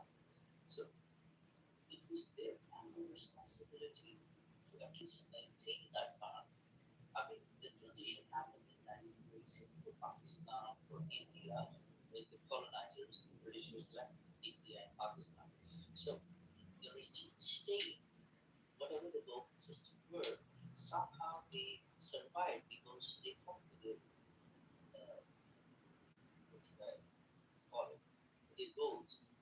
But the Afghans couldn't do We that. also think that we will survive. We are not choosing to fight with the Taliban. Why? If you ask why, because if you choose to fight, then the killing issue will be continuous at the end of the world. Maybe 100 years we will continue, but it will be better if we work side by side to do one thing better from the asset. We know that the government has issues as well. It's not our choice. They can, they use force, they are doing bad things, but it's better than 4 years ago. Now they are going to be a little kind, a little better, maybe.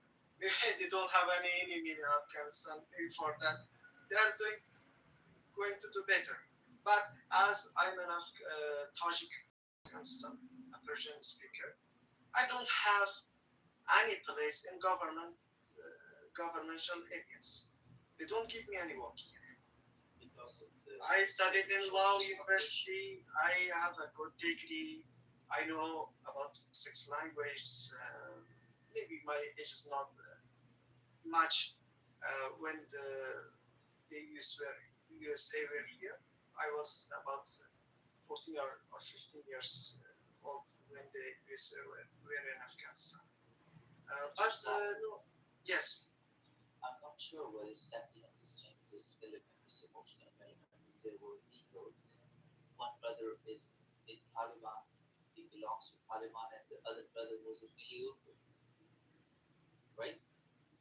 So there were certain cases where the same family member, the same siblings were serving for the oppositions, some in Taliban's camps, others in milieu. So there was lesser chances of confronting each other. We do understand that emotional element why the Afghans do not fight against Taliban. But they knew what would happen to them. They already knew the Taliban regime from 1996 to 2001. So they were aware of it.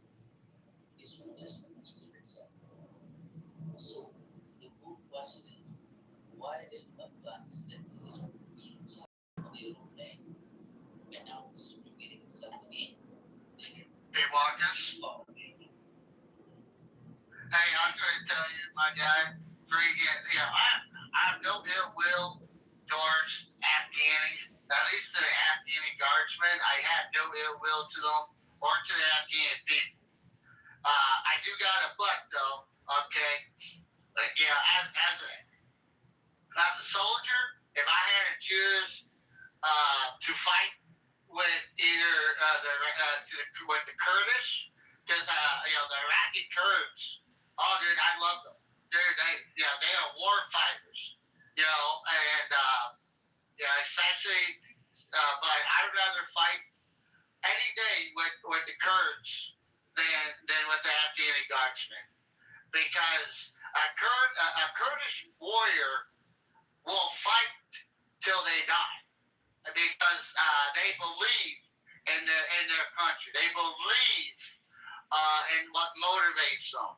Whereas in the Afghani guard, and I've witnessed this, sir, Wakus and Mister, I've witnessed the Afghani guardsmen getting paid the U.S. dollar to fight, for their country, for their women, for their children, for their freedom, still after a few pop shots, they will throw their weapons down and run away like a kid who got his ass whooped. You know, where Iraqi Kurdish, they would not. They will fight for their women. They will fight for their children. They will fight for what their love is of their country. And yeah, I'm not saying all Afghani guardsmen were like that, but I would say a good majority. And when people, so we're monologue a little bit, and then I'm going to just listen. When a lot of Afghanis come on here and blame the U.S. for where they're at right now, remember, we had 20 years with you. We pushed the Taliban out. We went from crazy, the first 8 to 10 years of crazy hostility, and we dialed it down to maybe one service personnel might kill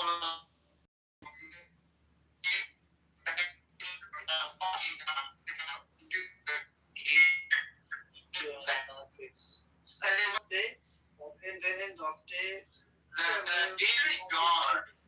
What were in 2001, it became in 2022. That's same. Same thing. Why didn't you guys maintain that security for your country? When we left you the country secure, you chose to bring Taliban in. You chose to allow Taliban to be here. You're correct. You're correct. Absolutely 100% about everything. You're correct. But at the conclusion, you failed. I don't want to blame you, but you wasted your money, you wasted your men, you wasted your government supplies over Afghanistan, and there were no conclusion at the end of the day. What were in 2001 Afghanistan? You have a 2002 again. Look, sir, listen to me. You have a brother. If you have a brother who's fucking a drug addict, do everything you can to help him, right? You're gonna take him to a doctor. You're gonna get him all the fucking pills he needs. You're gonna get him all the food he needs. You're gonna support him and all that. At the end of the day, he fucking choose again to be a drug addict. So now it's your fault, or now it's you made a mistake, but you did your best. So US did its best for you guys. You guys fucking fucked it up. So it is not US who lost shit, it is you, because that was your only motherfucking opportunity. That one nation in the entire fucking world was willing to give it to you, and you fucked it up. Does that make you happy? Or the fact that you say, oh, US lost this and that, which one makes you happy? The one that you fucked up? No, I'm unhappy for this. I'm unhappy for this. Yeah, but why would you bring up? Why would you talk? Why would you talk to a U.S. military service member, Steppy, and say, "Oh, you lost your resources, you did that, you did that, you did that"? You are not worthy enough for their fucking help. You are not fucking enough in any fucking way. They did their best, like the brother who want to help his brother to fucking get rid of drugs. They helped you to get rid of heroin from your system. They helped you to fucking get rid of the cancer, and they did got rid of it. They gave you all the freedom. They gave you everything, and you fucked it up as Afghani. Let me give you another perspective. So all those Afghan officials who served in the democratic government for those many years, they fled. They ran away to Pakistan, to India, to Europe, and Iran, Turkey, Europe, Australia, also Canada, Brazil, everywhere. Maybe more than 120 nations they were fleeing. So they understood the whole system. They were bureaucrats, they were politicians, they were ministers, and there were so many people. They had a system.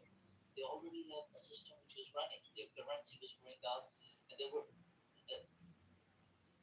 The real problem is there are times Timor leaves the nations. For example, they left India, Australia, America received independence from the Britishers. It happened.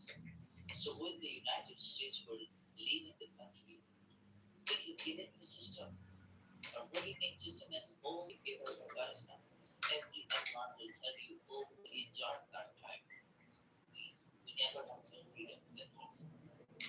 But once they left, you let Taliban take over. So you cannot blame America for what happened. You should be blaming yourself for being failing miserably. Yes, I always blame myself. I can't blame myself because I was so young those years, but I blame my father. But you can't. I blame the whole generation before me. Exactly the same. No, they are not exactly the same. Yeah. You just ruined the whole hard work done in the past 20 years. In between those 20 years, from 2001 to 2022. 36 months away. Whole generation. He took 46 months away from my wife and my daughter. Think about that. You took 46 months. It's almost 4 years. This to my wife. Pass this to my wife and my children, to my girls, bring it for the hope. That's what we were told, the hope. The women, the men. I had an old man cry of joy. Have you ever had someone have so much joy in their heart and gratitude that they start shaking and all they can do is cry? That's a lifetime experience. It killed me watching the withdrawal. Hold on, Ocean, it killed me in the withdrawal. It killed me watching that. Seeing the withdrawal, seeing that the Afghani people would rather die on a plane, fall into their deaths. It killed me, mister. All the memories I have there with the children, with the men, with the women, the elders, the roads I built, the humanitarian, the schools, it hurt me. And it's watched the nation just give it up. Just give it up and put them back to square one. So it pains you, mister, but it hurts me more. Because the mission that I went there for was to give freedom.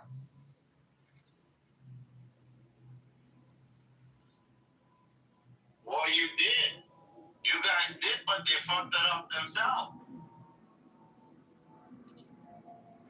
Yeah, fail at it. Very sad. Sahil, do you agree that once Osama bin Laden was executed, America could have left the country by then? Do you know why they stayed? And do not come up with this argument. They were here for the minerals and the resources.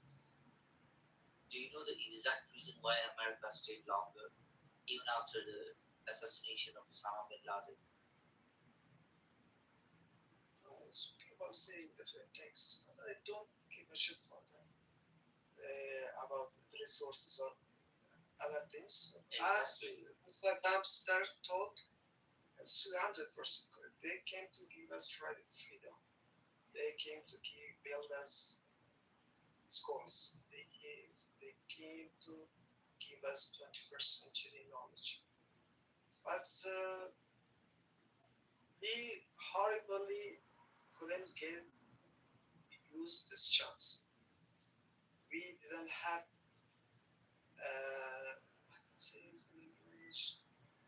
people from their hearts, especially our leaders. They didn't thought about our nation. They just did selfishness. For that, we felt everything in us. Corruption. Corruption is just one small thing, as they did. Well, I don't know, man. Don't beat yourself up too much, I say, because I mean, while the individual soldiers and the men were valiant, putting their life on the line and had a good cause, you know, trying to free Afghanistan. People like Dick Cheney and listen, I'm a conservative on the right, but that was kind of a fucked up war, you know. I mean, I just remember in Iraq, like Halliburton, which Dick Cheney had huge ties to. He was like the president of Halliburton at one time. Well, then Halliburton gets the #1 contract in Iraq, you know, in Afghanistan, to haul fuel and supplies for the military. And the military, or the Halliburton, there was so much money just being thrown over there. If they even got a flat fucking tire, instead of changing it, they would burn the whole vehicle down and build the United States government. So it was crazy what was happening over there. We could have been a lot more effective for sure too, you know. I mean, but Afghanistan especially is like, that's where empires go to die, you know. I mean, Britain's tried 4 times. The Soviet Union's tried, you know, America's tried, obviously. It's not a great place to go if you want to survive, you know, I'm just saying. But I think that the objective was, initially, it was going good, you know, like, because we had special forces in there, and we joined forces with the Northern Alliance, and it was going pretty good. But then we, you know, brought in conventional forces and drug it out and shit, and that's exactly where they want us over there, you know. Say what you want about the Afghanis, but the Taliban... Conventional forces? What's wrong with conventional forces, Val? Yeah, exactly. But they have, you know, but what I'm just saying, though, is that, you know, you got to hand it to them, man, to where they were not willing to give up their way of life. And it's sad, I agree. I was sure hoping the Afghanistan people would stand up and keep their country. You know, there was lots of brave men and, you know, and women that were willing to do it, but not quite enough. And, you know, it's a real fucking shame what happened there. But we shouldn't even have been there in the first place, I guess, right? Crazy. Mounted. Just Google Afghanistan in 1960s or 1970s, and you would find out what was culture, what was Afghani culture, and what happened next. India was like once, like Europe, and it was so fun. I mean, the before and after is shocking. Like, I just don't think, like, I don't know, politics destroyed it, but I also think Islam also destroyed not only Iran but also Afghanistan. Oh yeah. You know, and what's scary is that I've talked to a bunch of Turks who are afraid that their country is going to go the same way as Iran. You know, where they have even though they're Sunni, they're just afraid of hardline Islamic groups. You know, the Muslim Brotherhood is banned. Hamas is a terrorist group in Emirates. It is very interesting. Like, they were warning, I had some Emirati friends on Twitter, they were warning Europeans, like, don't allow these kind of animals inside Europe. They call them animals, like, they call them, like, hayawan. Hayawan means animal in Arabic. You call them, like, these very wild Muslims. You know, I don't call them Muslims, they're like extremists, like Islamists, because they don't even believe in their own, religion. So they're just Islamists and they're terrorists. And my Emirati friends were warning them. They said that these animals are not even allowed inside the United Arab Emirates. Why are you allowing these guys inside Europe? I don't understand the culture, but I'm just wondering if maybe a lot of these guys are actually a bunch of, like, Muslim incels. You know, shit's not going good. So fuck it. We'll join a terrorist group. I wonder if the same thing's happening, like, to these Muslim dudes as, like, a bunch of the, people in the West. Because we have a serious incel problem in America, right in the West. You know, like, a lot. I swear to God, like, if you look at it, man, the Zodiac killer was an incel. They've never been able to prove it, but he was obviously mad at kids fucking laid and he wasn't, and he went and killed them, bro. He was literally, a bunch of these serial killers are like incels, and so I'm just wondering, like I said, a bunch of these fuckers are like pissed off incels that just said, fuck it, we'll join a terrorist group, you know. I'm just wondering that. Saddam, sir, do the USA have authority on Taliban regime as well for now? after the Doha Agreement? What? Do USA have authority on Taliban regime? I mean, if No. USA asks something from Taliban, do they obey or not? No. Taliban doesn't obey. I mean, they kind of showed us what they think of. They showed us after 20 years of what, of what they think of our rules. I mean, they were able to be such a pain in the ass and such a problem to where it became no longer, feasible to try to even stay there and subdue these people. So, I mean, I hate to say it, but I mean, I wouldn't say that was necessarily a win for America. And Joe Biden leaving a bunch of weapons and equipment for the Taliban so they could basically become a, legitimate military was fucked up too. I just have one small request from all nations around the world about Afghanistan. If in any case, in any place, if they do anything for Afghan people, they may ask Taliban to open schools. That's very, very sad point for us for now. Don't think about the economy, about other things. It's very important for us to get knowledge, to get higher schools, to get our schools to use. Yeah, but the Talibs are fundamentalists. They don't believe in a wide-ranging education system, and they didn't believe in it when they were set up in the 70s, in late 70s, early 80s in Pakistan before they bled over into Waziristan. Like the madrasas in Pakistan, they educated more fundamentalist believing Muslims rather than more moderate believing Muslims. And so the people, the Taliban that took over, they're much more fundamentalist about their faith in ways that don't allow things like education for all Afghanis, unfortunately. I'm not sure how the United States changes that culture, right? We can't bomb that culture out of existence. We can't invade that culture out of existence. We can't persuade that culture out of existence. So I am, to be frank, I'm unsure what we could do that would guarantee or at least greatly promote the idea of education for everyone. I think it's a value that we should have, right? People should learn and go to college and all that kind of good stuff. But the way Afghanistan is set up and was over 30 years, it doesn't seem like education is really important to the government. Well, Marshall, let's be honest though. I mean, to be honest, I mean, okay, like I'm not saying their values are right, but if they have conservative values, meaning they want to continue their way of life and conserve it, right? I guess, and they look on the Western, the Western world, and I mean, listen, there's a lot of things to envy about the Western world, but there's also a lot of things that are kind of fucked up. I mean, pharmaceuticals, we are so fucking doped up, and then they don't want us having marijuana.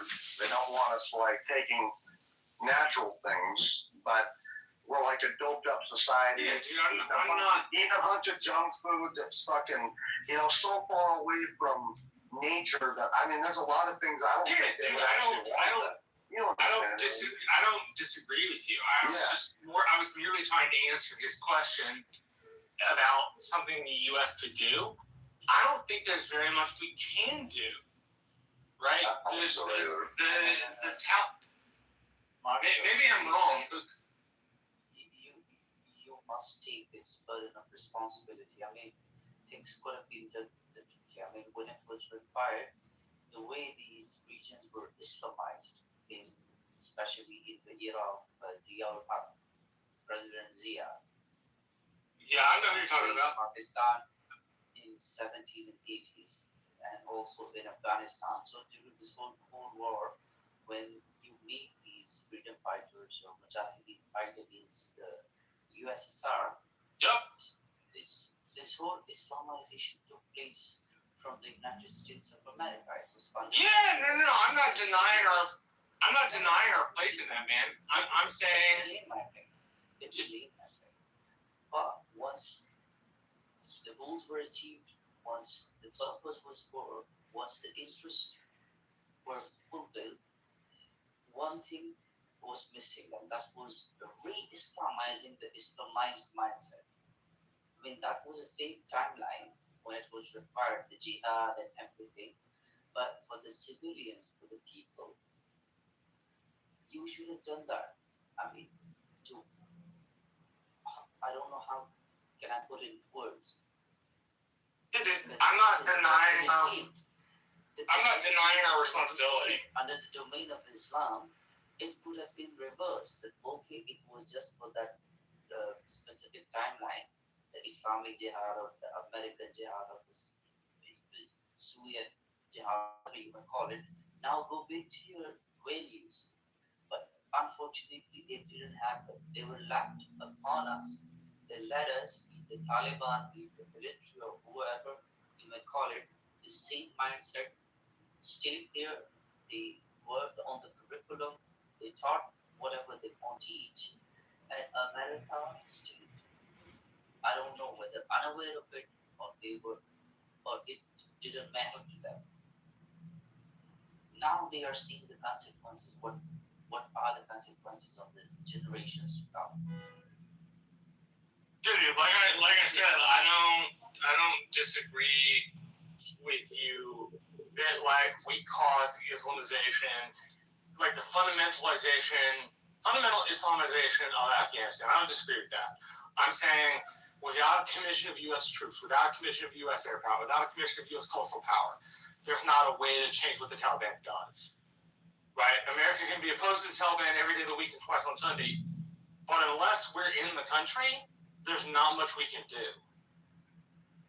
I mean, I don't know the reason. One thing that was very shocking for me was that we stay out of there. Just saying. American troops, like not the troops themselves, but they left behind weapons for Taliban. That was like, I think you should have taken it with you. Let's leave it to Taliban. Well, yeah, or at least destroyed it, right? I mean, yeah, we should have taken the military equipment, absolutely. You them, you could have fucked them, you could have uttered. Well, here's the thing, Marshall. You do know that it's usually more. Hold on. You know, usually it's. Hold on. Wait a minute. It's usually more expensive to send all that equipment back because it's all worn the fuck out, you know, and tired and at the end of life, full of dust. But we should have at least destroyed it. We should have taken the time to destroy it. You know, it's ridiculous and bullshit. Dude, I can't tell you how many times we buried Connexes. Dude, we get Connexes over. That's shipping containers for you guys. Dude, as soon as we unloaded them, dude, we'll just grab a combat engineer with a dozer and then just dig a trench, you'll roll it in, you bury the motherfucker. You know? Can't tell you how many times I've seen that shit. Well, they probably would have, maybe unburied that. I mean, we have so many explosives. We love blowing shit up.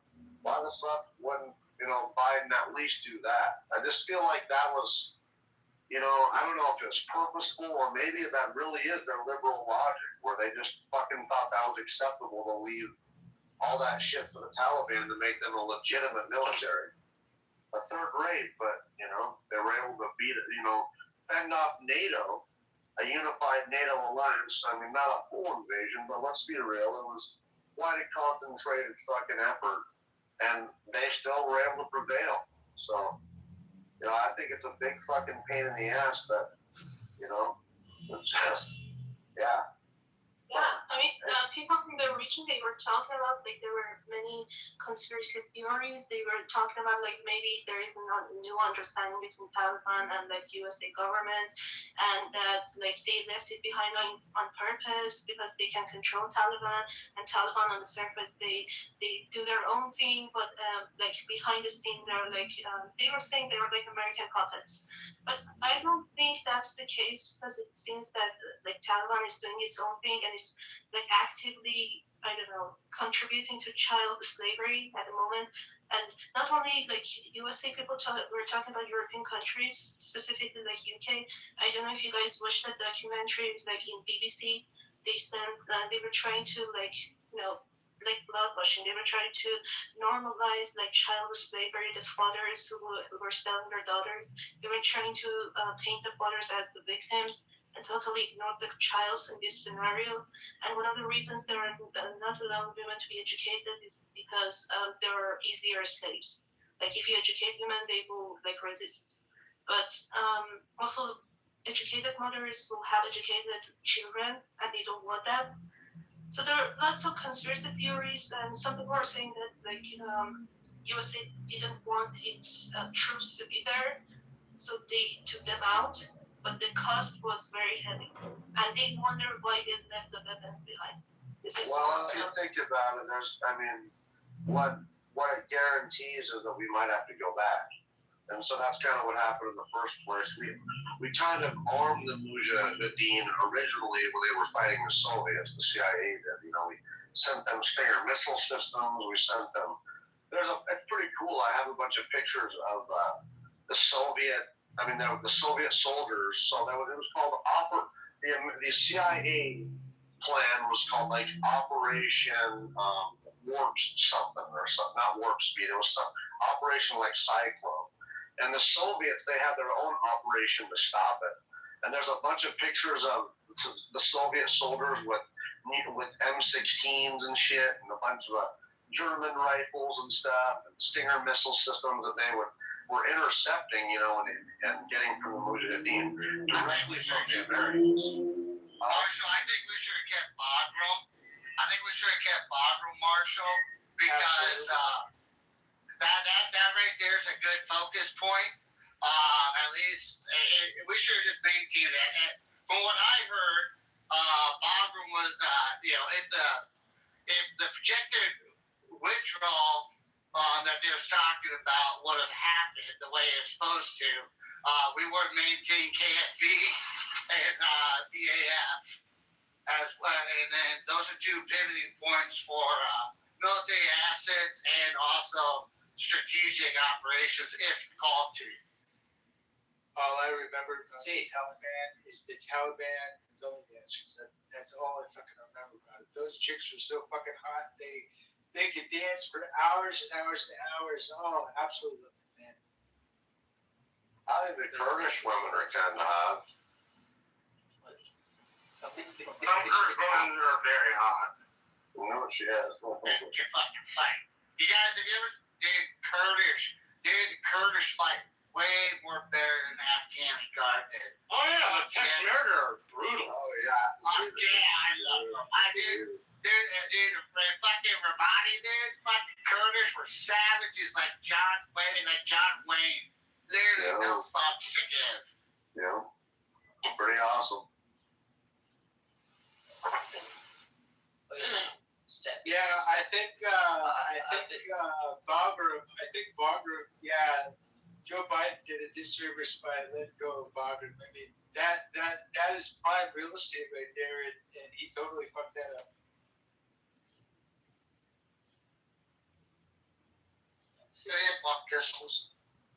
Yeah, Steffi, I wanted to tell you, see, I belong to the region. We witnessed this for at least, I was born in 2000 and it's 2026. So at least we witnessed this particular war, this war on terror. See, we will definitely acknowledge the efforts the United States made in order to make this place a better place, a peaceful place. When the freedom fighters, the so-called Mujahideen, they were offered with 2,500 Stinger missiles, and the USSR broke. So US launched that mission of recollecting those Stinger missiles which were not used in the battlefield. So the whole project was run by CIA and ISI altogether. They were collaborating with each other. So somehow there was a success in order to eliminate Mujahideen. But the creation of Taliban in order to counter these Mujahideen, these freedom fighters, was another pain in the ass. And the reason why I criticize the United States is because they could not eliminate or neutralize this particular project.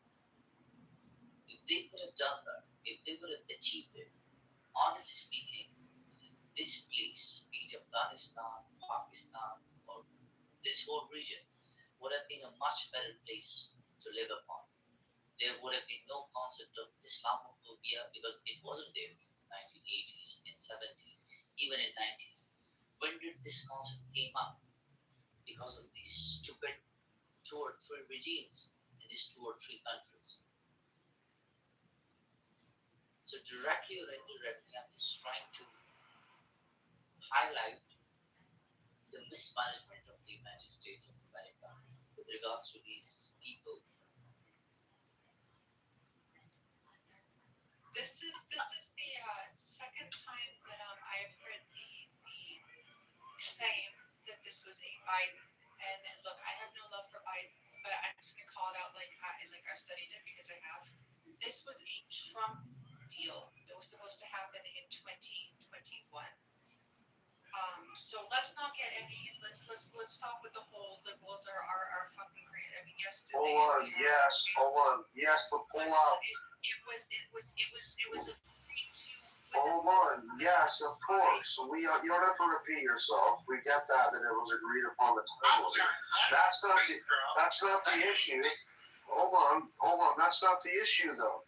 The issue is that he left the weapons and pulled out of a fucking shamefully. He left the weapons, he left the equipment. That was not part of the plan to leave the weapons. That wasn't his plan. Okay, I'm not mad about we're not mad about him leaving at the right timeline. It's the weapons. That's an embarrassing way. That was a well, so there was this conversation between a State Department liaison. My little brother knew this because the DOD liaison to Cruz is friends with some of these people who knew these other guys. And the State Department liaison and the Defense Department liaison had a conversation about Apache helicopters. There were something like 45 or 50 Apache helicopters were leaving. And the State Department liaison asked the DOD liaison, did you guys pull the classified hardware off? Yeah, we did. We got the radars. We got the sophisticated electronics. They're off the platforms. Okay, good. And then the DOD liaison asked the State Department liaison, shouldn't we take these things with us? And the State Department liaison goes back and says, nah, these motherfuckers will never be able to figure out how to fly these things. Essentially, they're too stupid to figure out how to fly helicopters. I heard something about that, yeah. Not a month later, in a parade in Kabul, there was an Apache on a trailer being taken through, and there was an Apache flying on each side of this thing. And, they may not be sophisticated with electronics, but they had 50 of those motherfuckers to try on, and you can crash 7 of those fuckers and figure out how to fly without getting rid of the rest of the shit. Hire engineers, yeah. It's ridiculous that was their logic. You can hire a Russian engineer. Good God. What the fuck? That's what I'm saying. It's just crazy, man. But some part of me thinks that maybe it was that it's our justification to come back maybe someday, Marshall, because we armed the Mujahideen originally, and we kind of just did it again, So. Do you guys even realize what amount of ammunition have you left in Afghanistan? Yeah, a ton. I mean, any big idea? We left an absolute fucking shit ton of ammunition. Marshall. Wake us. Can I answer your question? We've left enough equipment there where technically that day, if the U.S. was to try and take that base back, the KDR ratio on the coalition side would be astronomical. Yeah, it was pretty stupid. I mean, but I don't know. It boggles my mind, man. Even if you're a dumbass leftist. I mean, you can have that lots of reasons for that. But in the recent skirmishes between Pakistan and Afghanistan across the different nations of America, we will fight. Yeah, it's been happening, yeah. American weaponry. They were taking us with American artillery, tanks, whatever you would call it. But that's all. That was all you people left there. They didn't have anything beyond AK-47 rocket launchers of their own. Everything else they had is purely American. With the bulletproof vehicles, antenna system, the radar systems, the artillery, the tanks, whatever you would call it. And we are being fucked up with the same ammunition. Vincent in the comment section has he's pointing out a very like scary fact. Then he's right. Like reverse engineering, like if they sell it to like USA, what do you call enemies, China or Russia or the RGC, they can have access to their technology, and that's right. Like those weapons, I saw certain selfies. Like normal Afghanistani people didn't have access to internet, but these fucking Taliban, they're like oligarchs, and they were taking selfies with these weapons. But they might be backward, but if they sell it to American enemies, those people can like reverse engineer these weapons. That's scary. Vincent is right. The American secrets were exposed to Chinese, to Pakistanis, to Iranians, to Afghanistan. Yeah, we do agree that in the modern warfare, America has gone far away from what they used in 2090s. But even then, the technology remains the same. It's only the upgradation.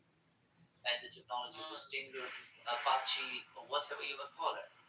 All those secrets were Marcus.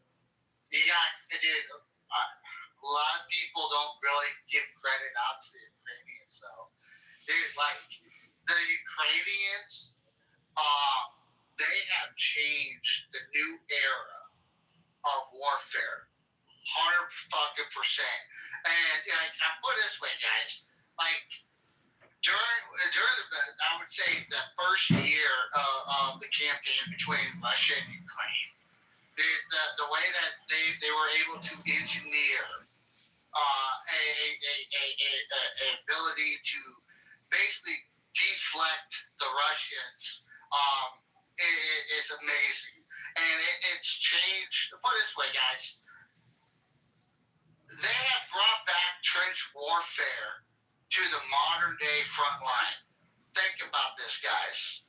Like, if you guys look at World War One, okay, if you look at the campaign during World War One, everybody had machine guns in a way. They had belt fed, they had artillery, a slight version of air capability, and also the invention of the tank, which was due to the fact of trench warfare. Why did that happen? Because at that time, the nations campaigning against each other were at the same indirect and direct top tier warfare. Okay, they were able to compete militarily. Now look at the Russia-Ukraine conflict. All right, they have brought the Russian army to trench warfare. Same with the Ukrainians. So I really want you guys to process what type of ground campaigning would happen in Iraq. And this is something that I want everybody to understand. Because the Iranian military and the IRGC, they made their own drones. Okay? I mean, you can't take that away from them. They made their one-way attack drones. And pretty much everybody else is racing to get in the game, or at least in front of the chariot. Now we gotta look at the fact that if a ground campaign would happen, warfare is going to be completely polarized compared to Afghanistan, to Iraq, and the full scale of it. I'm not saying America or Israel would not be able to adapt and overcome 100%, but I would say it would the scale of it would be drastic on a full scale level. there was also, yes, and before, I mean, I would totally have no problem talking the conversation about Ukraine.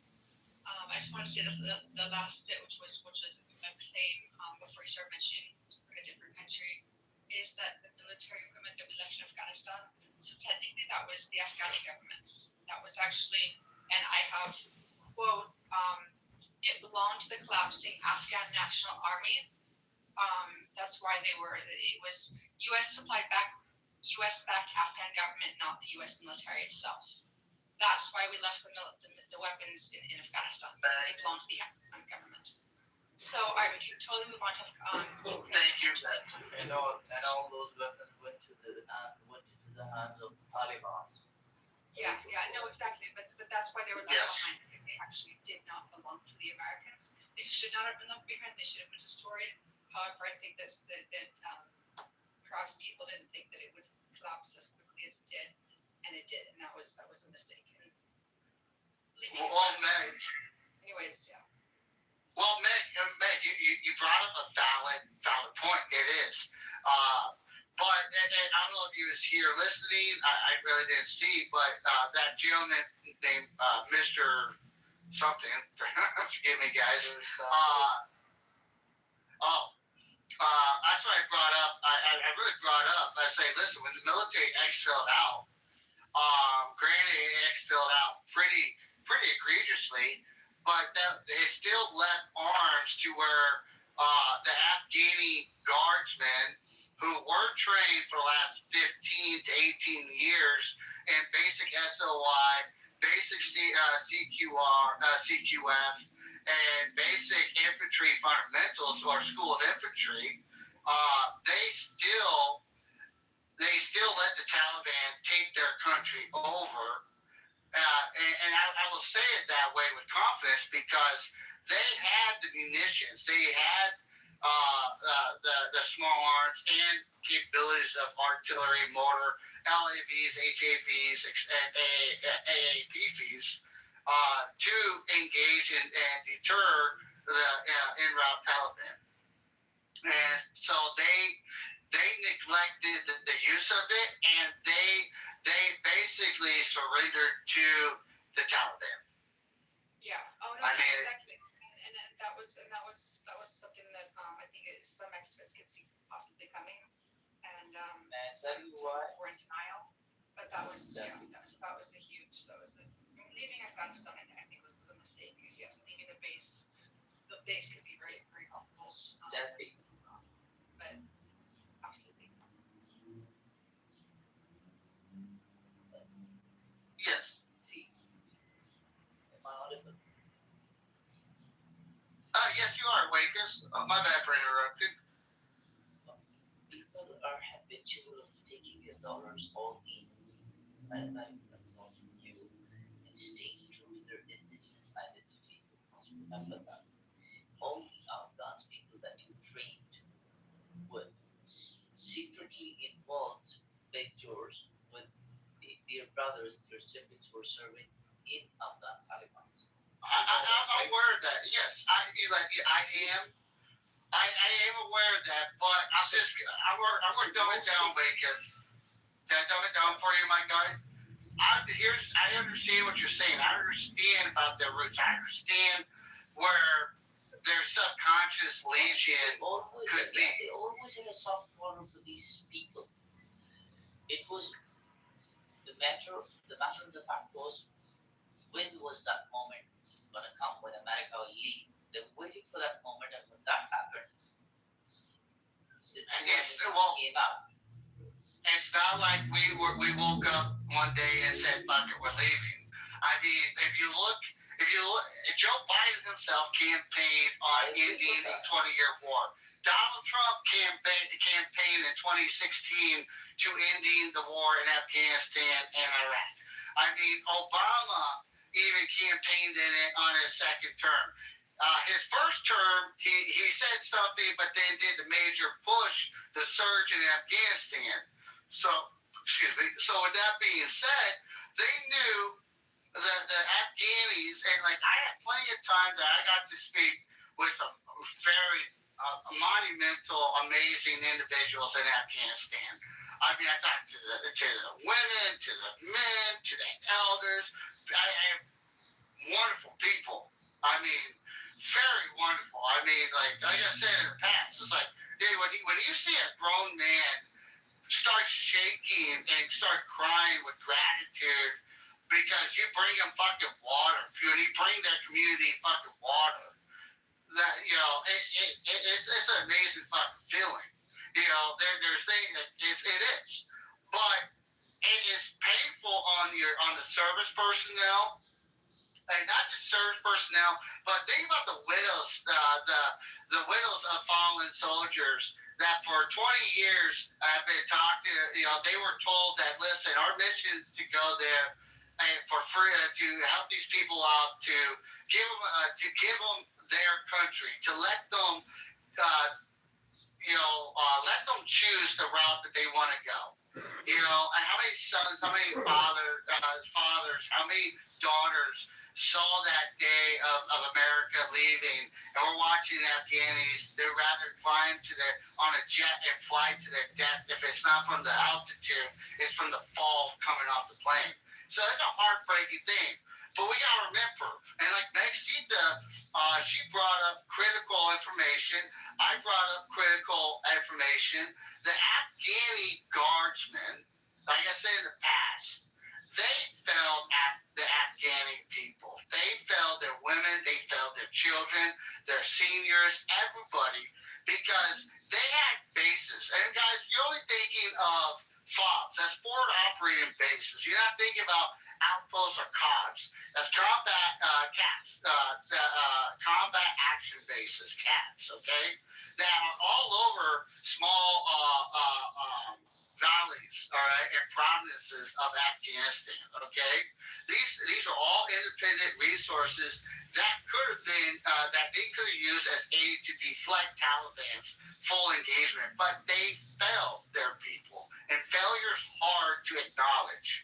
These are individuals that have been trained and for 18 years with the French, with Germans, Dutch, Canadians, Americans. Dude, we've had Gurkhas come in. India, the badass John Wick's Gurkhas came in and were training them. You know what I mean? So it's multiple nations came in and helped them learn their police system, helped them learn their regular military, the Afghani reserves, the guardsmen, and so they were taught a lot of information, a lot of resources to deter any aggressor coming to their country. And when they found out that America is fully going to exfil, fully going to exfil out, they let their people down. Exactly. But you lived in Afghanistan, right? You served in Afghanistan.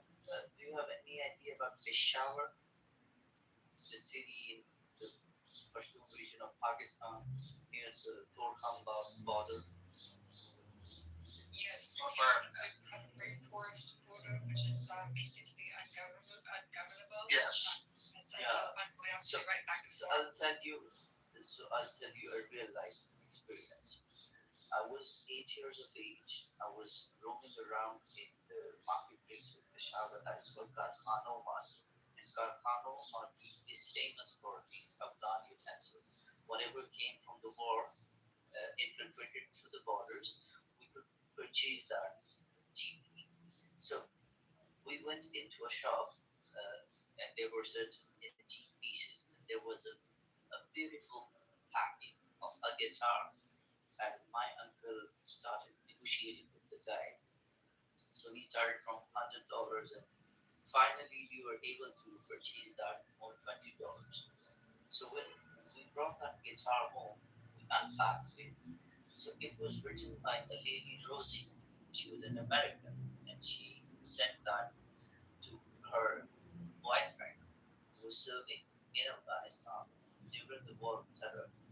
And she just tried to gift his boyfriend for that guitar so that he could play it in times of solitude or whatever you call it. So my aunt started weeping, and he was like, look, what she would have expected. She would expect that it must have reached him, but it didn't reach. There were people who would attack all those containers which these American goods and luggages were taken into Afghanistan, but they never received even 50% of that. So all I'm telling you, this area was so complex, physically, economically, psychologically, socially, politically, and it's almost impossible for a person who hasn't lived here to understand the whole nature of it, except for people like you, Steph, being serving him.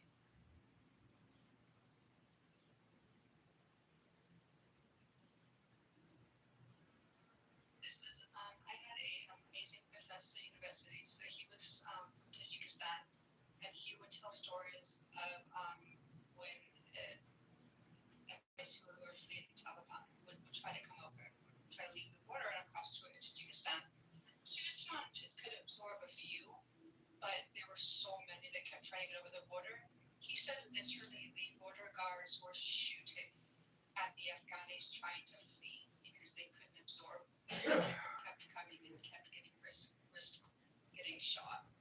That was one of my favorite professors for when I was studying Central Asian Studies, and this was a specific look at the rise and the effects of the Taliban.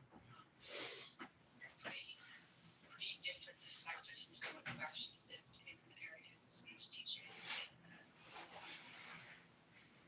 So You're from Tajikistan? Story just sticking with me and just feeling this is an area that is just like just for some reason just sticking in my head, just being like, Marcus, I don't think she heard you ask that question. He asked if you were from the area. my father's about the Massachusetts area, kind of. I'm not from the area, I've never been there. The reason I asked it is because we still basically consider that we as a Pakistani were hosting 4.4 million Afghan refugees. So that's a massive impact on us. Afghani, the Taliban, and clear peace in the region. So the immigration policy is changing. Unfortunately, the government is unable to. Can I be a little mean, Marcus? Marcus, can I be a little mean, my guy? I'm gonna be a little mean, Marcus. So, we used to say in base. So in the wintertime, the Taliban, by the way, a lot of people don't realize nowadays, winters are brutal. They are fucking brutal. And so during the wintertime, a lot of the Taliban would flee to Pakistan for the winter, okay? And so this is where I'm going to be a little cruel. So we used to say, oh, they're going to Pakistan and recruit the dumb ones, because that's what would happen is they would go to Pakistan, promise these young men, loose women, freaking, Lamborghinis, and, all this money, all these wives. And what would happen is in the spring, they would come in and they would come fight us. And I had no experience. I have no experience and get fucking smoked. They would get smoked. Literally, they would get smoked. Yeah. There had been training centers. They were provided, this movement was provided by the Pakistani military in the 80s in the Cold War. Who's denying that fact? Nobody's denying that fact. And then the same Pakistani military established Taliban in 1988 on the scene of the United States of America. You people were supporting us with dollars, whatever facilities. 1, 2, 3, 4! Yes, I remember. But it was all Not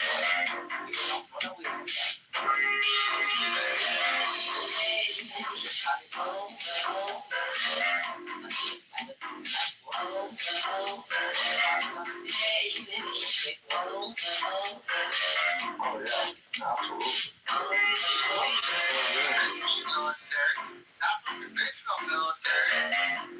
They would lose their fucking shit if we fucking became 60 miles here.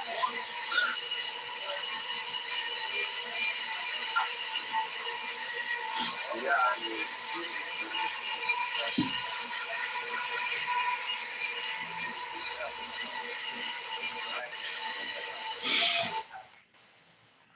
The CIA, the ISI, even the Taliban, all these people had their own interest in being right, living here, getting out, getting in. But who is the who takes you the real profit? It was us, people like us. I mean, 100,000 innocent civilians were killed. They were part of that group in this war on terror. You must know that in suicide bomb blasts, in terrorist attacks on schools, on hospitals, on mosques, in the marketplaces. This is what we have witnessed. When all these things happen, whether from the territory of Afghanistan or within Pakistan, and still we're absolutely unaware of who the real friend is, who is the foe, who is the frenemy. So, regardless of the collateral damage, you cannot even imagine the psychological damage we people go through every now and then. But still, we're trying to develop as to somehow find peace and stability in our area, regardless of knowing the truth, how we will be able to accomplish it. We modern have a request. Among all these warriors assembled here, choose one. My sandwiches!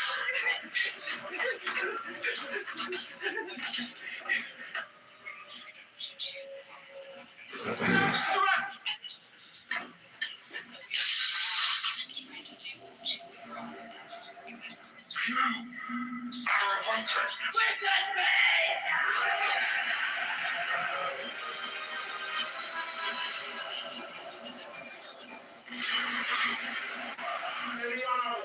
It's Congressman would have done the same.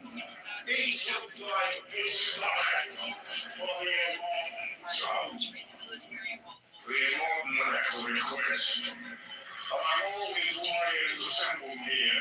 This guy said if I used one of his songs in my short. Bro, hey, you found my channel. Sure. Yeah, but also that's why there is no rhetoric about saving the Iranian people from their fucking psycho government because Agreed. Yep. in 20 years, well, 26 years officially in Iraq, and what was it, back 22 years in Afghanistan, and fucking both places are kind of a mess, you know, so, you know, we're warriors, you know. Yeah, Afghanistan straight rich Taliban, but also, yeah, with Iran, like there's a little bit of an idea that, well, maybe the Americans are, trying to outcome free people also. Well, I think this is the reason that we are being very careful not to say that, is because we tried that in Afghanistan and it was okay while we had tons of troops there, and not really, it sort of is something, but then some just pulled out and just went back to normal. So the other thinking is like, well, we can try to force this change in Iran, or just said that once it's pulled out, it won't go back. Just like Well, it's not a fully truthful statement because Iran is not Afghanistan, it's not tribal like that. But I guess just people being a little bit wary. Well, I'm going to answer this in my opinion, and with that being said, I would say I don't know. How about that? I know, in my opinion,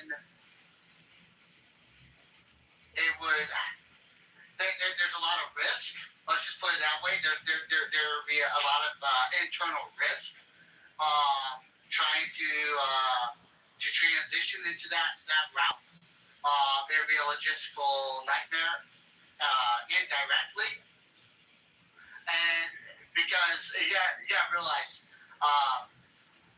Trying to understand. Now, I know Iran's completely different than Afghanistan. I'm 100% aware of that. And I don't want to try and pull them into that category of Afghanistan or Iraq because the Iranian people are so proudful and they're they are independent. They want their own independence in their country. But the problem that can happen by dropping a magnitude of firearms is it could probably potentially lead into like a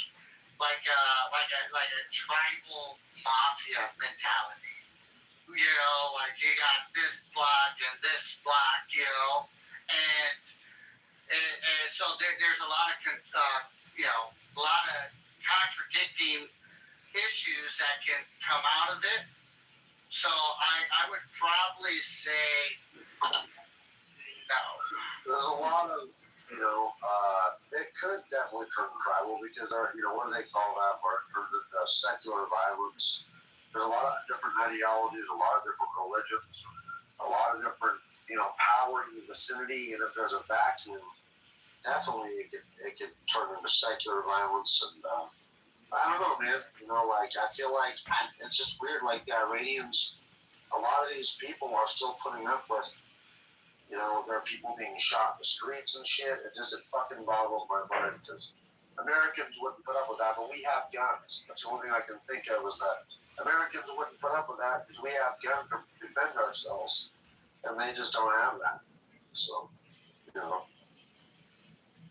but.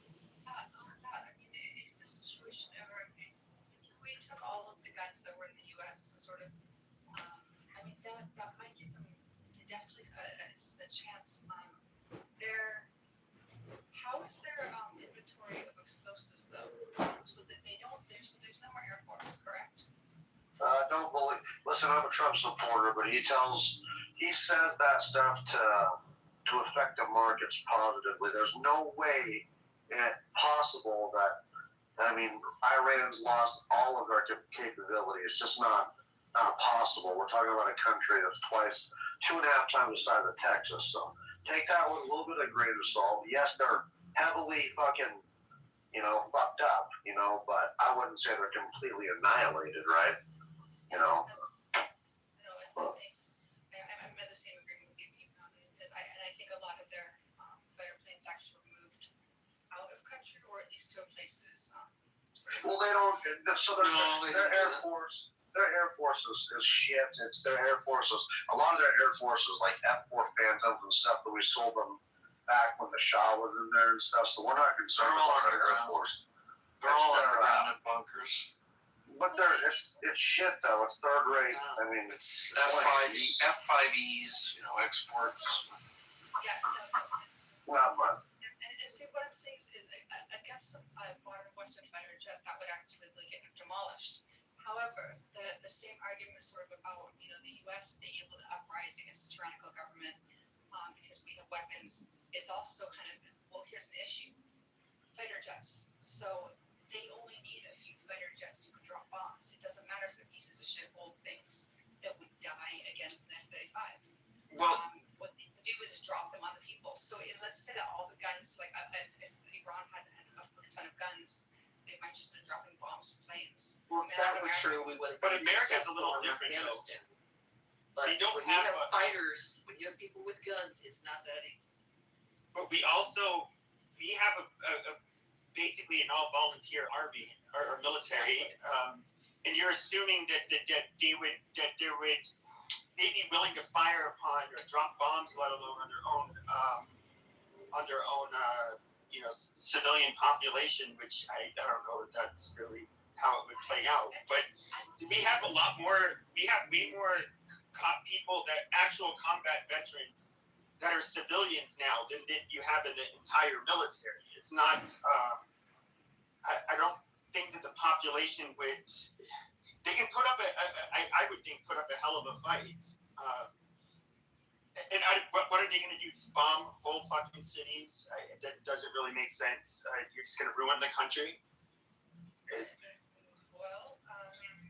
Well, they bombed all our neighbors, Pepe. I mean, they'll do whatever they got to do to stay in power. Well, the IRGC might, but that's why the president just resigned. That's why the president of Iran just resigned, because the IRGC told him, "Fuck off! We're not giving up our nuclear weapons." You know, so it's crazy, man. You know, the Iranians are going to keep on stalling as much as they can. They're hoping that it's going to affect the midterms. You know, I think they're just hoping that. I don't know if they could last that long. I'm just saying they're trying to do the waiting game. Why wouldn't they? Well, right, exactly. That's the only we're not going to do shit to them. We can drop bombs, but we're not going to invade. They're people probably not. Down. They're going to actually stand up to them. I mean, about the situation. But you know what? IRGC eventually fucked in the ass, and they are running out of money. And I think too, one of their biggest assets is first propaganda, second is the connections.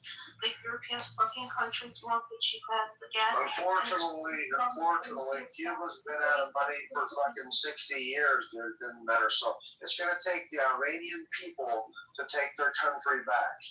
We can help along, but it's gonna take the Iranians to do it.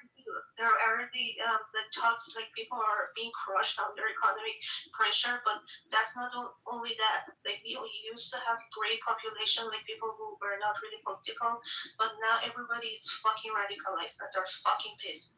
And a lot of people like lost their brothers, sisters, friends, and I personally don't know anyone that hasn't lost anybody in their relatives. Somebody has lost someone.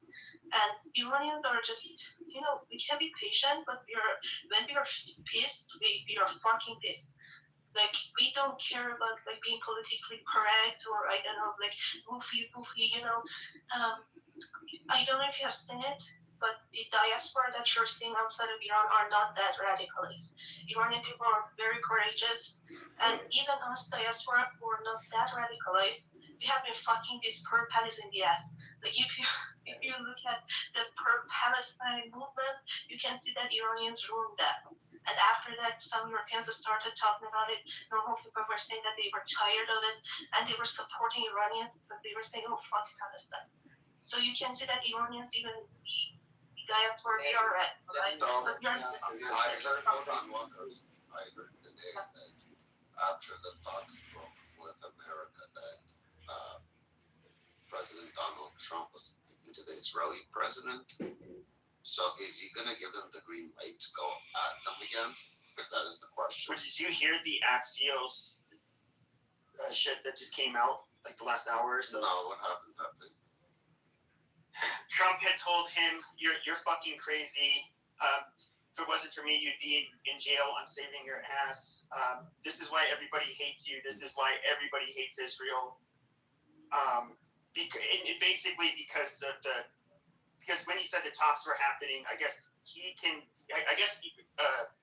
Hezbollah and Israel have been going back and forth, and of course Trump just cares about getting the deal done. He doesn't really give a fuck. At this point, he just wants it, to be over with. Because this is the worst he's ever. I mean, his ratings and approval ratings he's lost a good chunk of his base, all the independents. I mean, everybody's sick of this shit. He's not running for a second term. He cares right now. For him, it's more of a legacy, of course. Yeah, I mean, honestly, that's kind of true about that. I mean, really, there's no other person like him, and the Democrats, I don't think they're going to do as good in the midterms as people think, especially because they're gerrymandering the shit.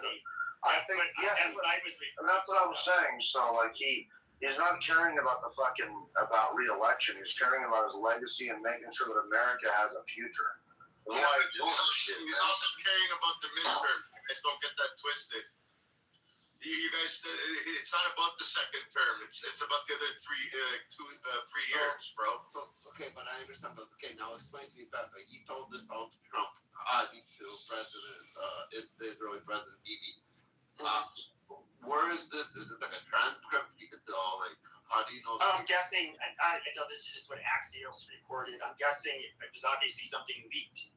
Like somebody, it was. I take that with a grain of somebody salt. overheard it and said it. Yeah, because if it's leaked, it should be everywhere. Yeah. You know what I mean?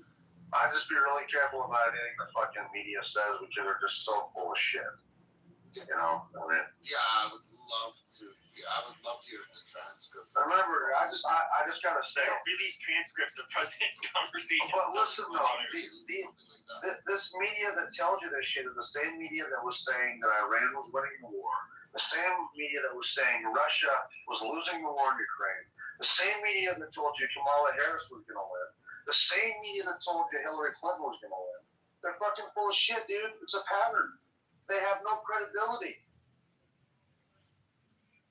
Getting going back, I think they were talking about like this ceasefire that it exists, but it technically doesn't exist. Like they're blowing the shit out of each other, and like today RGC blew up, like Huawei and Hezbollah blew up. Like there's this like sirens going on in northern Israel. So ceasefire is like a joke.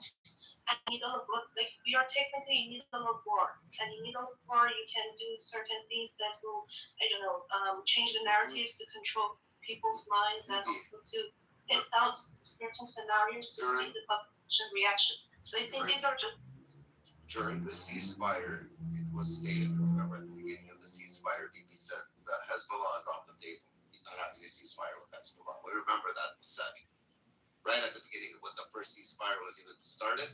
Bibi said Hezbollah is off the table. I remember this. That's why while there was ceasefire, Israel could have had some time like to basically open up a new front on Hezbollah. Hey, Rafi, I just want people to be aware of something. Listen, everybody wants to play a game of checkers, but Israel and America is playing chess. When you play chess, you gotta be a little patient so you know exactly how to make your next move. But I don't remember that, guys. But I completely disagree with that. I think this was a very stupid idea to attack Iran. I know, because you think it's only about Iran. That's all you think this is about. Mountain, I didn't interrupt you, Mountain. Sorry, go ahead. So, when the whole premise was that, the Iranian people will stand up, they will basically be the ones who do it. Okay, well, that hasn't happened. I don't know if it will happen. As far as Trump knows this, even Mark Levin he basically ceded to the fact that this is super unpopular. America doesn't want it. It's basically not going to happen. And this was last night, which was really weird to hear him say. But this is one of those things where we're not going to do it. We're not going to we're not going to really sink our teeth into Iran. Iran is going to do what they've always done. I don't see it stopping, really. We're not going to end up we're not going to invade Iran. But Pep is 1,000% right. There's only two actions that can happen. No, but hold on. No, boots on the ground, or the Iranian people get armed and fight back. The problem is if the Iranian people get armed to fight back, that's years down the road. You know how much training needs to be involved, getting the weapons in. This is what? No. All men in Iran, if I'm not mistaken, they have to go serve in the army. So they have to. No. We've talked to many Iranian men in here, and what they did is they served and did fuck all. I understand. They don't know how to handle munitions. They don't know artillery. This is when you're trying to. So when you hand out guns to people, that means they're going to be operating in some kind of role in the capacity of being infantry. That is a very specific job. It's not something you just pick up a gun and shoot. First of all, they're going to have to be taught how to use those fucking weapons at different distances, everything, how to maintain their weapons. That is something that you don't just go along. You don't just, they literally spend months and months training you in the Army and the Marines to do just that job. And of course, these are all young men that are very fit and capable that end up, joining the military. And of course, you have to talk about the tactics, all of this stuff. The IRGC has intelligence units. What do they have? I mean, this is not. You do need an actual functional group of people that know how to fight. By the way, there is. By the way, hang on. By the way, I don't know if it's an agreement or whatever, but Hezbollah and Lebanon have apparently agreed or whatever to not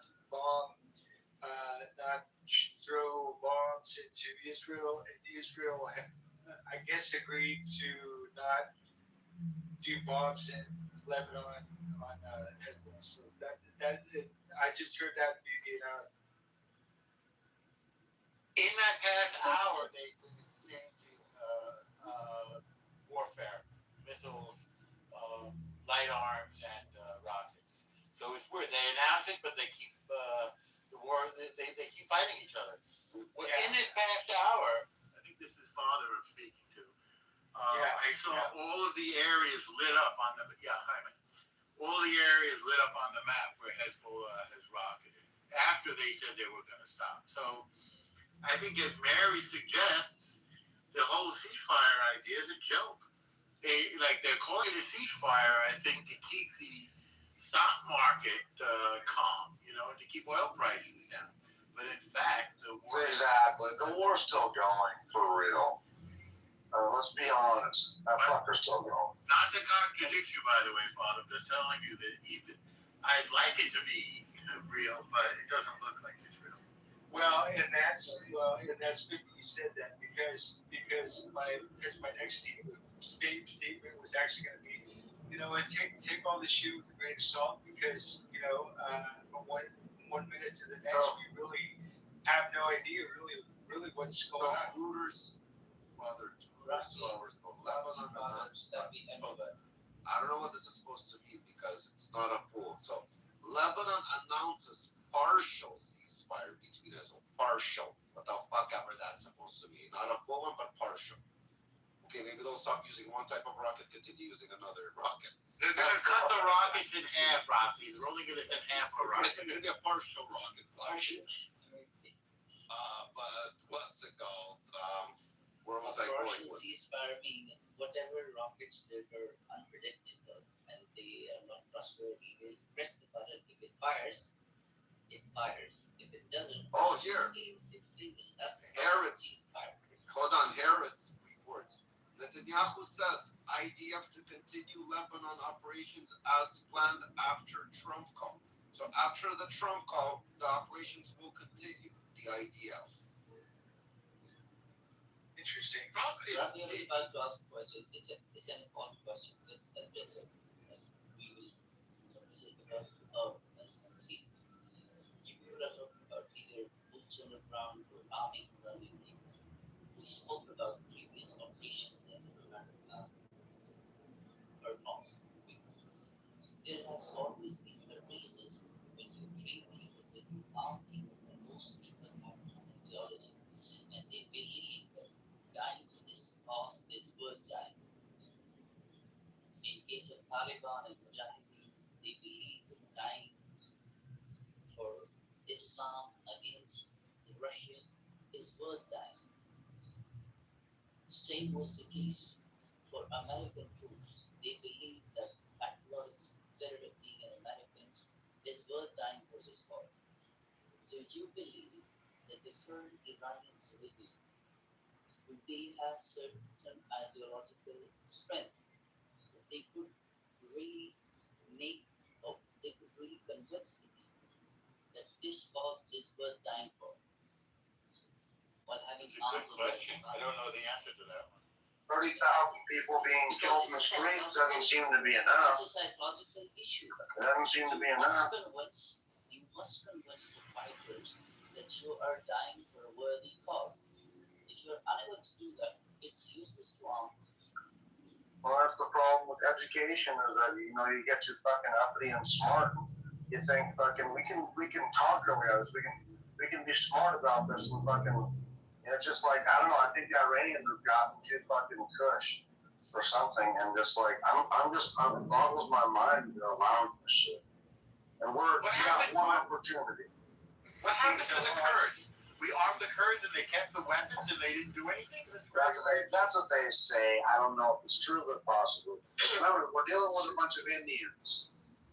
Yeah, So the same one of my- only cost like $200 or $300, and they were selling it for $1,000 like on the black market. But then I just wanted to like mention one thing about like Iranian RGC and how it can be helped like the whole situation. First of all, it's not only the nuclear power. The fucking RGC has been supporting a lot of militias that are directly connected to terrorism in the world. And if you fuck over RGC, it's going to help the situation in Afghanistan, Russia, and also all the other countries that are in the Middle East. And it's going to like actually help with the energy supply. And it's going to make other people's lives better. But one thing that's clear is that I just wanted to mention that things are very hard for IRGC.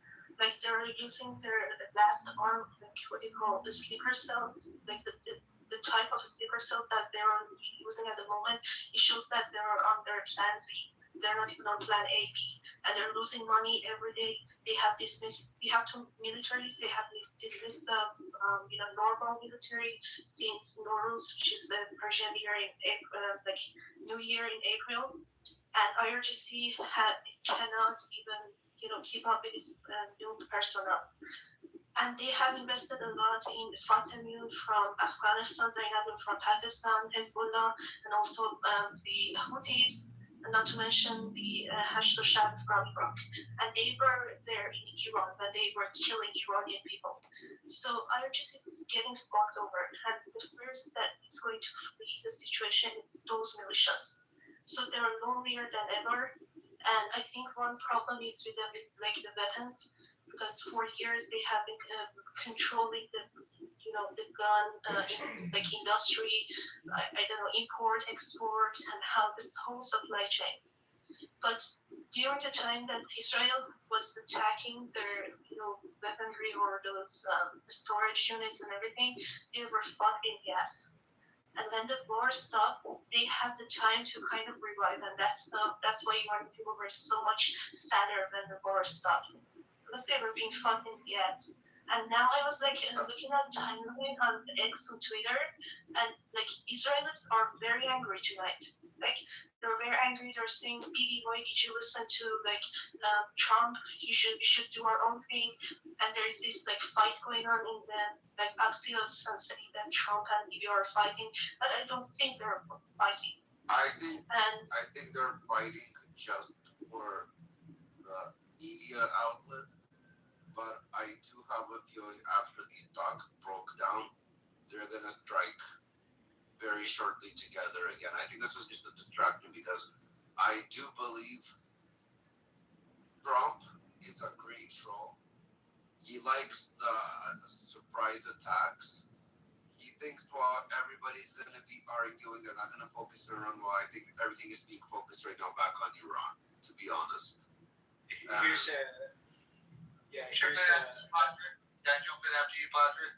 Because So we already had a moment where Trump kind of went off on Bibi. In fact, you're right. Yeah, I just read that article that Bibi posted.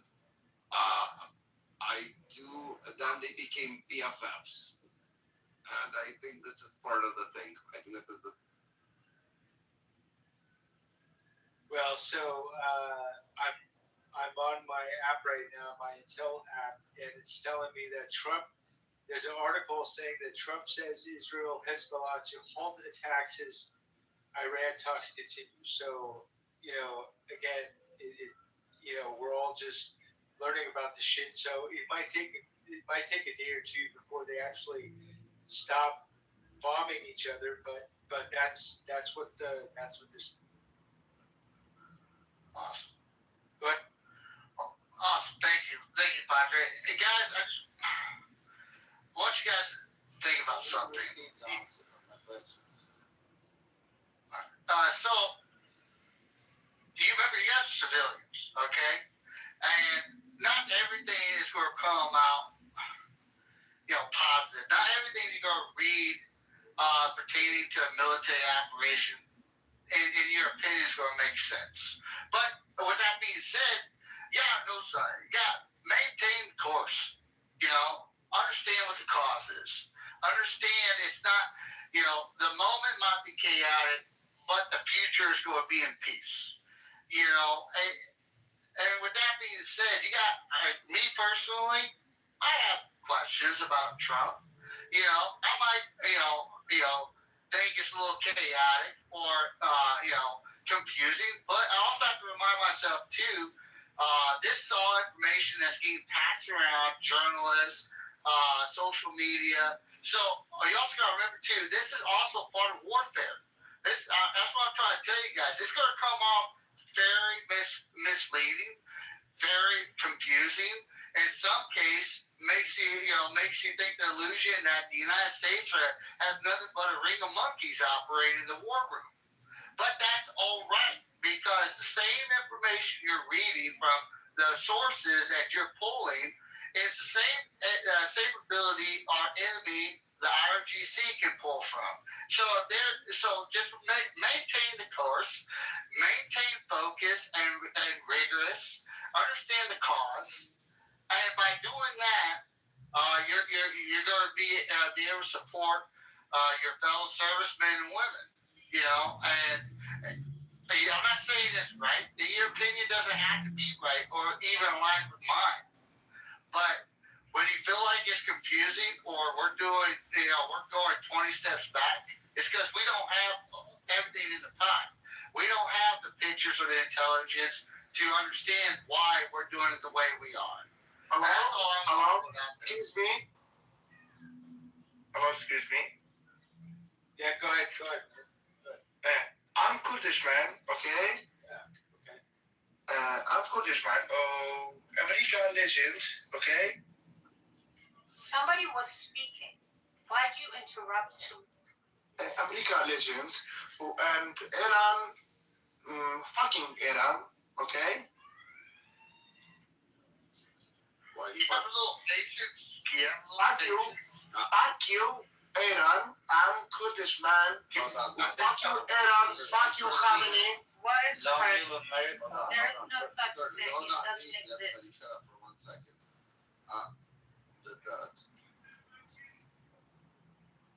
Who modded him? Not me. There you go. I want to bring it back up. No, I want to bring it back up. Okay. Hold up. I want to bring it back up. This dumbass. He was letting out to speak, but he was trying to say America, long live America. Talking every time. Kurdish man. Yeah. You mean fuck IRGC or fuck the Iranian people? What do you see? Yeah. What? Yep. What do you see? I asked when you say fuck Europe, correct? Yeah. 1 minute.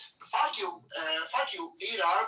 Fuck you, and Khamenei. So what about the Iranian people? And he's saying fuck the IRGC, he's saying the Khamenei and the supreme leader. Yeah. His language. But not Iranian people. I'm living in Canada, okay? You're in Canada? Yeah, I'm living in Canada.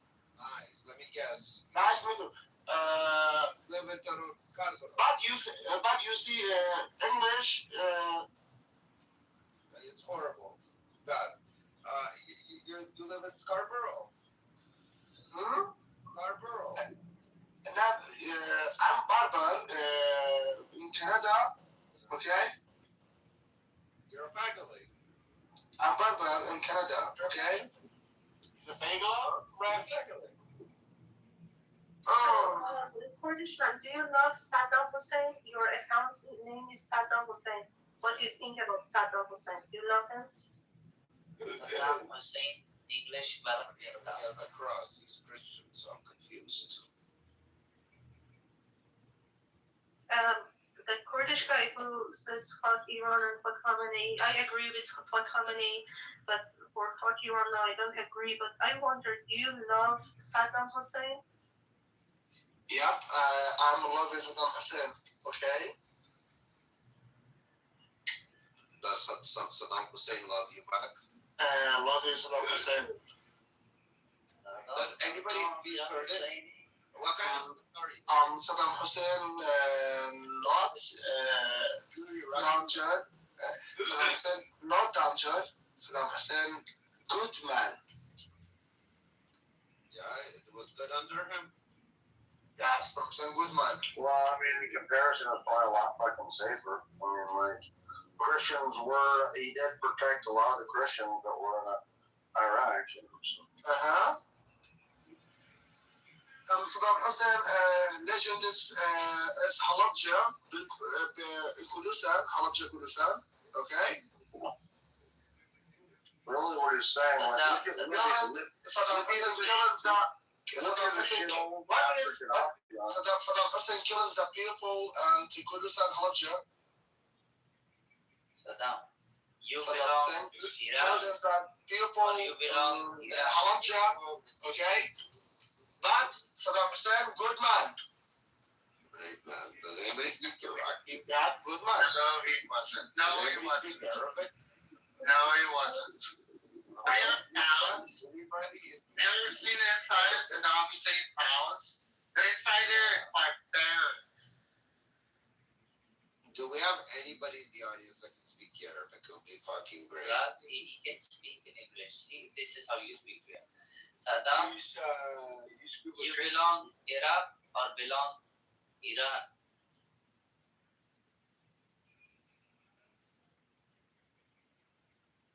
You like IRGC?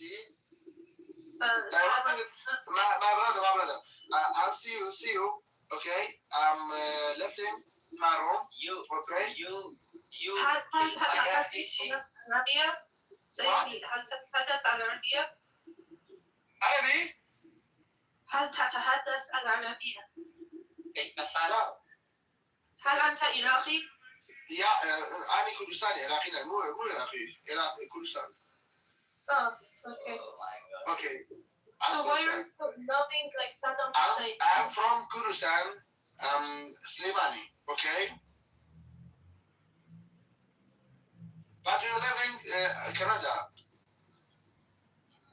Yeah. So if you are Kurdistani, why do you support Saddam Hussein? Do you know what he done to Saddam? I'm 2 months living Canada. Okay. 2 months living Canada.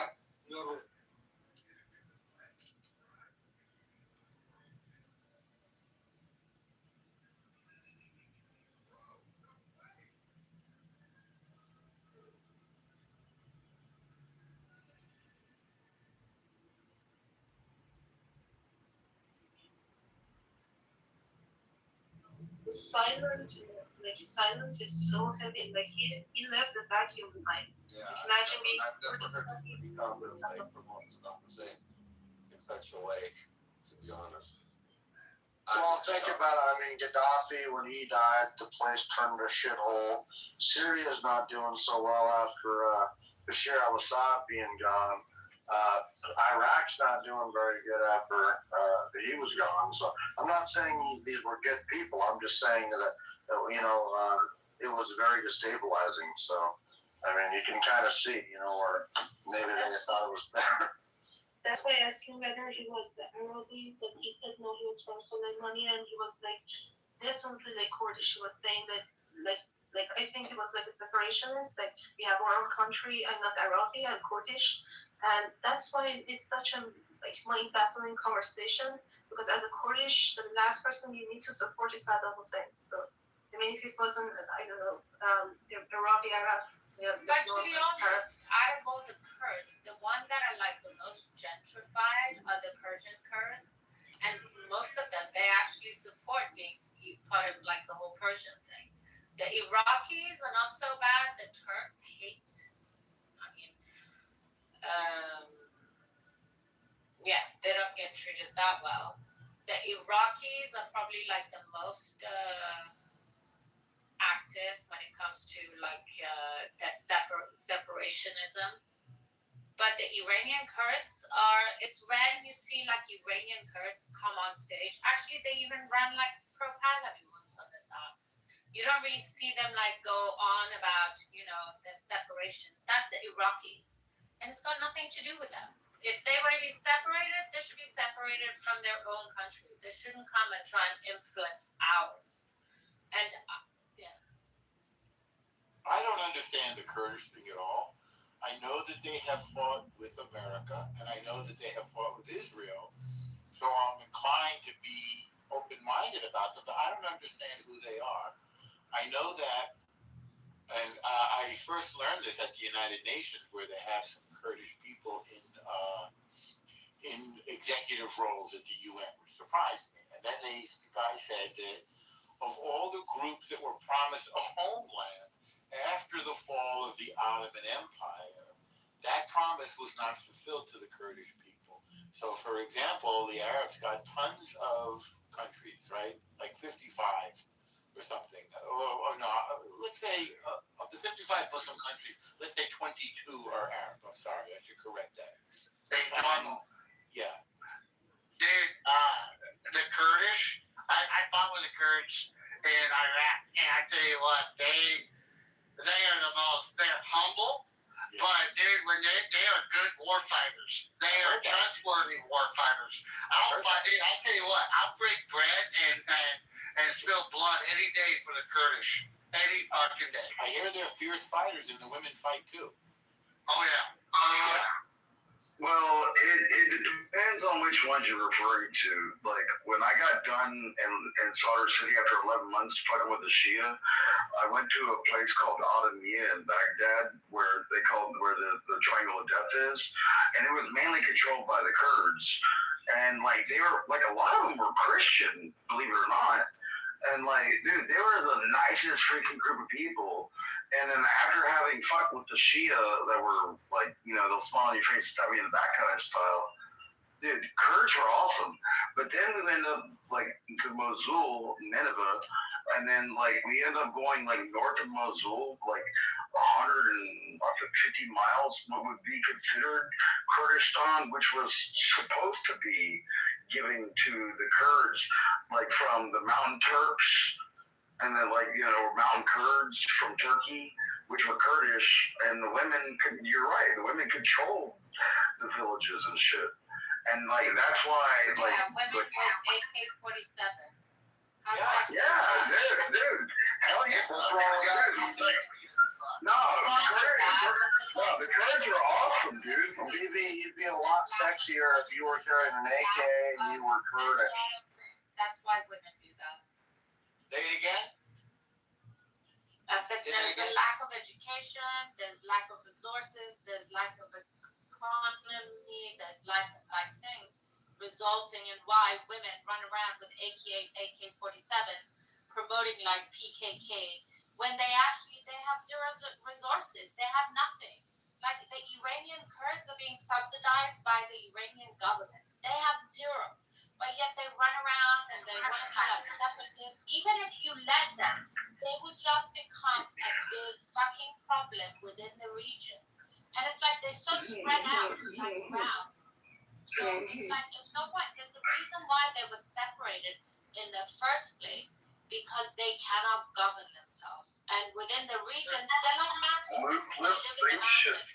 Even if you gave them those regions that actually like subsequently belong to Iraq, to Iran, and to Turkey, like what would they make of them? All they do is like they push weapons, you know, they cannot be trusted. They are mercenaries, so you rent them if you wanna, you know, if you wanna kill someone, if you wanna have someone like assassinated in Iran, you go to the Kurds. You pay them, they come and like do the job. These are not people that can be 100% trusted. Like yes, in Iran they're somewhat gentrified, but you know, like you go a little bit deeper into like the roots of whatever the history. They have very, very dysfunctional and very troubled people. And the last thing you want to do is like just like throw some land at them and then somehow, but also they wouldn't know what to do with it. But luckily also, I'm not finished. But luckily also luckily the Persian ones are actually like slowly they've chosen that, you know, they're actually fine rather belonging to like being a Persian tribe. than wanting to have their own separation. But the Iraqis are not happy with this because they want to create all the, like the Ahmed guy who's in here earlier. They want to they want their separation, and they feel like they cannot get that if they don't get all the Kurds on board. But I don't think that's going to be the case because afterwards there are rooms here. I can put them in the link in this app where there are actually Kurds, Iranian Kurds, like Pahlavi's Kurds, promoting Pahlavi for Iran. So I don't think it's going to happen, but they're going to try. I was talking about Iraqi Kurds and Turkish Kurds, not Iranian Kurds. North of Mosul, like I said, 180 miles north. What it would be considered Kurdistan, what it was Azerbaijan, Armenia, Georgia, all those countries up there. Bro, I'm talking about what should be known as Kurdistan. Yeah, and then the funny thing is there are very bloody wars between them, and one of the reasons is the religion, because some of them are Muslims, some of them are as you mentioned, you met Christian Kurdish people, and some of them are communists. Because Russia, they invested a lot for this separation to happen, because it would weaken the region, it would weaken Turkey, it would weaken Syria, Iran, and Iraq. But yeah, that's why some people say that the Kurdish separationists, they're the sons of KGB. But when they fight, they have a lot of infighting. And that's one of the reasons they cannot unite with each other.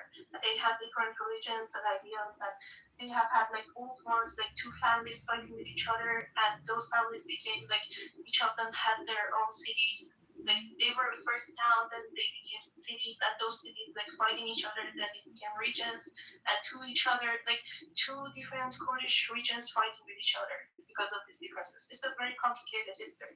But they originated from Iran, and they used to be called Zagros people. Zagros is a mountain in Iran, and even their language is based in ancient Pahlavi. Pahlavi is not the name of just our monarchy, our king. It's also in the language in Iran. It's ancient. So these people are originally Iranian, and the Kurdish inside Iran know that. And if one of these sects come to Iran, our Kurdish people are the first ones that are going to fuck them in the ass. Oh, what about the Zoroastrians? Do they want to fuck the Arabics in the ass? Hold on a second. Let me say a quick reset and say hello to everybody. Everybody, it's the War Room. If you have a pink ticket, please cash in. Great conversations here every day with my man Rafi. Oh, God. What's up, Rafi? What's up, Mountain? How you doing? How's it going, JP? Good to hear from everybody. What's good? Doc, how you doing, bro? Just want to say hello to everybody. Sorry to cut the conversation off, but by all means, continue it. Okay, Doc. No, but I'm being sincere when I'm talking about this, JV. And good to see you too. I haven't seen you in a long minute. But when I think about the Middle East and what I consider to be Kurdistan, which is still just Iraq, but it should have been carved out by the UK a long time ago, and as a separation and a buffer between Turkey and Azerbaijan and Armenia from Iran through Iraq, but when we dethroned Saddam, we destabilized that whole infrastructure, and that's. I just want to make sure that we're trying to reinstate stability within the region and support the people that are actually trying to do the good of the will of the people.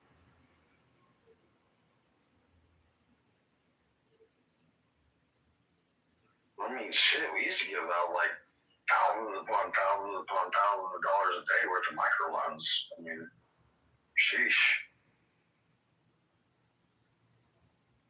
Yeah, a bunch of nation building, yeah.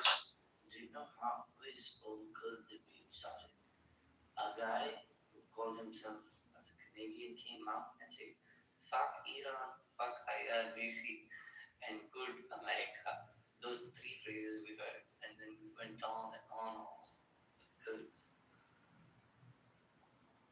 I'm just saying, freaking, I'll party any day with the Kurds or the Kurdish women. They're fucking jockwicks. They're loyal. Freaking, I have Kurdish brethren that I have no problems with. None. I'll bring brandy. I'm with you on that one. Out of Sunnis and Shias, I'll go with the Kurds. I agree, Jim. I'm the same way. I'll go with because they actually fight. They have somewhat of a, I guess, I mean, I hate to say democratic system, but, you know, and like Doc was saying, the women have got a real prominent place in society, and the women are beautiful and they fight. You know, people are brave, so it's awesome. It's almost like the old Spartan mentality. Like, if anybody understands that, you know, freaking. Dude, Leonidas may have been like, you know, that man, but his old lady, in order for her to be his old lady, she had to be like vicious as fuck. Bree, you know exactly what I'm talking about, dude. That's how most Kurdish women are, dude. Like, they, you know, it's not just the men you gotta worry about. A fucking Kurdish woman will fucking level a fucking spray. Yeah. I know, dude. When I went and moved to Ottoman, Baghdad, which is like a little like borough, like think about like New York, you have the and like, you know, Soho and Queens, like the little boroughs of New York City, and Baghdad, Ottomia is like one of the boroughs, and like it's chock full of like Kurds, but they call it the Triangle of Death because there's this like street where there's like it's like a instead of a roundabout, it's a triangle. I interrupt our regular scheduled broadcast to cheer for the Knicks. Fucking let's go. Let's fucking go. Hey, Caleb. How about you go play basketball instead of watching it? Oh, what do you mean let's go? Knicks are gonna win the championship. I don't need to play, please. I mean, sorry, JB. Oh, man.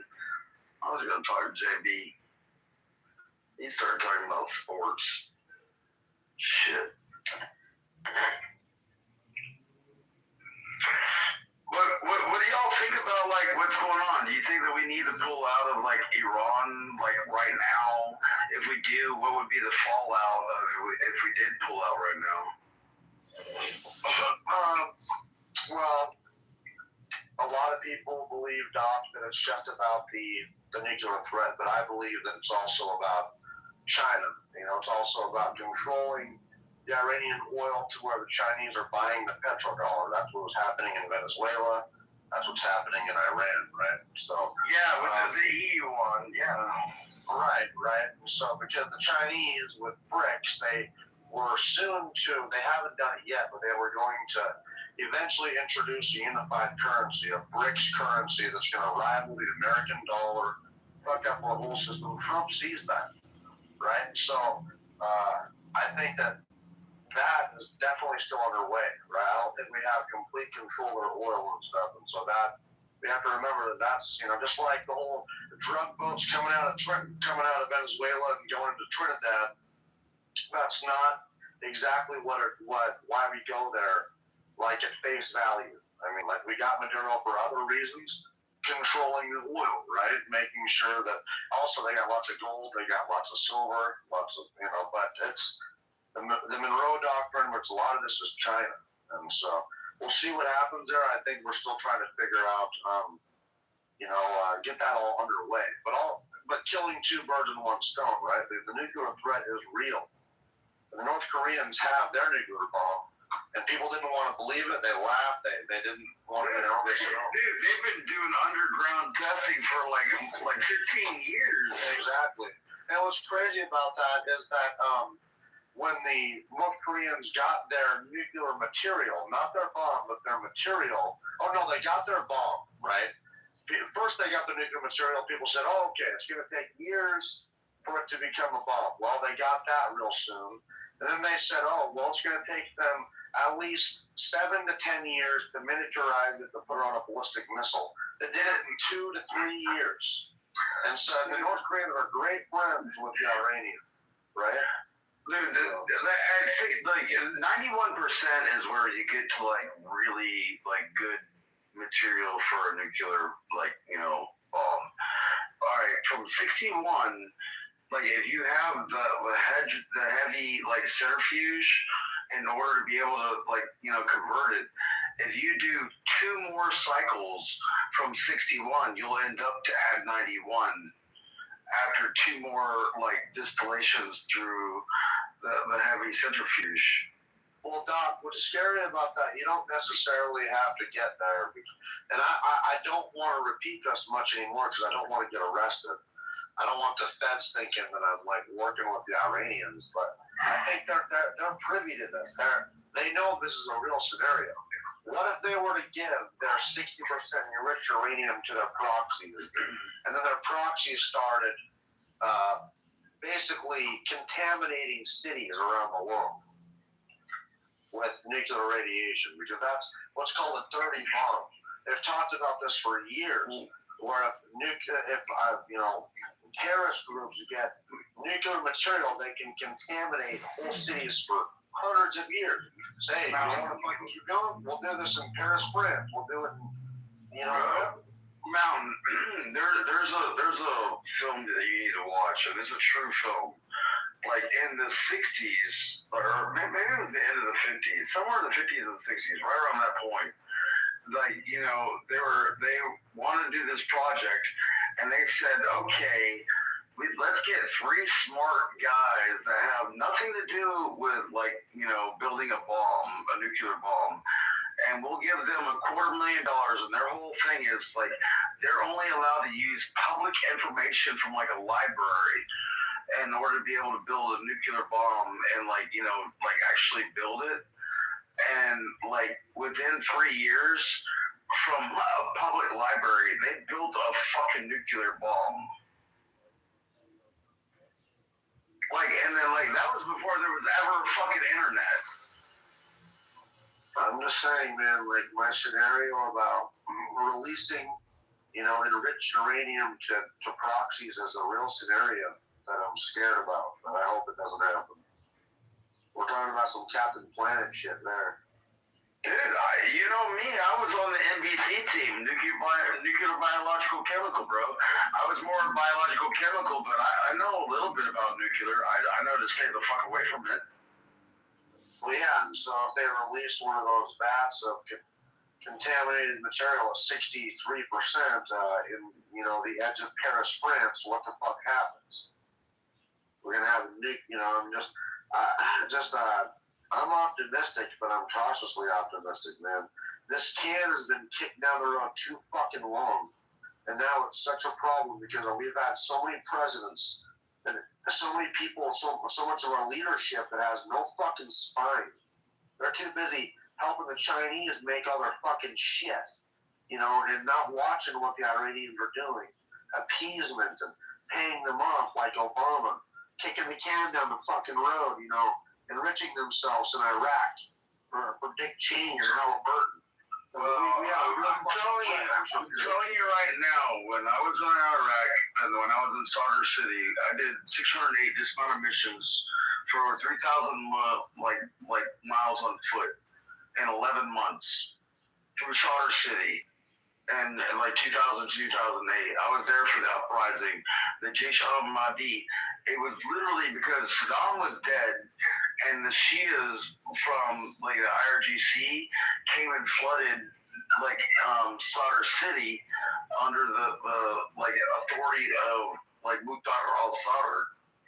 And if I ever catch that bitch, I'm sticking a pencil in his fucking ear.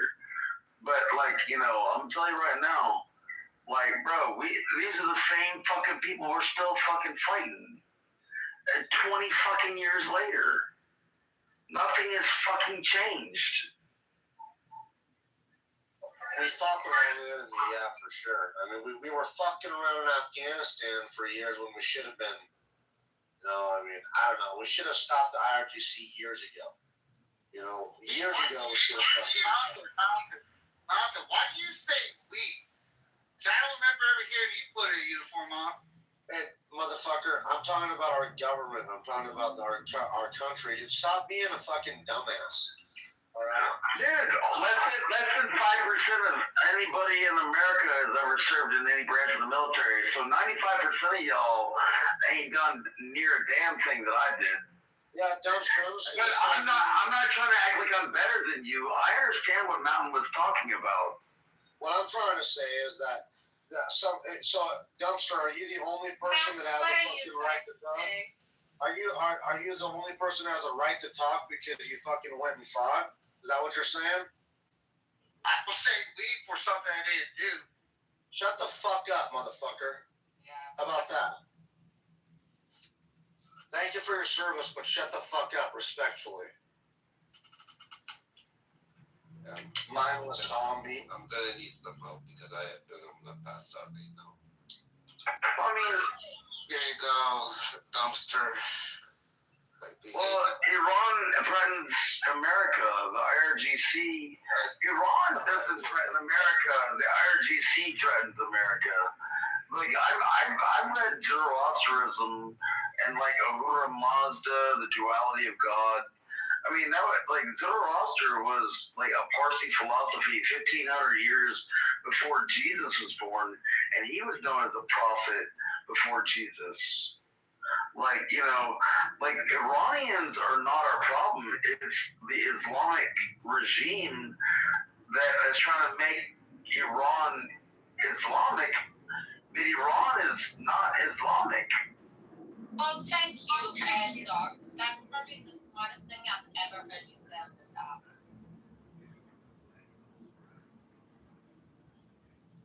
Never, BB. I've heard him say a lot of smart shit. Doc's pretty smart, actually. Well, I don't know. I don't listen to him much, but I think that was smart. Iranians, Persians are not Muslims. For sure, 100%. But you guys let it get taken over. What a shame. Well, that was America's fault under Kennedy. I'm sorry. That was America. I got my hand up and I admit it's America's fault. Well, check this out. I've heard from Persians. And it was Jimmy Carter's fault. As a form of colonialism, Well, check this out. whether it's like Christianity or it's Islam, it's the same. It's a tool of colonializing. By faith. Well, I've heard from Persians, being you're a Persian, I heard that a bunch of the leftists and liberals and communist students were the ones who wanted the mullahs to take power. They were the ones who supported them. I mean, I've heard it on this app myself, man, where they've said that. Like, and it makes sense.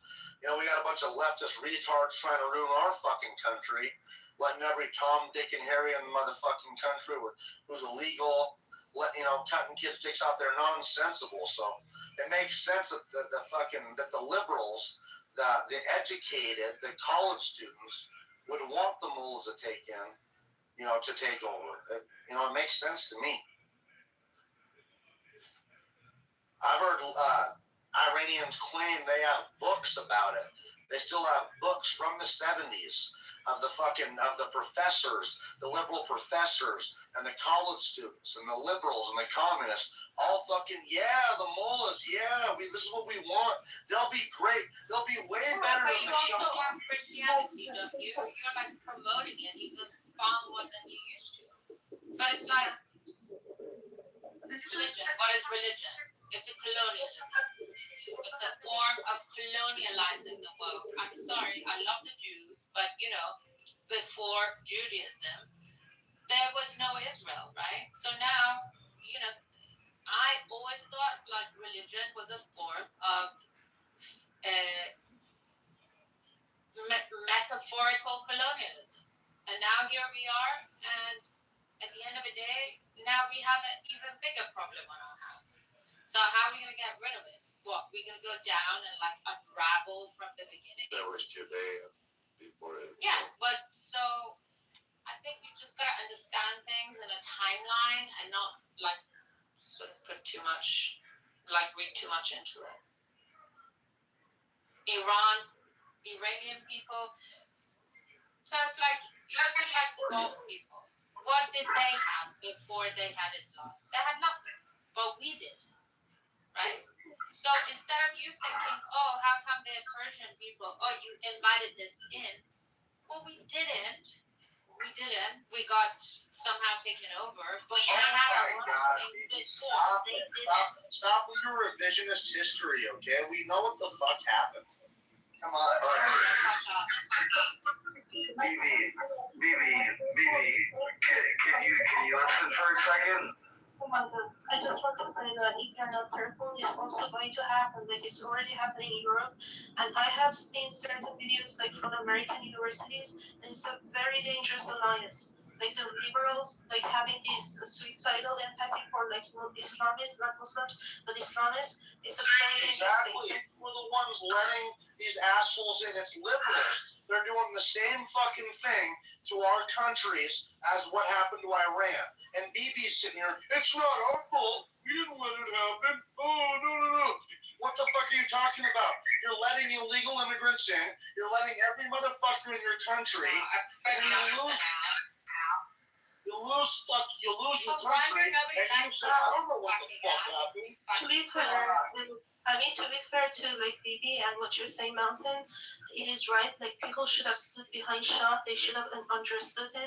Our generations understood what Shah meant when he said like toxic, like the dangerous alliance between the black and red, which means that Islam and also the fucking communists. So that generation didn't understand it. They should have stood behind Shah. They should have like protected our generation, but they didn't. But at the same time, we have to forget that the people that were on the streets, they had access to weapons. Like they were doing the revolution, Islamic revolution. They had access to weapons, and some of them were trained by Yasser Arafat, which is a fucking terrorist group. Like he was leading a fucking terrorist group, and he established the PLO later on, and every fucking shit that happened. But those people were trained. They knew how to use weapons. So this revolution was not done, but the lack of understanding. What you had Khomeini at the very beginning in the 444 American hostages at the beginning of the U.S. Embassy. I cannot understand you. Please let me finish that. You better hope they have training, because if they don't, it's going to be dangerous. Yeah. Okay. I'm going to use my mic. No, but like you're talking about like Rabbi, you just got Khomeini. in 10 seconds. You already talked. I just got in here. No, I'm talking to Rabbi. Oh. No, but Bibi, like before what you were talking about, like if you look at my PTR, I bought like all those like Encyclopedia Britannica yearbooks, and it goes from 64 all the way to like 78, and like there's no like you can't change it with the internet. So I mean I paid like $5 for it, but each one of them books was like $100 back in the day.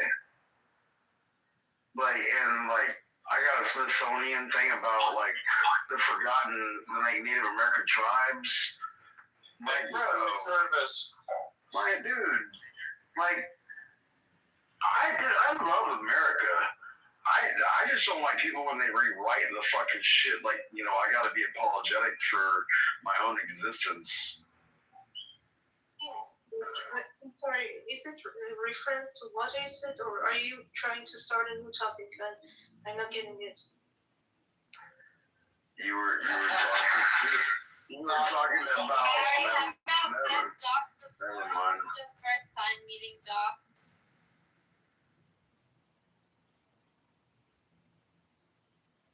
Well, yeah, I mean, Doc is very knowledgeable, but I don't understand what you mean.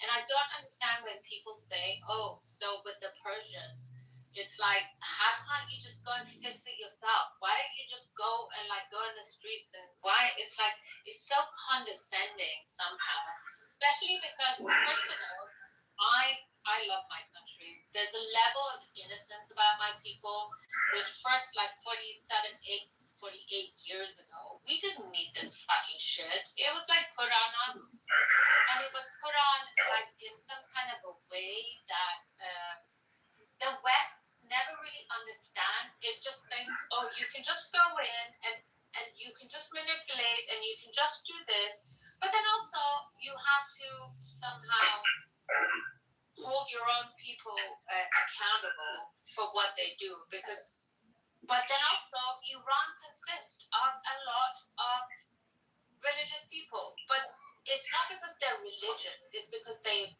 somehow poor, or they have no, like, this lack of level of education, but also at the time, which is always, can you mic down, Doc?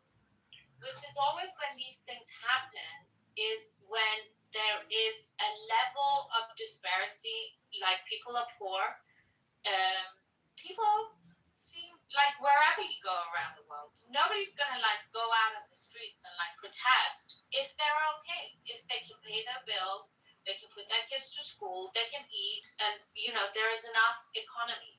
But it's like whenever it doesn't work, then people come out in the streets, and sometimes it's a good thing, and sometimes it's a bad thing. I would have said maybe 47 years ago, that was not a good thing. But it is what it is. It happened, and it happened overnight. And it cannot happen again, and it will happen again. And this time, I think we will have learned a lot from it. We're gonna get there. It's not like we need charity from the Americans. The Israelis, it's like, they have their own agenda. I fully support this, and we were on the same side, because they're fighting what we are fighting. With the Americans, like the arrogance about, we're doing you a favor. No, you don't have fucking any other options, because otherwise, what are you gonna do? Like, where are you going to go? What direction are you going to take? You're going to go with Europe? You're going to go with, where are you going to go? You go to China? Whatever. What are you talking about? No, you need to get down from your high horse as Americans. I mean, the Israelis have been putting out a lot, for such a small fucking country. They've been putting out a lot. And sometimes, as a Persian, I can get frustrated with this. I'll be like, you know what? You fucking try and do this on my country, what you did with Syria. I think that was wrong. I think that was myopic. I think that was short-sighted. I think it was a quick solution, and I think it's going to come back and bite them in the ass. So I don't want them to make that mistake with Iran again. But what I have to say to the Americans is like, don't think like you're doing us a fucking favor. It's in your fucking interest that there is one country in the Middle East that fucking works and is on par with you, on par with Israel. When you have fucking Russia lurking, you have China trying to like dismantle you through your own fucking youth. You've got Europe that doesn't trust you anymore. You've got fucking Canada above that just wants to like fucking kill you out of jealousy. So it's like, you gotta calm down, and you gotta just like somehow like ration it, and don't insult the people who can be your best allies and be more than they actually do. Hello, hey BB, I like your dog, by the way. Your dog looks pretty good. Anyway, I'm done. By the way, we are doing you a favor. We are doing Persian people and the Iranian people a favor by trying to dismantle their government, because obviously they want to nuke the world. You know what I mean? And nobody's ever experienced that before, and I don't want to ever experience that in my lifetime. So.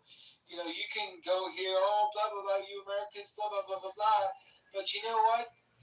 I mean, if it weren't for the Americans, fuck, half the goddamn world wouldn't even be around. So, I don't know about... Nobody's nuking anyone. What we don't want is Islamic expansionism. Nobody's going to nuke anyone. That was never about the that. Islamic Well, yes, and you know what? It's already happening. So, that's going to happen whether we get rid of Iran or not, or whatever we do with Iran. Islamic, evolution's going to come around, and hey, you know what? It's over there in the UK, and how is it? How is it for you guys now that it's already there? It just eggs me off. It's like it makes me upset that with everything going on, it's like Americans, oh, you think you're doing us a favor? You fucking started this mess in the first place. And I just admitted that. you know, Iran could have been in a perfectly harmonic place, which I actually believe by some. Dude, I was 3 years old. I didn't have a choice in the matter. Go back to a will. I'm 50 years old now. Again. But for me, I'm more thinking, where is America going to go from this? It's, you know, because you already have your internal problems also. You have to also align. You cannot carry on, you know, the people you used to be when you were like fighting the the native, you know, feather-headed, whatever, rain dancing. You talking about the Jaish al-Mahdi? The army? Under Sharia law? Anyway, I don't want to be insulted. Well, Bibi, why don't you tell us your experience with the Islamic align with the right people, like with Americans, with fucking the Brits, with my enemy is the Swiss way. My party sucks. Common sense and logic, and tell us your experience. Tell us your experience with Islamic, you know, expansion. Tell us how you feel about that now that it's in your. Yeah, of course, I hate it. I fucking hate it. I loathe it. That it's, for me, if anybody needed a tribe of people to help them more to get rid of this fucking, I call it a disease. I call it a disease because I feel like there's no rationality to it. It's like, okay, you start with like, you know, from the top, where, you know, even the Jews, they see it as some kind of like a gentleman's club, right? They don't want to let anyone in. It's like a lodge. The Christians, they're kind of like, they're a little bit more, but with Islam and where it's located, where it landed, for me, it can land all the way around my country, but I do not want it in my fucking borders because it has nothing to do with us. Well, it might have something to do with some of my minorities or with the level of economical sort of, you know, social economics, poverty or whatever, but it has nothing to do with our borders, with our history, and with our legacy. So if we liberate my country, we get it to where it needs to be. I'm Javid Shah. That's the only way for me because it's not about the person, it's about the legacy. That way, at least you have like one of the biggest fucking nations within that region that will reject this fully and full-heartedly, and in a way that also it can empower the Gulf, the countries around, because you know you might go in Saudi Arabia. You're gonna have to let someone else talk here soon. You might shut the fuck up. You might go to Saudi Arabia, but they are like us. Bibi, why do you think Islamic, you know, the evolution of Islamic territory is, you know, in your country and many other countries is because your fucking leaders are pussies. Your leaders can't grab their own fucking balls and stop it. You know what I mean? Well, she lives in Britain. She doesn't even. She's talking out of her ass. She doesn't even live in Iran, man. You know what you are? You're a fucking Indian. You're a native Indian. You're not even. I'm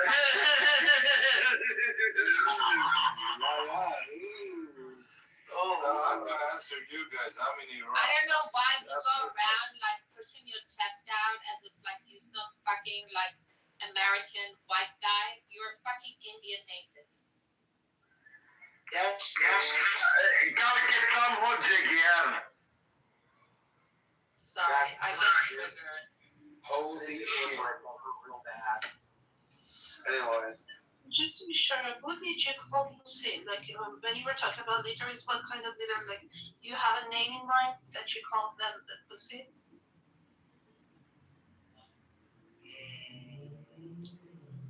Well, what are you talking about? The government? You mentioned that your people's like leaders are pussies. They are not taking like the power back. I wondered if you were like mentioned the leaders. What who do you mean? Like who are you calling a pussy?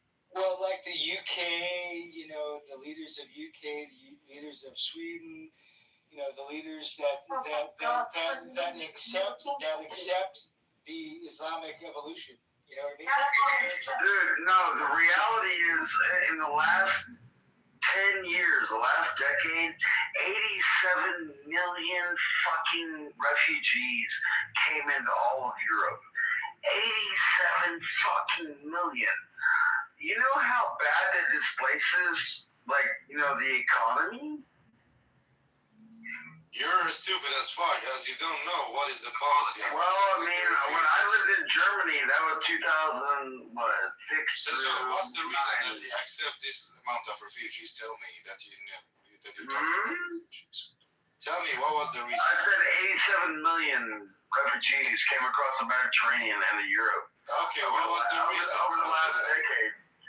Because they wanted to, like, take their Islam and, like, rape, European women. No, you're stupid, because you don't know that they need the young generation, as their young generation don't care about having kids. They only care about having that. So yeah, like why are like all the like rape cases like 80% like immigrants? Let me help on that real quick.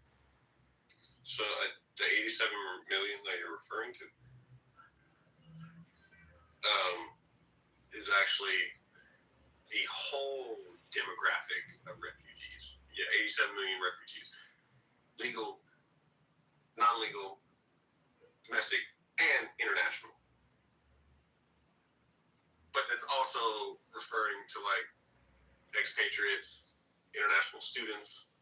So I don't really understand where you're coming from with the 87 million people you moving to Europe and what you refer to as a decade raping and pillaging Europe. I don't really get where that's coming from, because the majority of that over the span of 10 years has been expatriates, people that have moved out of the country and that are trying to integrate. So you're saying that the immigrants that have come in don't rape young women? You're saying that illegal immigrants don't come in and rape local national women? Yeah, I'd probably call cap on that. Oh, okay. It depends on the European country. Like I'm living in Germany, and the reinforcement of law is very different. Oh my god, I'm sorry, your mic is so loud. I just wanted to say that, for example, London and like UK is taken over by a lot of Pakistanis, and they're importing their own culture, and the reinforcement of law changes because a lot of those policemen are Muslims and they put Muslims above law, and that's a problem. But in Germany, I would say the reinforcement is very different. But I have to tell you, like the immigrants have changed a lot of things. Like I'm not even talking about like 8 years ago when I moved to Germany. I'm in Germany at the moment. I'm talking about like 2 years ago. Like the current city that I'm in is a small city. It's like they were like white racist people here, but for the past months I have been seeing a lot of hijabis, and they are very loud. Like after 10 p.m. in Germany, you should not talk loudly. That's why I'm like keeping my voice very low because I'm respecting my neighbors. But like they play music, they're not respecting anything. But at the same time, raping is a very serious, I would say, law. And Germans are very strict on reinforcement. But unfortunately, in bigger cities, it's really harder to reinforce that law. But in other countries, like Spain is getting fucked, France is getting fucked, and also UK. And the news that you're seeing, the videos that you're seeing, they are from those countries. And unfortunately, for example, 2 weeks ago, I read an article about the population of France. It was mentioned that France, like 40% of its population has been replaced. This is what the article mentioned, like replaced. And in next 10 years, next decade, is going to be 60%. And yeah, I think European cities are changing. Sometimes it adds like color, like spices, it's beautiful. Like multiple people coming together, diversity and everything. But most of the times, unfortunately, they also import fucked up people. Like they don't know how dangerous it is to like import Ikhwan Muslimin or what they call Muslim Brotherhood fuckers. Even Okay, I would agree with that, but I would also look at it. I would question on the sense of like, because I completely agree with that. I would question on the sense of like, would this issue be something to tackle more along the lines of like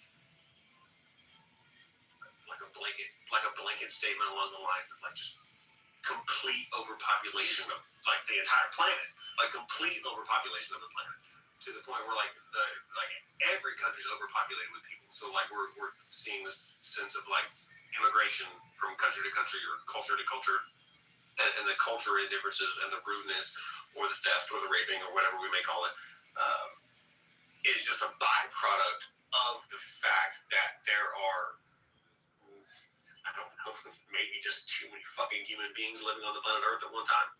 Well, we need more people, not less. So one of the things I want to ask is Paris still a shithole? Because with the last time, it stinks so fucking bad. It's still bad. They never cleaned it up. Okay. Bro, dude, I was by the Eiffel Tower and it smelled like piss everywhere. You can't necessarily like blame the people living in it. They are a product of their environment. So it's more like a located environment of like maybe we need to like fine tune the magnifying glass When were you on like in Paris? the government aspect, the autocracy aspect, When were you in Paris? like spreading gap between the normal average citizen as juxtaposed to the fucking people in power, the people with all the money, the people that aren't doing anything about the fact that rents get higher, fucking people can't find jobs, the homelessness is increasing, like drug addiction is going to go up. We're trying to like fucking be copacetic with like what reality is. At what point does it fall upon the individuals that are like raking in the money and sitting in their towers or their palaces or their whatever, and just like completely ignoring the fact that the irony of the fact that these individuals are the people that are put into power in the first place to make sure these kind of things that we're arguing about right now is not supposed to be happening. But also, one thing I actually wonder about this is like, who's letting all this happen? Because although I live in Britain, if Iran liberated tomorrow and it was the government that I wanted, I can assure you I would spend most of my time there. I would go back in a heartbeat. I would look forward to it. I know a lot of Iranians who would be doing that. And so what I don't understand is but at the same time, I love Britain so much because I grew up here. It's my second host country. I would never want to see this country do bad or somehow be diminished, or even whatever it did to my country. I still want to take that ability upon myself and think we could have done better. We should have had enough as proud as we were. There's a lot of things, but now the second time around, we're smarter, we're more resilient, we know more than we did before. That is not the British or the French people's fault or the Americans. So if I'm going to leave here and I'm going to go back to my country and help build up my country or live there or in between, I still want to see this country do well. I don't want to see it like hijacked by a bunch of like Islamic entitled fundamentalists. Because I would have feared because I'm a Persian. I have this pride. I have this Persian pride. But not many other like tribes just, and then I don't understand how has it come to this. Is it because of the type of people they live in, or is it the Western politicians that are sabotaging themselves? I think it's a mixture between Western politicism and like right-sided extremists. Like I think like extreme religion, like radicalized religion. This understanding that you have this righteousness or like this dogmatic understanding that you are better and you know the truth and like you're allowed this land or this territory or this place on earth. I think that mixed with Western culture of like capitalism and like corporate-esque like capitalism, I think that like melded together into this like religious fascist like superiority complex of like taking your religious like symbology and mixing it with money. I think that's what the fuck happened. May I respond to BB, please? You don't like capitalism? Is that what you're saying? So you don't like capitalism? No, I want to respond to BB and her point, please. Say that stuff, but they actually enjoy the incentives of what capitalism has done to society. So you don't like capitalism. So let's just break that down. I think it's the biggest joke is you take advantage of it, you utilize it. You're enjoying life because capitalism has made life better for everyone. And you literally just shit on it. When the reality is you wouldn't be able to get on this app right now if you didn't have capitalism. All right. May I talk to Miss BB, please? Because I wanted to respond to what she said. You know, when it comes to like Iran, don't talk to an idiot that doesn't appreciate. I'm not talking to you, my lady. Please stop interrupting. Well, I was talking to Miss BB about Iran and the Parsi philosophy of Zoroastrianism. I'm an American soldier. I could be put in an American like military like courtyard. You know, I'm a Christian.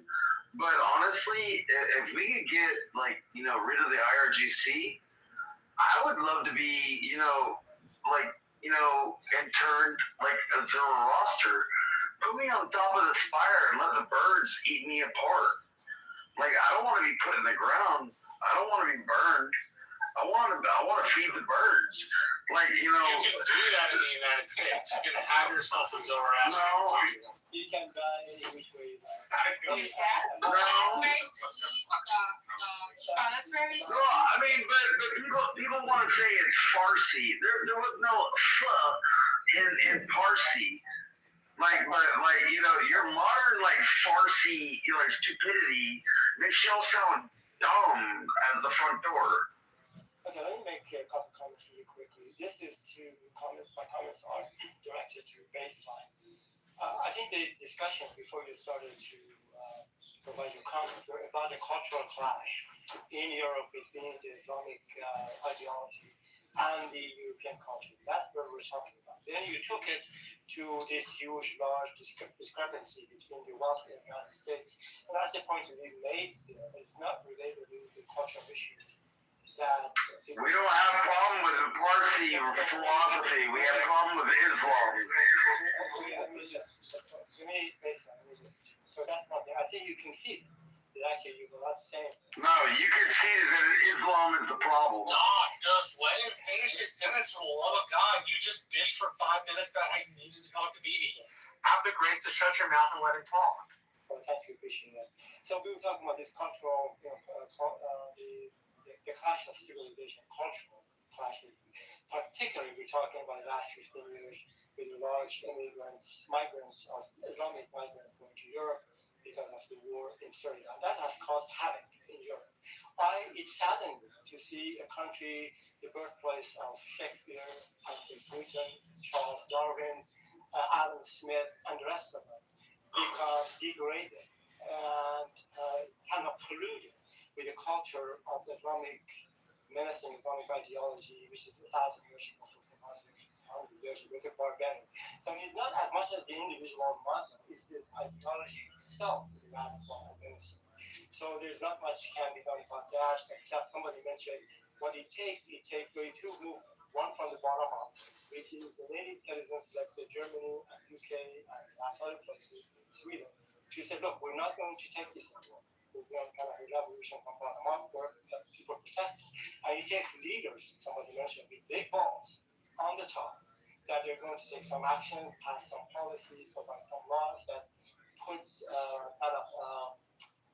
put this Islamic ideology, at bay to some extent without sacrificing the secular laws that we have in Europe and in the US, which are precious laws to change them. But it can be done, and I think it's going to be a conversion of the bottom up and the top leadership that is going to address this immigration problem in some of the European countries. I'm just hoping it's not too late.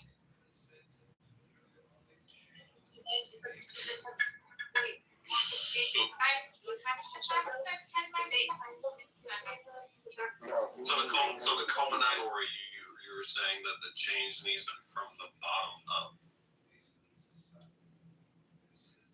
and putting faith and trust in the leaders that when changes leading up to the top, that the top individuals in charge know how to.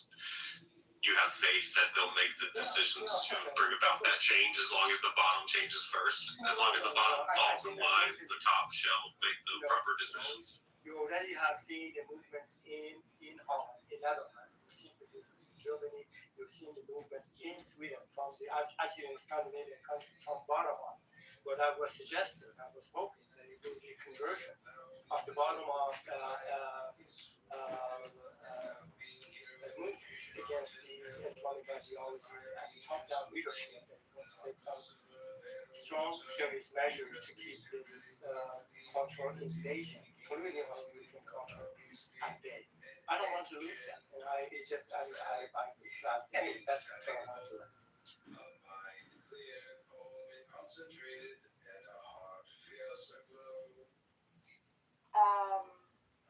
Yeah, maybe you want to be that problem. Don't let nobody in.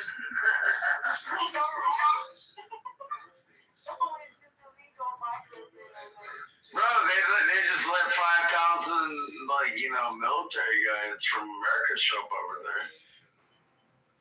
We just set up a new U.S. base in Poland as of this month. Yeah, that's like worlds apart from the U.S. Well, I mean, immigrants and U.S. troops. I love, dude, between Poland and Canada, that's the reason you have the fucking Geneva Conventions, by the way. Because they did some egregious war crimes back in the day. Like, that's why we have the Geneva Convention. Come on, dude. Bro, between Poland and Canada, bro, they used to, like, people would give up and they would still shoot them. Like, once you give up, you're no longer a combatant. You're like a prisoner of war, and you're afforded, certain rights. But they didn't give those rights to anybody. They just killed them all. It's not Poland. It's not Poland by itself. No, it was Canada. I said Canada. The original Geneva Convention was started in 1864. It became enforced even more after the atrocities of World War I and World War II. Yeah. There's no mention in its history of either Canada or Poland for the reason of its experiences. Well, you can agree to disagree, and I'll agree to disagree too. I'm not giving you my own opinion, I'm giving you history. History says the German interpretation is wrong. Well, I mean, I used to have a Geneva Convention guard. I was licensed as a combat medic. I say bring back brass knuckles. I wish we carried brass knuckles for coordination forces. Dude, we're not allowed to use CS gas because it's considered chemical warfare. I mean, bro, even when you even the gas, gas training, they lower it down so much. It's almost like pepper spray.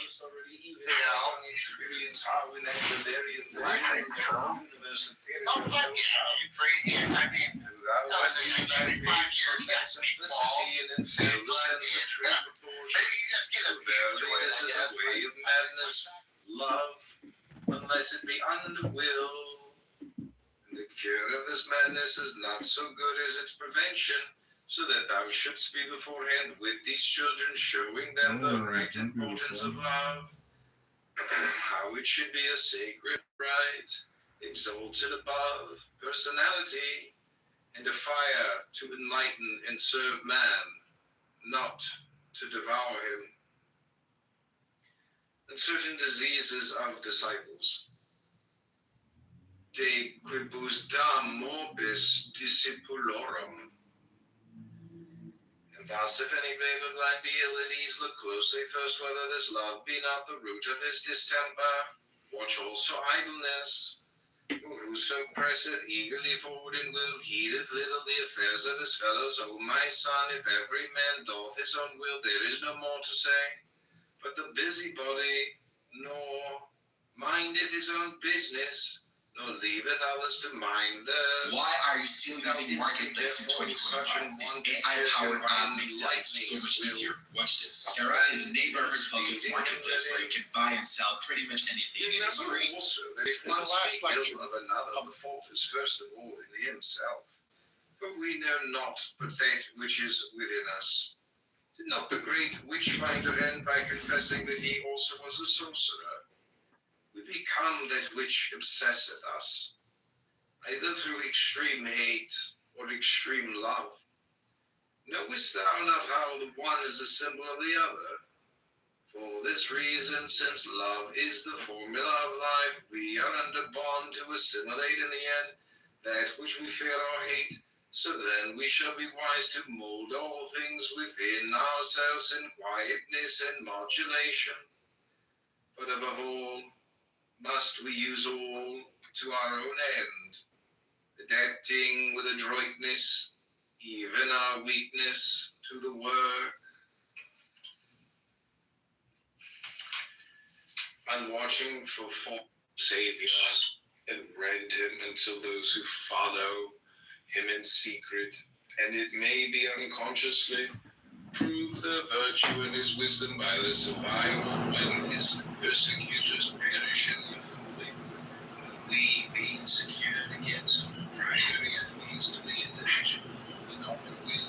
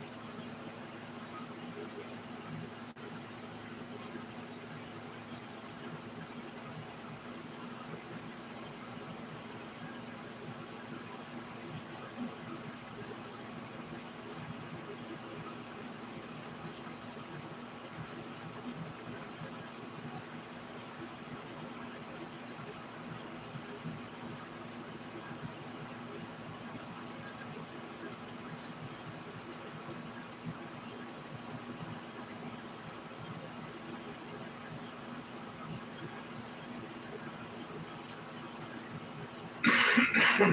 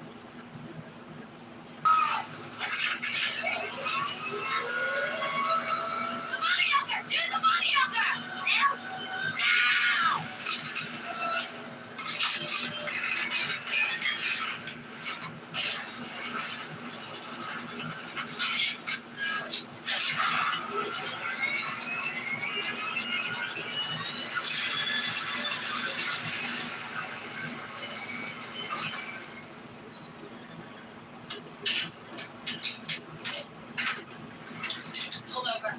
Good. Pull over and get out.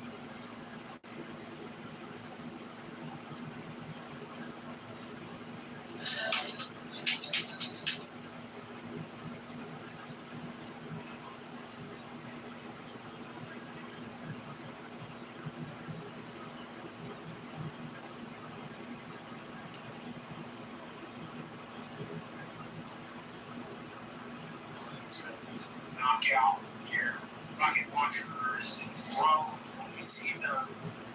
But the American military is actually comprised of just fighting against. And in order to fight it without war, we would have to do something a little different than what we had been doing over my lifetime. So what was the point of going to war or declaring war on them if they weren't going to follow through? Get Ali, I know you've been trying. JB, you're saying it wrong. It's an operation. Hold on, it's an operation. It's your terminology, your verbiage, JB, is confusing you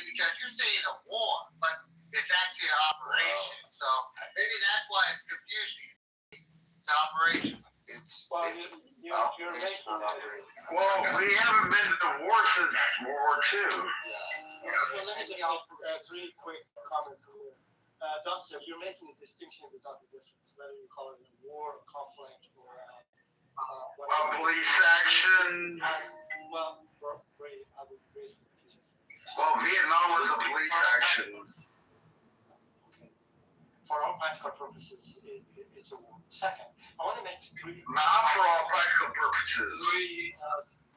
Okay, you can come in after. $100. Heard that right. I'm John Kitover. I want to say the IRGC is so the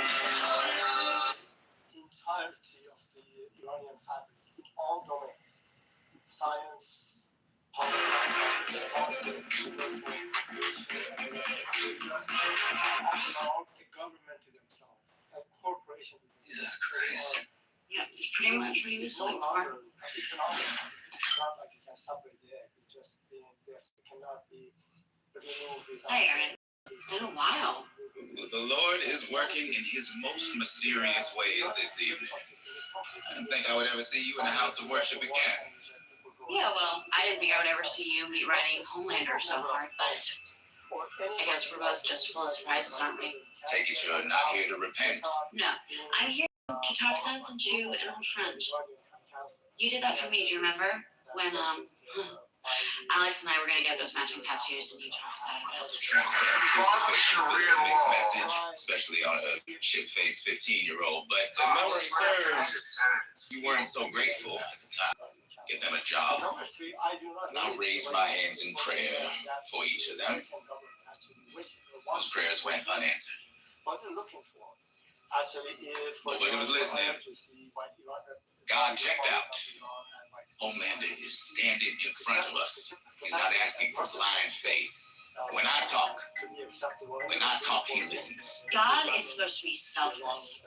Okay, Homelander doesn't care about anyone or anything outside of himself. Maybe imperfect, but he brought this church up out of ruin. He fights back against the secular forces corrupting this nation. He killed Firecracker, and you're delusional if you think he won't turn on you. Firecracker was a non-believer. She brought his wrath upon herself. I'm not afraid to stand before Homelander's judgment. Technicality, we was in war, but during World War II. This is an operation. But you didn't sneak in and argue about dogma, did you? Oh, Andy, I am sorry. Operation. Let's use the appropriate term. Let's use the appropriate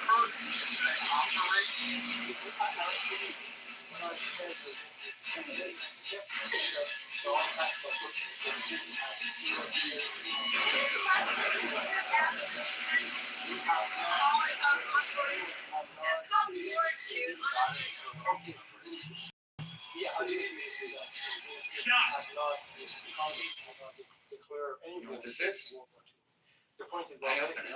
You're dead in 30 seconds. Declaring war against another nation. So your point is about taking my point with the difference. So is Andy. It looks like a war. You can call it an operation if you wish, right? But Sure, he took the end of it. saying that what is in the name? That You go to all this trouble to waste that on me.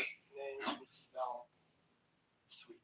But I will. Let me ask the question to Dumpster, because he's clarifying. Unless you let her go. I appreciate it. Thank you, Dumpster. What's the end game of this operation? I mean, to me, if you're gonna interact on a level that you are, Room for everyone, not fluff. because otherwise nothing's gonna change over there. That's just my opinion. Rafi, you wanted to say something? Oh, no. A regime change, which would be the desire and wishes of Iranian people. And the second would be Israel probably wish this regime to go away. I wish it to go away. That's kind of one objective. But the objectives the Americans they have, if you look at the 14 points, regime.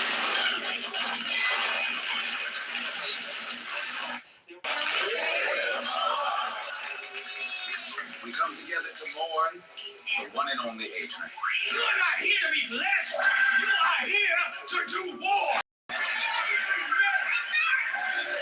you feel the Holy Ghost power? I said, can you feel the Holy Ghost power? Then I need you to praise Him. Praise Him.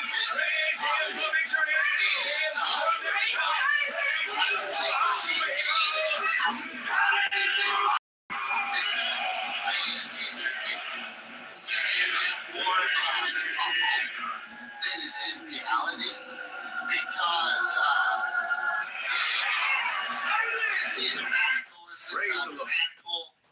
mindset of the IRGC.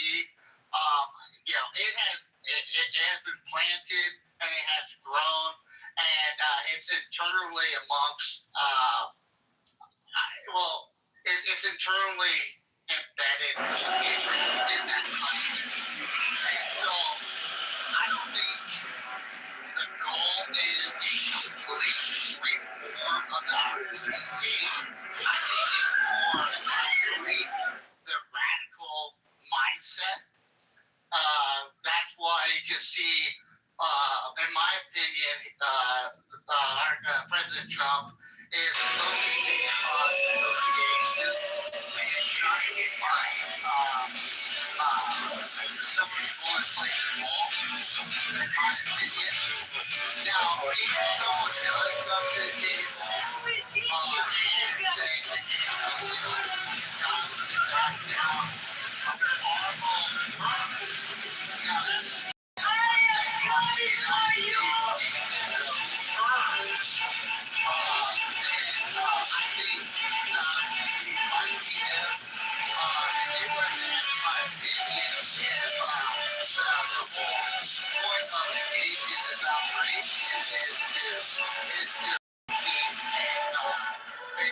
regime change for the people of Iran. So King gets injured after. Don't buy another chart.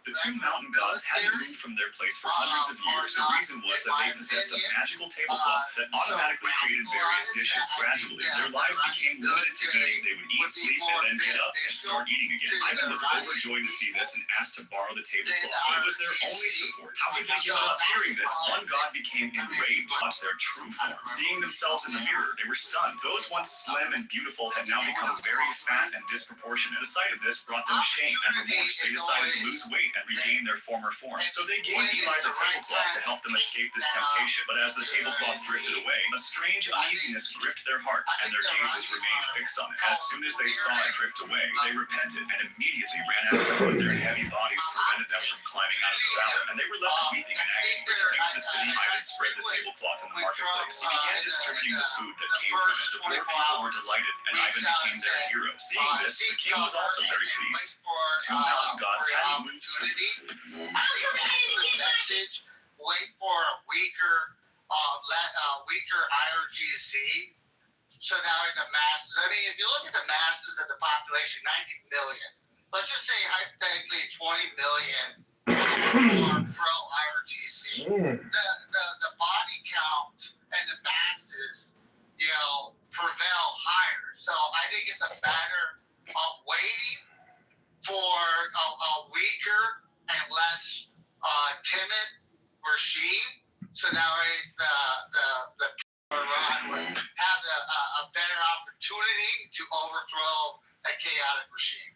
So I think the opportunity is there. Thank you, And Go. to add to that, before I forget, the Hashd Shabi, which is an Iraqi militia from Iraq, which was funded by the IRGC.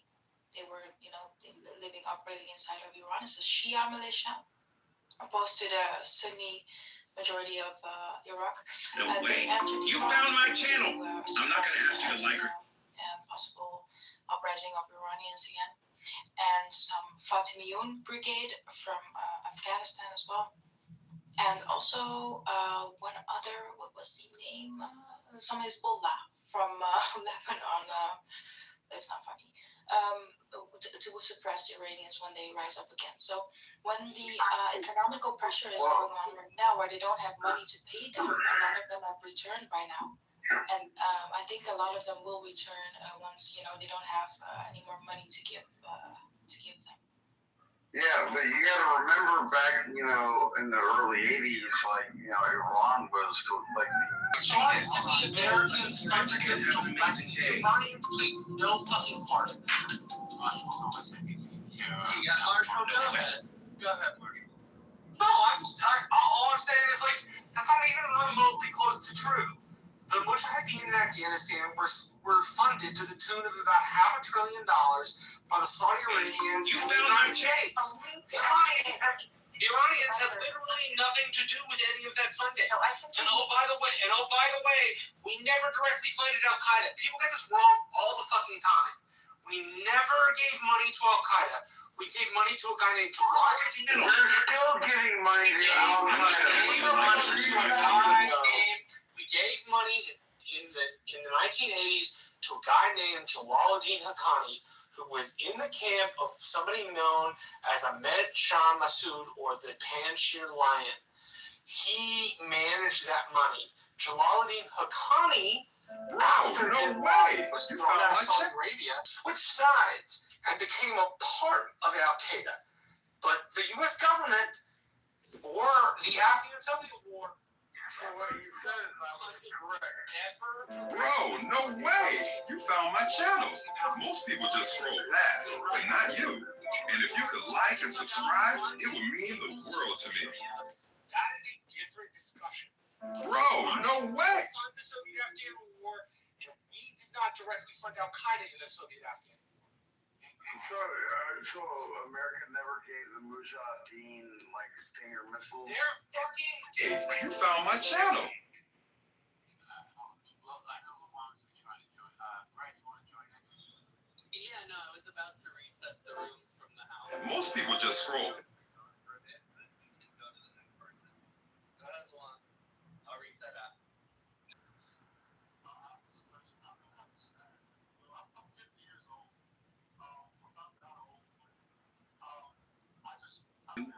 Thank you so much. It means the world to me that you are watching this. Oh, and before I forget, have an amazing day. No way. You.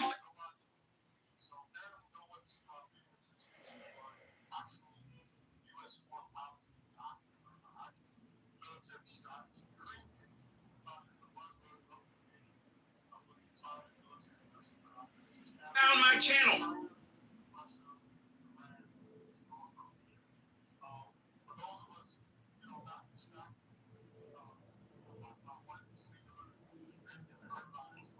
I'm not gonna ask you to like her.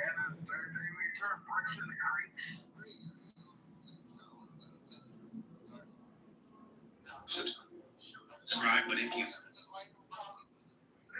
literally were talking about bricks and you call it cranks.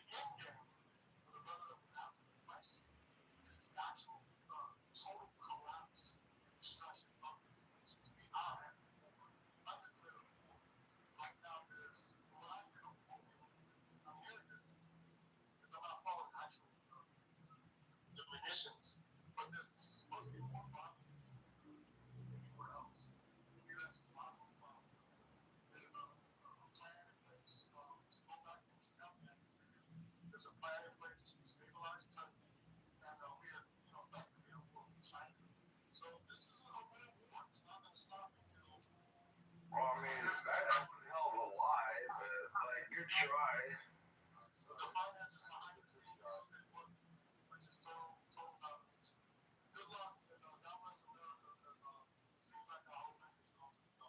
Exactly. Thank you, Alon. I appreciate what you just said.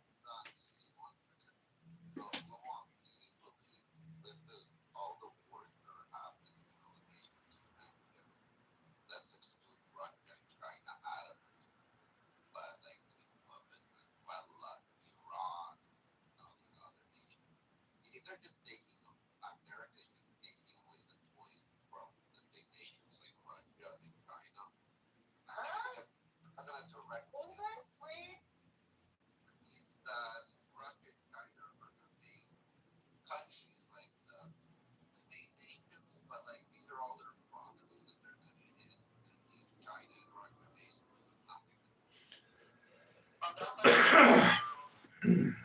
the youths are.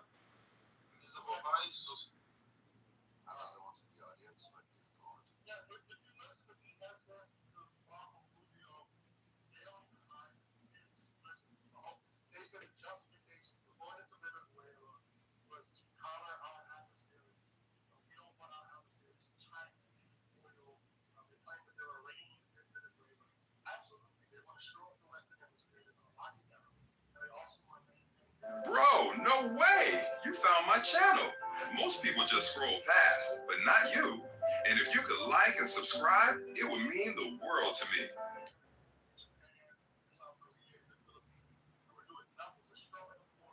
Bro, no.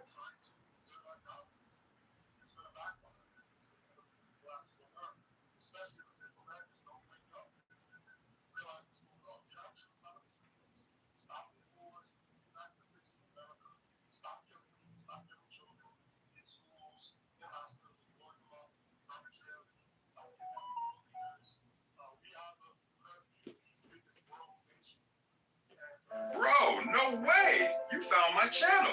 Most people just scroll past, but not you. And if you could like and subscribe, it would mean the world to me. Bro, no way!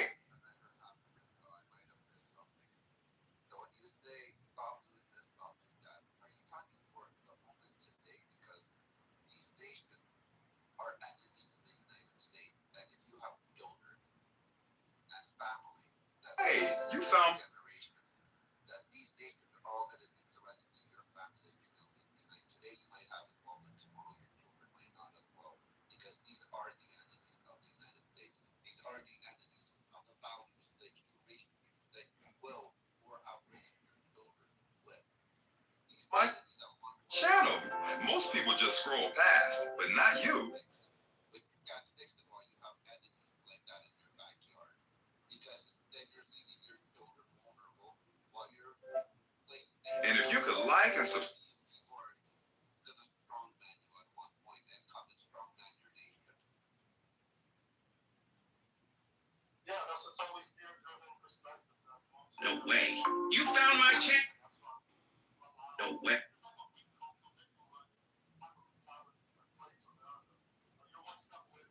No way. You found my channel.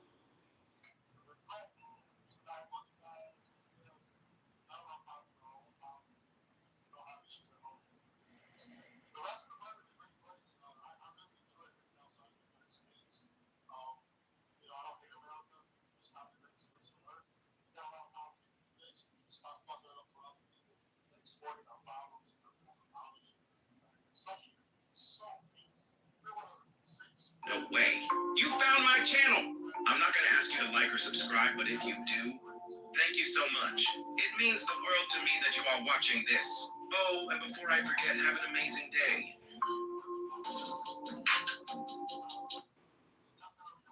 No way. Okay, so that's about the third time you've been condescending in the room, and I've let it go.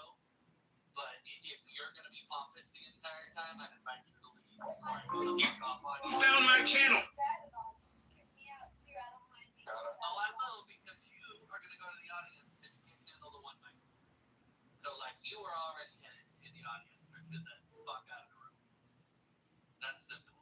I am just saying in general, when you continue to be condescending, I'm not going to ask you're not you to like or subscribe. particular house. Other people rent spaces differently. I don't allow people to be pompous, arrogant pricks. Right, but if you do, thank you so much. You're welcome to say whatever you want, but do it respectfully or get the fuck out. Pretty simple. And that I mean, works to everybody who digs It's the world to me that you are watching this. Again, we won't get back and forth, and I'm gonna interrupt here if you want me to reply. I just be how Russia took America's area and they still invaded Ukraine. And that they're starting to undermine the US. No way. You found my channel. I'm not going to ask you to like or subscribe, but if you do. The beginning. It wasn't like this before. And it's just getting. Bro, no way. It's kind of getting pushed to the side. And you said it is a fucking great nation. Don't get power the world. And it's I give you. something cutting edge. Prosthesis in 3 dimensions.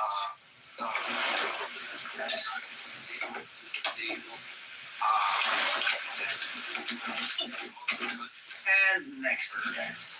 Your stumps, if I may.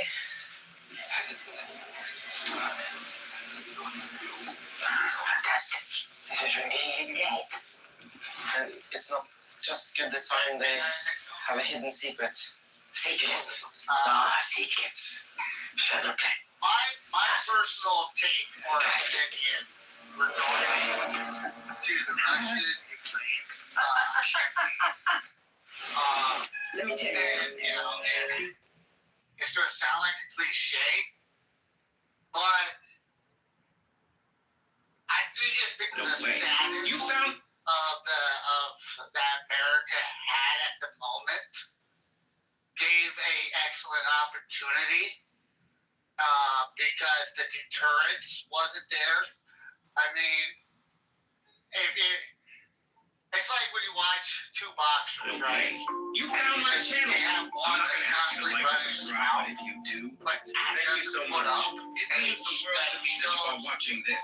Oh, and before I forget, have an amazing day. You don't take it serious, and I think a lot of it, it's just, I think the endurance wasn't there, and there's an opportunity that Russia took, knowing that it had at least a good solid 3 years before any potential opposition might get involved. And if you look, and this is my opinion, I think Putin was informed by his own commanders and his generals and staff that campaign should not exceed no more than maybe 12 months. And where they're at now, prolonged it to where there's another administration. That's just where I sit on it. Bro, no way. In my personal opinion, because if I was in his shoes, my advice would be no more than a year. And with the always real opposition of the United States, who was part of this, I would say, I would think that if I was in there, based off the data presented to myself. And so that's kind of where I'm at with that, man. No way. You found my channel. I'm not going to ask you to like or subscribe, but if you do, thank you so much. A few weeks. Thank you. With Iran. What's happening? What do you think? One of the apps I use, I got an alert saying that the Pentagon chief said that China is building up. I guess they're building up whatever, and so they said for the allies to up their game as far as their defense systems. So we'll see what happens. So that goes back to Li Wang. What do we do now? The enemies are building. I think should. Any country should try to make sure their defense is better than their potential adversary. So I mean, I'm not too worried on what China or Russia can come up with.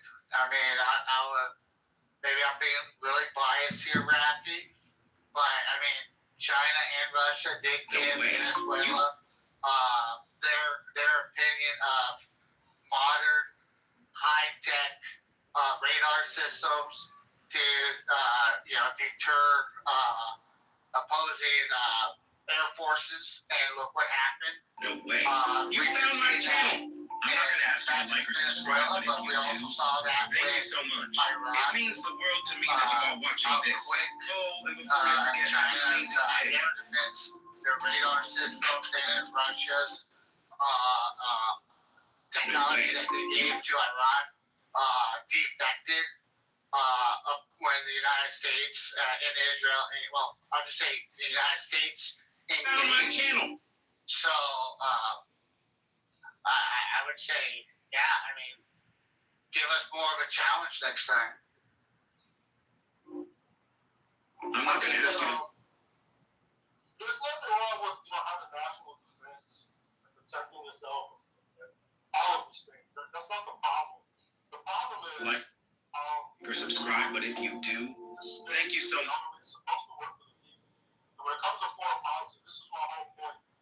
Maybe it's how we kind of say it's that the American people they really don't have a strong understanding of foreign policy, and they don't elect officials based on foreign policy issues. So these people get elected by the people, they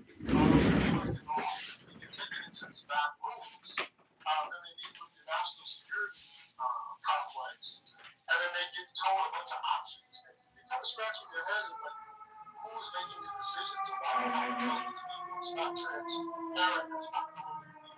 So there's a level of corruption, and I think you're seeing a reaction from a lot of Americans across the spectrum. Question, why is this happening? What is the purpose of it? And a lot of it is like.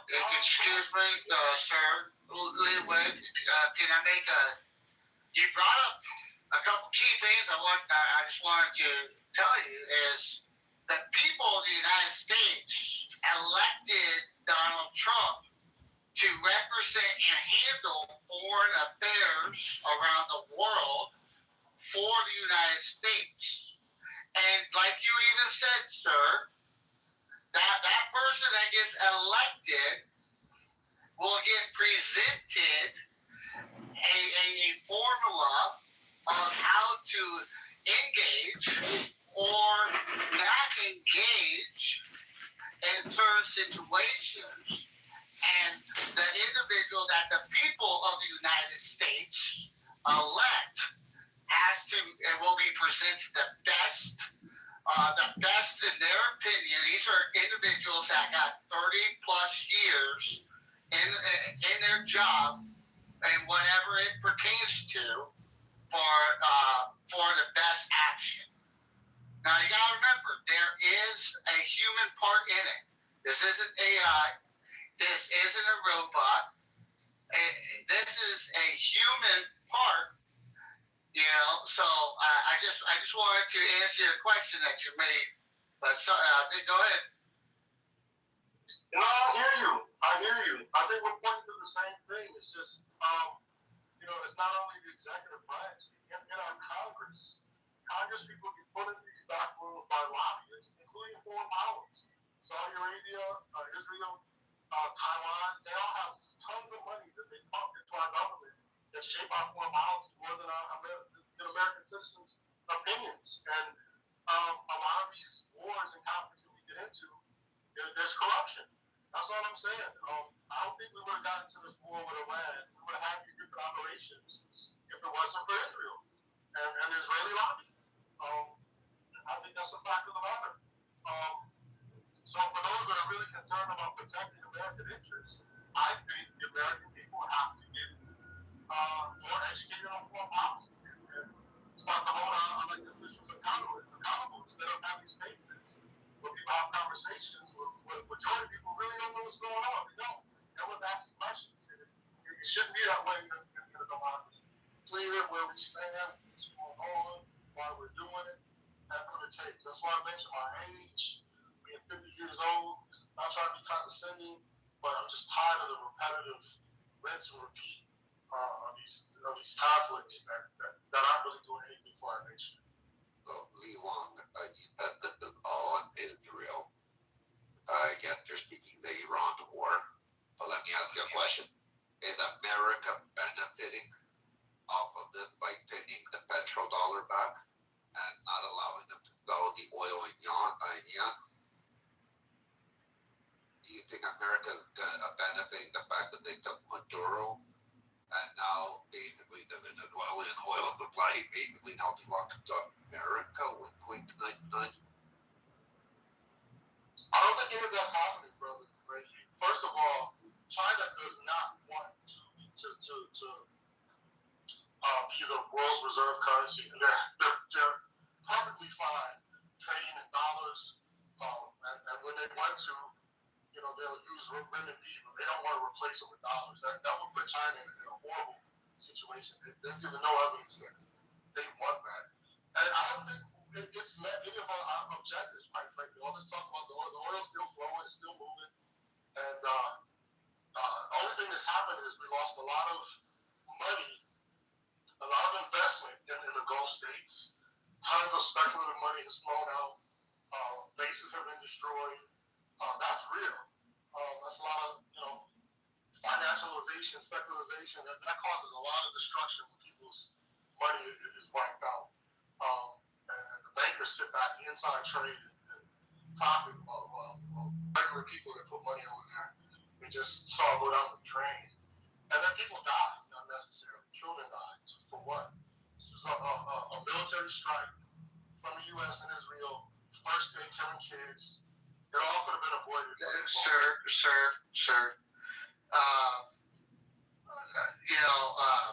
Killing kids. Remember, fortunately, sir, freaking kids die of hunger all the time, dude. Freaking, in some cases, by neglect of their own parents. Think about that. So let's be honest here. Claiming that America, indirectly can be responsible with that. Well, first of all, there was a school that was adjacent to a military base. Hey, let's start with that.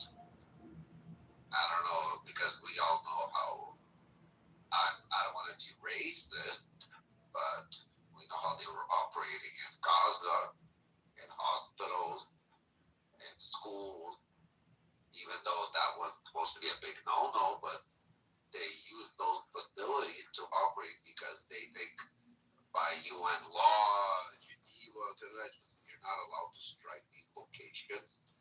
And you know what? This is like a state. It's like you running to a church. You're about to get attacked. You're gonna run to a church for safety. Because you're a bad guy doesn't mean we're not gonna strike a church. I'm sorry to say. Yeah, but the difference is when you run into the church, it's not with the intent of building, your safe haven amongst innocent civilians. So there's an intent there when they built their stuff underneath these holy places and in between innocent civilians. There's an intent to hurt them there. So I think the one we should blame every single time is a terrorist that does this by ways of trying to, work around UN law and use it against you. Yeah, so about this, hold on, I was going to say, can I tell you something? This is what I want people to understand. Sir, Yeah, Coach, 1 second. Yes. Let me just finish up. Of course. I know how that Israel and this, so you probably would be in disagreement with me when I say that I'm going to bring the Gaza part to this. You probably disagree with me that they were hiding rockets under hospitals, under schools, right, Hamas? You probably disagree with me on that one. You can say yes, no. Just I'm asking you a question. Would you be in disagreement with me? Yeah, I'll wait until I can have some space to fully answer, but I'm listening to No, I'm just asking. It's a simple question. Like, I'm bringing the Gaza part because the way you said Israel force this, that, like, I already kind of know where your intention is going with this. So that's why I asked specifically, do you believe that there were rockets under the schools, hospitals? They were holding, like, artillery under these locations for protection? I've actually done detailed study into this. I can share the information. You can turn the information and just say yes or no, and then you can back it up with your details, right? So I'm just asking you.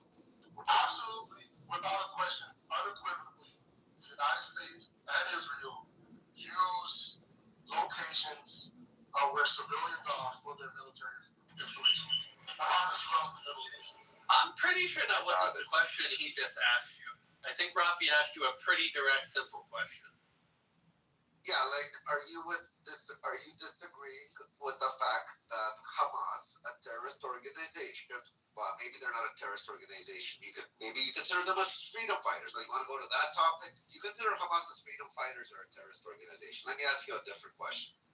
So you can fact check online. The majority. I'm answering your question. I'm asking you either A or B, or yes, no, or freedom fighter or terrorist. Yeah, but why are you trying to limit? You can pigeonhole me how I respond. No, you can back it up after you say it. I'm just asking. I would like to respond how I see fit.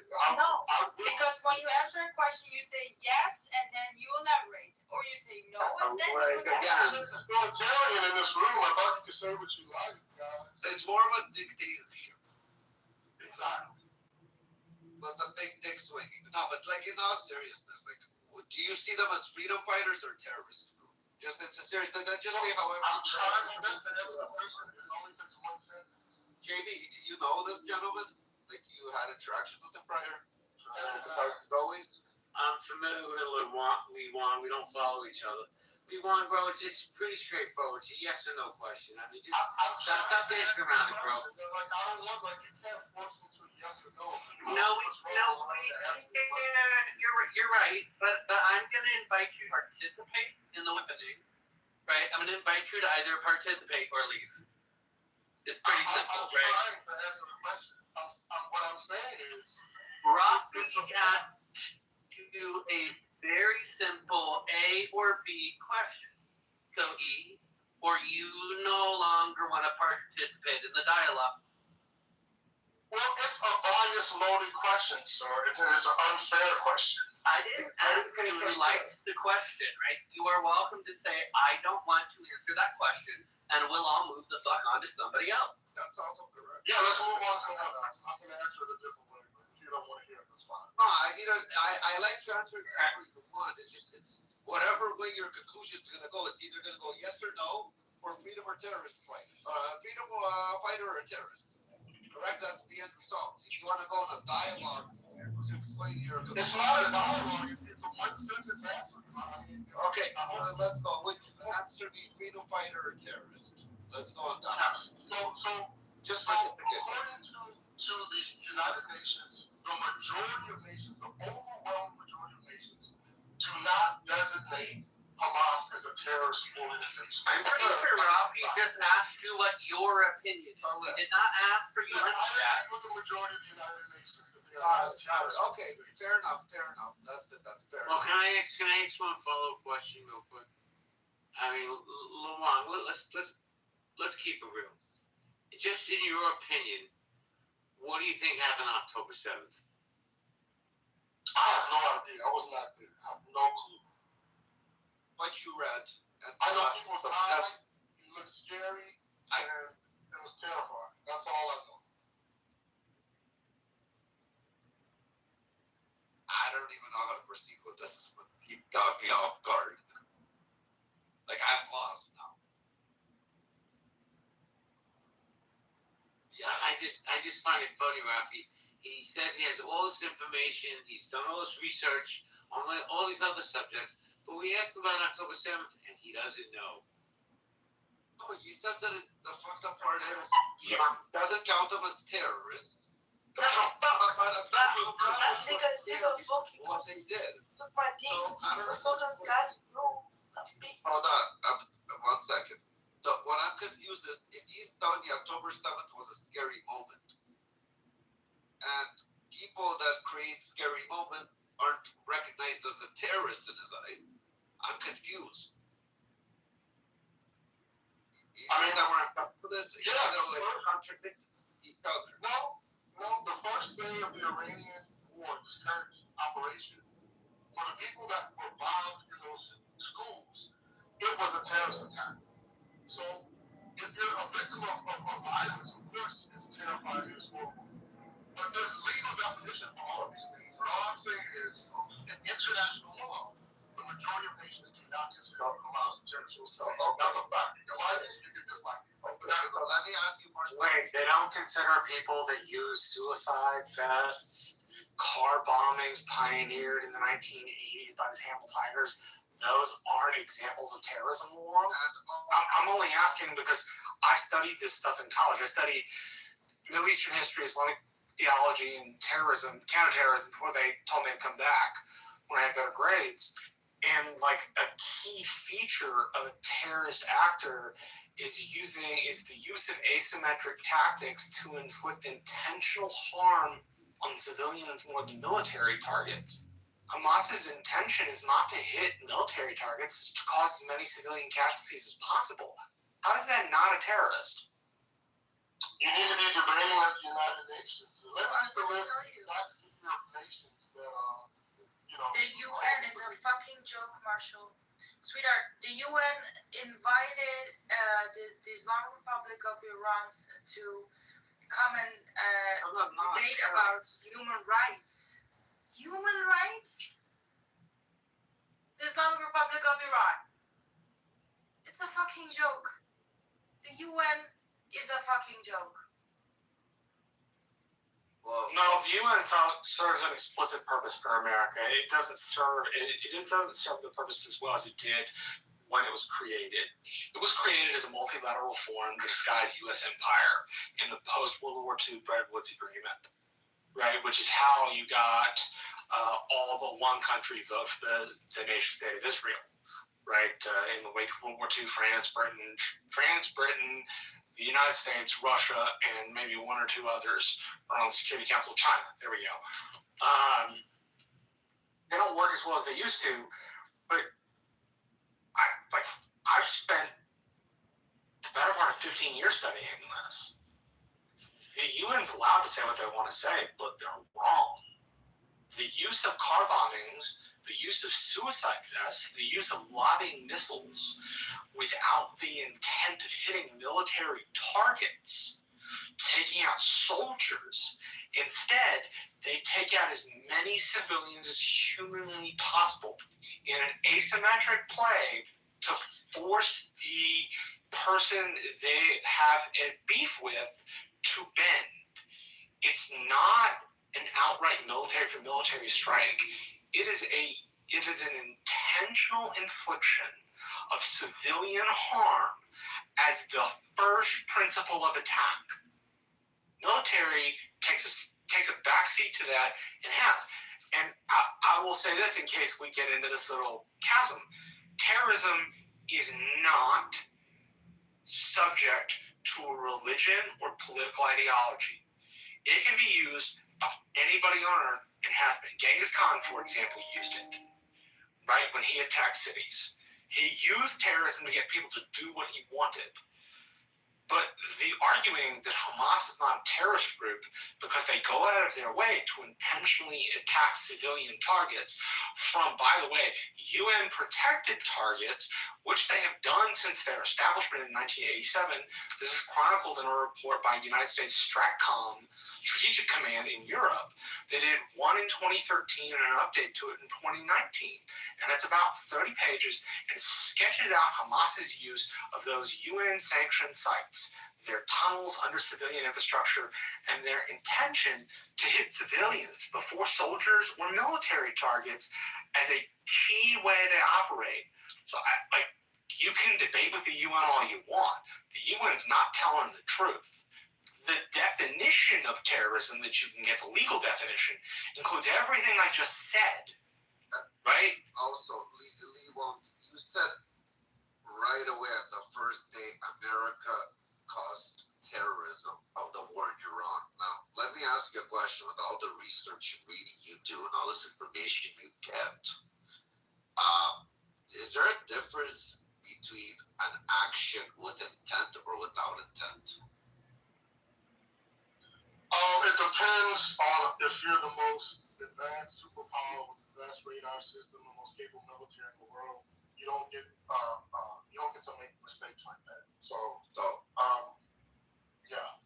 best military power also had a jets go down, correct? Sure. So there are flaws in life, correct? Without a question. Okay, so why did we come to a conclusion that was a terrorist act? What made it to be with intent in your eyes and not a mistake or a rogue missile or something malfunctioning? Or we don't even know if it's American missile too, correct? Because nobody was realistically allowed to go on the ground to investigate what type of missile it was. It was definitely an operation oversaw by the U.S. military in conjunction with Israel. What was the missile? What was the intent? And why would America benefit by doing something like that? Like, we know what a terrorist benefits. How you guys doing? You're still talking about all this stuff. No, I'm speaking here to Lee Wong. He's an introvert. Oh, okay, sir. So, we're kind of dish-gouging, especially when we get cornered. But I put in the chat, it's very clear, 181 out of 195 nations. This actually has nothing to do with the United Nations. You think it's a corrupt organization, fine. But if you want to tell me that 181 sovereign nations, something is wrong with their thinking, and they're less intelligent or not as well informed as Americans, I think it's the other way around. There's a reason. I don't think they're less intelligent or somehow stupid. I think they're not reading the correct legal definition, and they're making an excuse for somebody acting in a way for a political cause they still happen to be sympathetic to. So therefore, it's not terrorism. Exactly. Right? They're the minority. Okay, fine. I'm the minority. But if people don't want to read legal definitions and they don't want to read the dictionary or the encyclopedia, I can't fucking help that. Doesn't mean I'm wrong. There's also nuance here that's being missed of, what people vote on at the UN on resolutions is specific to that resolution. Then you go look at nations' personal policies, right? Like in the United States, we have the State Department and the FBI that designate terrorist organizations. Most countries in the West also do the same designation. There are 30 plus nations that have Hamas, the military wing, designated in their country under their law as a terrorist organization. Now, what they vote on a resolution at the UN is a completely different conversation than what their optic framing is in their own laws, in their own countries, in relation to protecting their own population from the people tied to the entity. And so I think it's important to acknowledge that, yes, Luong is right about what their votes are on recent resolutions at the United Nations. Those are politically driven votes by the ambassadors representing those countries, usually in direct response to actions, right? A lot of the world is very unhappy with Israel's actions and with the United States supporting Israel's actions. And therefore, at the UN, they're going to vote a certain way on resolutions. There's also the political expedience that the United States is almost always going to veto any resolution that damages Israel. So if you are another nation, you can gain political brownie points by voting in favor of things that you know are never going to take into effect and never going to be addressed by the Security Council because the United States and the UK are going to veto their way through it. So using UN votes on specific resolutions or committees from the UN with selected member states sitting on those commissions or committees is kind of a flawed way to look at how countries look at and identify Hamas, right? Versus what are their domestic and national policies of who they do and don't define as terrorists. And the vast majority of the Western nations who live in a manner similar to the United States have Hamas designated in their own systems as a terrorist organization. 30 out of 165, 195. So it's 165 that still haven't designated. It's a long way to go. Yeah, and 165, and I'm going to say the thing people don't like to say. Pretending every nation is an equal in education, in understanding, in the level of their population's intelligence is a pretty big joke, right? There's a number of those nations that I don't care what they ever say because they are shitholes without plumbing. And so they don't really get to speak on the global stage other than in a venue like the UN where the major nations allow them to.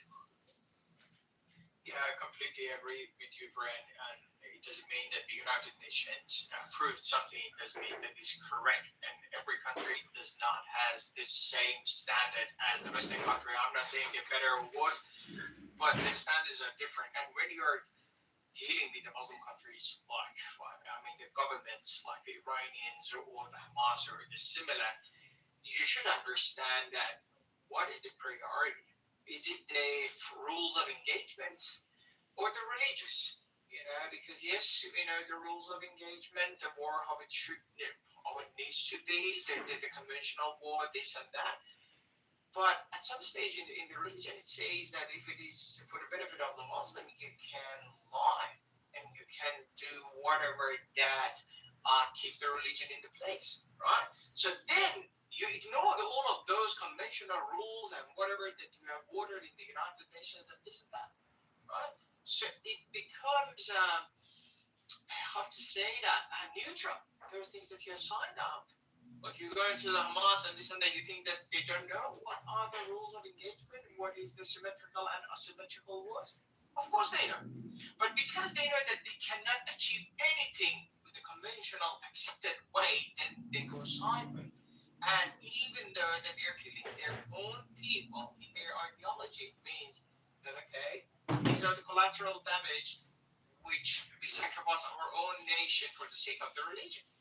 This is actually, this is the situation when you have a war with the ideological system. We're talking about the international because I'm from Iran, so I can speak on behalf of my country. And this, in my opinion, like for those people that say that that the war and then the American hit the school and this and that, we don't know yet. First of all, second, if it hit the school, consider yourself in a position that you don't have an enemy and that enemy is attacking you from some particular points, right? And they're using the human shield, right? Let's simplify.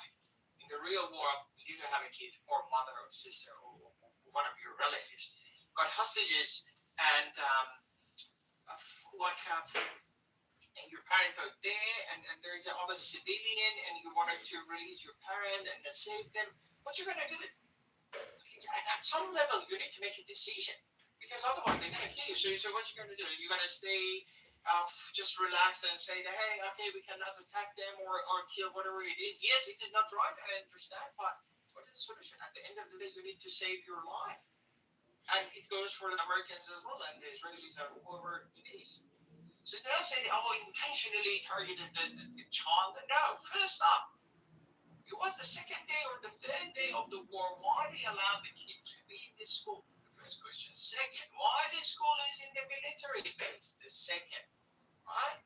And why, when it is war going on, why do you still keep the children inside of the school?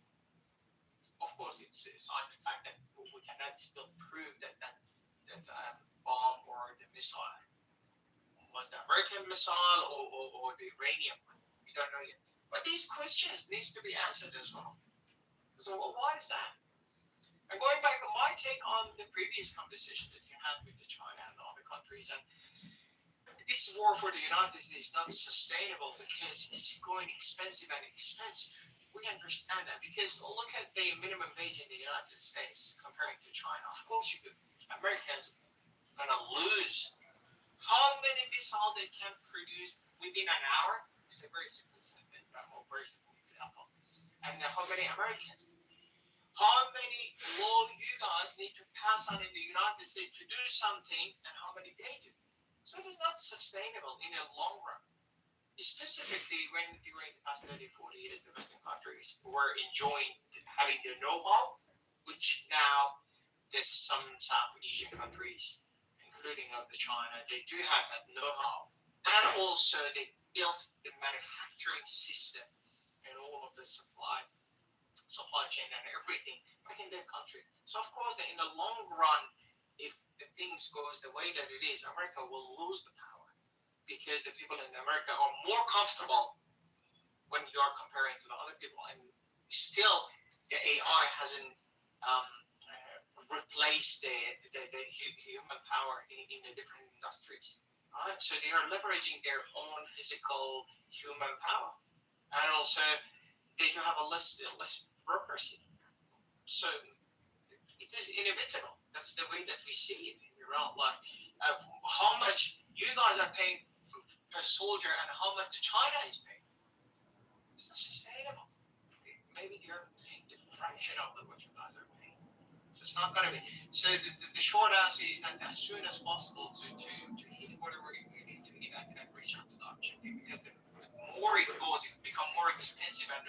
is the president or the administration, he's going to put the pressure on the people, of course, eventually, because it's the taxpayers' money at the end of the day. But it needs to be finished. There is no negotiation. Is not bad. Be the solution with these people. You have tried these negotiations for the past 47 years, and even longer throughout different parties, different negotiators, different administrations. It didn't really fix the problem. So just doing the same thing, how is gonna fix the problem again now? So just waiting there and keeping the aircraft carriers, which cost billions of dollars, and just to negotiating with the terrorists, which their majority of their own people are not agreeing with them. I don't know how it's gonna go. That's my opinion. Thanks.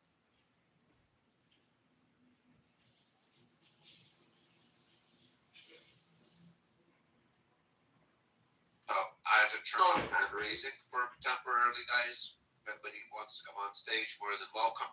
Send me invite. Please. Guys, let's see. Hey, just okay.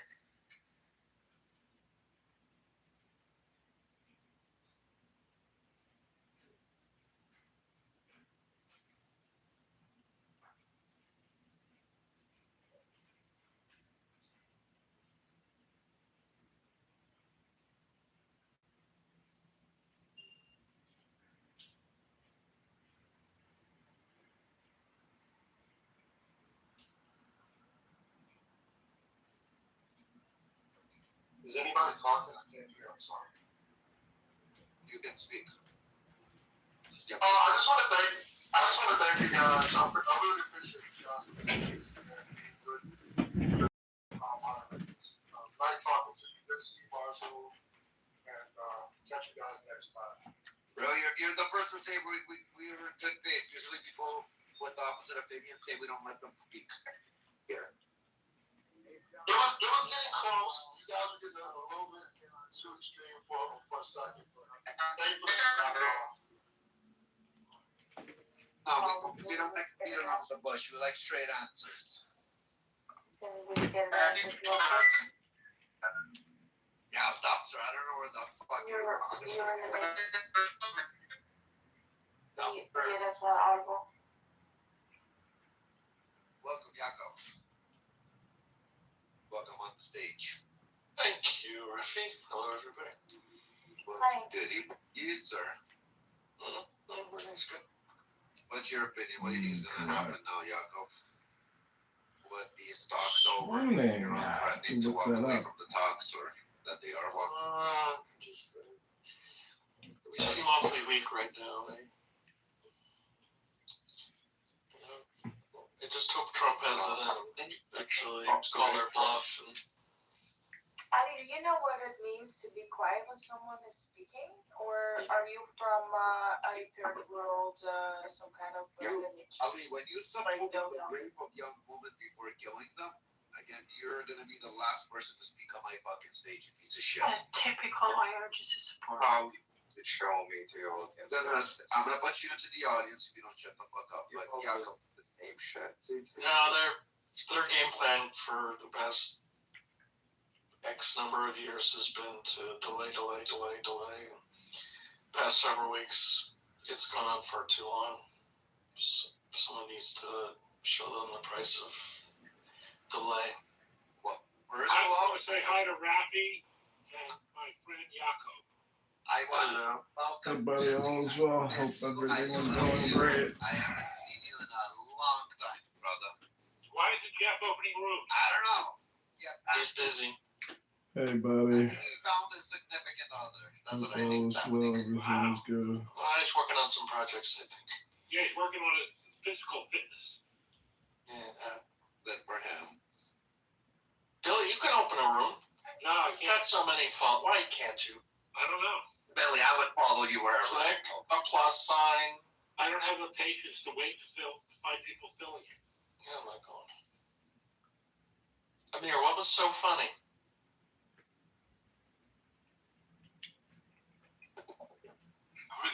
Everything about it. What's not funny about it? Hey, buddy. Hope all's everything is good. It's accurate representation. What's going on? Evacuation of the north side. North side evacuation. Who's talking about Israel? For sure. Amir, are you happy that they had to evacuate the northern part of Israel? Because of the bomb? No, that's the eventuality. Hey, buddy. Hope all's It was everything going to is happen good. anyway. It's gonna happen anyway. Talk, and then action. Right. Nice. That's all it means. Precisely what it means. No, actually, it's my compensation, not retaliation. That's a literal reading. There we go. That's.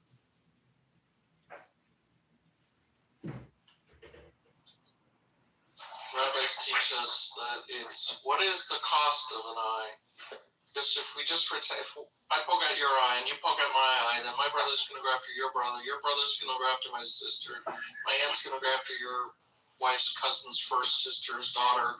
It's going to go throughout history. But if you poke out my eye, the rabbis say, here's how much you owe. Quiet. Here's how much you owe for that eye that resolves all future claims. It's a perfect system. It stops everything at the first thing.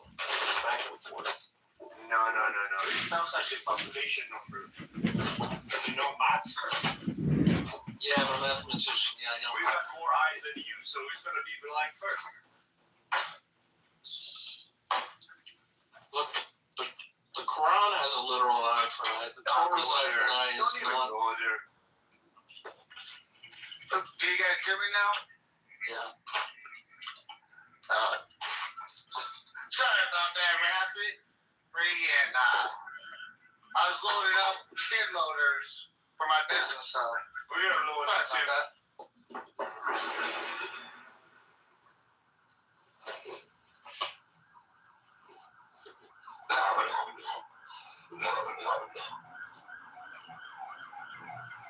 North side first, then the middle side, then the south side, then you need to see.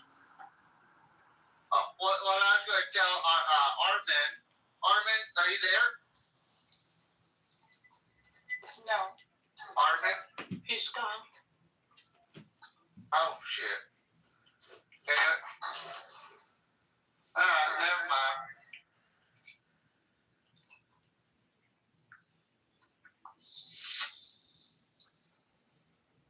Sorry, I'm back.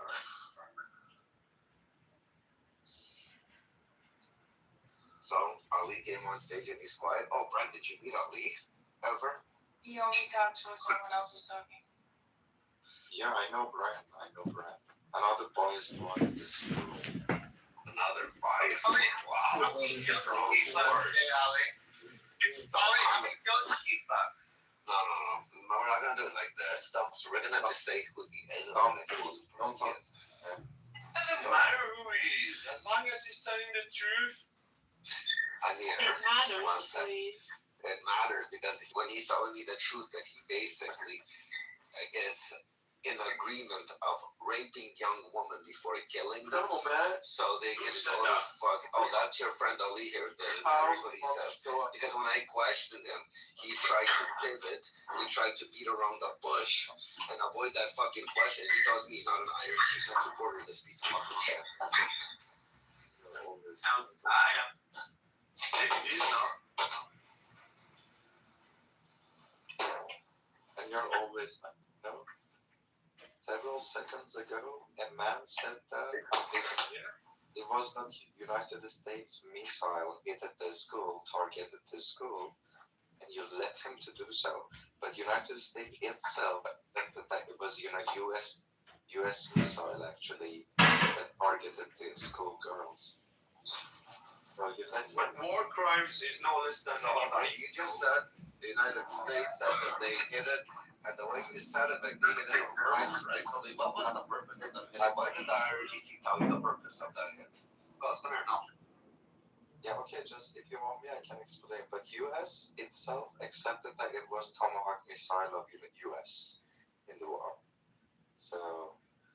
Oh, you guys still doubt about that? Okay, so I'm gonna ask that if you are not directly talking, please mute yourself.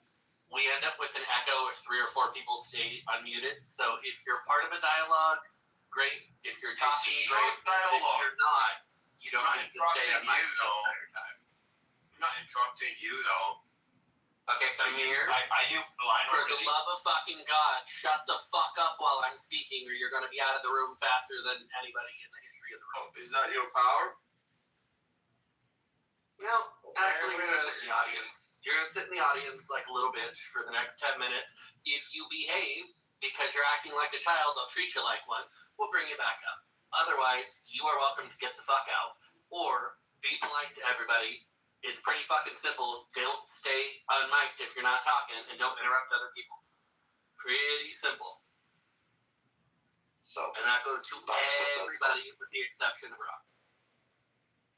thank you, Brandon. I love you. And let's go back to Ali. Ali, so what was the purpose of America hitting a school full of girls? What did they benefit out of? What did the IRGC tell you the benefits would be from that? Talking point number 4. Turn the page.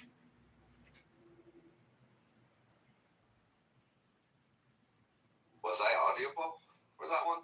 Yeah. I was just telling him to reference RGC talking points for June 1st, page 2, item 4. I got it. I also wonder what he thinks about Flight 752 that IRGC shot and killed 176 people, including many kids. What does Ali think of that? That's a great question, Matza.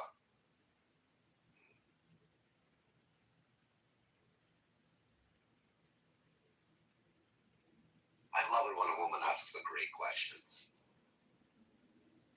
Yeah, so far in this group, I basically said things very close to what Li Gong said, but do you want to also claim that Li Gong are the IRGC? So basically, No, but Wong was wrong about terrorism, just dead wrong. which is not right. It shows that this group is very biased. So somebody came No, here. sir. If we did that to you, you would call it terrorism. Why? Because it would be the intentional targeting of civilians over military targets with the express intent to inflict harm on innocent people who have nothing to do with the conflict. You would call it terrorism too. When your side does it, it's also terrorism. Yeah, like, innocent. kind of like you're doing in Cuba, right, Marshall?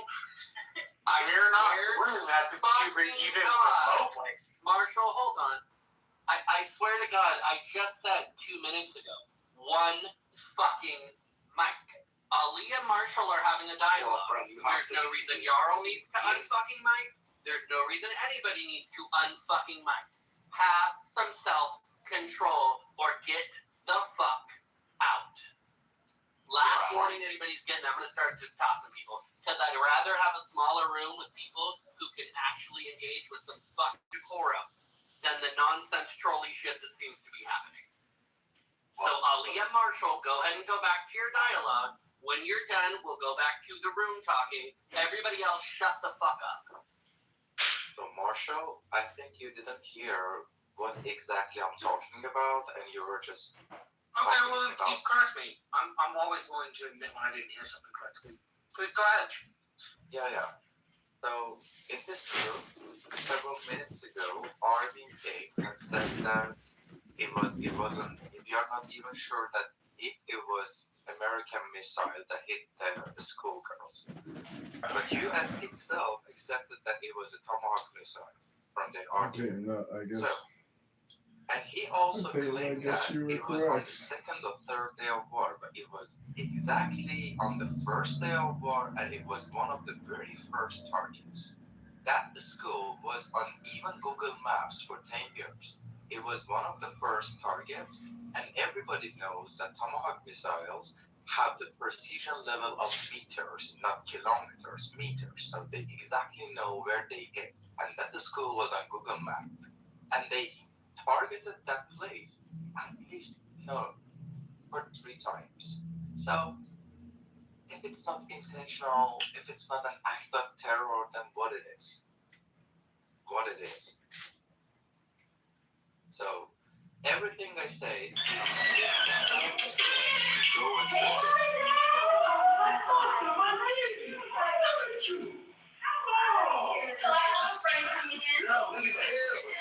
I just want to apologize, man, right away.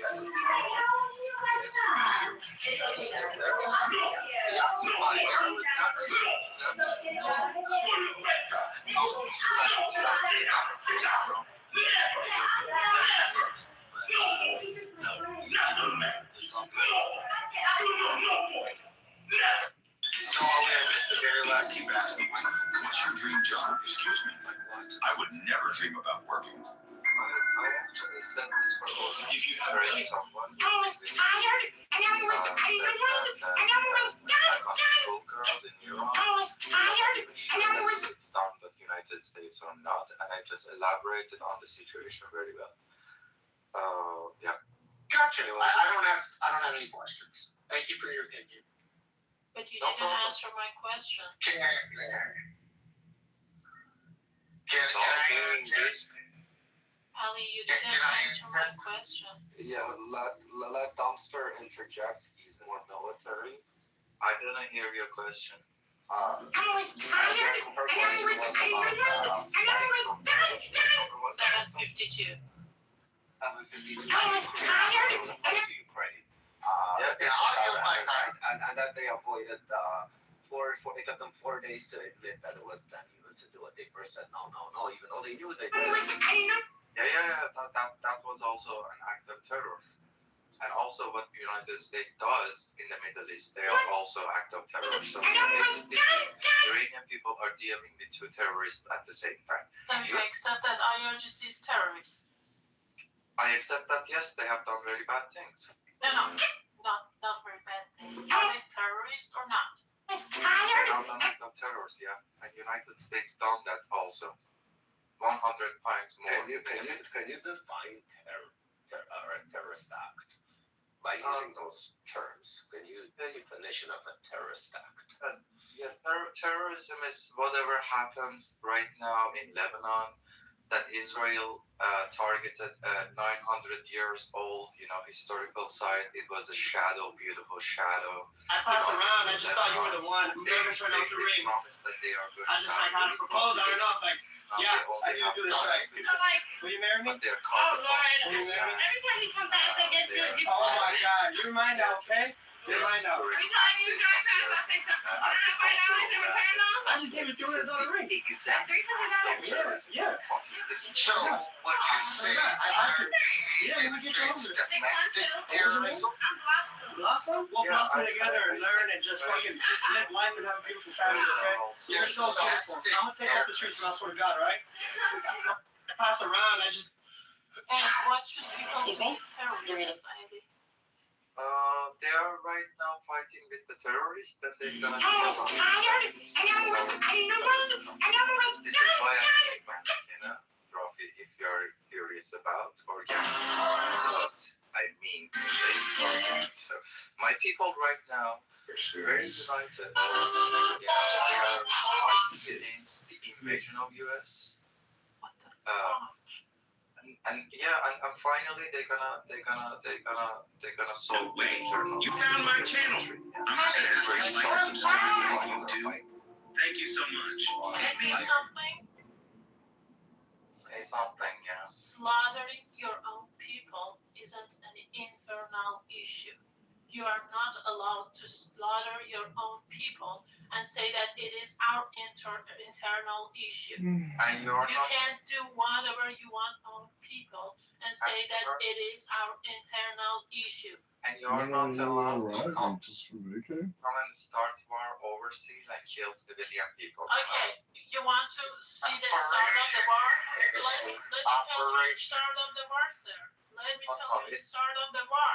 Because at The least start of the war is when we Iran, and they made us chant "Death to America" every morning. That's the start of the war. The start of the war is counting down the destruction of Israel in every square in Iran. That's the start of the war. Well, hold on, Ali, 1 second. You said your people. Hold on. You said your people are fighting. You said your people are fighting for your country right now. The only people that are fighting for your country, and if you say these are your people, they're IRGC members, because the civilians aren't fighting the one that want to be free from the IRGC. So you clearly are admitting that you're an IRGC supporter. These are your people. No, I'm just against war, and I'm gonna stay against war as the Sure, but the people that are fighting, the people that are fighting. Of course he's IRGC. He's been telling me, why are you even engaging with me when you know blah blah blah. Of course he is. So, but it doesn't mean that he cannot. Bro, no way! You found my channel. Most people just scroll past, but not you. He was telling No, us Lee Wong is Bro, no. anti-Semitic and anti-Israel. And Lee Wong has a very different reason for having the case Lee Wong has. Anti-Semitic. You are labeling everyone who against war as I am excuse me, you need to pause yourself because I labeled one person. Bro, no way! You found my channel. Most people just scroll past, but not you. And if you could like and subscribe, it would mean the world to me. Into his credibility. And what he is credible on this app is being anti-Jew, anti-Semitic, very pro-America, throwing everybody else out. That is what he is reputably known for on this app. So when you throw in a lot with him, and you say, hey, he also said this thing, that is the person that you are talking about. He's only America first person, nothing else. Ali, 1 second. Brand, I got a Mazda. Most people. Great version. Yeah, you're good. And last time, just Ali threatened her. And I want to make sure. Actually, that was is it Soren? Whatever. If he comes into the room too, I'm gonna mod you. Not you. Version or anything to all the females in the room. You have every right to fucking throw them out. I'm glad you do not stand for that bullshit. Thank you. I've never done so before, but I'm definitely gonna be more dictatorial with these dictatorial aspects. Hey guys, I would like to hear from fucking Canadian Jarl. Come up, Jarl. Wait, what? What? Why? What did I do? I just like type of bullshit. Are they also anti-Semitic? Or you have against war? So here's the thing. I always find it interesting when people who found my channel. think they get to decide what is and isn't. Bro, no way! You found my channel. Most people just scroll past, but not you. And if you could like and subscribe, it would mean the world to me. In the politest way you can possibly. Bro, no way! But you've been in enough of our rooms that everybody understands that if the choice was Israel and the United States or IRGC, it's very clear which side you support of the conversation, right? I'm not giving you the option for a third rail, right? If the framing is, no, I'm going to give you an opportunity here. If the framing is you either support the United States and Israel and the actions they're taking, or you support the Islamic Republic regime of Iran, which one would you say you support? And I don't want a long pontificating answer. I just want you to answer the question very simply. There's two options. In this conversation, in the conflict, in terms of who you think is better and who you think is the problem, are you in support of the Islamic Republic of Iran, or are you in support of Israel and the United States? It's a very simple question. No. My options are not only. No, they are, or you're going to get silenced because I asked you a question that has two definitive options. This does not make up your own. This is a question with two options. You can choose not to participate, and we'll move on to somebody else. I choose. Are you choosing to not participate, or are you going to answer the question? Those are your two options. Not to answer to this specific question. Okay, we're done. We can move on to Jarl now, because Rafi, I'm done pandering with that. If he wants to come up in like 10 minutes, he can. But I'm done with people dodging questions. If you think it's an unfair question, just call it an unfair question and say you don't want to answer it. But the nonsense of dodging a question, if you don't like the question we ask you, then simply don't engage with it. It's that fucking simple. But Jarl, I have not heard what you've had to say on the room topic, and I know Osin wants to go there, so why don't we hear a little bit of what Jarl has to say today? Yeah, I didn't actually have anything to say, but I do now. What you just did is you gave him a set of binary questions. Yep, I did. I gave him a binary question to answer. Yeah, but if you ask, certainly did, it's the oldest trick in the book, right? It's like asking somebody is murder right or wrong, and then they're obligated to answer yes or no. Which by the way, whatever, dude. is a fucking question, right? I teach constitutional law sometimes, right, at night, a couple times a year. And that is a question. That is an essay question, right? You can ask a question that you think is unfair. A question does not have to be something in the terms that you want it to be, right? I can ask a question in whatever binary I want to. If you don't want to engage with the question, you're welcome not to, right? A question is simply designed to get somebody to respond, right? That's what the question is. If the option is A and B, it's not create your own C. It's not pick your own menu item that doesn't exist, right? You're right. I, with intention, created a very simplistic binary question that had two options. If he didn't want to engage with it, he didn't have to. But I was not going to have him talk around a very simple question. Yeah, but Brent, you're explaining all of this to a left-handed Canadian. Jarl is a left-handed Canadian. You're asking an incredibly sensitive, complex topic, and then you say you have to answer by yes or no. Well, you don't have to answer. You don't even have to answer. The question was, this is what's funny. Nobody has a gun to anyone's head, right? When I ask a question, and it's a binary question, you can answer A, you can answer B, or you can choose not to answer. Okay, Brent, let's start over. Can you say the question one more time? Please, brother. I mean, the question was very specifically to Ali and doesn't really matter to anybody else in terms of, because Ali was being referenced as being pro-IRGC, and I was giving him a very clear opportunity to answer a very simple question. In the context of the war, of the current conflict between the United States and Israel with the Islamic Republic of Iran, which side did he think was in the wrong?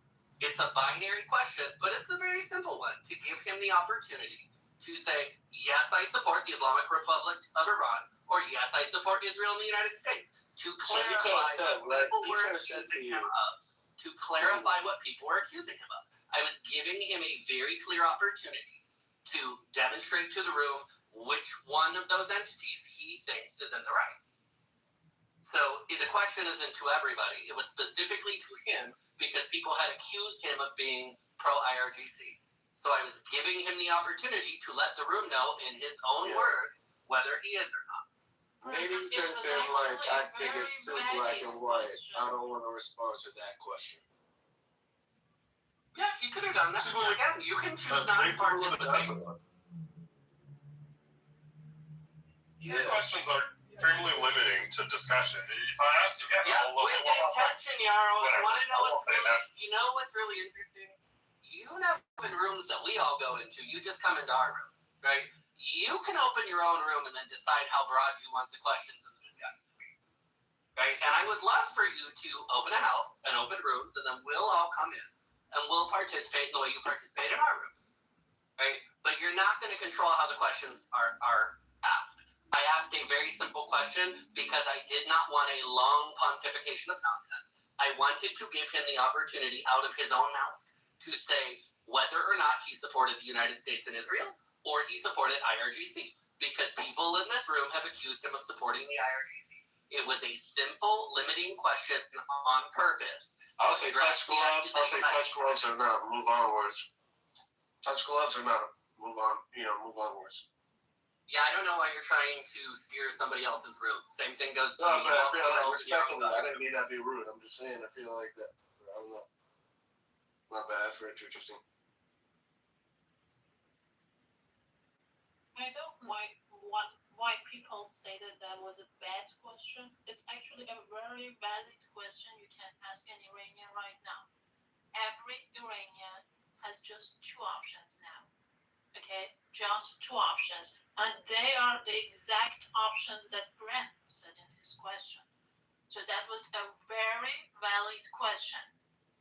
And I hate it when non-Iranians that have nothing, that have not been in that situation, they claim that there are other options. No, there aren't. There aren't any other options than those two things.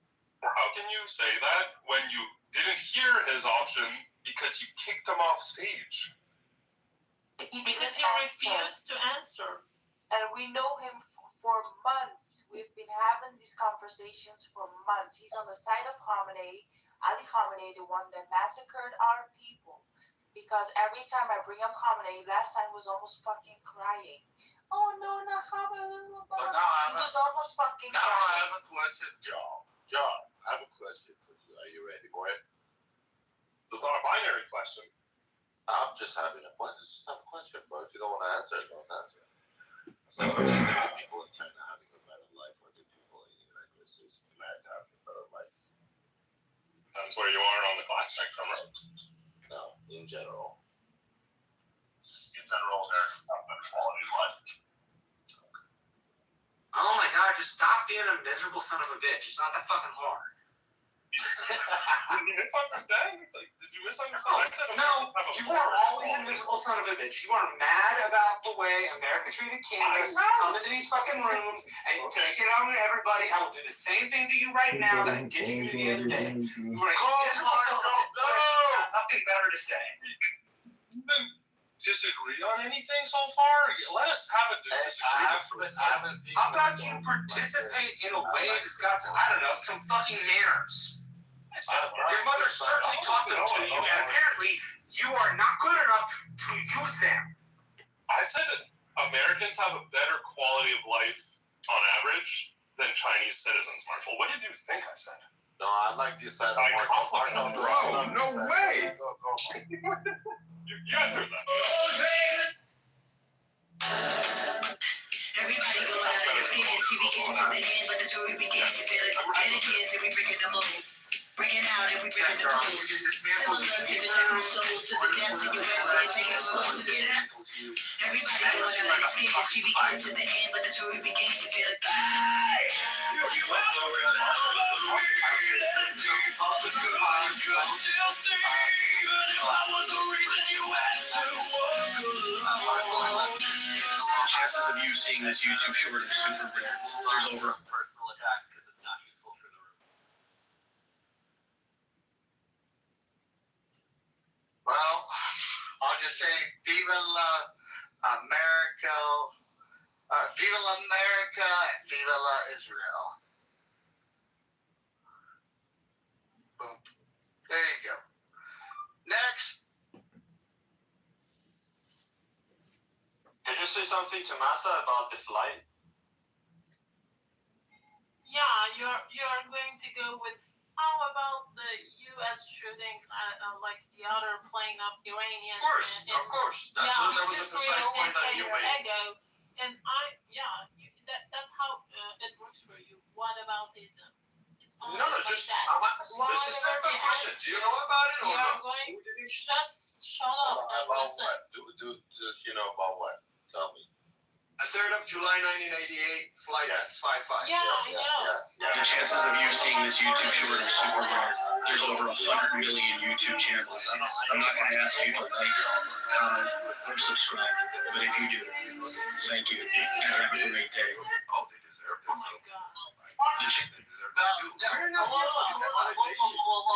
Is that the fuck? Unarmed fucking Marines? Hold on, unarmed fucking Marines? Yeah, I'm This is a new scene this year. Unarmed fucking Marines. How fucking on? Not fucking on. Fucking pussy. You fucking cunt. Hold on. So, YouTube channel are super rare. hold on, bro. So they deserved it. The other people also deserve it. So what? What is your point? There's over 100 million YouTube channels. Whoever you talk about. Go ahead. What's your point? There's no point. I'm just trying to make a point. Why the fuck Just you trying bring to make. Hey. So here's the thing. Why the fuck you bring up something if you have no point to fucking prove? Bro, no way. Because thank you, Grace, all over the fucking ordinance. Thank you, you fucking Because how about Thank this? you, Grace. So your point, no, hold on. Your point is who started killing who? That's your point. No, I'm sorry. No, let me explain. I'm talking about international terrorism. Hold on. International terrorism. Everybody's The chances of you seeing this YouTube short are super rare. There's over 100 million YouTube channels. I'm not going to ask you to like, comment, or subscribe. But if you do, thank you, and have a great day. The chances will let you know, and that goes to everybody. Then I'm next. Brandon, I'm next. Happy Ocean, I'm next. I know. That's what he's doing. Could old Metalmouth really have done all those incredible things he does in the movies with his metal teeth? Like biting through the cable of a cable car. Exactly. To test this myth, Adam and Jamie built steel jaws and mounted them to a hydraulic press to see if they could really sever a steel cable like in the movie. I've got steel jaws which are made to exactly the specifications that I can parse and look at. They look pretty much identical to me. First, they tried biting the cable with normal human strength. 170 pounds. Is that doing nothing to the cable, man? It's not even moving it. It's not denting it. There was a mark parts. Next, they modified the steel jaws and used a hydraulic press to get superhuman force. And this is Jamie's super steel teeth and real cable, 20,000 pounds of pressure. Your teeth are doing some damage. It's pretty well maxed out, though. That's 20,000 pounds of pressure, and it's still in through that cable. We used so much force on this that it bent my hydraulic press. It still didn't have a cable. The idea that you, with some kind of metal teeth, could fight the cable like this, it's just not happening. At this point, I'm telling you guys, at this point, it's absolutely The chances of you seeing, the chances of you. Okay, Mike, just letting you know. Wait, you found my channel. I'm not going to ask you to Okay, like or that's fine. subscribe. That's why I'm gonna make a statement. I hope they fucking smear bacon grease all over all the fucking ordinance surrounding none of the motherfuckers, including that. Never get a day to walk in fucking. I'm saving the border, bro. No way. I can't wait. Fucking, I can't wait, dude. Fucking 72 gay births while they're fucking. You want to know how to stack a body? Bitch, you want to know how to stack a body? You won't even know. Oh, I got answers. I got answers fucking in here. Yeah. Fucking, hey, isn't necrophilia part of your fucking religion, you piece of shit? Fucking cuck. Alright, I'm done, friend. Fucking Of course you're done. Of course you're done with your Marines. Of course, you're done. Yeah, so here's the thing. I'm going to put him in the audience for a minute. We're going to bring Ali back up, and everybody is going to engage with Ali one at a time. Nobody bring Amir back up until we're done having the conversation that we have with Ali, because he gets to sit in the audience for a minute. We can't have two people who are interruptive and that everybody wants to yell at on the stage at once. So we're going to bring Ali back up, and then one at a time, everybody can have whatever conversation they want with him. I don't have one to have, but clearly people wanted to talk to him before I moved him. So if we could avoid having several people unmiked chiming in and yelling, it'd be fantastic. Ali, if you don't want to come up, that's fantastic too. You are also welcome to sit in the audience or leave. You have your hand up, which is why I assumed you wanted to come up. But you also don't have to, and we can just move the fuck on with the conversation. It's up to you.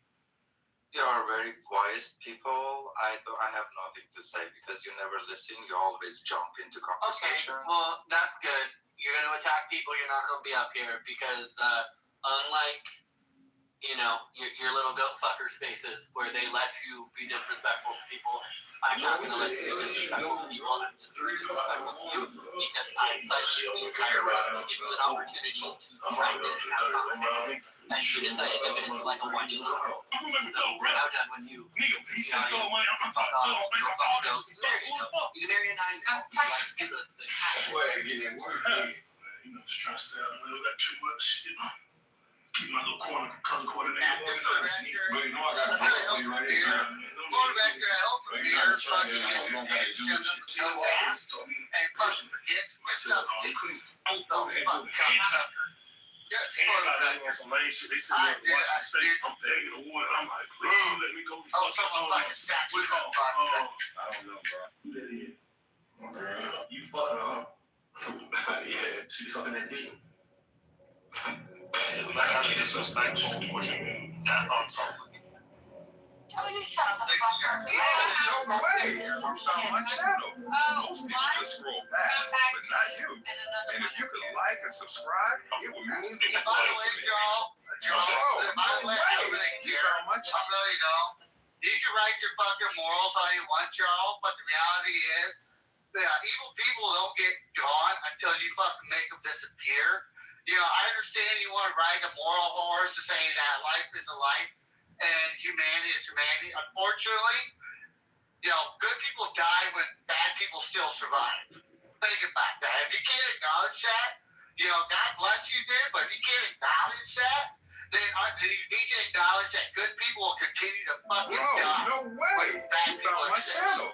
Most people just scroll past, but not you. And if you could like and subscribe, it would mean the world to me. And then you're gonna see what's gonna happen to you. You're gonna be crying like a little bitch. And then we're gonna be fucking laughing at you. And No way! coming to You found my... fix the fucking bullshit of them just floodgating the fucking the fucking cucks all the way in. And then they're like, oh, I don't know what happened. Look at England. England's having a fucking problem by letting all those fucking erratic motherfuckers, you know, I'm not saying all fucking okay? I'm gonna say that there are some monumental individuals who are Muslim. But when you have a radical mindset that comes in like a fucking cancer and tries to purge the fucking world of good people, and yes, some people might disagree with me on good Muslims, but there are good practicing Muslims that are not that radical. Okay? No, but that's going to happen. I've met a few good ones, Ocean. They're doing techie, yeah. Probably. But just saying, dude, when a radical mindset like that happens. Let me ask you a question. It's a simple question.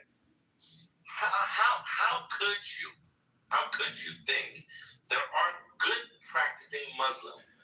Listen, pay attention.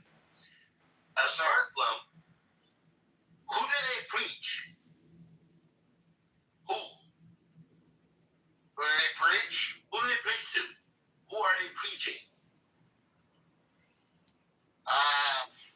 Tell me. Muhammad. Fuck Muhammad. Who the fuck is Muhammad? A person who has sex slave. A person who married a 6-year-old, fucked a 9-year-old. Bro, no way. You found tens of fucking wars and killed thousands of people. So how could you? Bro, no. Be preaching to a piece of shit like Muhammad. That's not true, Ocean. And be a good. Okay, but it's not true. You want to go down? Brian, the conversation between me and Ocean. The conversation between me and Ocean. So how could you believe in somebody who did all of this and you be a good person? If you're a good person, if you're a truly good person, you will not be okay with any of this and you will condemn it, right? So once you do that, you're not going to be a follower of that piece of shit. Once you're not a follower of piece of shit, you're talking about something you should respect. This is between me and Ocean. Shut your fucking ass up. This is not about you can criticize. when I'm talking, shut the fuck up. Alright? So if you don't follow that, Estepi, then you're not a Muslim anymore. And if you're not a Muslim anymore, you cannot be a good fucking practicing Muslim. There is no good practicing Muslim, my brother. There is none. Zero. If they are, yes, they probably were born in a Muslim country with Muslim family, but once they realize what the fuck is Islam and what the fuck Muhammad did, they would not fucking be practicing Islam. Okay, then you know what? I transition my verbiage. I know Muslims, but not practicing Muslims, because I've met really good humans that come from a Muslim heritage. They're Muslim on paper. They don't practice Muslim on paper. How's that? Because once you practice Islam, you have to read the Quran. Once you go to all these fucking violent verses, all this fucking bullshit, piece of shit verses, once you go to Hadith, once you go to fucking Qiyas and Ijma, once you read all of this, you're a practicing Muslim. You gotta read all this. Once you realize they say women are deficient in intelligence, fucking religion, once they say, you see that they say, oh, you need to drink camel orange as a medicine, how he fucked a 9-year-old and all that. Once you know all of this, how the fuck you can be a practicing Muslim and be a good person? You cannot be. You are a piece of shit if you know all of this and you support and defend it. You are a piece of fucking shit. I don't even count you as mentally ill. You are a piece of shit motherfucker who actually fucking wish you could fuck a 6-year-old. Oh shit! Why are you yelling, brother? I know, but I'm trying to say that yes, based off of everything, everything doesn't make sense to you. What your verbiage is saying, it does make sense. It does, and I do process it. But all I'm trying to make sure I'm putting out there is I have met really great individuals who have come from a Muslim background, and based off of what you have told me, that they might not be a proactive practicing Muslim. I've met gay Muslims. I've met bi Muslims. I've served with great individuals that come from a religious background of Muslim. Yes, folks, in the United States military, I've served and currently still serving with great, not practicing, based off the verbiage that has been discussed, but they are great individuals. Yes, but all of them are just born in a Muslim family. They're not practicing Muslim. They can't be especially all the things you said. They can't be practicing and be gay. It's fucking forbidden. They fucking kill them. I know. But these are also individuals that, when their mom and dads call up, freaking, there's whatever you gotta say, whatever, and yep, everything's good on this side, mom and dad, whatever, hoopta doopta, and but what I'm getting at, Ocean, and what I'm trying to really target on is when you have a radical mindset, and the same can be said by Christians, by Catholics. When you have an individual that takes it and goes complete radical, it's a cancer. And unfortunately, innocent good people, folks, pay the consequence for negligence of world letting. That's another problem I have with you, man. There is no radical Muslims. There's no such a thing. It doesn't exist. Islam in general is radical as fuck. And whoever practices it is a fucking radical person. And whoever doesn't practice Islam, they're not Muslims. They were just born in a Muslim fucking country or a Muslim family. They don't say you're Muslim. They drink alcohol. They fuck girls. They outside of marriage. They do all this shit. They're not Muslim. There is no such a thing as radical Muslims and not radical Muslims. That doesn't exist. Every single Muslim who practices Islam. Ocean, now I know. Thank you, Ocean. Thank you, Ocean. I'm sorry for hitting a heartstring, but I'm just speaking what I know. And now since you've informed me, I can transition my verbiage correctly. Thank you.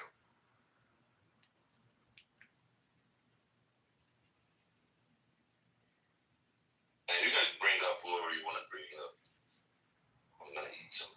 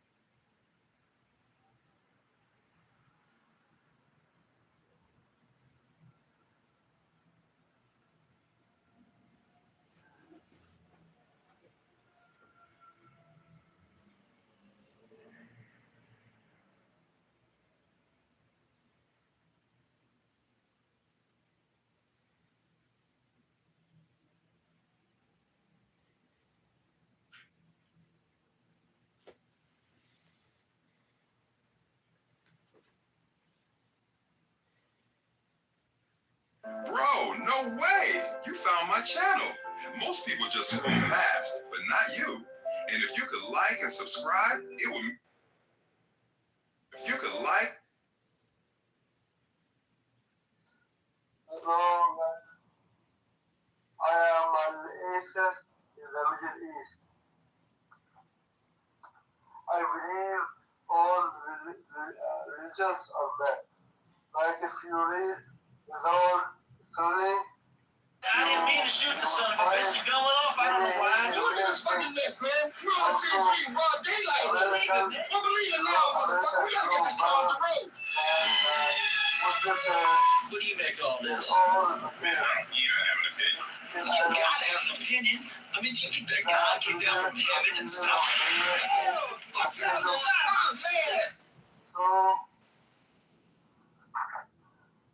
Man. What the hell are you talking about? You are on your high horse. You are Yes, no better. we ride a high horse. Thank you. You said it is no better than Islam. Yes. They're both terrible. Yes. Read the old story. No. They're both illegible. They're both illegible. English is like very good. I mean, they have both black horse. White horse, yellow horse, pink horse. Black horse, like the horse. They don't both make sense.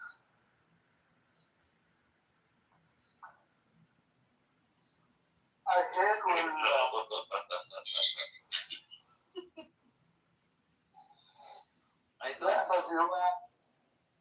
when the American soldiers enter Iraq, you get innocent women. You get innocent women, and there are Democrats. You're fucking jihadist. Which is incorrect. Okay, sure. I'm not here to argue that fact, but it's you do get evangelical Christians who absolutely care more about corralling the Jews into Israel, who, all of a sudden there's going to be wars throughout the world.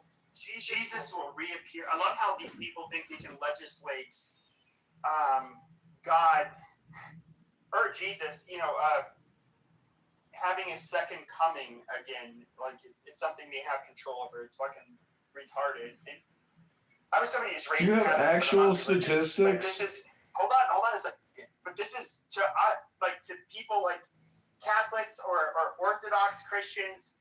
This is so asinine that and of course it wasn't until the 19th century that Christian Zionism, which came out of the Anglican Church, but it was only a minority Anglican Church, but then ended up spreading like wildfire through the evangelical church in the United States, became a fucking thing. Like this is not anything even related to what Christianity has been for close to 2,000 years. But these people will absolutely support Israel, not because they love the Jews or support their end goal. They just want all of them to be corralled so Jesus can, reappear and cast all of them into hell. And I have another question for you, Pepe. Oh, what is the other question? No, I have another question. I said, what is the other question? Could you name the evangelical that you spoke to about any of this? I hear all of their bullshit. No. I asked it again. Could you name the evangelical minister that you actually spoke to about this? I never spoke to an evangelical minister about so this. what you should do, Pepe, is stay in the lane that you're in. You tell them That's retarded. That's retarded. Because we know the evangelical stance. Are you gonna tell me that Mike Huckabee, when he tells us what his stance is, and he has for 20 years, that is not his stance? Okay, Pepe, I'm not gonna tell you anything about Mike Huckabee. I never met the man. I don't know this belief system. I don't know anything about Mike Huckabee. I know he's the ambassador to Israel right now. He was elected by our current president. That's all I know. But for you to act as if though you know all evangelicals, that you know all orthodoxy, this is what I mean, Pepe. Pepe, don't cast all of the people in the same group. No, that's wrong. Can you tell me in which Orthodox denomination or where in Catholicism where Christian Zionism, in other words, there's when it comes to the eschatology of the beliefs within that denomination, where they have an end times rapture story that involves Jews living in a modern day nation state of Israel. It doesn't exist. I mean, but it exists. But no. You're asking me. You're saying I have to talk to them. No, are you gonna let me answer your question? Or do you want to repeat it? You can answer. What? I didn't repeat it. That's the first time I said it. No, I said, well, would you like to repeat your question? Okay. No, hold on. So my question was, okay, can you find an Orthodox denomination or obviously the Catholic Church is only one. No, I know. Where did any of them? Pepe, I want you to look at your Catholic Bible. Do you have the Catholic Bible there, Pepe? No. You don't? Okay, I don't claim to be religious. No, Pepe, I know, but you talk about religion as if though you understand. Okay, because the Catholic Church, officially, okay, in other words, there's a top-down order there. And when it comes to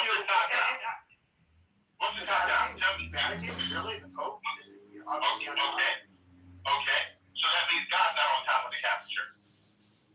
Well, I mean, obviously, God is on top. But no, that's not obvious. You just said it clearly that the Pope is at the top of the Catholic Church. Okay, when it comes to so you have the different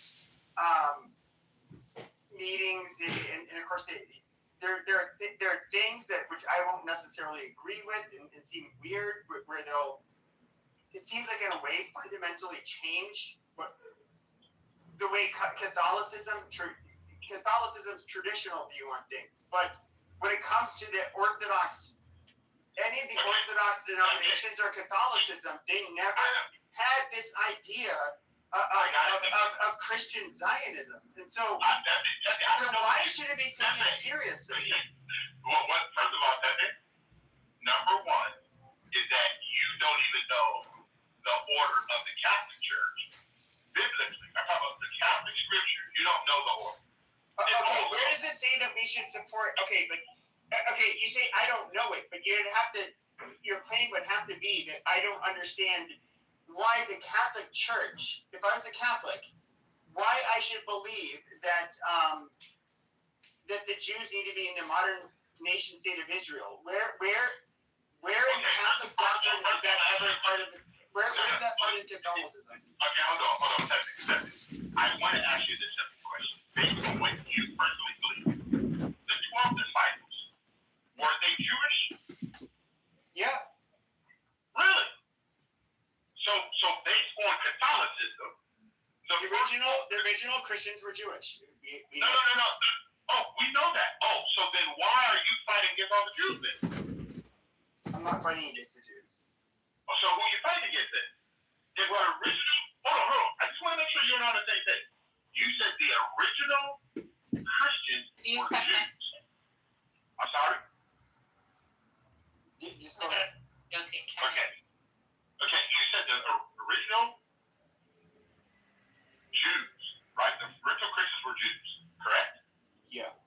So please explain to me, where was the break where the Jews left Christianity and became Catholic? Well, under Catholic? Catholic. Because listen, you have Christianity, you have Judaism, you have Catholicism. Please explain to me, where's the break of Jews who were Jews, they became Christian, and when did they break to become Catholic? I don't know when they broke. Okay, so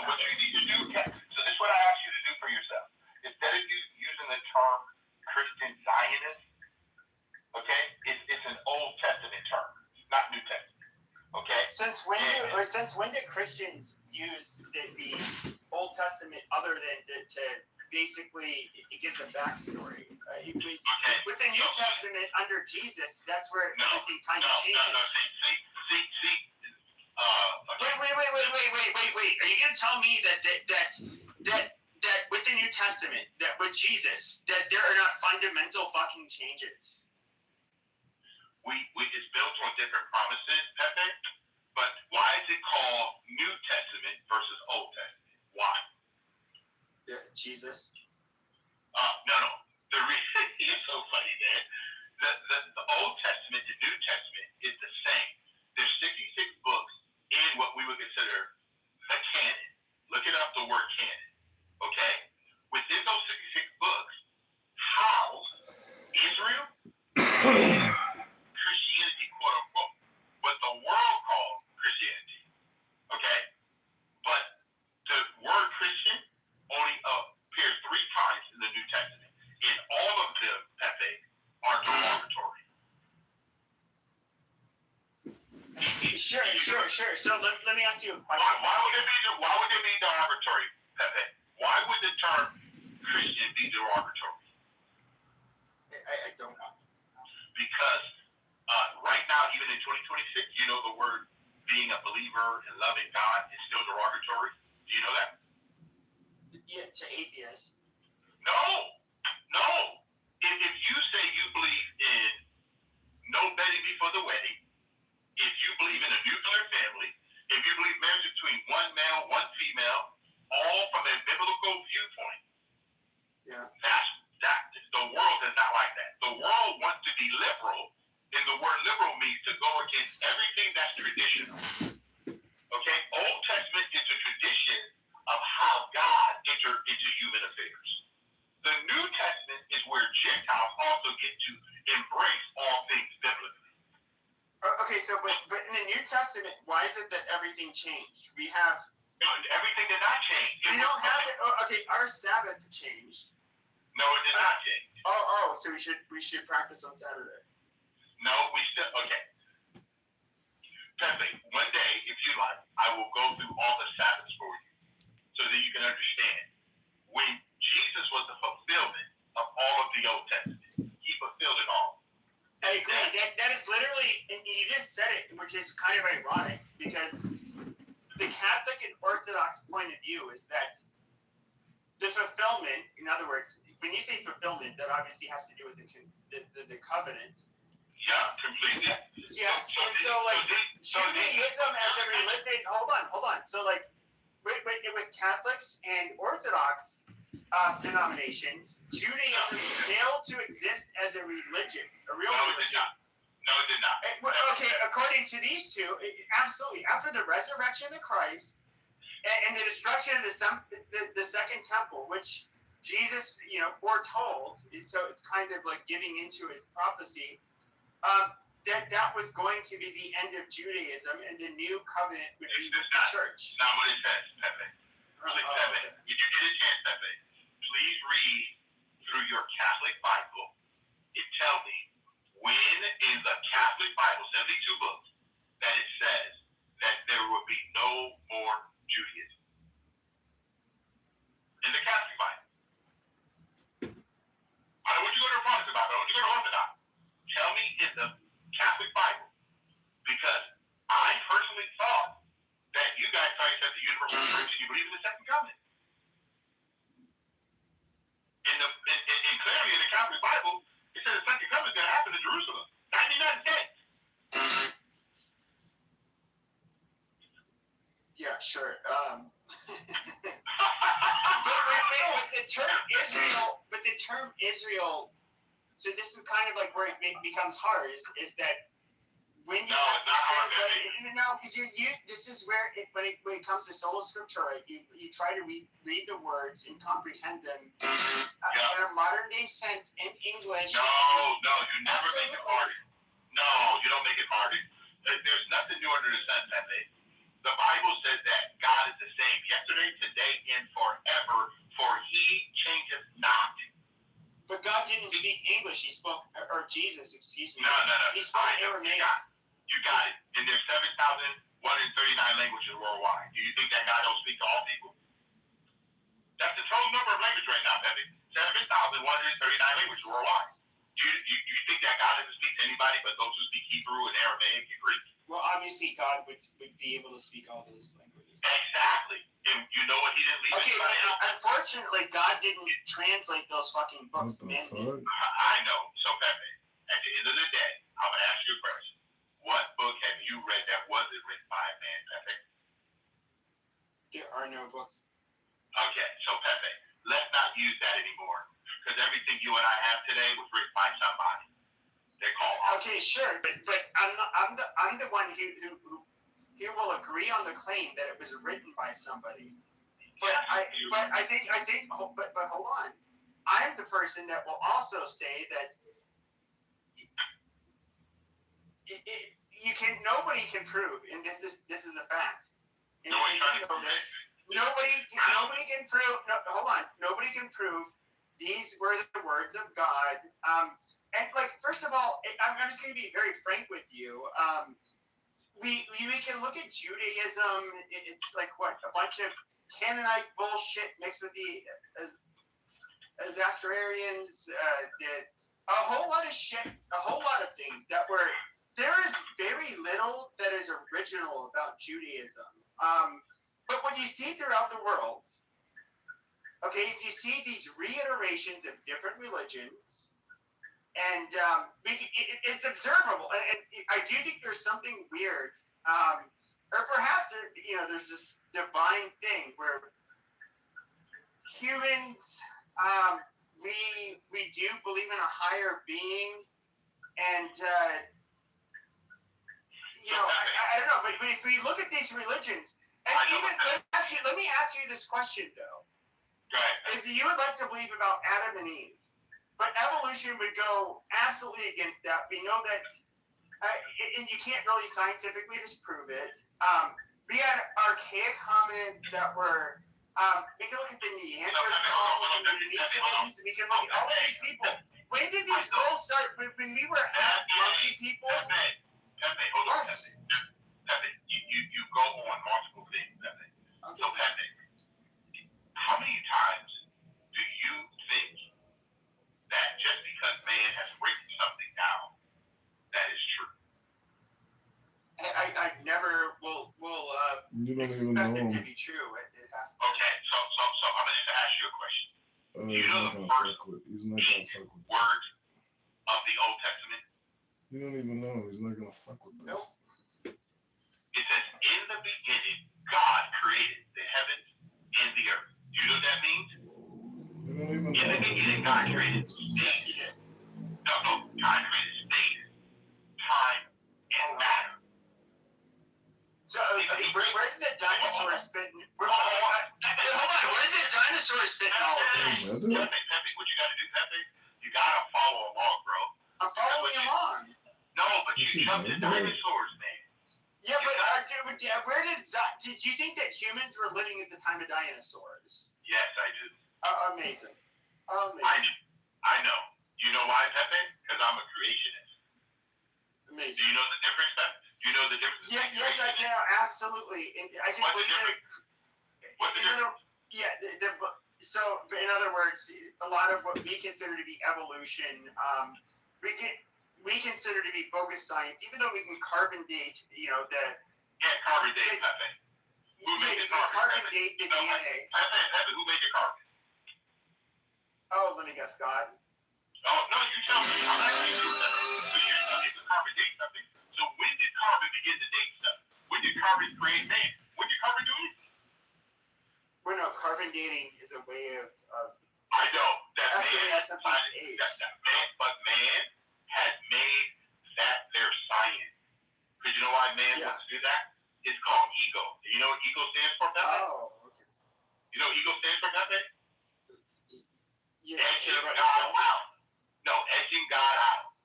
See, man wants to edge God out of all stuff. You know what? Hold on. Because this is where I think it kind of gets interesting. So I'm somebody who was born into a religious family. And, basically I was born with the fear of, not born, indoctrinated with the fear of God. Okay. Now, as I kind of think about it, Now you have a new doctrine. Amazing. And so you have this guy who. You have a new doctrine. That's it. Your doctrine is you want to criticize everybody in the world. That's your doctrine. No. Okay, yeah, I do criticize everybody, and I think you should criticize everybody. Why, Pepe? Why should we criticize everybody? Because to go along with whatever fucking narrative that people give you is fucking stupid. That literally makes you a fucking obedient follower. Okay? No, Pepe, hold on. Pepe, what it does, Pepe, it makes you an individual when you care for yourself, Pepe. You know, no. Hold on, Pepe. He says we hold these truths to be self. I don't care. I don't think Jesus cared about our fucking. To be quite frank, I don't think Jesus really gave a flying fuck about our goddamn, founding fathers. Really? Really, Pepe? Oh, do you think God put America? Wait, are you saying like God created the United States of America to be His? Like, are you gonna make some kind of like Jewish argument? Like we're gonna be the light, the beacon to the world, His chosen people? Pepe, why are you deciding to speak for Edward? Well, no, but it's just like, but you're using. But I didn't say anything, Pepe. But this is the weird part. But this is the weird part to me is you get evangelical Christians. No. You get evangelical Christians that Americanize the fuck out of Christianity, and they make Christianity into something that is not even. It's not even. And look, I can make fun of the Catholics. You know, every Catholic. You look at Catholics in the Philippines versus France versus Italy versus Mexico versus wherever, and they all have their different patron saints, and you can make an argument that it's almost like it's pagan worship. That's fine. You know, I'm not going to push back against it. But Pepe, can I ask you a question, Pepe? What? Do you think living by principles and guidelines is wrong? I think that they're like doctrinaire prescriptions where it's just like you must do this, and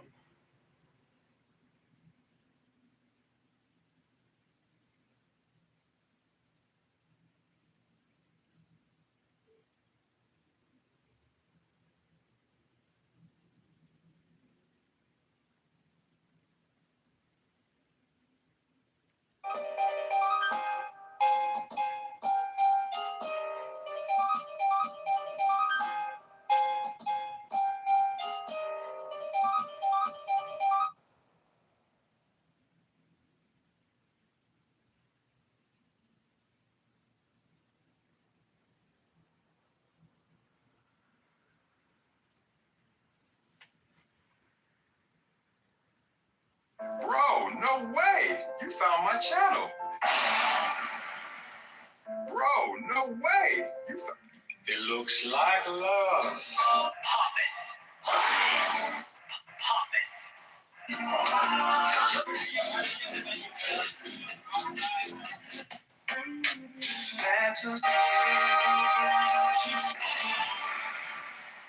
We promise already.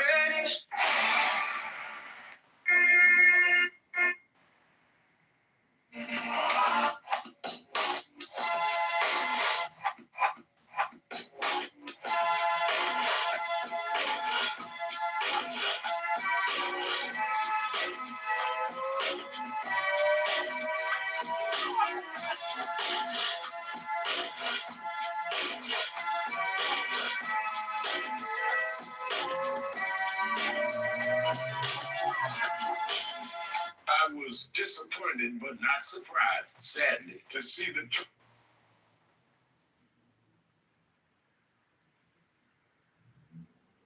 Our farmers are struggling, often trapped in a system. I was disappointed.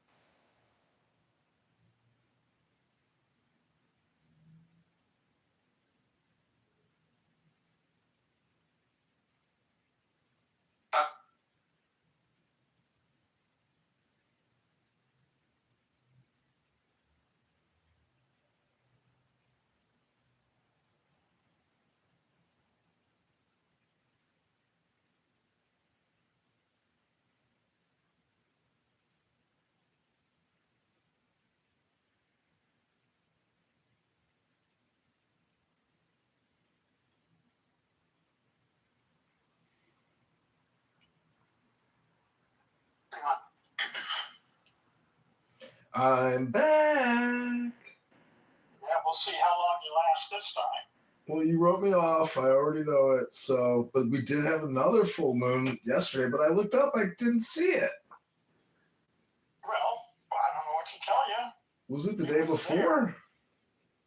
Could have been the cloud listen, coverage. A day, one way or another, isn't going to make any difference. You go out around midnight, Right. you're going to see a full moon. Yeah, maybe it was the cloud coverage. I just didn't see Well, it. that might have something to do with it, yeah. Or maybe the moon just disappeared for you. Well, I like your rooms alerting the Clown House community here that there is a full moon on the horizon. Yes. Well, the next thing coming up is another new moon, and we're past the full moon phase here. So, Have you ever been to a like a moon ritual ceremony? I've done them myself. I mean, that's part of the process. What did you do? I go out. Well, we went out right around sunset, just before sunset on the day. Well, you can't see the new moon on the day of the new moon yet. It's not visible till the second or third day. So anyway, we go out right at sunset and view that thin little slice of moon that you see in the west just before it drops down out of sight. And that's the new moon. Mm. A lot of people have never seen a really new moon. I mean, they've seen thin crescents, the second or third day. It's pretty obvious by then. But the very first day it's visible, you really have to kind of look for it. Do you think the word moon and moo from a cow and move or any other variety of moo are somehow connected, or you know? Yeah. So you ever heard of that guy Muji? No. Oh, okay. No, that's not making this up. I don't know. I don't care really. I don't. I mean, who knows? Not like connected, but I guess what I'm saying is it's a sound with maybe multiple meanings. I just like it'd be very cool to. Go ahead. Well, I'm just saying, you're right. There's a lot of ways to analyze sound, and just looking at it phonetically and making there's a lot. Yeah, there's a lot there. I haven't really studied that, but that's there if you want to study it. Yeah, I just think like 15,000 years ago, when they had a prefixed sound diagram of all the associated hieroglyphics and the sounds. Like if you created a new hieroglyphic, you could probably create a new sound to describe that hieroglyphic. I have no idea what you're talking about. What do you mean by a hieroglyphic? Like if you were an Egyptian 15,000 years ago looking at a papyrus or artwork on the wall, and you knew the associated sound to that symbol. No, there aren't sounds to those symbols. They're not phonetic. Hieroglyphics are called pictograms. There's no. I mean, whatever the sound is irrelevant. Well, how would they read it to each other or describe it to each other? I mean, isn't that in their language? I'm not actually sure. It's kind of an interesting question because phonetic writing is really different than pictographic, and just exactly what the implications are for that, I'm not sure. Well, see, in the Egyptian Book of the Dead, they have the hieroglyphic, they have the Egyptian phonetic, and then they have the English translation. Well, that's all modern shit. Back then, they didn't have that shit. That's stupid. Most people were illiterate, actually. Almost nobody could read that shit. Only the elite were literate back in those days. Maybe 2% of the population or something. Really? You don't think it was like 20% of the population? Oh, nowhere near that. Huh. No, it's tiny. The only people that could read and write were nobility, basically. In the very beginning. I mean, it spread. It didn't last long like that, but, and of course the printing press really screwed them.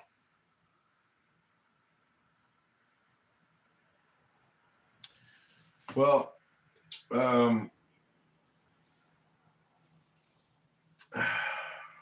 don't know. Nothing's really new here. Yesterday, I was listening to Jensen White from NVIDIA at like some kind of computer conference, talking about the AI agent hardware, and it seems like that guy bought, I think he said 25% of NVIDIA for $200 when he first got involved in the company.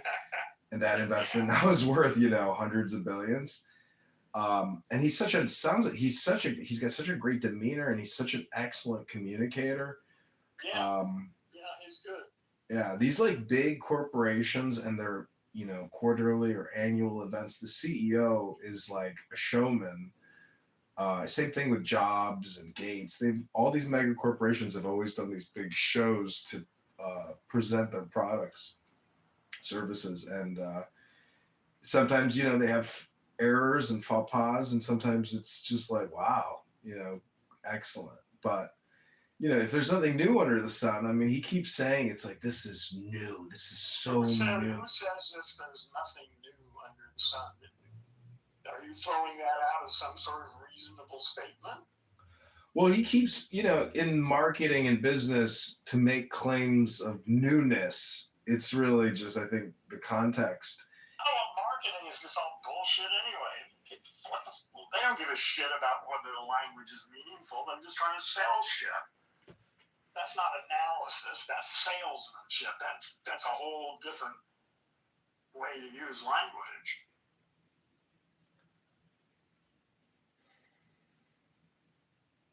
Apple may upset his cart in the next year or two. It's going to be interesting to see what happens.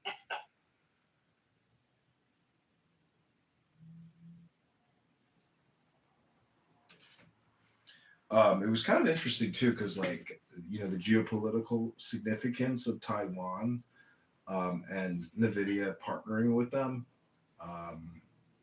It seems like this guy Jensen Huang is like an American. I mean, I know he was at the White House multiple times with the CEO of Apple, but he seems to be very pro-American, or maybe he has some type of opinion about China, which is negative. Who knows? But it's also, I'm sure they're doing business there now. But anyways, it's just, I'm not really working per se, but like if I was to try to get back into something, I mean, listening to that speech last night by the CEO of NVIDIA was like mind-blowing, because there's just so much technology out there that if that's your subject expertise. This is just getting started too. You ain't seen nothing yet. This is the beginning of a new world. I think the old world is done. Bullshit. Capitalism, and nation states and the old religions, all that shit's going to be gone in a couple decades, and something else is coming. But this is the beginning of a new era of human history.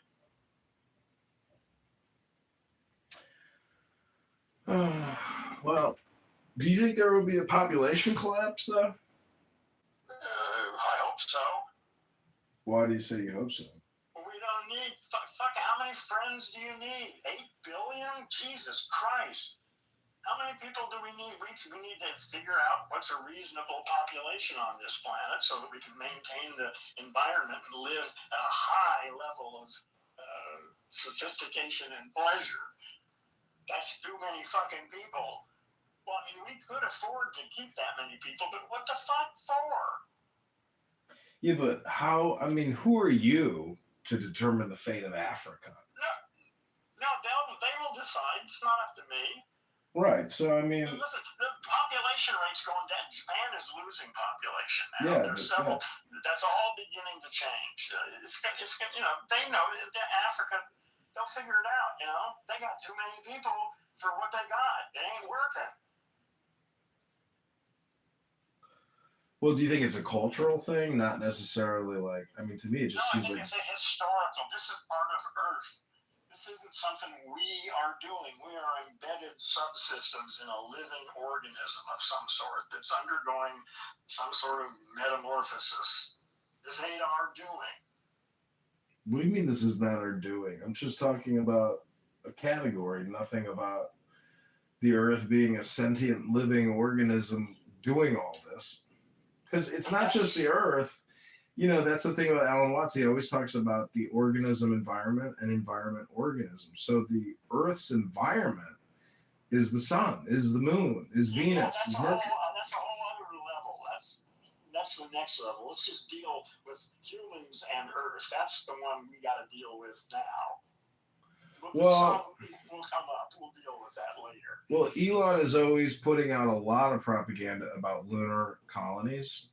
And as an American, you know, who appreciates his house, and I could walk 2 blocks to the train and meet many homeless people who are sleeping on the train, at the train stop, you know, no hope, no future.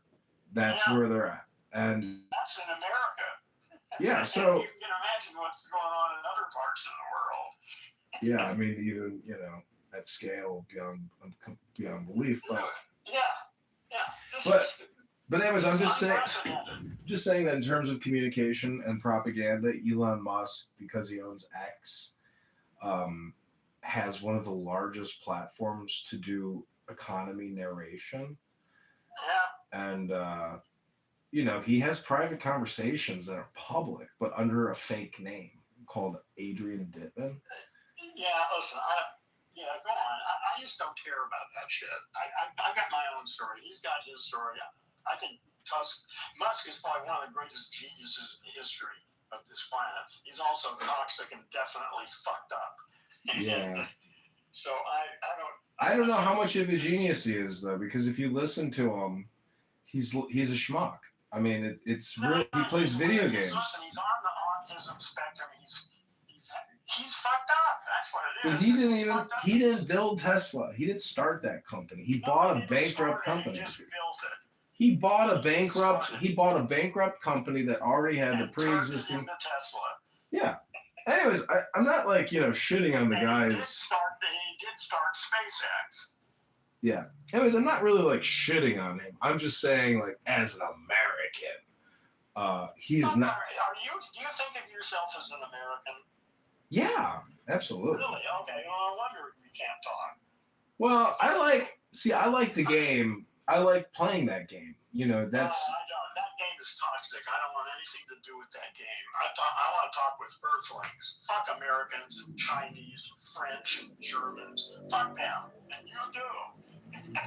Well, it's easy to say. I know why. Like, I mean, you got the bigger picture idea, but I'm just saying at the micro level, laws. Yeah, it's still here. You got to deal with it. There's no question that America is still here, and all the other bullshit things are here, and we got to deal with that. And yeah. If you want to deal with that and think you can contribute something, I think that's great. I just don't want anything to do with it. I'm more interested in creating the butterfly than maintaining the caterpillar. Yeah. I mean, I think I can do both, though. That's what. Yeah, you probably can. Yeah, I don't think there's one limits the other or anything. You got to keep them separate, though. Well, I don't know. So I don't know what you can do. Like, I don't know. I just think the future America will be. There won't be any future America. It's going to be gone in certainly 20 years, maybe 10. I know, but, you know, transformation is obviously going to happen at a very rapid rate. Yeah, how it's going to transpire, I don't know. It could be really fucking ugly. Or it might not be bad at all. Who knows? Well, in the history books, you know, new nations on average. Russia went through this, 20, 30 years ago? You know, broke up into a bunch of smaller, similar, states. That's what's going to happen here. Just how it's going to process and what's going to break up into what, who knows. But Soviet Union did this and got through it. And now there's just Russia and Uzbekistan and all these other countries and no more Soviet Union. I assume something like that is what's going to happen to America.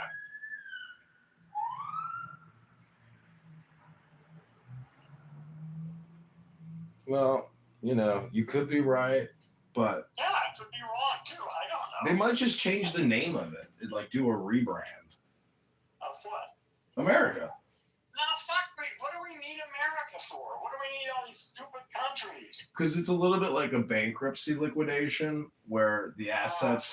Listen, I don't even want to talk about I think we've reached the limit of our discussion tonight. Wait. There's one more thing. These are good discussions if you want to have them, but not with me. No, I get it. But I actually wanted to talk about your title, not about what we're talking about. But we kept going. Oh, okay. Why don't we talk about the title? That would be much more productive. It goes back to what I was saying about what Watts says about organism environment organism. That you are not you are actually your environment. That's who you're you're. The whole thing, not just the environment. You're everything. Right. I mean, if you go that far out, but I mean. Yeah. You're the whole environment field. All that works together. There's no ways to separate it. So, I think you and I were talking about how the subjective can create the objective. No, I don't recall that at all. No, we were talking about that the other day. Your voice is. Something's going on with your mic. Sometimes it's real muted and fuzzy, and then it sounds great. Maybe is this a little better? Yeah, this is great right now. Thank you. Yeah, maybe I'm turning my head when I'm talking. Yeah. I think we were talking about the Buddha and how in the beginning it says that the universe is mind. And so, if you want to create the object, you just have to know the subject. That's what my point was. That's just. I have no interest in metaphysics. That's just zero interest in me.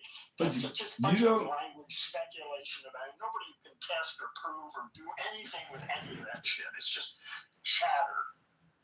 No interest in it.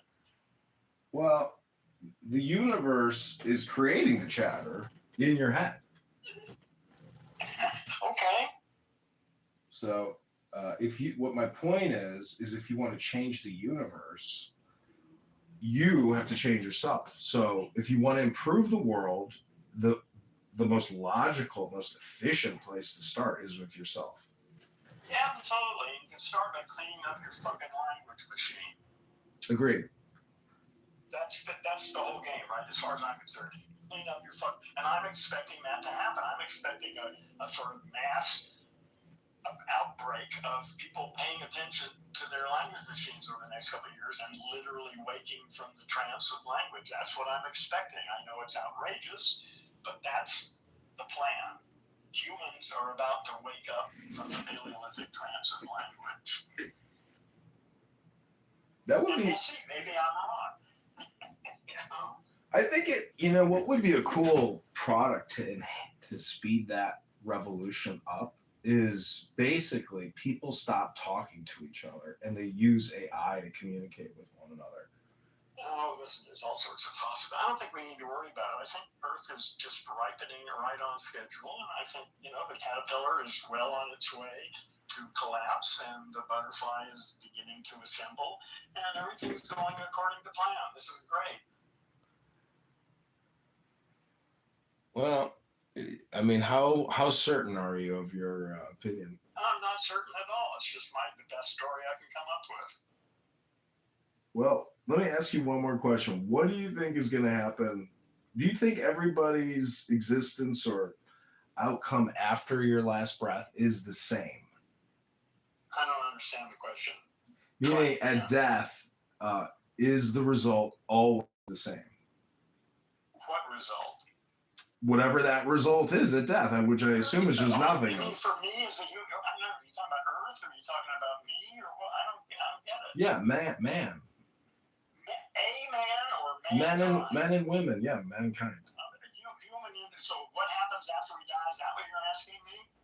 The question was, do you think it's universal, meaning that the end is universal? The end of your life. Oh, I have no idea. Who cares? Well, it seems to me like a pretty I think it's very mysterious. I'm looking forward to it, actually. I'm beginning to think, this might be kind of interesting. And as long as there's no pain and I'm comfortable, then I'm up for death, man. I think it's probably going to be interesting. But fuck, what do I know? I don't know anything. Well, it's got to be interesting. It's got to be interesting, but if it's nothing. It could be nothing. Yeah, I think there's probably a very good chance that it's nothing, but that nothing is not necessarily what we would call nothing in language. Nothing, then, is it? it's still a little bit like nothing because if you go to sleep, and then you wake. Listen, we don't know. It's a mystery. We don't fucking know. Everybody's got stories. Nobody knows what the fuck is going on here. I know. And maybe we'll find out when we die, or maybe we won't. I always, people on this app, I always ask them, or I say, that's your opinion. And they go, no, that's a fact. Yeah. No, see, you talk to weird. I don't know why you waste your time talking to people. They're all a bunch of fucking brain damaged language monkeys. It's a waste of your time to talk to most of them. It's a waste of their time too, but everything's a waste of their time. Well, I keep bringing up in these religious debate rooms that what's actually. Listen, I don't want to hear it. Well, wait, you might. I think this is interesting. Maybe you think it's interesting. It's interesting, but I've got stuff to do here. I mean, I've got a life here, and I've got all these projects, and I could be working on them at the moment. You see? You gotta walk and chew gum at the same time. Huh? Anyways, all right, I'll leave you to your study, and it's a pleasure chatting with you as always.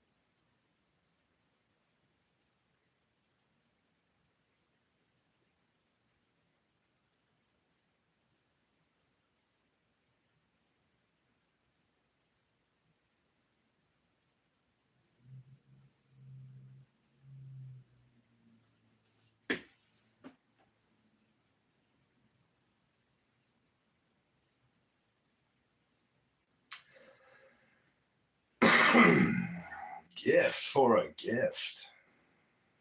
Gift for a gift.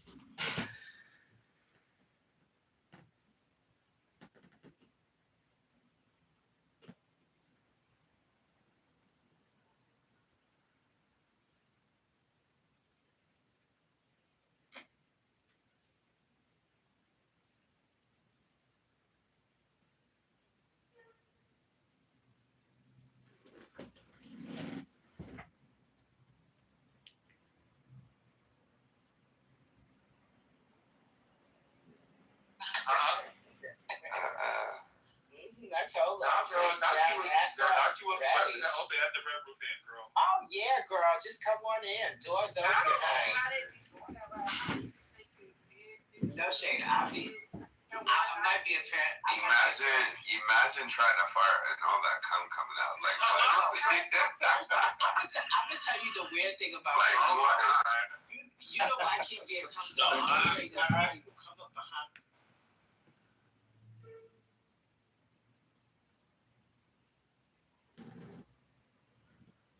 When it comes to Iran, for sure, but I'm not sure about Palestine, but I just explained to you. I mean, if you look at the amount of missiles that have actually hit Gaza, one of the most densely populated areas in the world, how is it that we haven't killed 200,000 people?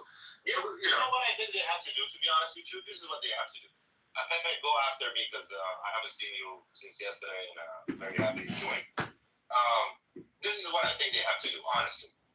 They have to give an order of evacuation and give them a fucking ultimatum. Whoever stays is going to die. And they have to come up with a plan for evacuating those people. To where? To where, Ocean? No, they just to do it. They have to come up with an idea. Where? The only option would be, say, the Sinai, right? And Egypt won't allow that. So where? Where can they go to? Like I said, they have to come up with a solution. Who? Maybe to Egypt. They have to fucking fund them. I don't know. I agree. This should be the job of the United Nations to actually protect. You know, should be. But they don't give a fuck. They know. They think, and maybe it's true. I don't know. And But if the Gazans do, whoever states fucking murder them. yeah. But one sec. Let's be real again. Hamas, those angels, will not allow a good percentage of the Gazans to leave. They will not, because they know it's their end. All they have is civilians on their side, meaning from a geopolitical perspective, right?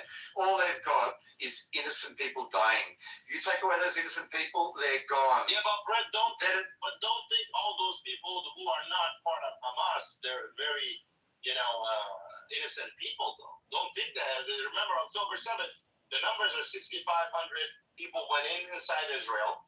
3,500 was Hamas, and 3,000 were random-ass people who were not even Hamas. I agree with you, and no, my argument to that logical argument is, as much as I feel like I'm a Zionist, and I do feel a bit sorry. If you look at when Israel departed from Gaza, right?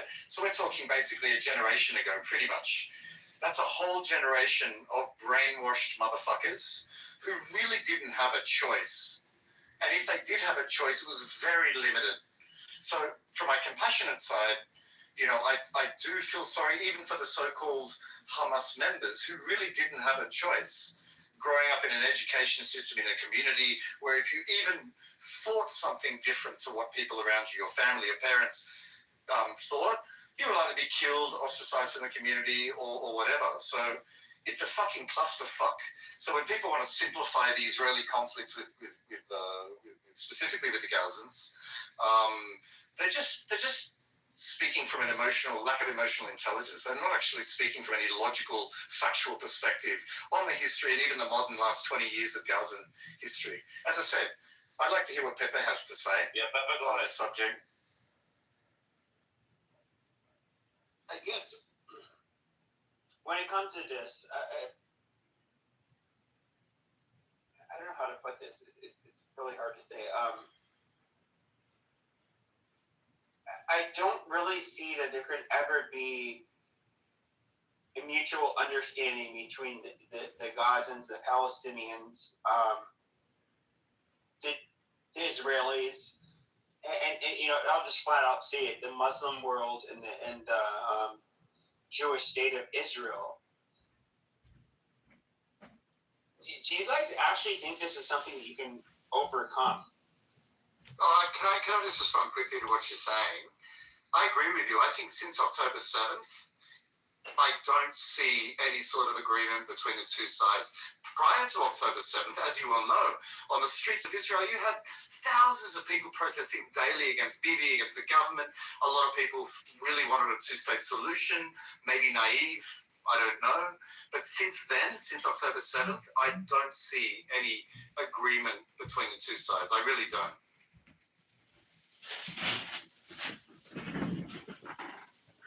They literally shot themselves in the fucking foot, You go back to what I said, you have to get rid of them. Who did?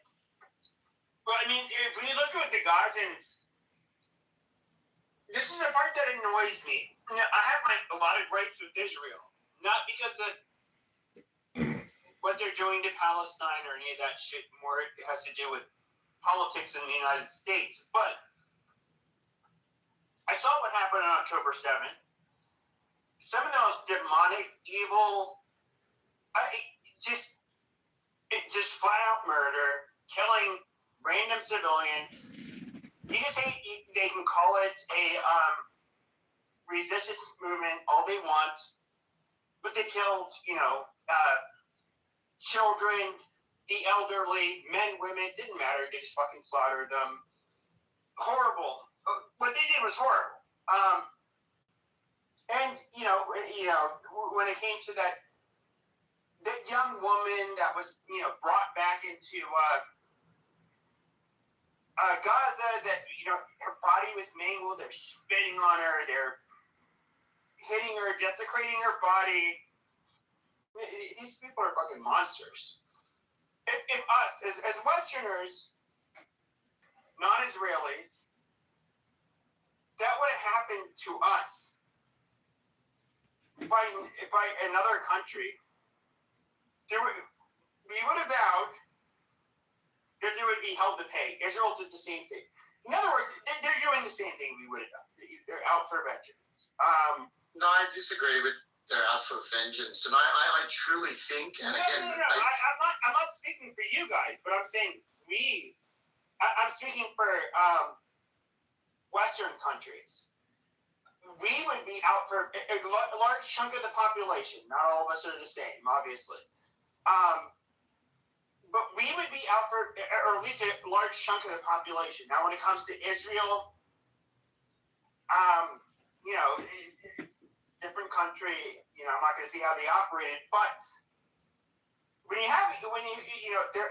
a very small country. You have a country where this attack eclipses the attack on 9/11 in the United States. And of course, if you remember, after 9/11, you had this surge of patriotism where Americans were rather united. Okay, so the Israelis were rather united after October 7th. Very patriotic at that point. They end up. You had Jews from all over the world going in. To basically fight, and at the end of the day, I don't really. People like to say like, "Oh, these evil fucking Jews. They're just trying to like kill these Palestinians," but what the Palestinians like to leave out is it was what they did on October 7th, and what's really interesting is that the day after October 7th. You saw the pro-Palestinians hitting the streets, marching. There was they didn't leave any time for grieving. They didn't apologize. They just basically were just like, oh yeah, free our people. See, but Pepe, I see those protesters around the world, including Australia famously on October 9th, calling it a genocide before Israel retaliated. I honestly see that as stage 2 of October 7th, if that makes sense. Stage 1, October 7th, do a massacre. Part 2, they knew Israel would respond. Then you go part 3, on the streets around the world. That was pre-planned, if that makes sense, right? That's what I think. This was pre-planned. These protests were not just random acts of support. Protests could have not been predicted in the way they were. Why? Say that again. Whether or not it was pre-planned. October 7th, the entire world get on Israel's side. It was exactly the opposite that happened. No, that's not. No. One sec, Pepe. One sec, Bibi. One sec, Bibi. Bibi, did you say that the world was behind Israel after October 7th? Is that what you just said? No, I'm saying that you would have thought after what actually fucking happened at October 7th, the entire world would have been on No, absolutely. On the side of Israel, but absolutely not. Opposite thing. Was that surprising for you? That's what I'm saying. This was a pre. No, it's not. It's not surprising. Listen. The way it should have happened. What I happened? understand. Was an atrocity. Let me respond. And the world went the opposite direction. Let me respond. In your utopian way of thinking, logically speaking, the world should have been behind Israel. Okay, but as a Jew, growing up as a Jew, you really think it's surprising the way the world responds to any retaliation that Israel does in Gaza or Lebanon over the many years prior to October 7th? This leftist university educated. So the way world responded was after Israel's retaliation. And before, but what I'm saying is that was part of the pre. That was. It makes little sense. Bibi's drunk and high, like she'll admit it. Or high, and I'm drunk. Yeah, she like I said, she'll easily admit it to you. But when so when it comes to, first of all, before October 7th, you had this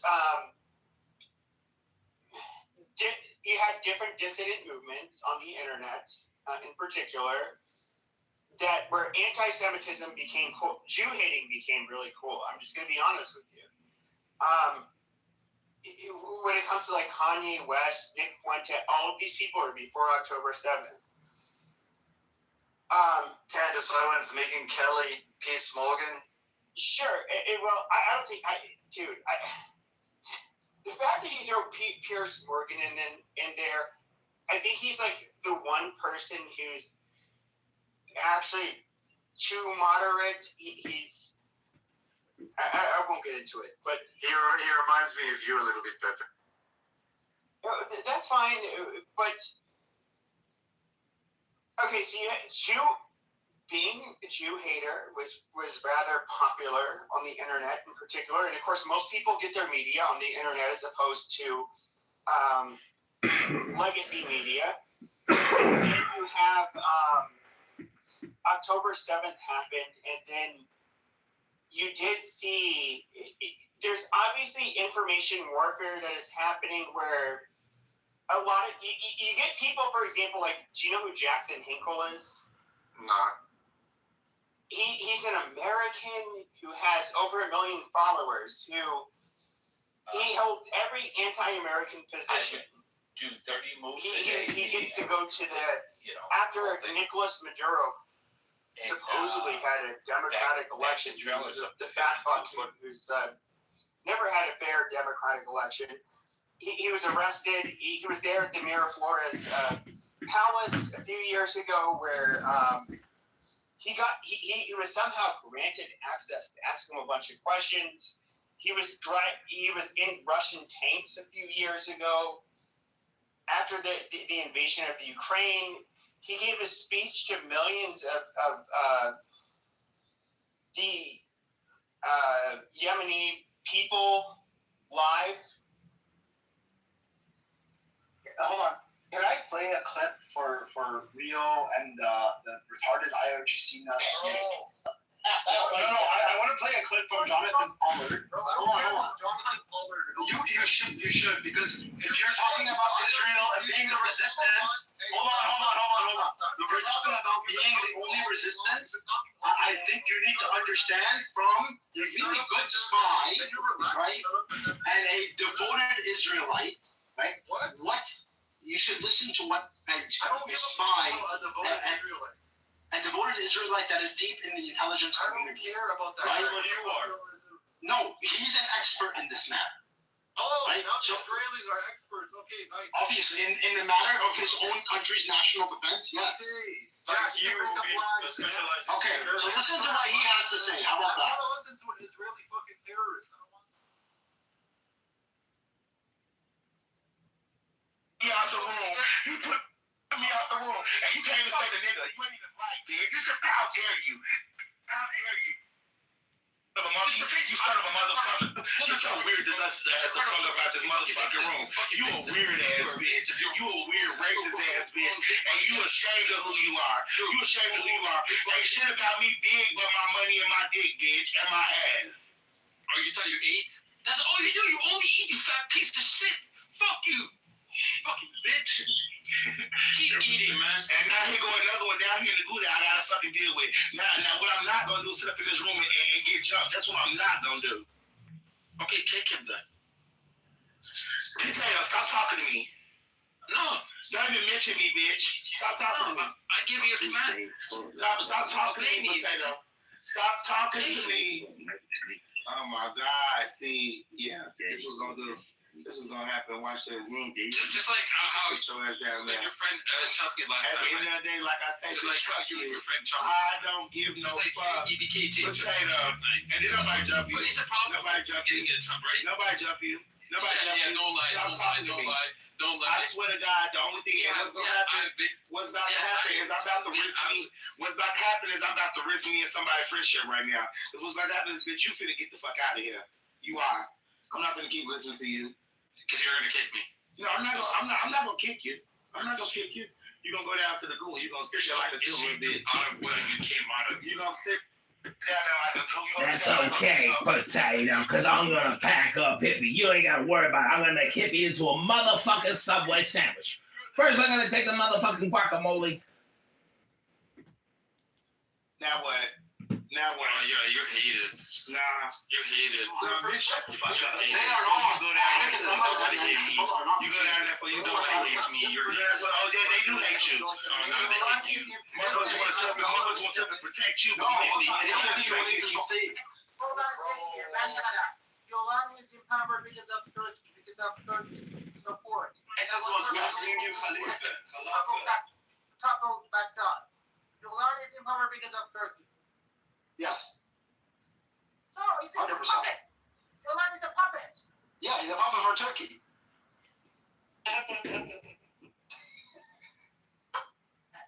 At least we agree on something. Yeah, I mean, I said the puppet of Iran. Yeah, so if I'm going to choose between a puppet of Iran, right, which represents a minority of the population. Hold on. Think about it logically. Like, I'm not even Muslim. Listen, I'm not even Muslim. Thank God. Right? Yeah. But, no. Okay. No, I'm talking about Syrian issues. I'm not talking about Muslim issues. Go back to Syria. So if I'm gonna choose between if I'm gonna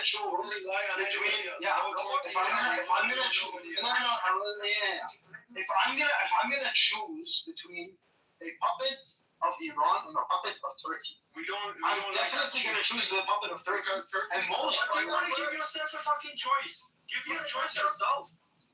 What opinion? What can I do? Don't give a shit about your choice, bro. I don't know what you're trying to say. I think I'm representing most Syrians in this issue. This is the problem. This is the problem.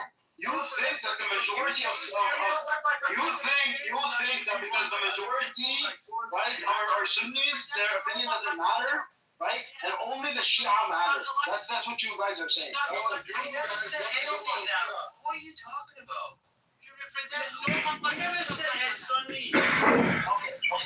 So why is it that my opinion as a Syrian, representing the majority of the Syrian population? Because you're not the fucking majority. I'm telling you that this is what the majority feel. You represent Jolani. No, you're not understanding. If the option is between Amir, it's not about overthrowing Jolani. I'm saying if the option is between oh my God, I never said it was about overthrowing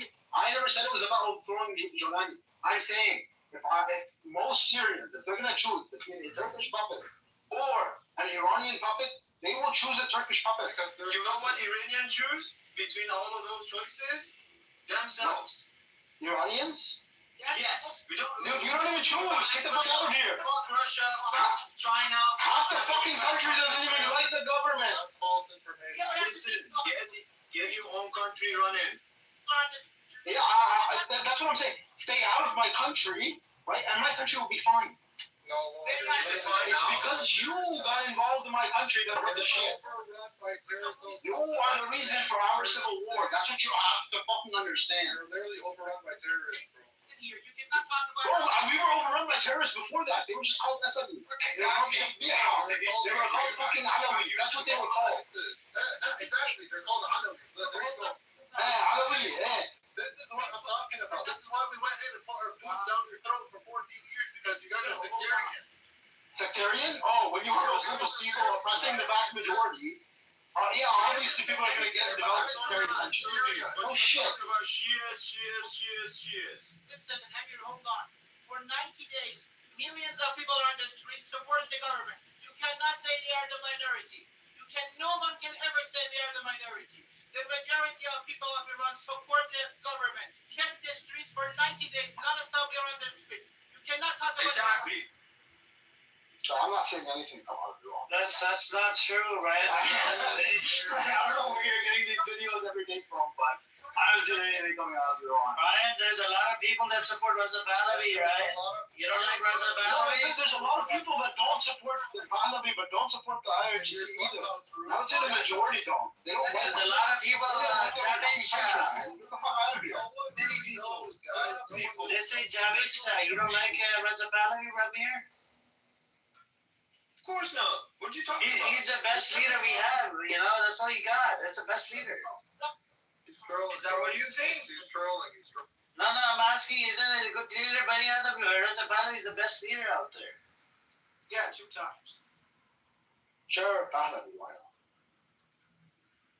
Honestly, Pahlavi would be a piece of shit. Like, I'm not even gonna lie. But in the IRGC business, dude, you guys you're on something much better. Like, this is why, honestly, like, I have my issues with Turkey. Turkey is by far, like, by no means an innocent country, and they continue to do some fuck shit. I'm not gonna lie, right? But if I'm gonna choose between those two, no, I'll take they work with a little more lenient things. I'm happy. As long as it's the Muslim country, I'm happy. But you're not, obviously. I don't give a shit. I mean, it's the majority. Listen, man, it's the majority population. I can't blame that for being. Let's just say Syrians right now turn on all the Christians, like your family Christians in Syria. Sometimes majority go. Like, I mean, I'm a convert, right? I'm just saying. Oh. Christians in general. No, I wouldn't like that. Obviously, I would not like that. The statues of Israel did that. What about that? Yeah, I don't like that. I don't defend Israel. I think I'm here defending Israel. Come on. Are you defending Israel? I mean, you did the Contra affair with Iran. I mean, Iran did work with Israel. What are you talking about? Are you guys here to defend Israel? Don't want to accept it, but let's say. It sounds like you guys defending Israel right now. So Amir, Especially Rio is defending Israel. So Amir, are you saying that Iran is a partner with Israel right now? Iran did work with Israel. Right. They bought weapons, quote unquote, from the black market. And the UN, you Arab brothers. What about they're allowing the British ships into Israel, by the way. What about? Okay, you have to think about That's a lie. I guess source up. No proof. Okay, you want me to source up on that? Every time they say that, then they get slapped in the face. Yeah, he gets slapped in the face like every time. He didn't know about Contra affair. Oh my God. Bro, you're telling me right now. First it was safe, and now you're getting cooked. The Lebanese is getting cooked, man. I can't believe this, bro. I thought the Lebanese smoked it, bro. I'm here right now. What are you laughing at? I'm laughing at that. We had said we got cooked earlier multiple times. Now you're getting cooked, brother. How am I getting cooked? You're telling me that Iran is literally dealing with Israel now? I said they allowed the ships. What does that have to do throughout the genocide? Hold on. Through this genocide, Rio. While this genocide was ongoing, they allowed ships. Gaza. Genocide of Gaza back then? No, from 2023, they allowed ships to go through from UAE, using Strait of Hormuz to go to Israel. Because when you are Iran against two superpowers, you're gonna take your plan. It's a fact. It's a fact. Think Iran owns the Strait of Hormuz? Oh my God! No! Whoa! Benny Adam, listen to this. Oh, I thought it was international waters. All of a sudden now Iran doesn't own the fucking Strait of Hormuz. Now they're charging. Now they do.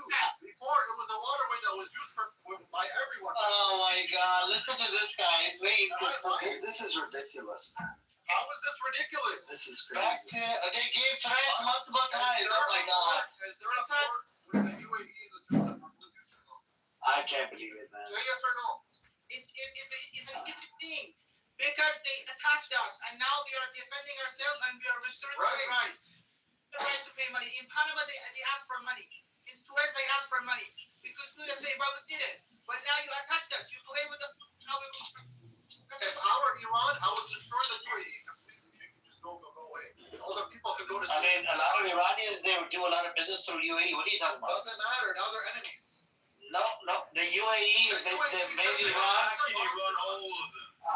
UAE made Iran a lot of money, by the way. There's a lot of land that's Iranian in the UAE. They should take it back. Did you know that thanks to UAE, you guys were making a lot of money? Bro, the UAE is a lot of money. They should know Iranian in the US too living.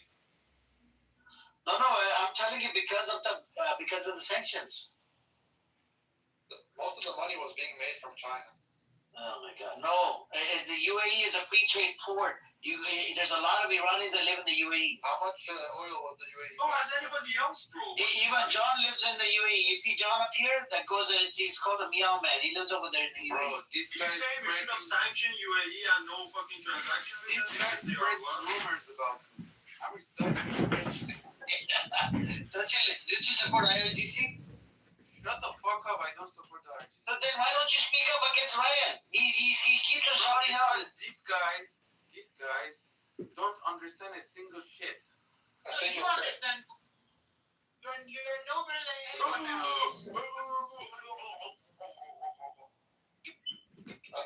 This is another Syrian living in Iran. Oh my God! What the fuck is that?